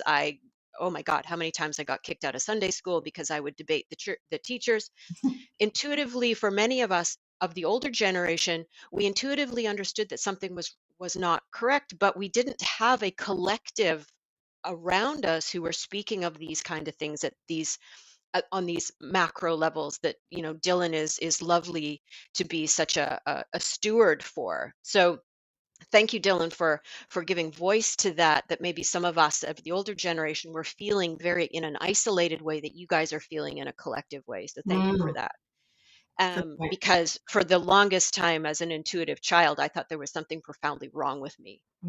But what I've discovered, and what you guys are all profound proponents for, is the idea that we are all profoundly intuitive. We are all, and I've even taken it a jump further, that to say that we're not connected to the quantum field, we are the quantum field. We are it.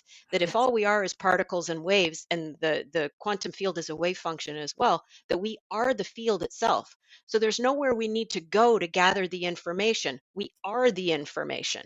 And being able to, I got my intuitive street cred working for law enforcement, finding missing children's, working on cold case files, etc. And what I liked to play with, and obviously I would never say this to the police, was I would say to myself, when you know the truth, the facts don't matter. When you know the truth, the facts don't matter. So if you know you are the field itself, then anything you might see or perceive or notice in the 3D world doesn't matter as a fact. So if cops would come to me and say, the fact is this kid is missing, intuitively I would say, well, no, the truth is that child is seen and known in the field, and I can find it.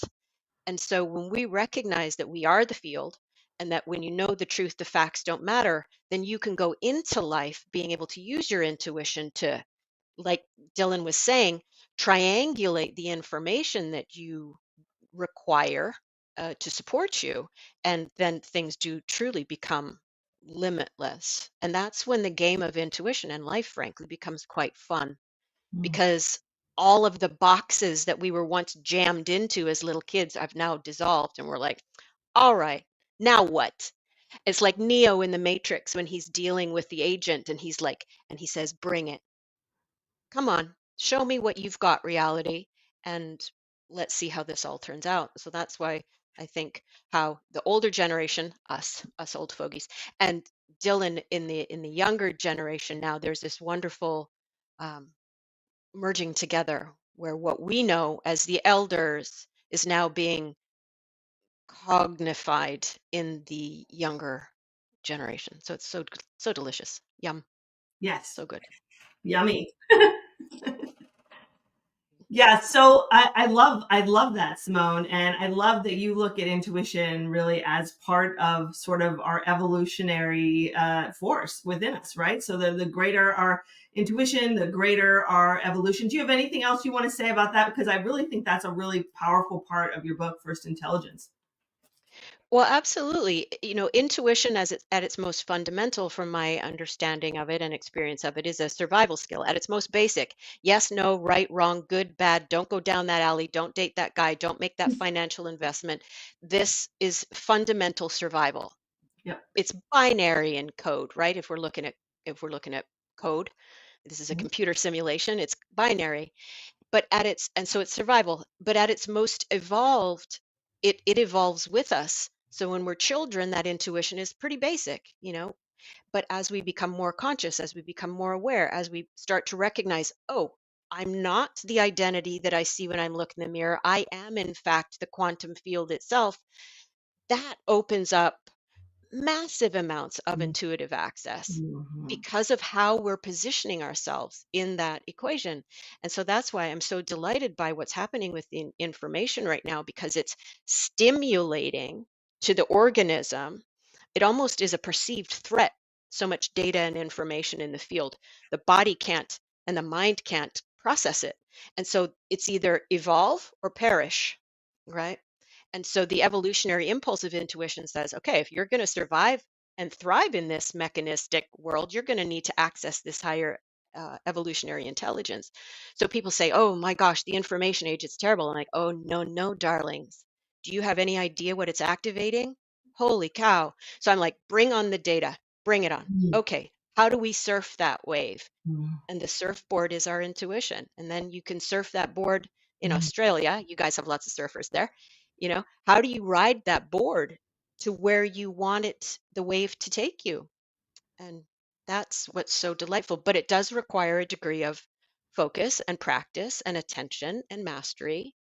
You're going to land on your face in the wave a few times. You're going to get a seawater enema from time to time. It's not always going to work. So you have to practice. Doesn't mean it's not working, just means you're building the muscle. Yes, building the muscle. That is definitely something we need to do with our intuition. And I think I love this approach towards the information age. It's sort of that counterintuitive approach. We're like, oh, we're all just overwhelmed. But it's actually something good, because that overwhelm is pushing us into this next phase, right? That discomfort, that friction is what pushes us forward and causes us to grow and open up to these new dimensions. So I love that perspective. And I want to just open it up to the group. I'm just curious, do anybody have, as we're talking about all this stuff, like what's resonating in your heart right now? And what are some ways that people watching this can actually start to go out into the world and do things to start making this change and being part of this change? My first thought on intuition, listening to Simone talk, I loved how she said that the intuition is like at its most basic levels our survival mechanism. And I like to talk in examples. I don't know if you guys have identified this, but what I jump to immediately is, again, from a millennial younger generation, is the idea of a video game, which I know a lot of younger kids can resonate with. And that is the idea that we have been playing a video game with this level of intuition that was locked. You had to pay, $200 to unlock it, but we're not going to pay that. So we haven't been able to access it and stuck at level 1 while we've been, going around the map and defeating all these side quests. But we have this level 1 intuition and we haven't been able to level it up. And so it's this idea of transitioning.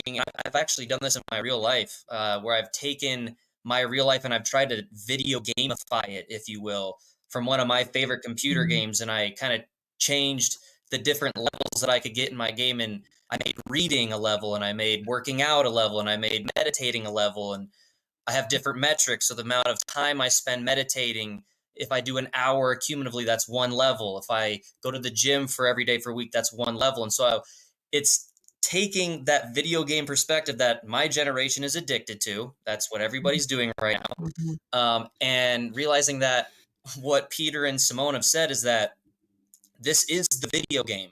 We incarnated into this life to play this video game. We are the video game character. So we need to start treating it in that sense and start leveling up. And the intuition is a level that unlocks many other levels that we haven't even come to grasp with, because when you unlock higher levels of intuition, you get new items, you get new map updates, you get new locations and things that you can do, just like any video game. And so I think it's the understanding that, like what you said in your book, Kim, is that we are infants in the level of intuition and we are just crawling. We haven't even started walking yet.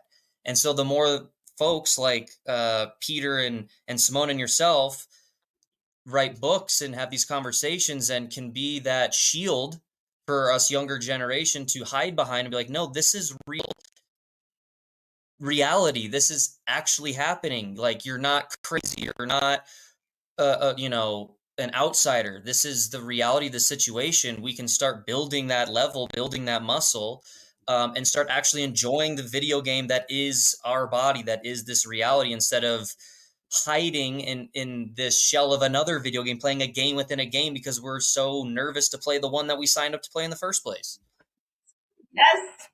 Yes, 100%, Dylan, 100%. Like it's funny, once you start looking at this analogy, I can't stop thinking of the world this way. Like, there's a lot of talk out there about us living in a simulation and, sort of game theory and all of this stuff. But I think part of our sort of mission is to help you guys get like the next highest score. You know what I mean? Like, we're always on this game and we want you guys to go beyond and kind of go to those next levels that we haven't been able to make it to. So maybe you can learn from some of the tricks that we learned when we were eating the ghosts in Pac-Man or whatever it was that we were doing growing up, that you can go into further places by, unlocking your intuition. So I love that analogy. And, as we know, if you've read, much about the holographic universe theory, it's not really that far out to think that we are living in a kind of simulation or a video game. And maybe it's more edutainment than okay, let me re-say that. Maybe it's more edutainment instead of entertainment, because we're here to learn. We're here to expand and grow. There's actually a meaningful purpose to it. It's more than just play, but it is play too. So before we roll off of that, Simone, did you have anything you wanted to add into that? Yeah, well, I've been playing with this idea of video games as a reality as well. And I think what we're doing is we're breaking the 4-minute mile for the upcoming generations. We're breaking the sound barrier for the upcoming generations. And every time there's an up level, if you look at any part of nature, there's always resistance that's generated. Before Chuck Yeager broke the sound barrier, 7 pilots died before he did, because the moment he met that wall of resistance, the instrumentation would vibrate to such a degree that the pilots thought the aircraft were going to fall apart. And so the pilots would pull back on the throttle and their aircrafts would blow up. It took Chuck Yeager to use his intuition in that moment, where he met the Mach 1 barrier of 752 miles an hour, where everybody else pulled back, and Chuck said, screw it. I'm going to use my intuition and I'm going to get it everything I got. And he blew through that sound barrier and he changed history.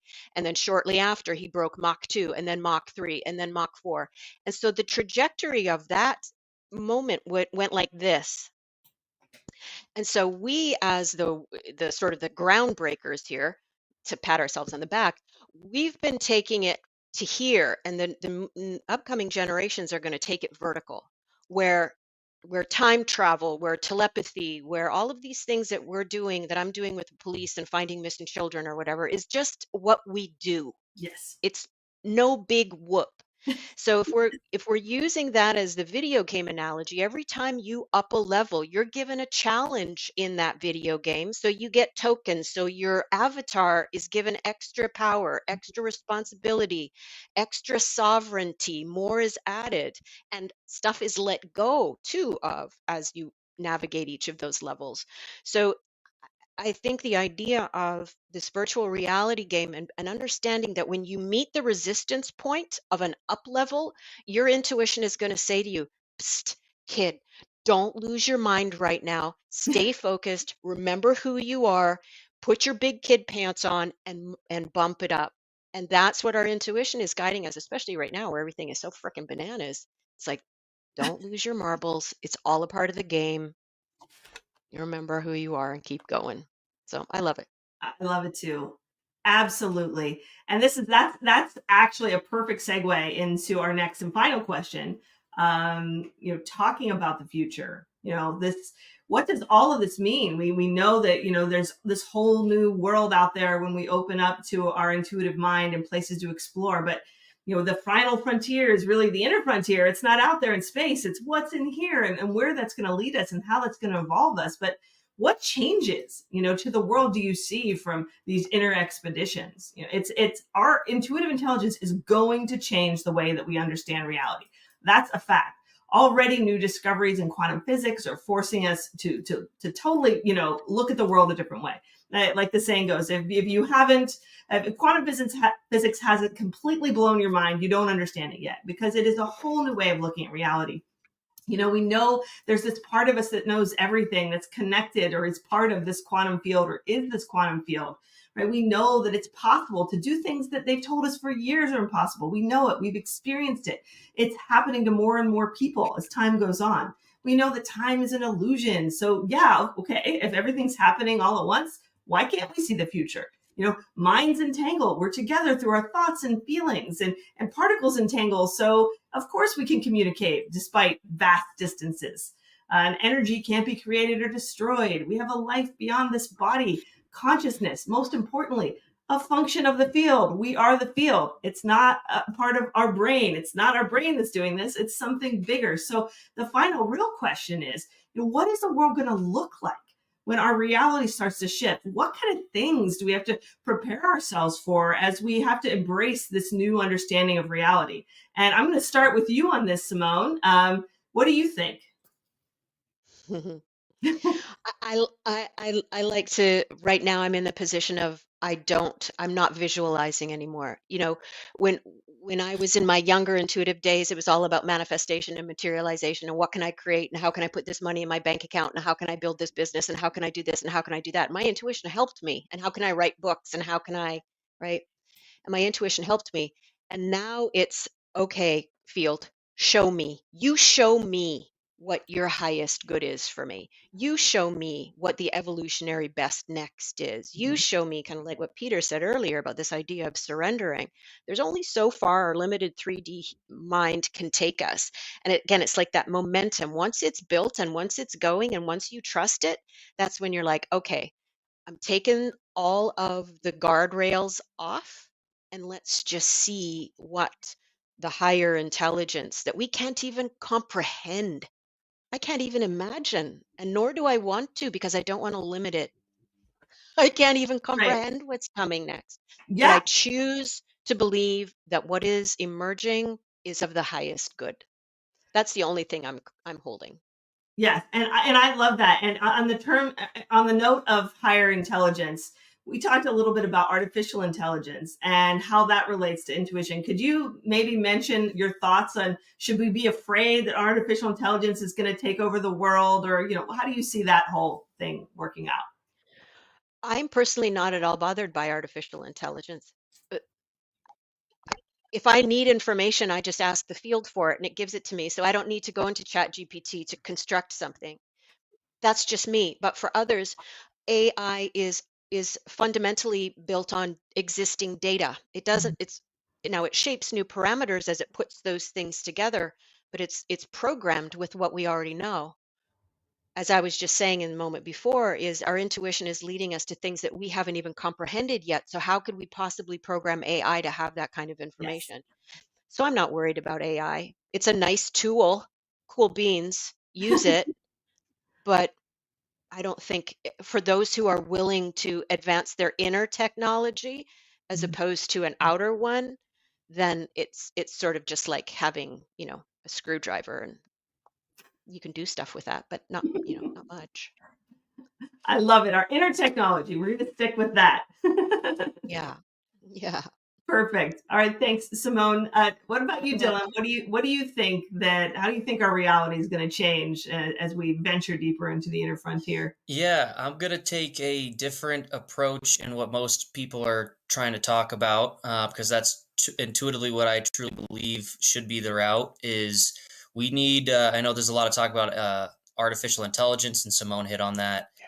I think we need a great simplification.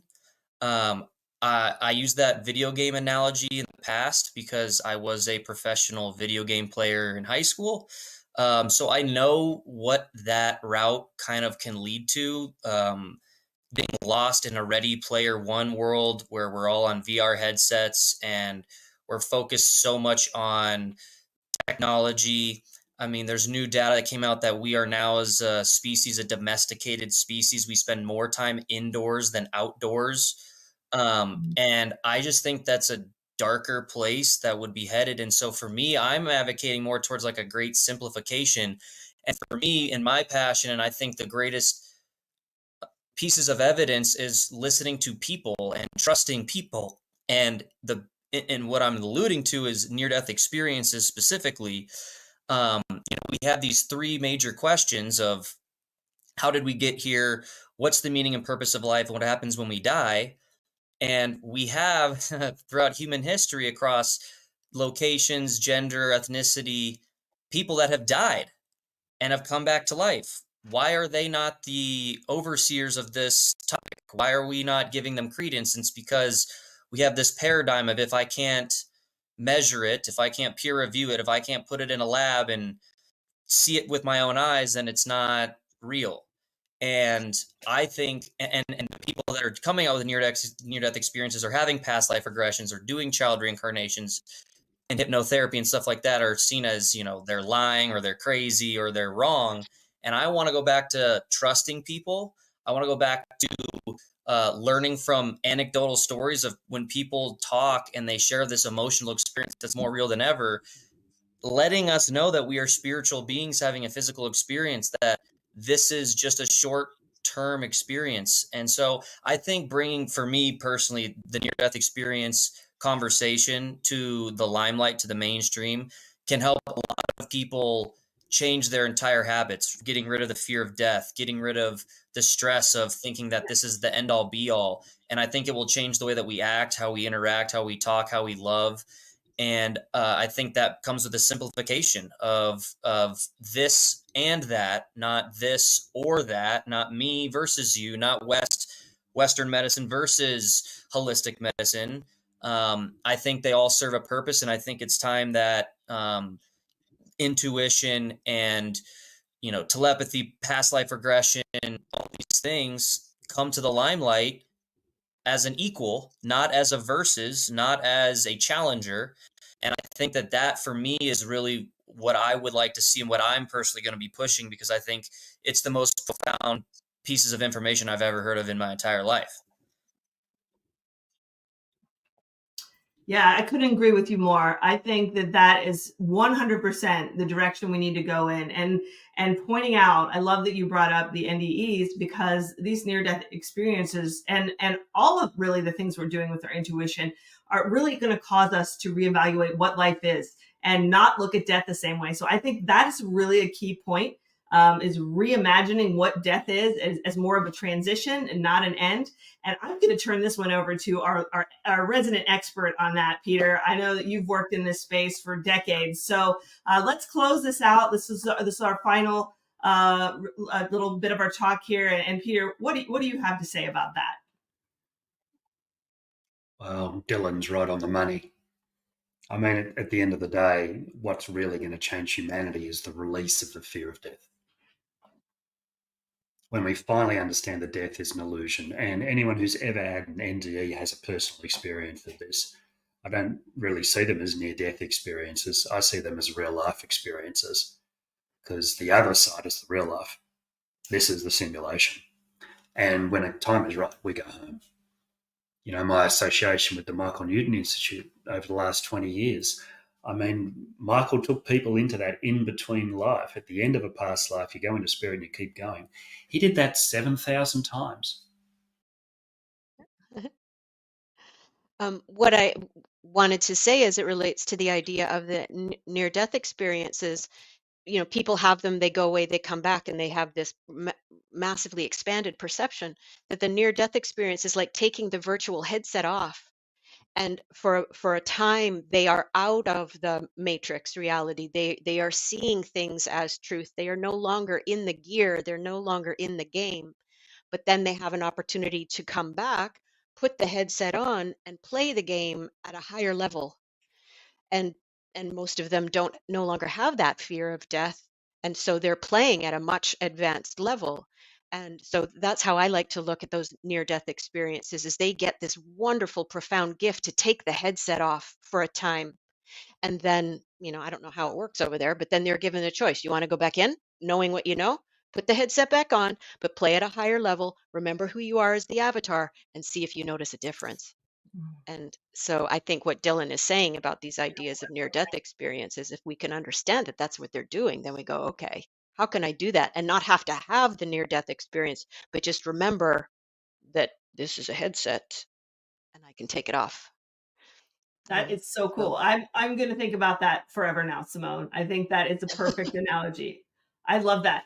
And, you know, it's almost like we can stop being so precious with our life, right? We overthinking everything and just having to control everything, because you know that it's in some way just a game, and it is something that it's not the end if you exit before you're supposed to, right? So it really loosens up this whole perspective of life and really, you know, our path forward. Do you guys have anything else you want to add to that? Yeah, I think that's a wonderful point, and I think it's up to us is to share that information in such a way that people can understand it, so that we don't have to have the entire 8 billion population die and come back to life. That's the whole point, is we can't have everybody dying and coming back to life. That just is not going to happen. And so it's, how can we take these profound stories and articulate them in a way and show them in a way that allows people's belief systems to allow them into to understand that that's exactly what's happening. Simone's right on the head. It's, you took off the VR headset and you go, oh my gosh, I'm sitting on the couch. I thought that was so real this entire time. And then you can go and play at a higher level. You can go and change the entire character build that you were building, which was usually based on stress, fear, and accumulating material wealth and things, and instead focus to something that's more about community, collective, love, togetherness, kindness, compassion. And that's what we need to change the map of the virtual reality into something that's not just filled with pollution and destruction, but rather community and integration of the whole. Yeah, I agree. What do you think of that, Peter? Yeah. I'd love to add one little thing, if I may, and that is that every moment of every day, your soul knows exactly what it's doing. And so much so that our souls chose to be us out of 8 billion options on this planet. Now, if you want to be special, there it is right there. because I believe Yes. that's the greatest act of unconditional love that we'll ever experience. Our soul choosing us to come into this matrix, to use our intuition to make a difference to the world. Everybody needs to know that. We've got to print 8 billion T-shirts. Absolutely. And I think that does also segue back to what you were saying, Dylan, about, oh, the whole world doesn't have to die and come back to witness this and to know this is real. And that's where intuition development comes in, because when you can get those validations by doing things other than dying, right? We don't actually have to die to do that, right? We can, there are, and I know Peter's worked in this space a lot with his work and sort of the inner journeys, and astral travel is a great way to get that validation. If you've ever had an out-of-body experience, it's pretty much the same thing. You're somewhere and your body's somewhere else. So that should tell you something right there, right? We're more than our bodies, right? Consciousness is a function of the field, not the brain. So maybe, having more people really learn to practice and develop their intuition and focus on, having these inner experiences, even in small ways. That's the work that I do. It really focuses on getting those little validations, right? Even if it's just a small validation, you get more and more and more of them. And then pretty soon you're like, okay, you can't deny this anymore. This stuff's beyond coincidence. Like, we have to accept it. The more that you play with your intuition and get those little hits and validations and that evidence, right? We're talking about evidence-based intuition. The stuff we're doing is not just pie in the sky and imaginative journeys. I mean, this is stuff that's like impossible things that shouldn't be able to happen. Well, they're happening, and coincidences and validations, and all of these things are verifiable and repeatable and learnable. So once we start to do that, right, then we can get more and more people starting to say, yeah, okay, it's real. I can say intuition in public now. Maybe like 20 years ago, people would like, what's that, right? But it's starting to change. All right, we have a couple more minutes. If anybody has any more final thoughts, Simone, anyone? Well, I love this analogy of the headset that Simone talks about, and Amen. the piece for me is that we chose to put the headset on in the first place. We chose to come here. We chose to make a difference, and I believe that we live in a universe that's based on free will. And what I want to encourage everybody to do that's listening is using your intuition, use your free will. And when you use your free will to access your intuition and to move through the information that's waiting for you, it's as I think Simone said before, and I think Dylan said this as well, it's not out there, it's in us. So once we understand that we can access it just through our free will, it creates a beautiful intention that allows us to move into this wave of everything that's within our grasp. That's the beauty of it. We chose to be here. We chose to be part of this quantum field. We chose to take human form. Choose the life that you want. Yeah.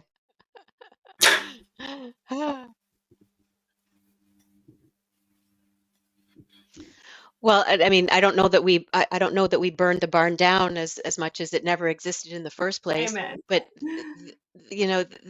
the idea of unlocking what's always sort of been hidden and carried within us is always been what has delighted me so much. And you said something really important, I think, Kim. It's about going out and applying it. It's one thing to use your intuition to attract a parking space. That's fine. But we're talking about these quantum leaps in everything, like Dylan was saying, understanding the near-death experience and understanding time travel and understanding interdimensional things. I know that I've had some intuitive experiences with people who, might be considered star beings or interdimensional beings, having experiences with intelligences that are just here, but we just can't quite perceive them. They're always there, but we just don't notice them. Wouldn't that change how we travel to Mars? Wouldn't that change how we go into deep space? Wouldn't that save us a lot of time and energy in a whole lot of things if we knew that that was a possibility?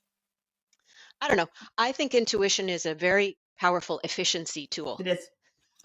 And it's our universal language, to your point, right? Like, how are we going to communicate with these beings? Well, do they speak English? Do they speak French? Well, I can tell you, they speak intuition. We know that. So Mhm. Yes. Yeah. yeah.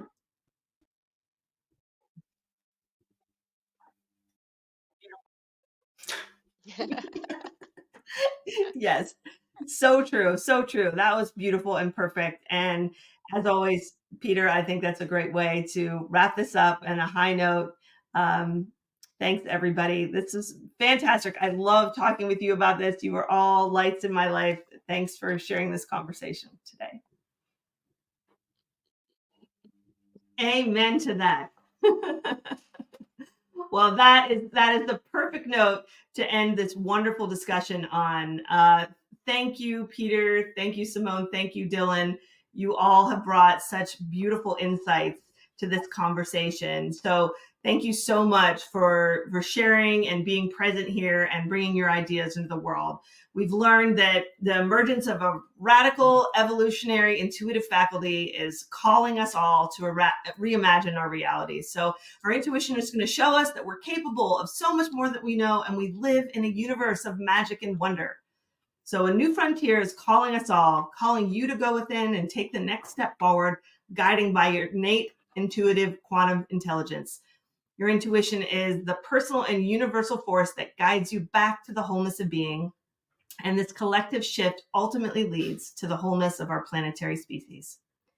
Our inner guidance is always there, personally nudging us one way or the other towards higher awareness and coherence. This is why we need intuition now more than ever. It's revolutionary, evolutionary, and radical thinking. It guides us to expand in our own personal way with the universe and life itself. On some level, we're all born to change the world. And our intuition has been there every day, informing us, inspiring us, and moving us forward and showing us how to do it. So if we truly want to make a difference in the world, we can start right here, right where we are. If we listen, we can hear the intuitive call that guides us to be the change. And the moment we answer that call is the inception of our world-changing dream and the catalyst for the creation of a new reality. Yeah. Thanks, everyone, and enjoy the rest of your life. That's a I good don't know one. how to end Enjoy that your one. life. Thanks, Kim. Thank you, everybody. Thanks, Peter. Thanks, Dylan. She can edit that out. Thank you all so much. Yeah.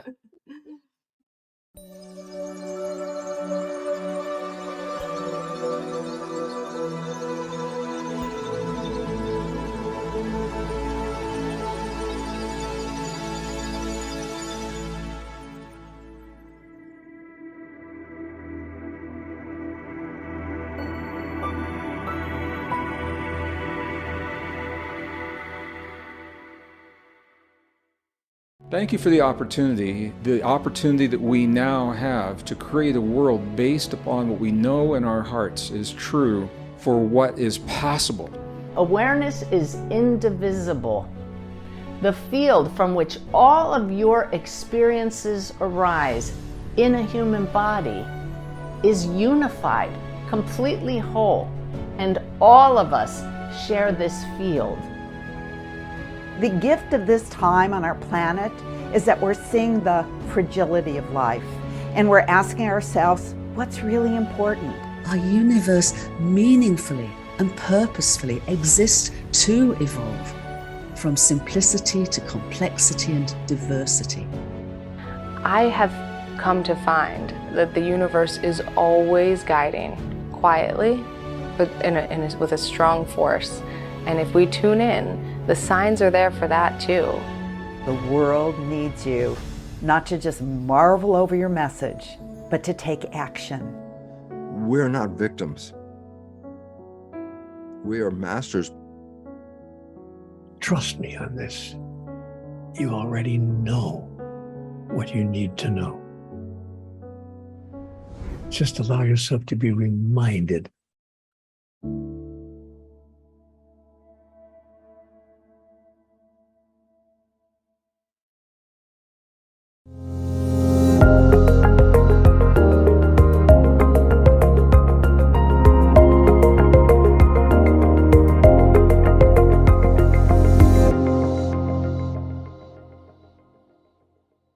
I'm Jonathan Goldman.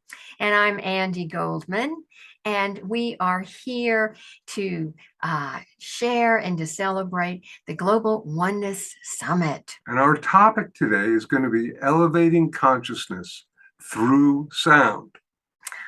Well, Jonathan, we're the right people to be doing that. Yes, and we I are. would love to share a little bit about you to our audience, because you are a pioneering founder in the field of sound healing.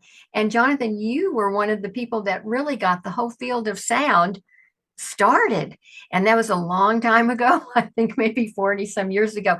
Or more. More. But Jonathan is the author of numerous books, including Healing Sounds and the award-winning Humming Effect. But he is also a Grammy nominee. He is a recording artist who has over 30 recordings, and many of them are award-winning. And this is my beloved wife, partner, and total wisdom keeper and compassion keeper, Andy Goldman, who is a licensed psychotherapist, musician, teacher, co-author of a number of books with me, including we did the award-winning Humming Effect together. And it is such a pleasure and honor to be elevating consciousness with you, my dear. Well, thank you. And we are excited to jump into sharing with you how we might elevate our consciousness through sound as a healing modality. And indeed, what we're going to do first is tell you a bit about how sound works and how it affects our consciousness, as well as all different aspects of light. And this is, if you like, what we call the 4 pillars of sound healing. So we'll just begin with that. How about that, Andy? Anything? Sounds like a plan to me, Jonathan. All right. So the 4 pillars of sound healing, because sound, from our perspective, is perhaps the most powerful way of elevating consciousness. And we're going to tell you about it through the 4 pillars. The first one is that everything is vibration. This is something our ancient mystics and our modern quantum physicists are telling us. Everything is in a state of vibration. And through that phenomena, then we can understand that everything, if you like, can be perceived of as being sound. From the electrons moving around the nucleus of an atom to planets in distant galaxies moving around their sun, they're all in vibration. And that includes our body, every organ, every bone, every tissue, and our brain vibrates and pulsates. Or we have rhythms of breathing. We have rhythms of heart rate. You all think about that. So that's really just an aspect of the fact that if everything is in vibration, if everything is sound, we can use sound to literally affect almost anything that we want. It's almost as though sound is a doorway into elevating our consciousness, because when we are working with sound, we begin to feel more connected to the outer world and to the inner world. And of course, working with sound, there are really 2 major ways that sound does affect us. And I'd love to share that. It affects us on a psychoacoustic level, as well as a vibroacoustic level. On a psychoacoustic level, that is when the sound that we are listening to actually goes in through our ears, travels down our auditory pathways, up into our brain. And that is what then affects our nervous system, our heart rate, our respiration. And the other way that we are affected by sound is through vibroacoustics. This is when the sound directly goes into the actual body, into our body, such as for instance, if we might be using a tuning fork or some instrument where we're putting sound directly into the body. And another way that we are affected through vibroacoustics, which we have found to be the most powerful vibroacoustic sound, and that is our own voice through humming.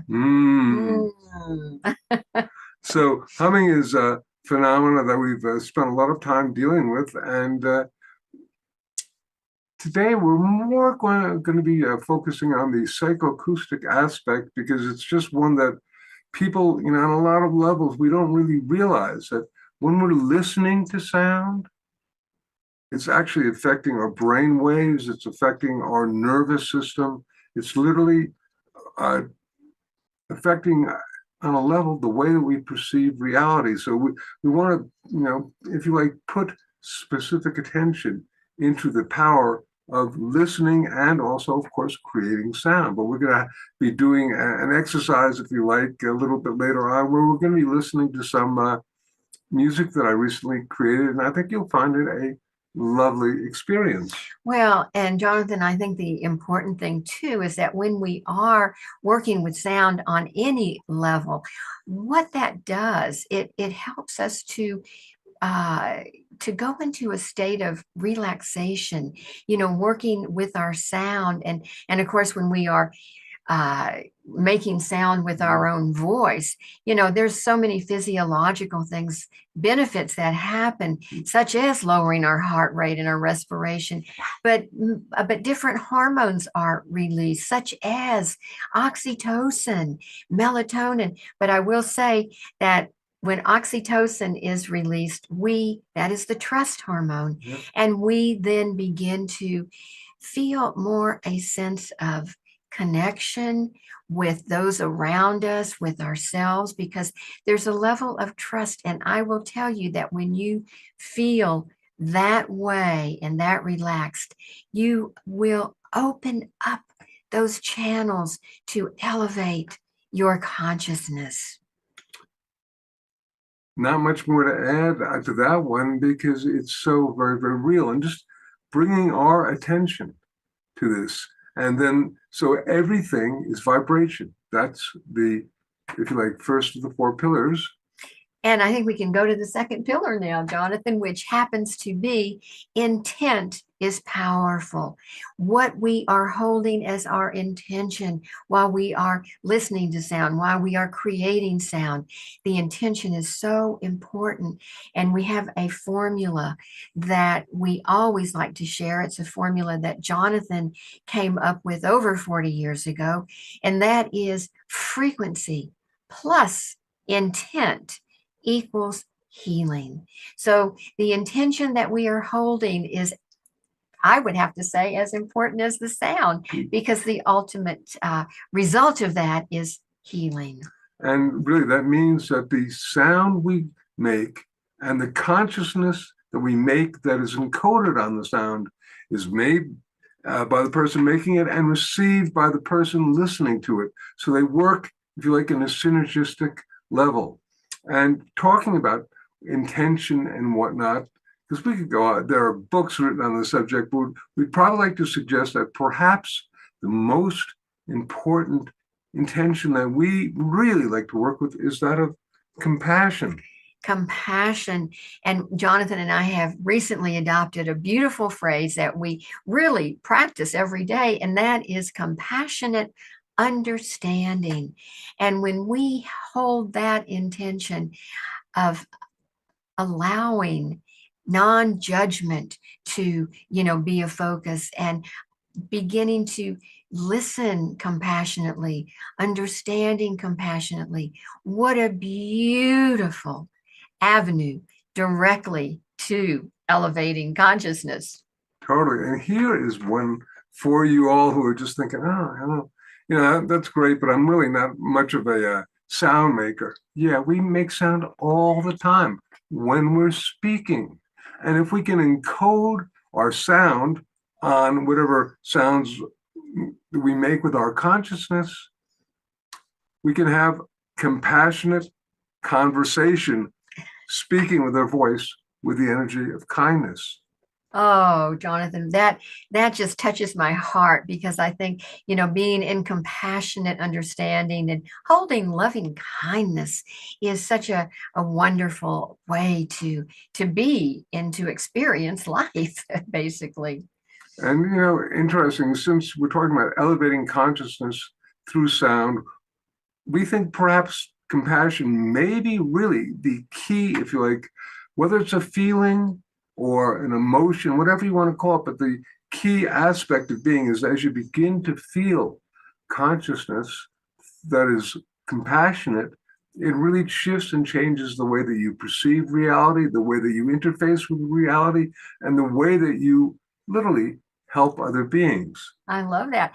Jonathan, I just came up with a new formula. Which is, yeah, okay. Which is compassionate understanding plus compassionate listening equals compassionate conversation. Well, I like that a lot. And compassionate conversation seems like a great way of elevating consciousness at this time, because just a thought, if you are engaged in a conversation and you're not allowing the other person to finish a sentence, if you've already got an answer to them before they've finished talking, you're not perhaps doing compassionate listening. So this, you listen to the whole thing, and then you can also answer back to them. And you may not be in agreement with what they say, at least allow them to have a statement. And I think that's really, really powerful, important. And real quick, compassion, if you're wondering what that is, or another word that we find very, very powerful for that is appreciation or gratitude. Trying to project that on to the sounds you're making, being grateful for something, and ultimately, of course, love, huh? Oh, absolutely. So let's see, we talked about the first two pillars. Everything's vibration, intention. Intent is powerful. And the third pillar of sound is we are all unique vibratory beings. In other words, just as we have our fingerprint, our handprint, we are vibratory beings in our own unique way. And so the way in which particular sound might affect me may affect Jonathan very differently. How it affects Jonathan may affect me very differently. And we want to really let people know that there's no judgment on that at all. I mean, it's interesting. We oftentimes will begin a seminar by asking people, how many of you are allergic to penicillin? The reason we ask that is, okay, probably anywhere from 5 to 20% of an audience will raise their hand and be allergic to it. And say, okay, if penicillin, like everything else in the universe, is in a state of vibration, then for 80 to even 90 or 95% of you, it's going to be a healing substance. But for 5 to 20% of you, it'll be toxic. And that's just a great metaphor for everything that we've ever encountered in the universe. There is no, for the most part, panacea that works for everyone all the time.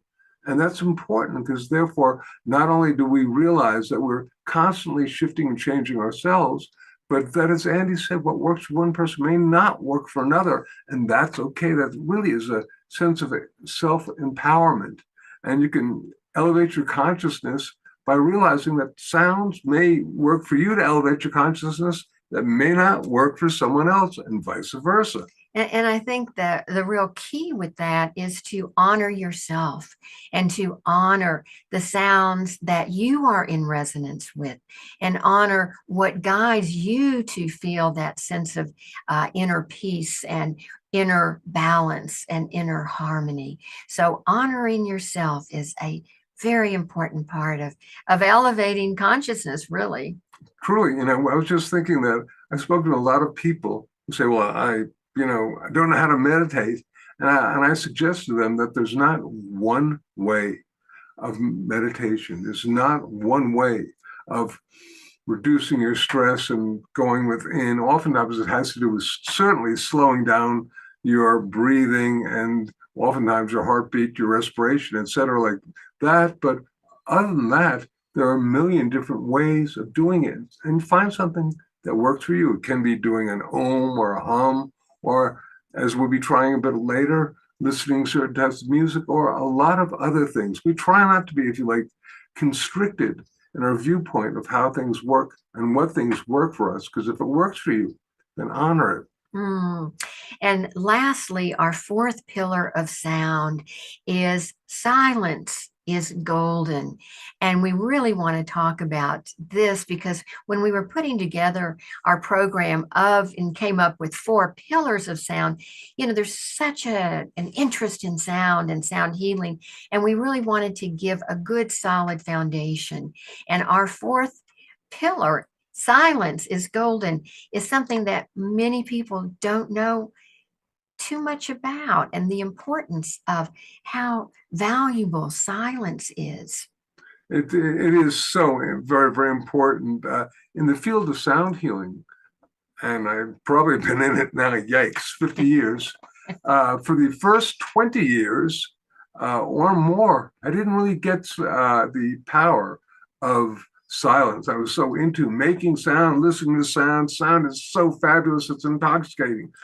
But silence is, if you like, the yin to the yang of sound and needs to be really honored. And actually, silence is really my favorite pillar of the 4 that we came up with, because I believe just so strongly that when we are in silence, that is a time where we connect with our spirit, with our higher self, with our inner wisdom.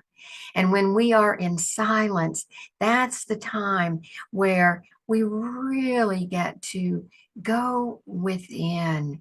And I know that there's a great anagram, which is the word silent and the word listen have the exact same letters. And I'm thinking when we listen within in the silence, that really propels us into a higher level of consciousness. Indeed. And, it's so interesting. Talking about, again, elevating consciousness through sound, you may be right that silence is perhaps for many people, the missing ingredient, because we are so busy these days, so, if you like, time compressed, and so absolutely we don't take the time to be still. And we've forgotten how to do that. And you see people being distracted by one thing and another. Cell phones and these things are purposely designed to take your attention and keep it there. So a lot of people are suffering from ADD, which is basically induced by the internet or whatnot. So taking some moments, just some breaths perhaps, or just being still and silent. And particularly even when you're listening to somebody else in a conversation, what a great way to let their words go in deep and see how they really resonate. Well, and I think it's interesting because, with the program today and with, Humanity's Team Beautiful Global Oneness Summit, all of these messages are coming through so that we can really raise our consciousness and begin to open our hearts to connecting with others in a loving way. And it is something that we have to work at. We have to listen within to, really find our paths to doing this. But we hope that, these little pearls of wisdom, if you will be helpful. We're actually, in a few minutes, going to be listening to an excerpt from a new album I have. I'm so excited about it. It's called, upside down? Yes. Sonic Oasis. Sonic Oasis is the result of, if you like, an inner guidance that made me realize that so many of us are so ADD at this time, so time compressed, needing to go from one thing to another thing. A lot of the music that we create is a half hour or an hour long, and it's very, very powerful. But for many people, their listening habits have shifted and changed. And so they no longer have time to listen to something that's even 10 minutes long. So my inner guidance was like, okay, we want you to literally excerpt your hour-long pieces of music and make them 3 minutes long.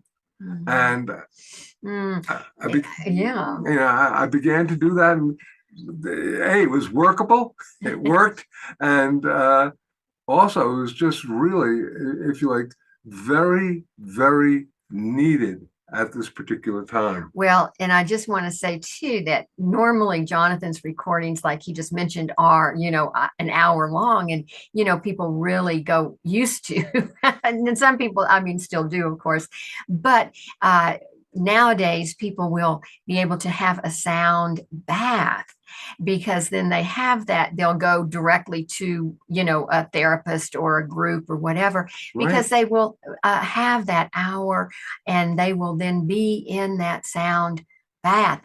So we decided, based on what Jonathan was just sharing, hey, we got to give people a sound shower. Right, sound shower, right. So that's why these are 3 minutes long each track. And when we began talking to people about it, a sound shower, they got it, because the concept of sound bath really has begun to get mainstream consciousness attention. We said, okay, so here are sound showers. And this next piece that we're going to be listening to, it's the only piece actually, but it's called Golden Rose Dreams. And it's actually brand new, originally created for the Sonic Oasis album. And we trust that you will enjoy it. It's also, it's a video. It's got some really nice colors of gold and rose.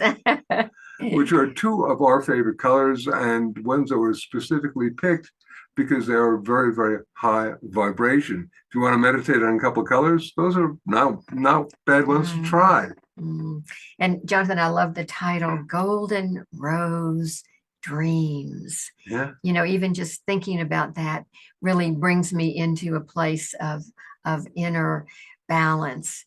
And of course, roses, when we were putting all this together, it all of a sudden occurred to us that Jonathan's mother's name was Rose. My mother's name was Rose. And one of my middle names is Rose. And so Golden Rose Dreams even had a deeper meaning once we, really put that together. Nice. So why don't you just take a moment, take a nice, relax, deep breath. And take another one. And then we're going to basically take 3 minutes of time to be in stillness and just watch this and feel what it's doing to you. Check yourself out. And then we'll watch this for 3 minutes, and then we'll come back to you.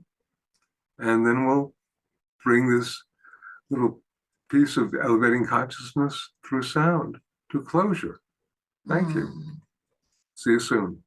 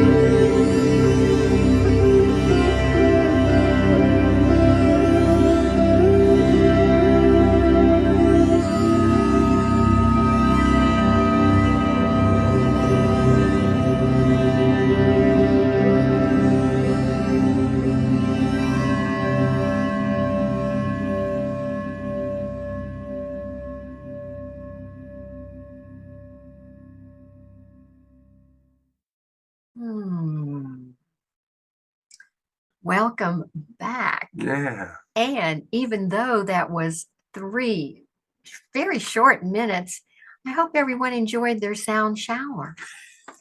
I did. Indeed. So that's an example also of how, if you like, in terms of psychoacoustics, it doesn't take very long for sound to have a pretty deep and profound effect on you. And just keep that in mind. If you're humming for 3 minutes or you're listening to a piece of music for 3 minutes, that can still lower your heart rate, your respiration, your brain waves, and elevate your consciousness through sound. And it helps us to really relax. And I know that when we are in a state of relaxation, when we're not stressed, when we're not feeling a lot of pressure and frustration and anxiety, which, is happening so much in our current culture.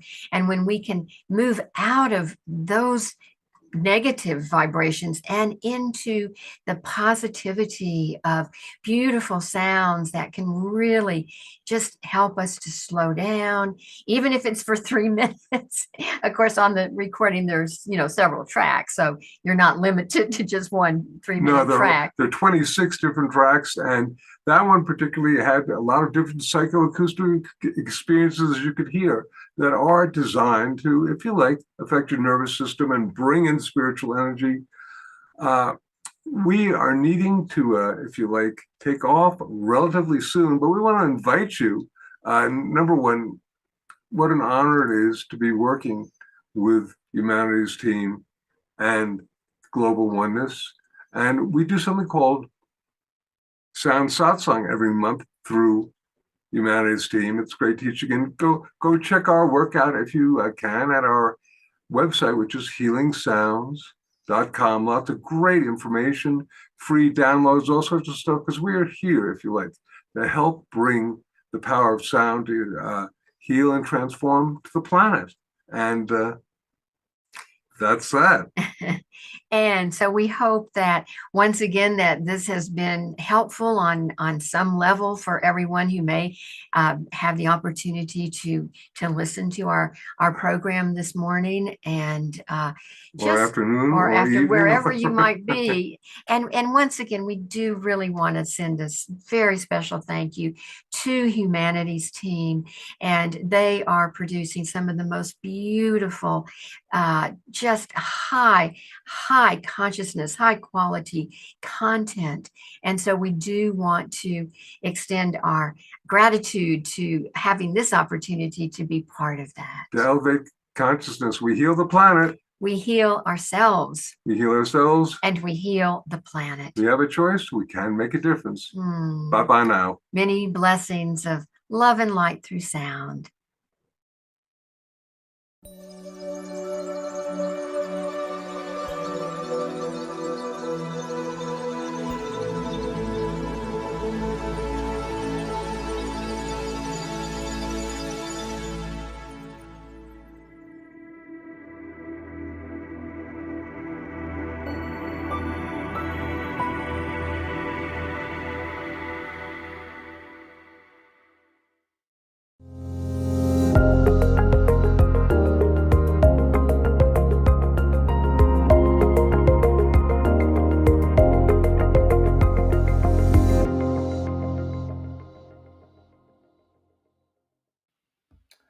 Well, hello and welcome, everybody. I am going to be the host today for this panel. We have an amazing panel for you today, and I think that you'll really want to pay attention, take some notes, and think about what we talk about here, because there's a lot going on in the world, as you know. And, whether it's environmental challenges or whether it's pollution or water challenges with our oceans or overfishing or schools or poverty or all that's happening out there. There's a lot of chaos. And you know what? There's a lot of things happening in business too. Our businesses are changing at a rapid pace.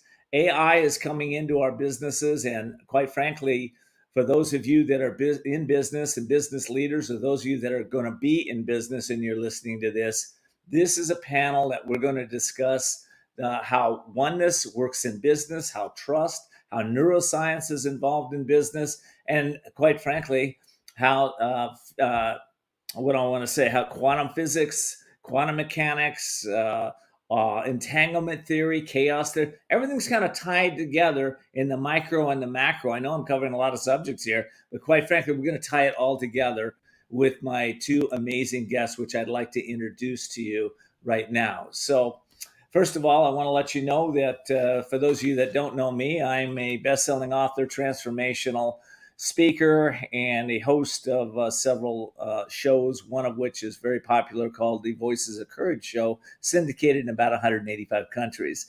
My next panelist, I'm going to introduce John Assaraf, my buddy, my friend. We've known each other for decades now. John Assaraf is a motivational speaker. He's a law of attraction expert, best-selling author, and CEO of a leading brain training company, NeuroGem.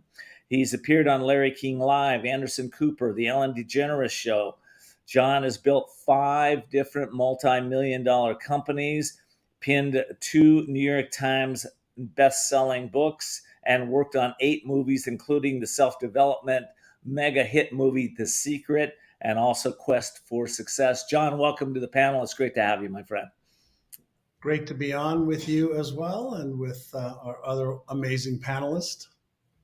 Well, I'd like to introduce my other amazing panelist. He's another friend and just another amazing human being. His name is Stephen M.R. Covey. If you don't know Stephen is a best-selling author whose books have sold over millions of copies. He's a public speaker. His books include The Speed of Trust, Smart Trust, and Trust and Inspire. And he also is the founder and CEO of Covey Link Worldwide, and a former president and CEO of Covey Leadership Center, and so much more. So welcome, guys. All right, today, there is a lot changing in business, and you both have expertise in business. Stephen, you've been talking to corporations for years. John, you've been teaching entrepreneurs for years and created the businesses that we talked about. Where do you guys see business? I'm going to jump into it. Where do you see business going in the next 10 years? Let's talk about that. Who'd like to start? Stephen, why don't you go first? All right. I think with all these changes that are happening today, with the technological changes and advancements, AI, all kinds of disruption going on, the pace of change, the amount of change, the type of change, it's really unprecedented, and it's only going to continue. And on top of all these external changes in our environment, there's also internal changes, where suddenly there's remote work and hybrid work and intentionally flexible work, that options that didn't exist before the pandemic in large measure. And then we have these new generations coming up with completely different expectations of how they want to be engaged, how they want to be led, particularly Gen Z, this upcoming generation Alpha. So new generations in a new world of work, where the work is far more collaborative and interdependent, with all this change hitting us. So all of this is happening, and I think it's going to put a premium on 2 key things that need to happen for organizations and for businesses, and any organization really, to be successful in this next decade and beyond. And the first is this. The first is the need to build a high trust culture. Why? So that we can attract, retain, engage, and inspire the best people and bring out the best in people. See, a high trust culture that inspires will help us win that war for talent. And there is going to be a war for talent, especially among the best people, the most brilliant and insightful and capable people. We got to make sure we attract and keep them and unleash them. So that's the first. The second is more the external, and that's the need to constantly collaborate and innovate so that we stay relevant in this changing, disruptive world. Because if we're not constantly collaborating and innovating, we're going to fall behind. Everything is moving too fast and changing too fast, and we could become irrelevant. We could become like Blockbuster, where They were the powerhouse, and then literally just through technology, they're suddenly outdated and they've fallen behind. So they got to constantly collaborate and innovate. And so those are the two imperatives for any organization. The first, that building a high trust culture that inspires, that's called winning in the workplace. We got to win with our own people, with our own team, with each other inside. The second, the collaborating and innovating so we stay relevant, is winning in the marketplace with customers and partners. And the key is the secret. I agree. I love that. I love that answer. Thank you for that beautiful answer, Stephen, and kicking us off here. John, you have been an expert in neuroscience. You've studied neuroscience. You're an expert in the brain. And it seems like AI is coming in, like gangbusters right now. But there are two areas that I think are critical in the next 10 years for us to stay ahead of the curve as business owners. One is making better decisions, and the other one is emotional intelligence or emotional AI. Can you address those issues in the what you see is happening in the next 10 years around that area? So I don't know if I could see past 1 year, let alone 10 years from now, right now. So let's keep it to a smaller time frame. I think there's a couple of things that, as Stephen was talking, I was reminded of. I was in the Galapagos Islands a few years ago, and I bought a hat, and the hat said "Adapt or Become Extinct." And it reminded me of the era that we're in right now that is going to dwarf the agricultural revolution, industrial revolution, the computerization, of the world. It'll make it seem like a child's play game that we were playing before.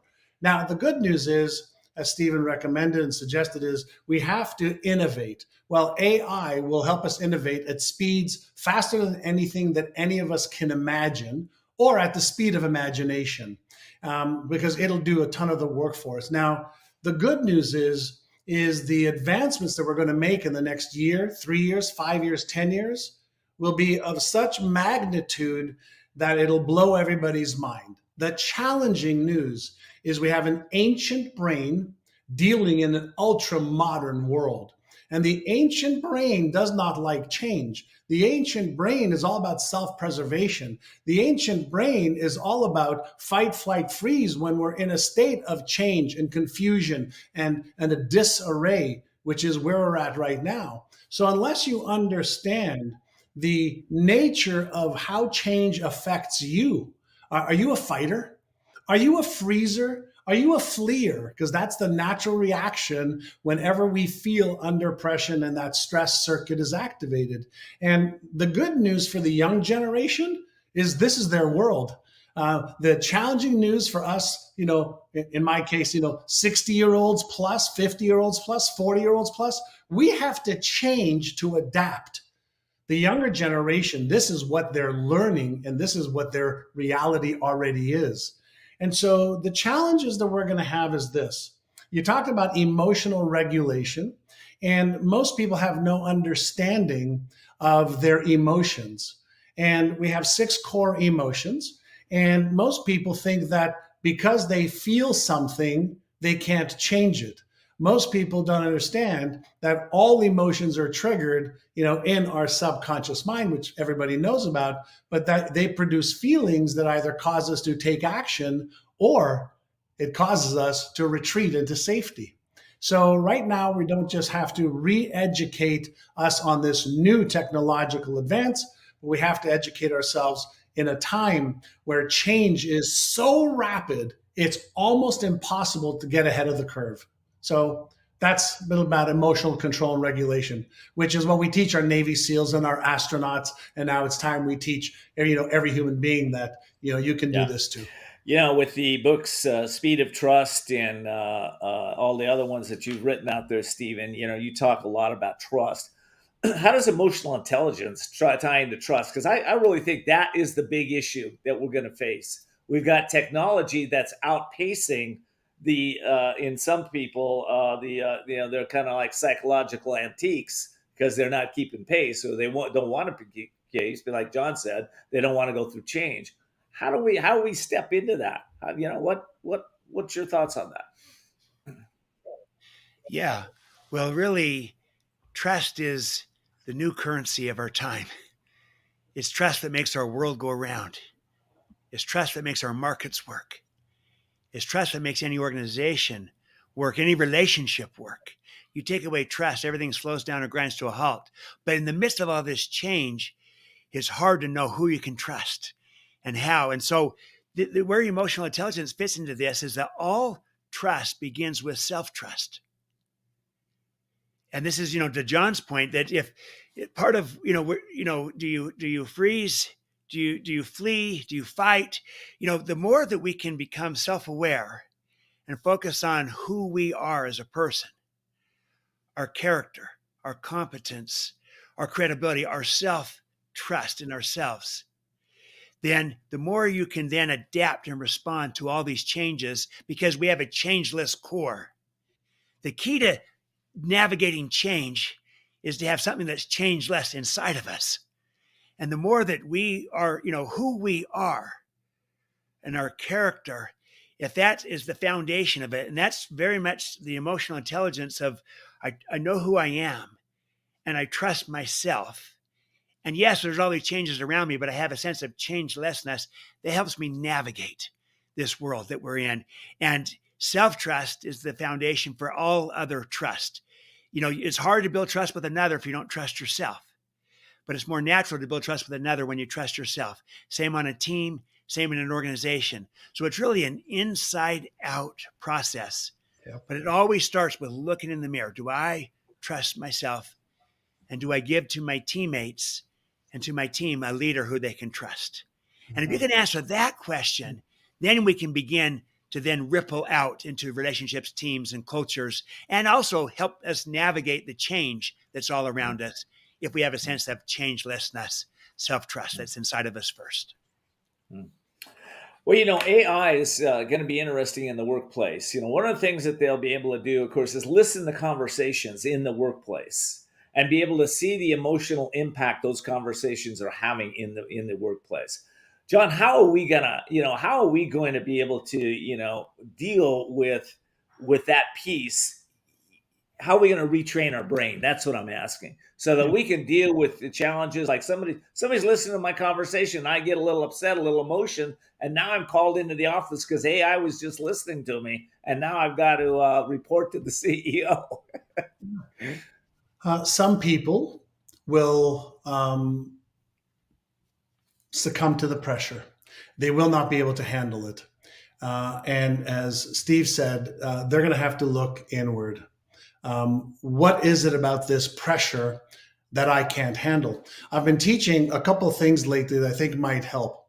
Number one is helping people understand the definition of stress is I look at stress as a circuit in the brain that works like a light switch. And what turns on your stress circuit may not turn on my stress circuit. But what if we said stress happens when demand exceeds my current capacity? So here's the question. Can I, look at myself, can I increase my current capacity?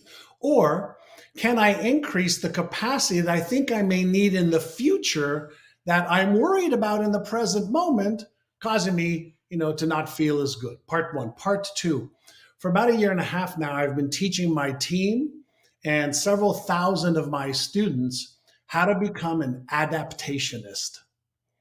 And so I'm thinking of becoming an adaptationist as a skill now, more so than we've ever needed it before. And I'll tell you why.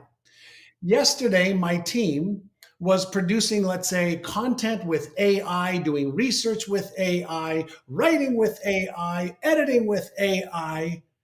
And today, all the stuff that we were doing with partial use of AI, just today, seriously today, there's some new tools that'll actually do the research, do the editing, load it up onto all of your social media channels before, or just before that, you have to just approve it, and it'll load it up to your social media channels.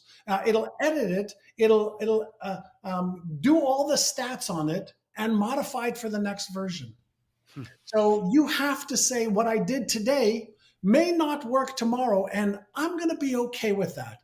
I'm going to be an adaptationist at the highest level. So can we teach adaptation?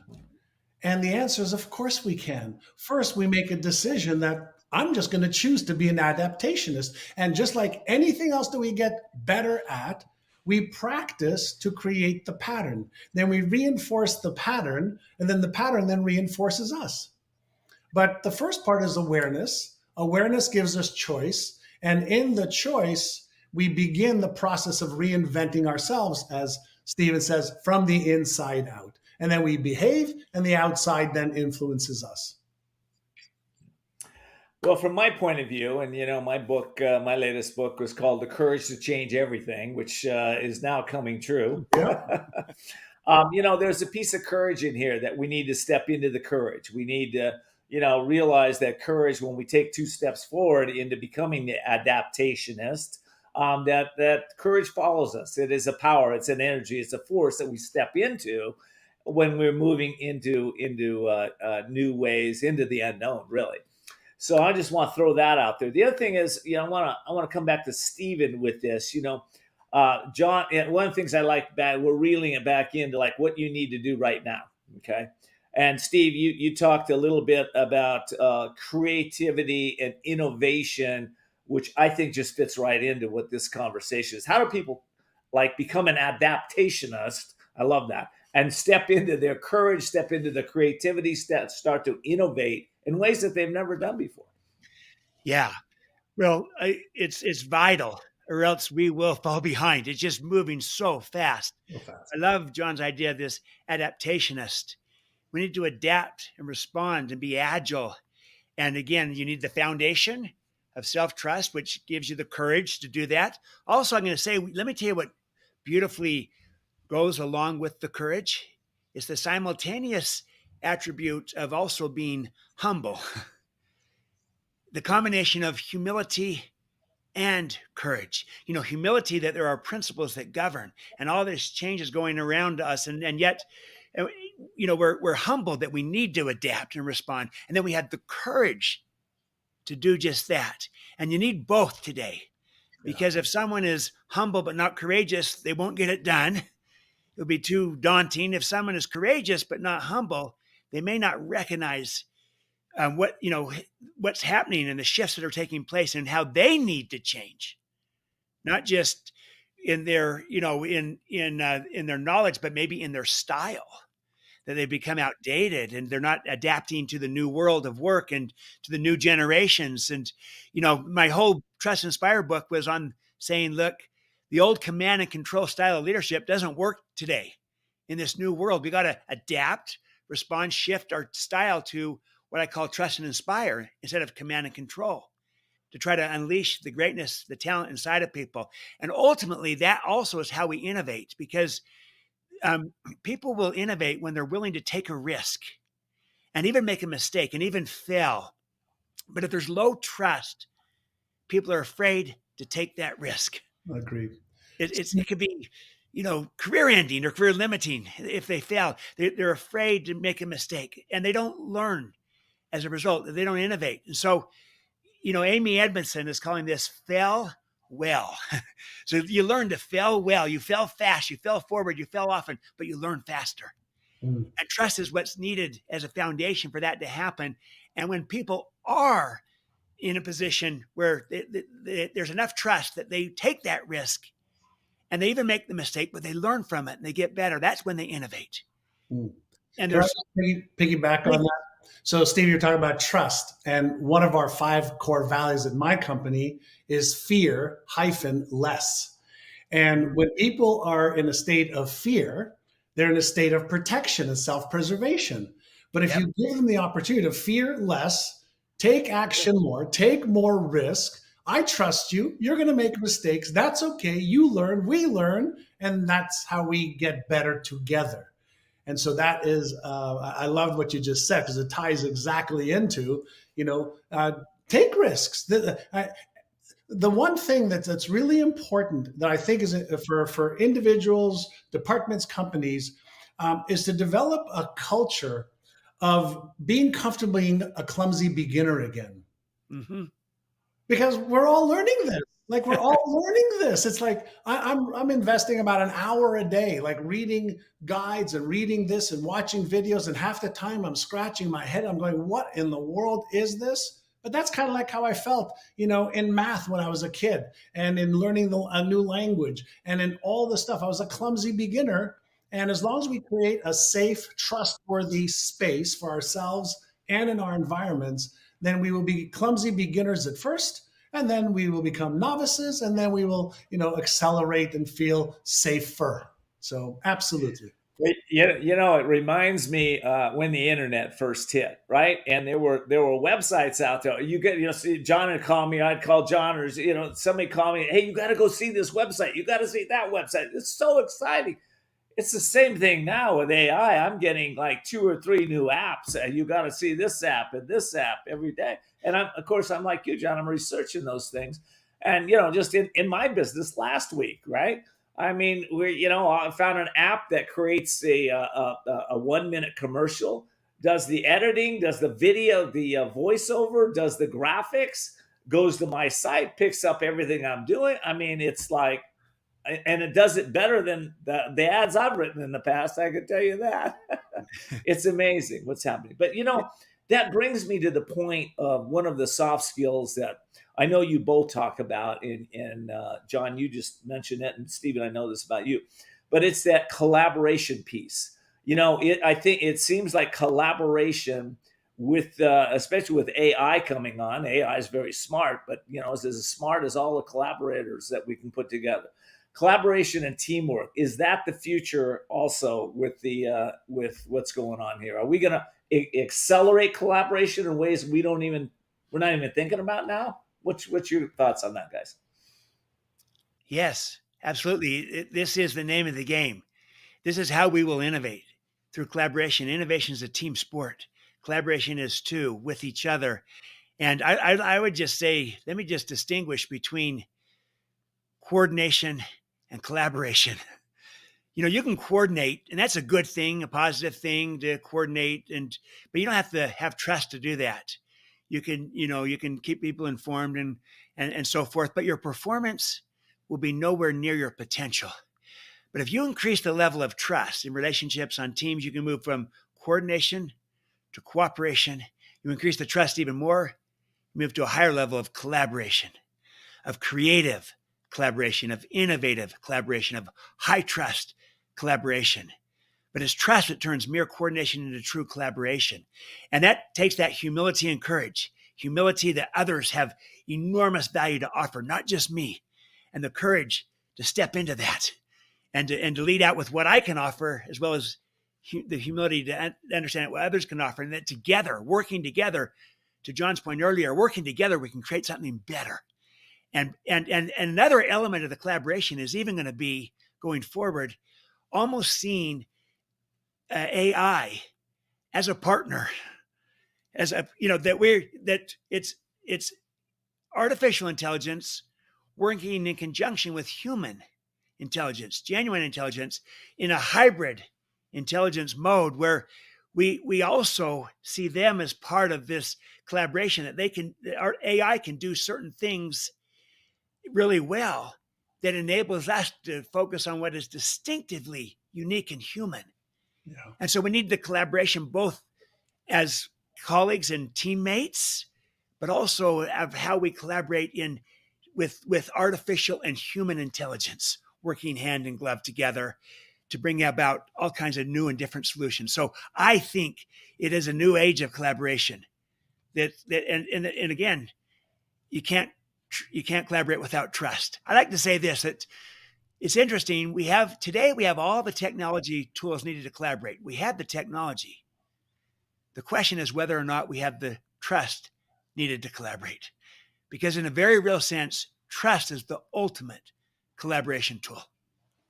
And I think that falls into 2 categories, right? One is trusting myself to be able to learn it, use it, be efficient, etc.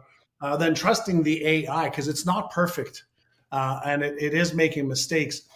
As you were talking, Stephen, I was reminded of going back to the old farming days. when we used to use, oxen, and a hoe behind, and then all of a sudden we had tractors and we were able to be more efficient. And some of the farmers said, "No, this should be done by hand, and oxen and animal and man." And the other farmers that took the tractors, were able to outproduce them, 100 to 1. And then the computer era, came in as well, with the Industrial Revolution, the computer revolution. We just used the tools, and there were always the early adopters. There were always those that said, I'm gonna do this. I'm gonna try this. I'm gonna trust myself to figure it out. Or I'm gonna trust that I'll learn with other people who are doing it, and we teach each other. In our company, we have a saying. It's called, "We lift each other up as we climb." And so, as I'm climbing up the AI ladder to understand, I'm bringing up my teammates, and they're bringing me up, and they're sharing stuff with me, and we're sharing lessons. This worked, this didn't work. And the camaraderie, the collaboration, the fun we're having is elevating us beyond anything that's excited us this much. Of course, we love our programs, products, services, and serving people, but there's this new excitement of being able to achieve what we want to achieve, is to help hundreds of millions of people.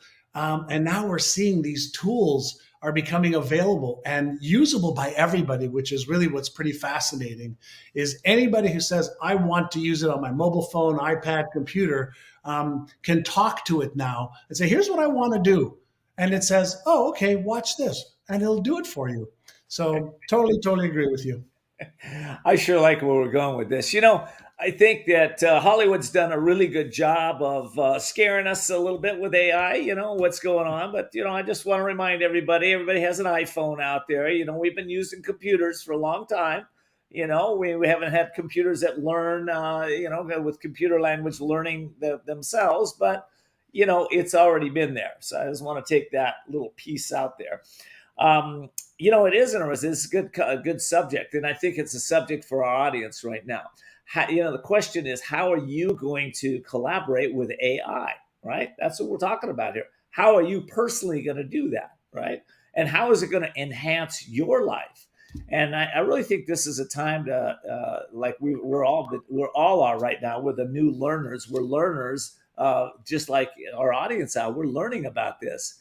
But, from my point of view, it's the quality of the questions that you ask around AI will determine the quality of the question, the quality of your business, the quality of your life, and how you collaborate with AI is a big piece here. So I think we need to talk about a little bit more about that. So John, I'm going to start with you real quick. Collaborating with AI, you're already doing it. Your team's getting excited. Any thoughts? Because this is new for you too. Any thoughts around how we're going to collaborate with it? When you say collaborate with AI, you're talking about using it? Well, we're talking about, using it in ways that maybe we never have. Yes. Yeah, so we're teaching it to analyze our voice. We're teaching it to analyze our brand. We're teaching it to analyze what our customers are saying. We're teaching it to analyze the sentiment of our positive clients and the challenges that our clients may be having with us. We're using it to help us with better copy to communicate with our clients. We're using it to analyze our data, working in conjunction with our data analysts. We're using it in our finance department to help us make sure that all of our algorithms are right. We're using it to help write code. We're using it in every single department in my company has been tasked since the middle of last year to start using AI into learning it. We're using it in customer service to reduce our response time, to complete a response from 8 hours. Our goal is to do it in 1 hour. And so we're using it in as many ways as possible to enhance everybody's job in my company. And every company, I think, can be doing that in sales, marketing, management, finance, technology. In every department, there's a use for AI to collaborate, to innovate, and to level up your game. I think 100x is probably on the low scale for projecting out some time. Very good. Stephen, any thoughts on that? Well, that's beautiful.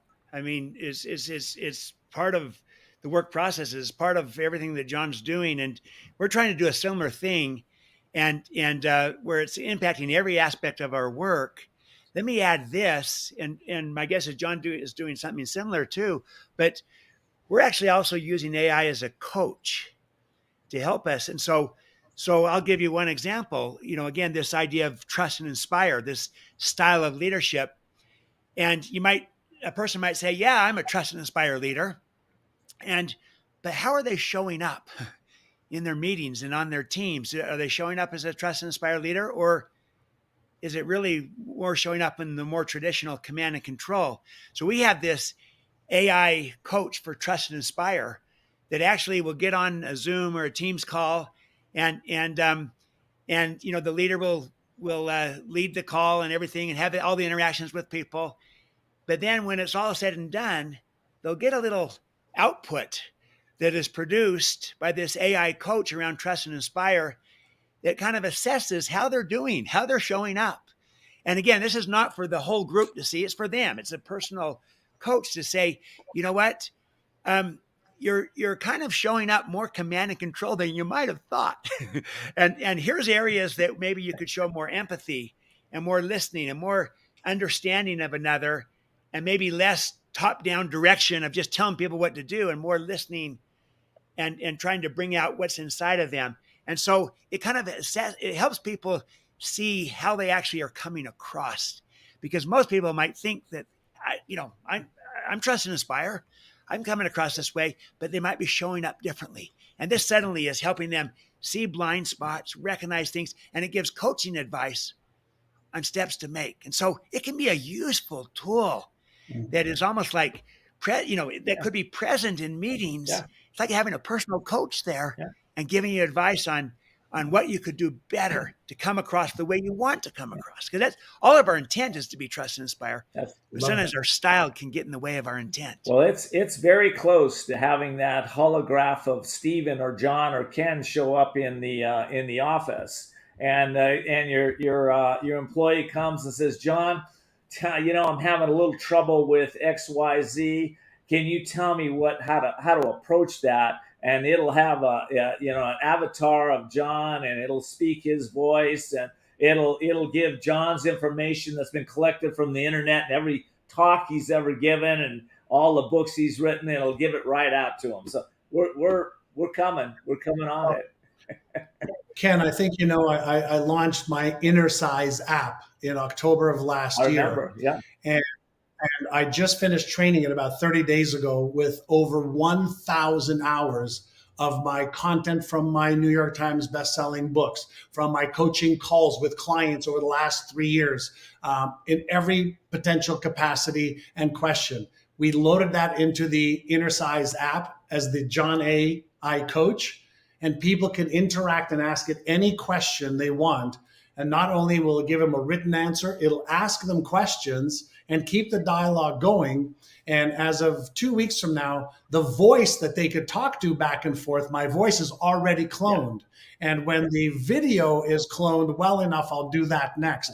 The voice is perfect now, but I have the auditory, the written done, and the virtual dialogue with me or my faculty will be available this year. Not until this year. That's amazing. It'll be available. And I'm waiting for the holograph of John to show up so I can say, John, tell me a little bit. The technology is available. The tech is available. It's available. That's right. It's just not perfect yet. Right. It's just not perfect yet. Yeah. I'm actually going to the AI conference coming up soon, so I'll let you know when that's coming out. Well, I know how fast it's going. I'll just share this with our audience. When they before they put the driverless cars, which we have all over Phoenix right now, driverless cars. You need a taxi, you just call a driverless car now. Before they did that, they had about 1 million miles simulated before they put those cars on the road, right? Now with AI, they're simulating 1 million miles a month. Okay.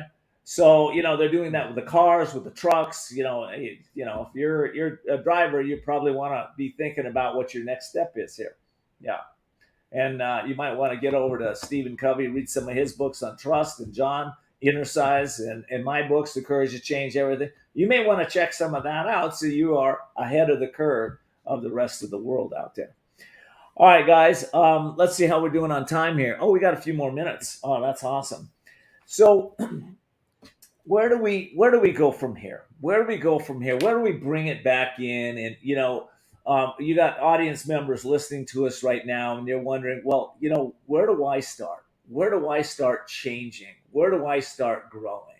Where do I start now? Stephen, why don't we start there? Because I think it does start with that piece of trust within themselves and courage. Yeah. Well, that and also the idea that imagination is more important than knowledge, to quote Einstein. Yeah. Because the knowledge, you can learn things, but it's becoming obsolete almost tomorrow. John's given examples of real-time changes even today that just changed everything, leapfrogged. And so being a know-it-all doesn't matter today. We got to be a learn-it-all. We got to constantly be seeing ourselves as learning, growing, adaptable human beings that are shifting. And so if we can see it that way, that's important. And the more that we have a sense of inner security of who we are and our sense of changeless core at the base, our values, and that we're true to our values, we have real integrity, which is that we are who we say we are, and we do what we say that we value. And that gives us a sense of clarity, of power, and of courage, as well as humility to move forward and navigate in this. And so it can be a little intimidating. I was just with somebody that said, all this AI scares me to death. And this was someone older like me, and it was saying, I think I'm just going to kind of write it out. Hopefully I've done enough in my life. I don't have to learn all this new stuff. I'll just write it out. But I think that this is an exciting ride in front of us. This could be exhilarating. And so I think having that kind of mindset of this is an adventure, no one knows quite where it's going, but we do know that they'll need to have unique human strengths and competencies and the ability to build relationships, to build trust in relationships, to build teams, to collaborate, to innovate, to have humility and courage, to model this. And it's all moving towards not just engagement, but inspiration. People want to be inspired. So the human element is actually going to maybe even be magnified in an age of AI. And we got to get better at this. And so always working from the inside out, looking in the mirror, starting with ourselves, focusing on our character, focusing on our competence, getting better, learning. That's kind of where we're at as a starting point. And so I say, let's embrace this and run with it with a form of excitement and adventure. I love how John talked about they're having fun on their team, as they're learning these new things. And we don't know a lot of all the particulars, but it's how we approach it that matters. But we can bring our unique distinctiveness as human beings and human intelligence to this artificial intelligence to have a blended, a hybrid approach that's really powerful. So I just say, come back to who we are and become clear on that. And I don't think we can overemphasize that enough. It's simple, but it's not easy. Yeah. And that's always where it starts, inside. John, I'll give that to you with first steps here for our audience.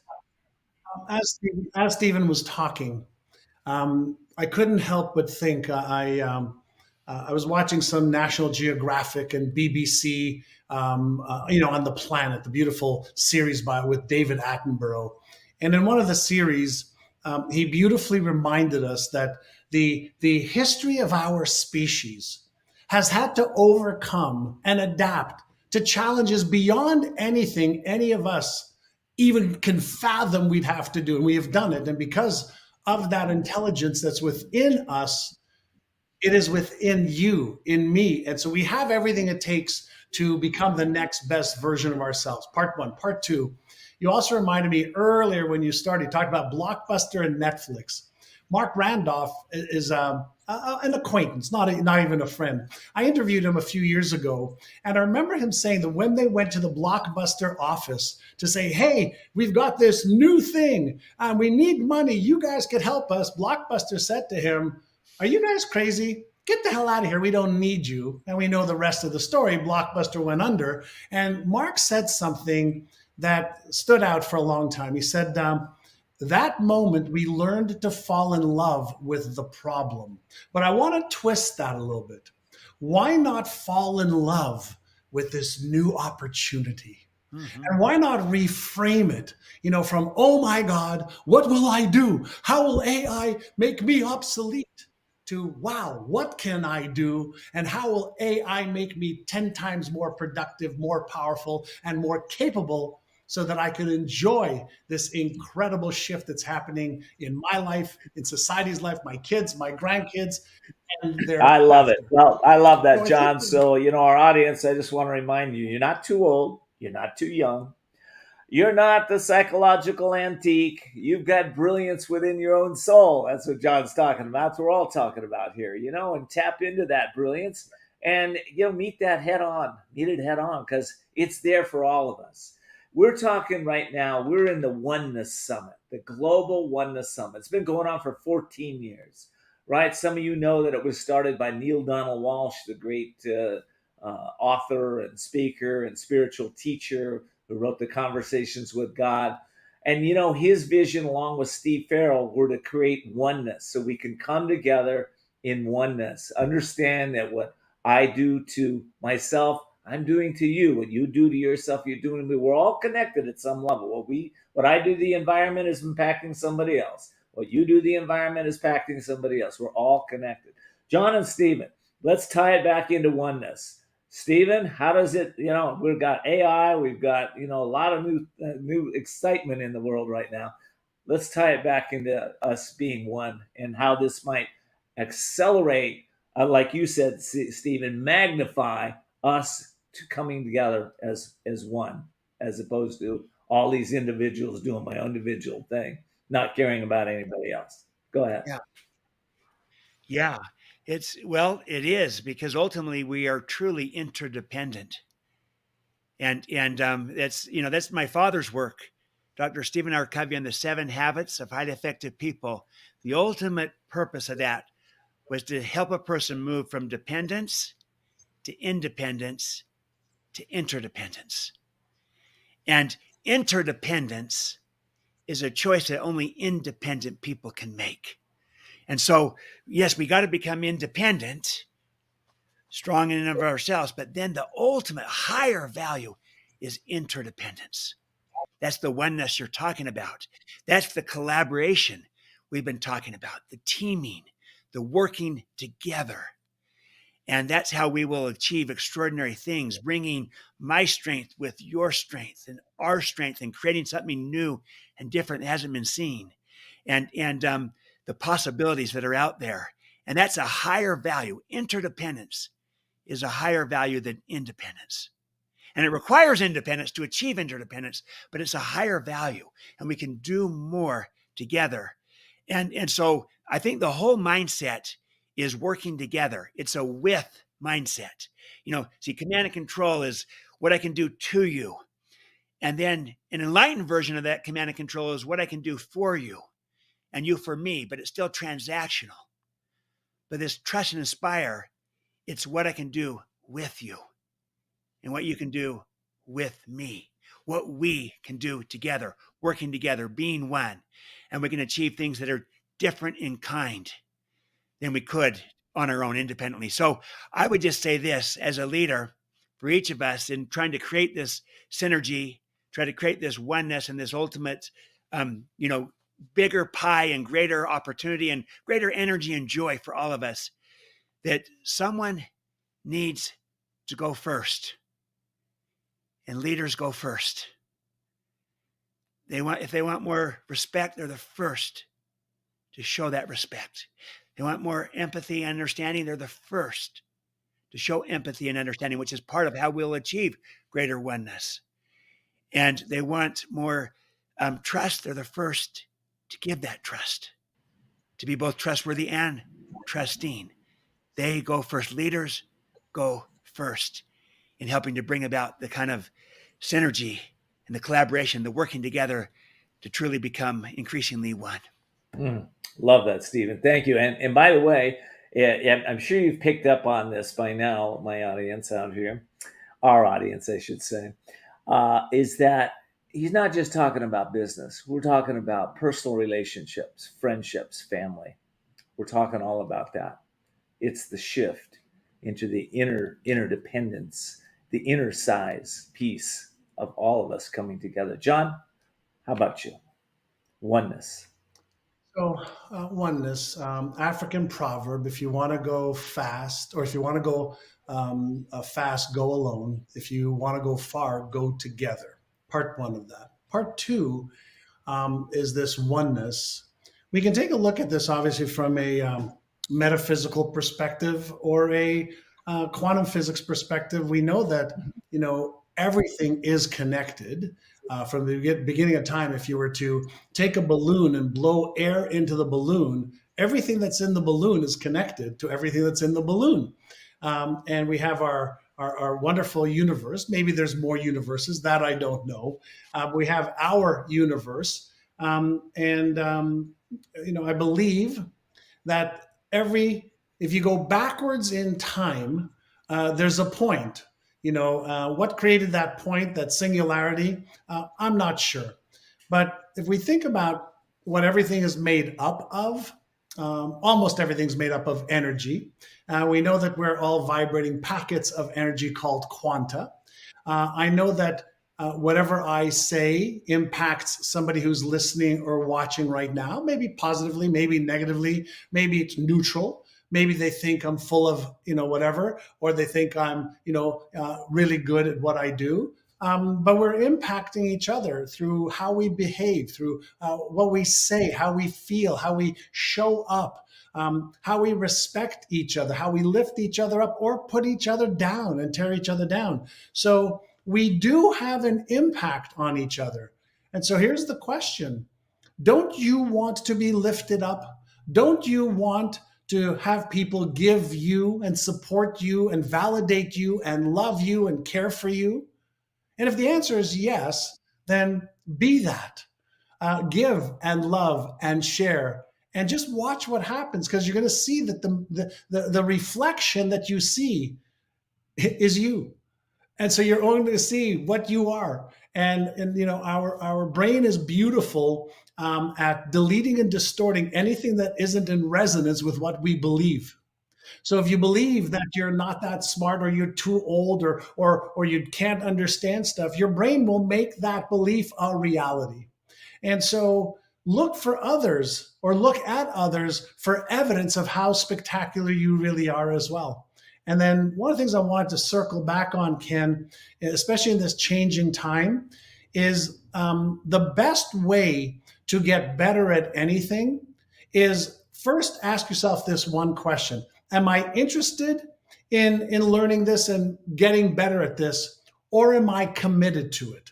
Now, if I'm interested, I'm going to do what's easy and convenient. But if I am committed, I will do whatever it takes.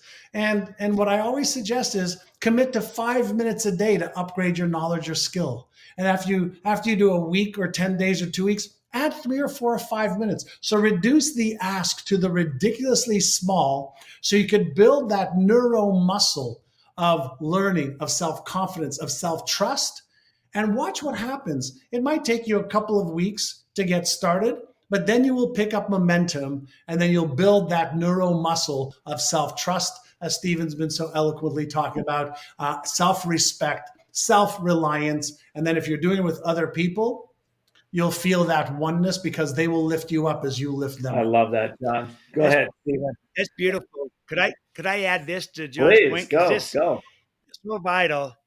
And so you start inside, but then you move outside.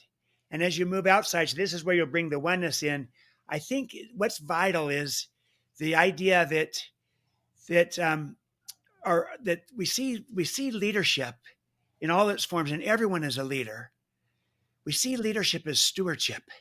Yes. It's about responsibility, not rights.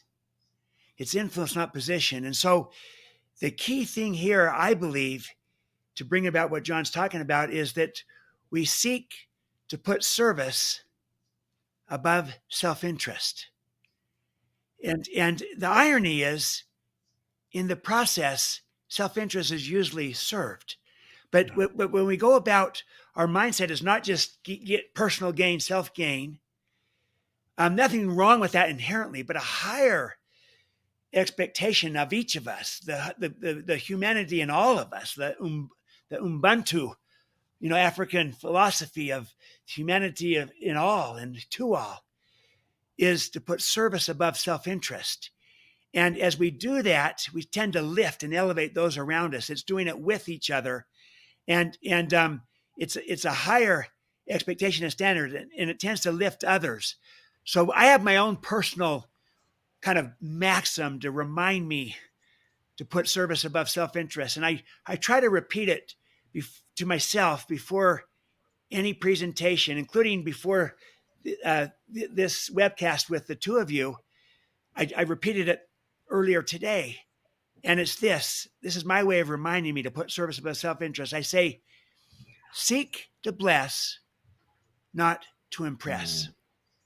Beautiful. Seek to bless, not to impress. And what that does is it gets my heart right, my mind right. What's my motive here? Am I trying to impress anyone? Am I trying to impress John or you, Ken? Or am I trying to bless, add value, make a difference? It's my way of reminding me, always seek to put service above self-interest. And as we do that, our ability to achieve greater oneness and also greater synergy and creativity and potential, unleashing the talent, the greatness inside of all of us, goes up, as does my own well-being. So that's the great irony, is that in the process of doing that, self-interest is usually served. But that's not our agenda or our motive. Our motive is to put service above self-interest because it's the right thing to do, and it elevates all society. Well, I love that, Stephen. Thank you for that. Thank you for that, John. That was just brilliant. And oneness starts within ourselves. Leonardo da Vinci said, isolation is the price of greatness. The great sage Yogananda said that stillness is the price of greatness. And what we're talking about is getting still, contemplative, in a mindful state, to tune into what's going on within ourselves, so that, like Stephen said, we can then, once we tune in, I love what you said, Stephen. What I say is, thy will be done. But that takes me into humility. I realize that, I'm out here doing things, but I'm not the doer. I'm not what's behind this body moving this thing. So I hope all of you have gotten a lot out of this today. Service is, be of service to yourself, be of service to others. Step into AI. We're talking about stepping into, like John said, love it.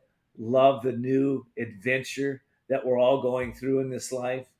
Tune into your own insights, your intuition. You'll make the right choices, and we're all gonna play together, I think, in more harmony and more peace and more oneness.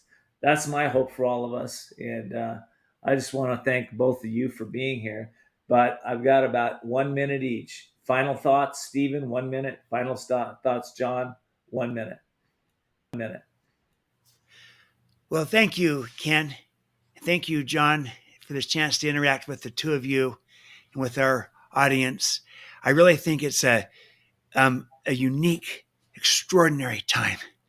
And I love the reframing that John has talked about, of how we love the problem, that we love this opportunity in front of us, this adventure, and seek to make our greatest contribution, because we need that in our world today.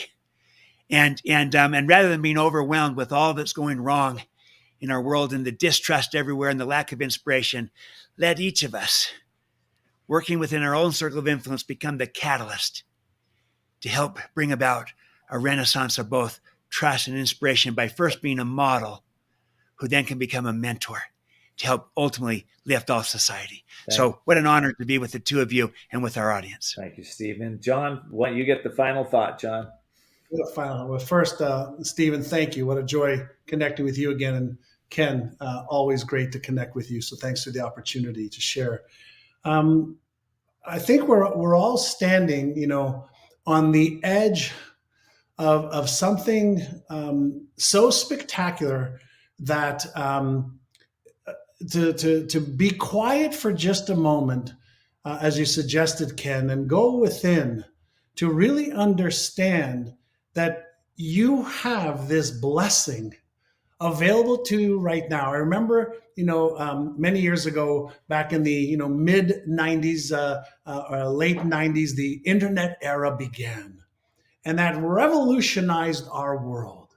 And if you were around then and you had a chance to see what happened and how it transformed our lives, you are probably just sitting in awe and amazement. Well, it's here again. It's here again. I never thought that I would see these two spectacular moments in my lifetime, as big as that. And so I'm getting chills as I'm saying this right now, because we all get to bear witness to the creativity, the innovation, the love, the oneness, the spectacular opportunity of what we created, humans. So every one of us should take this opportunity and hold on to it, because at our age anyway, we may not see this one again. So take advantage of it and just become the best version of you, and be curious to challenge yourself to dive deep and ride this one.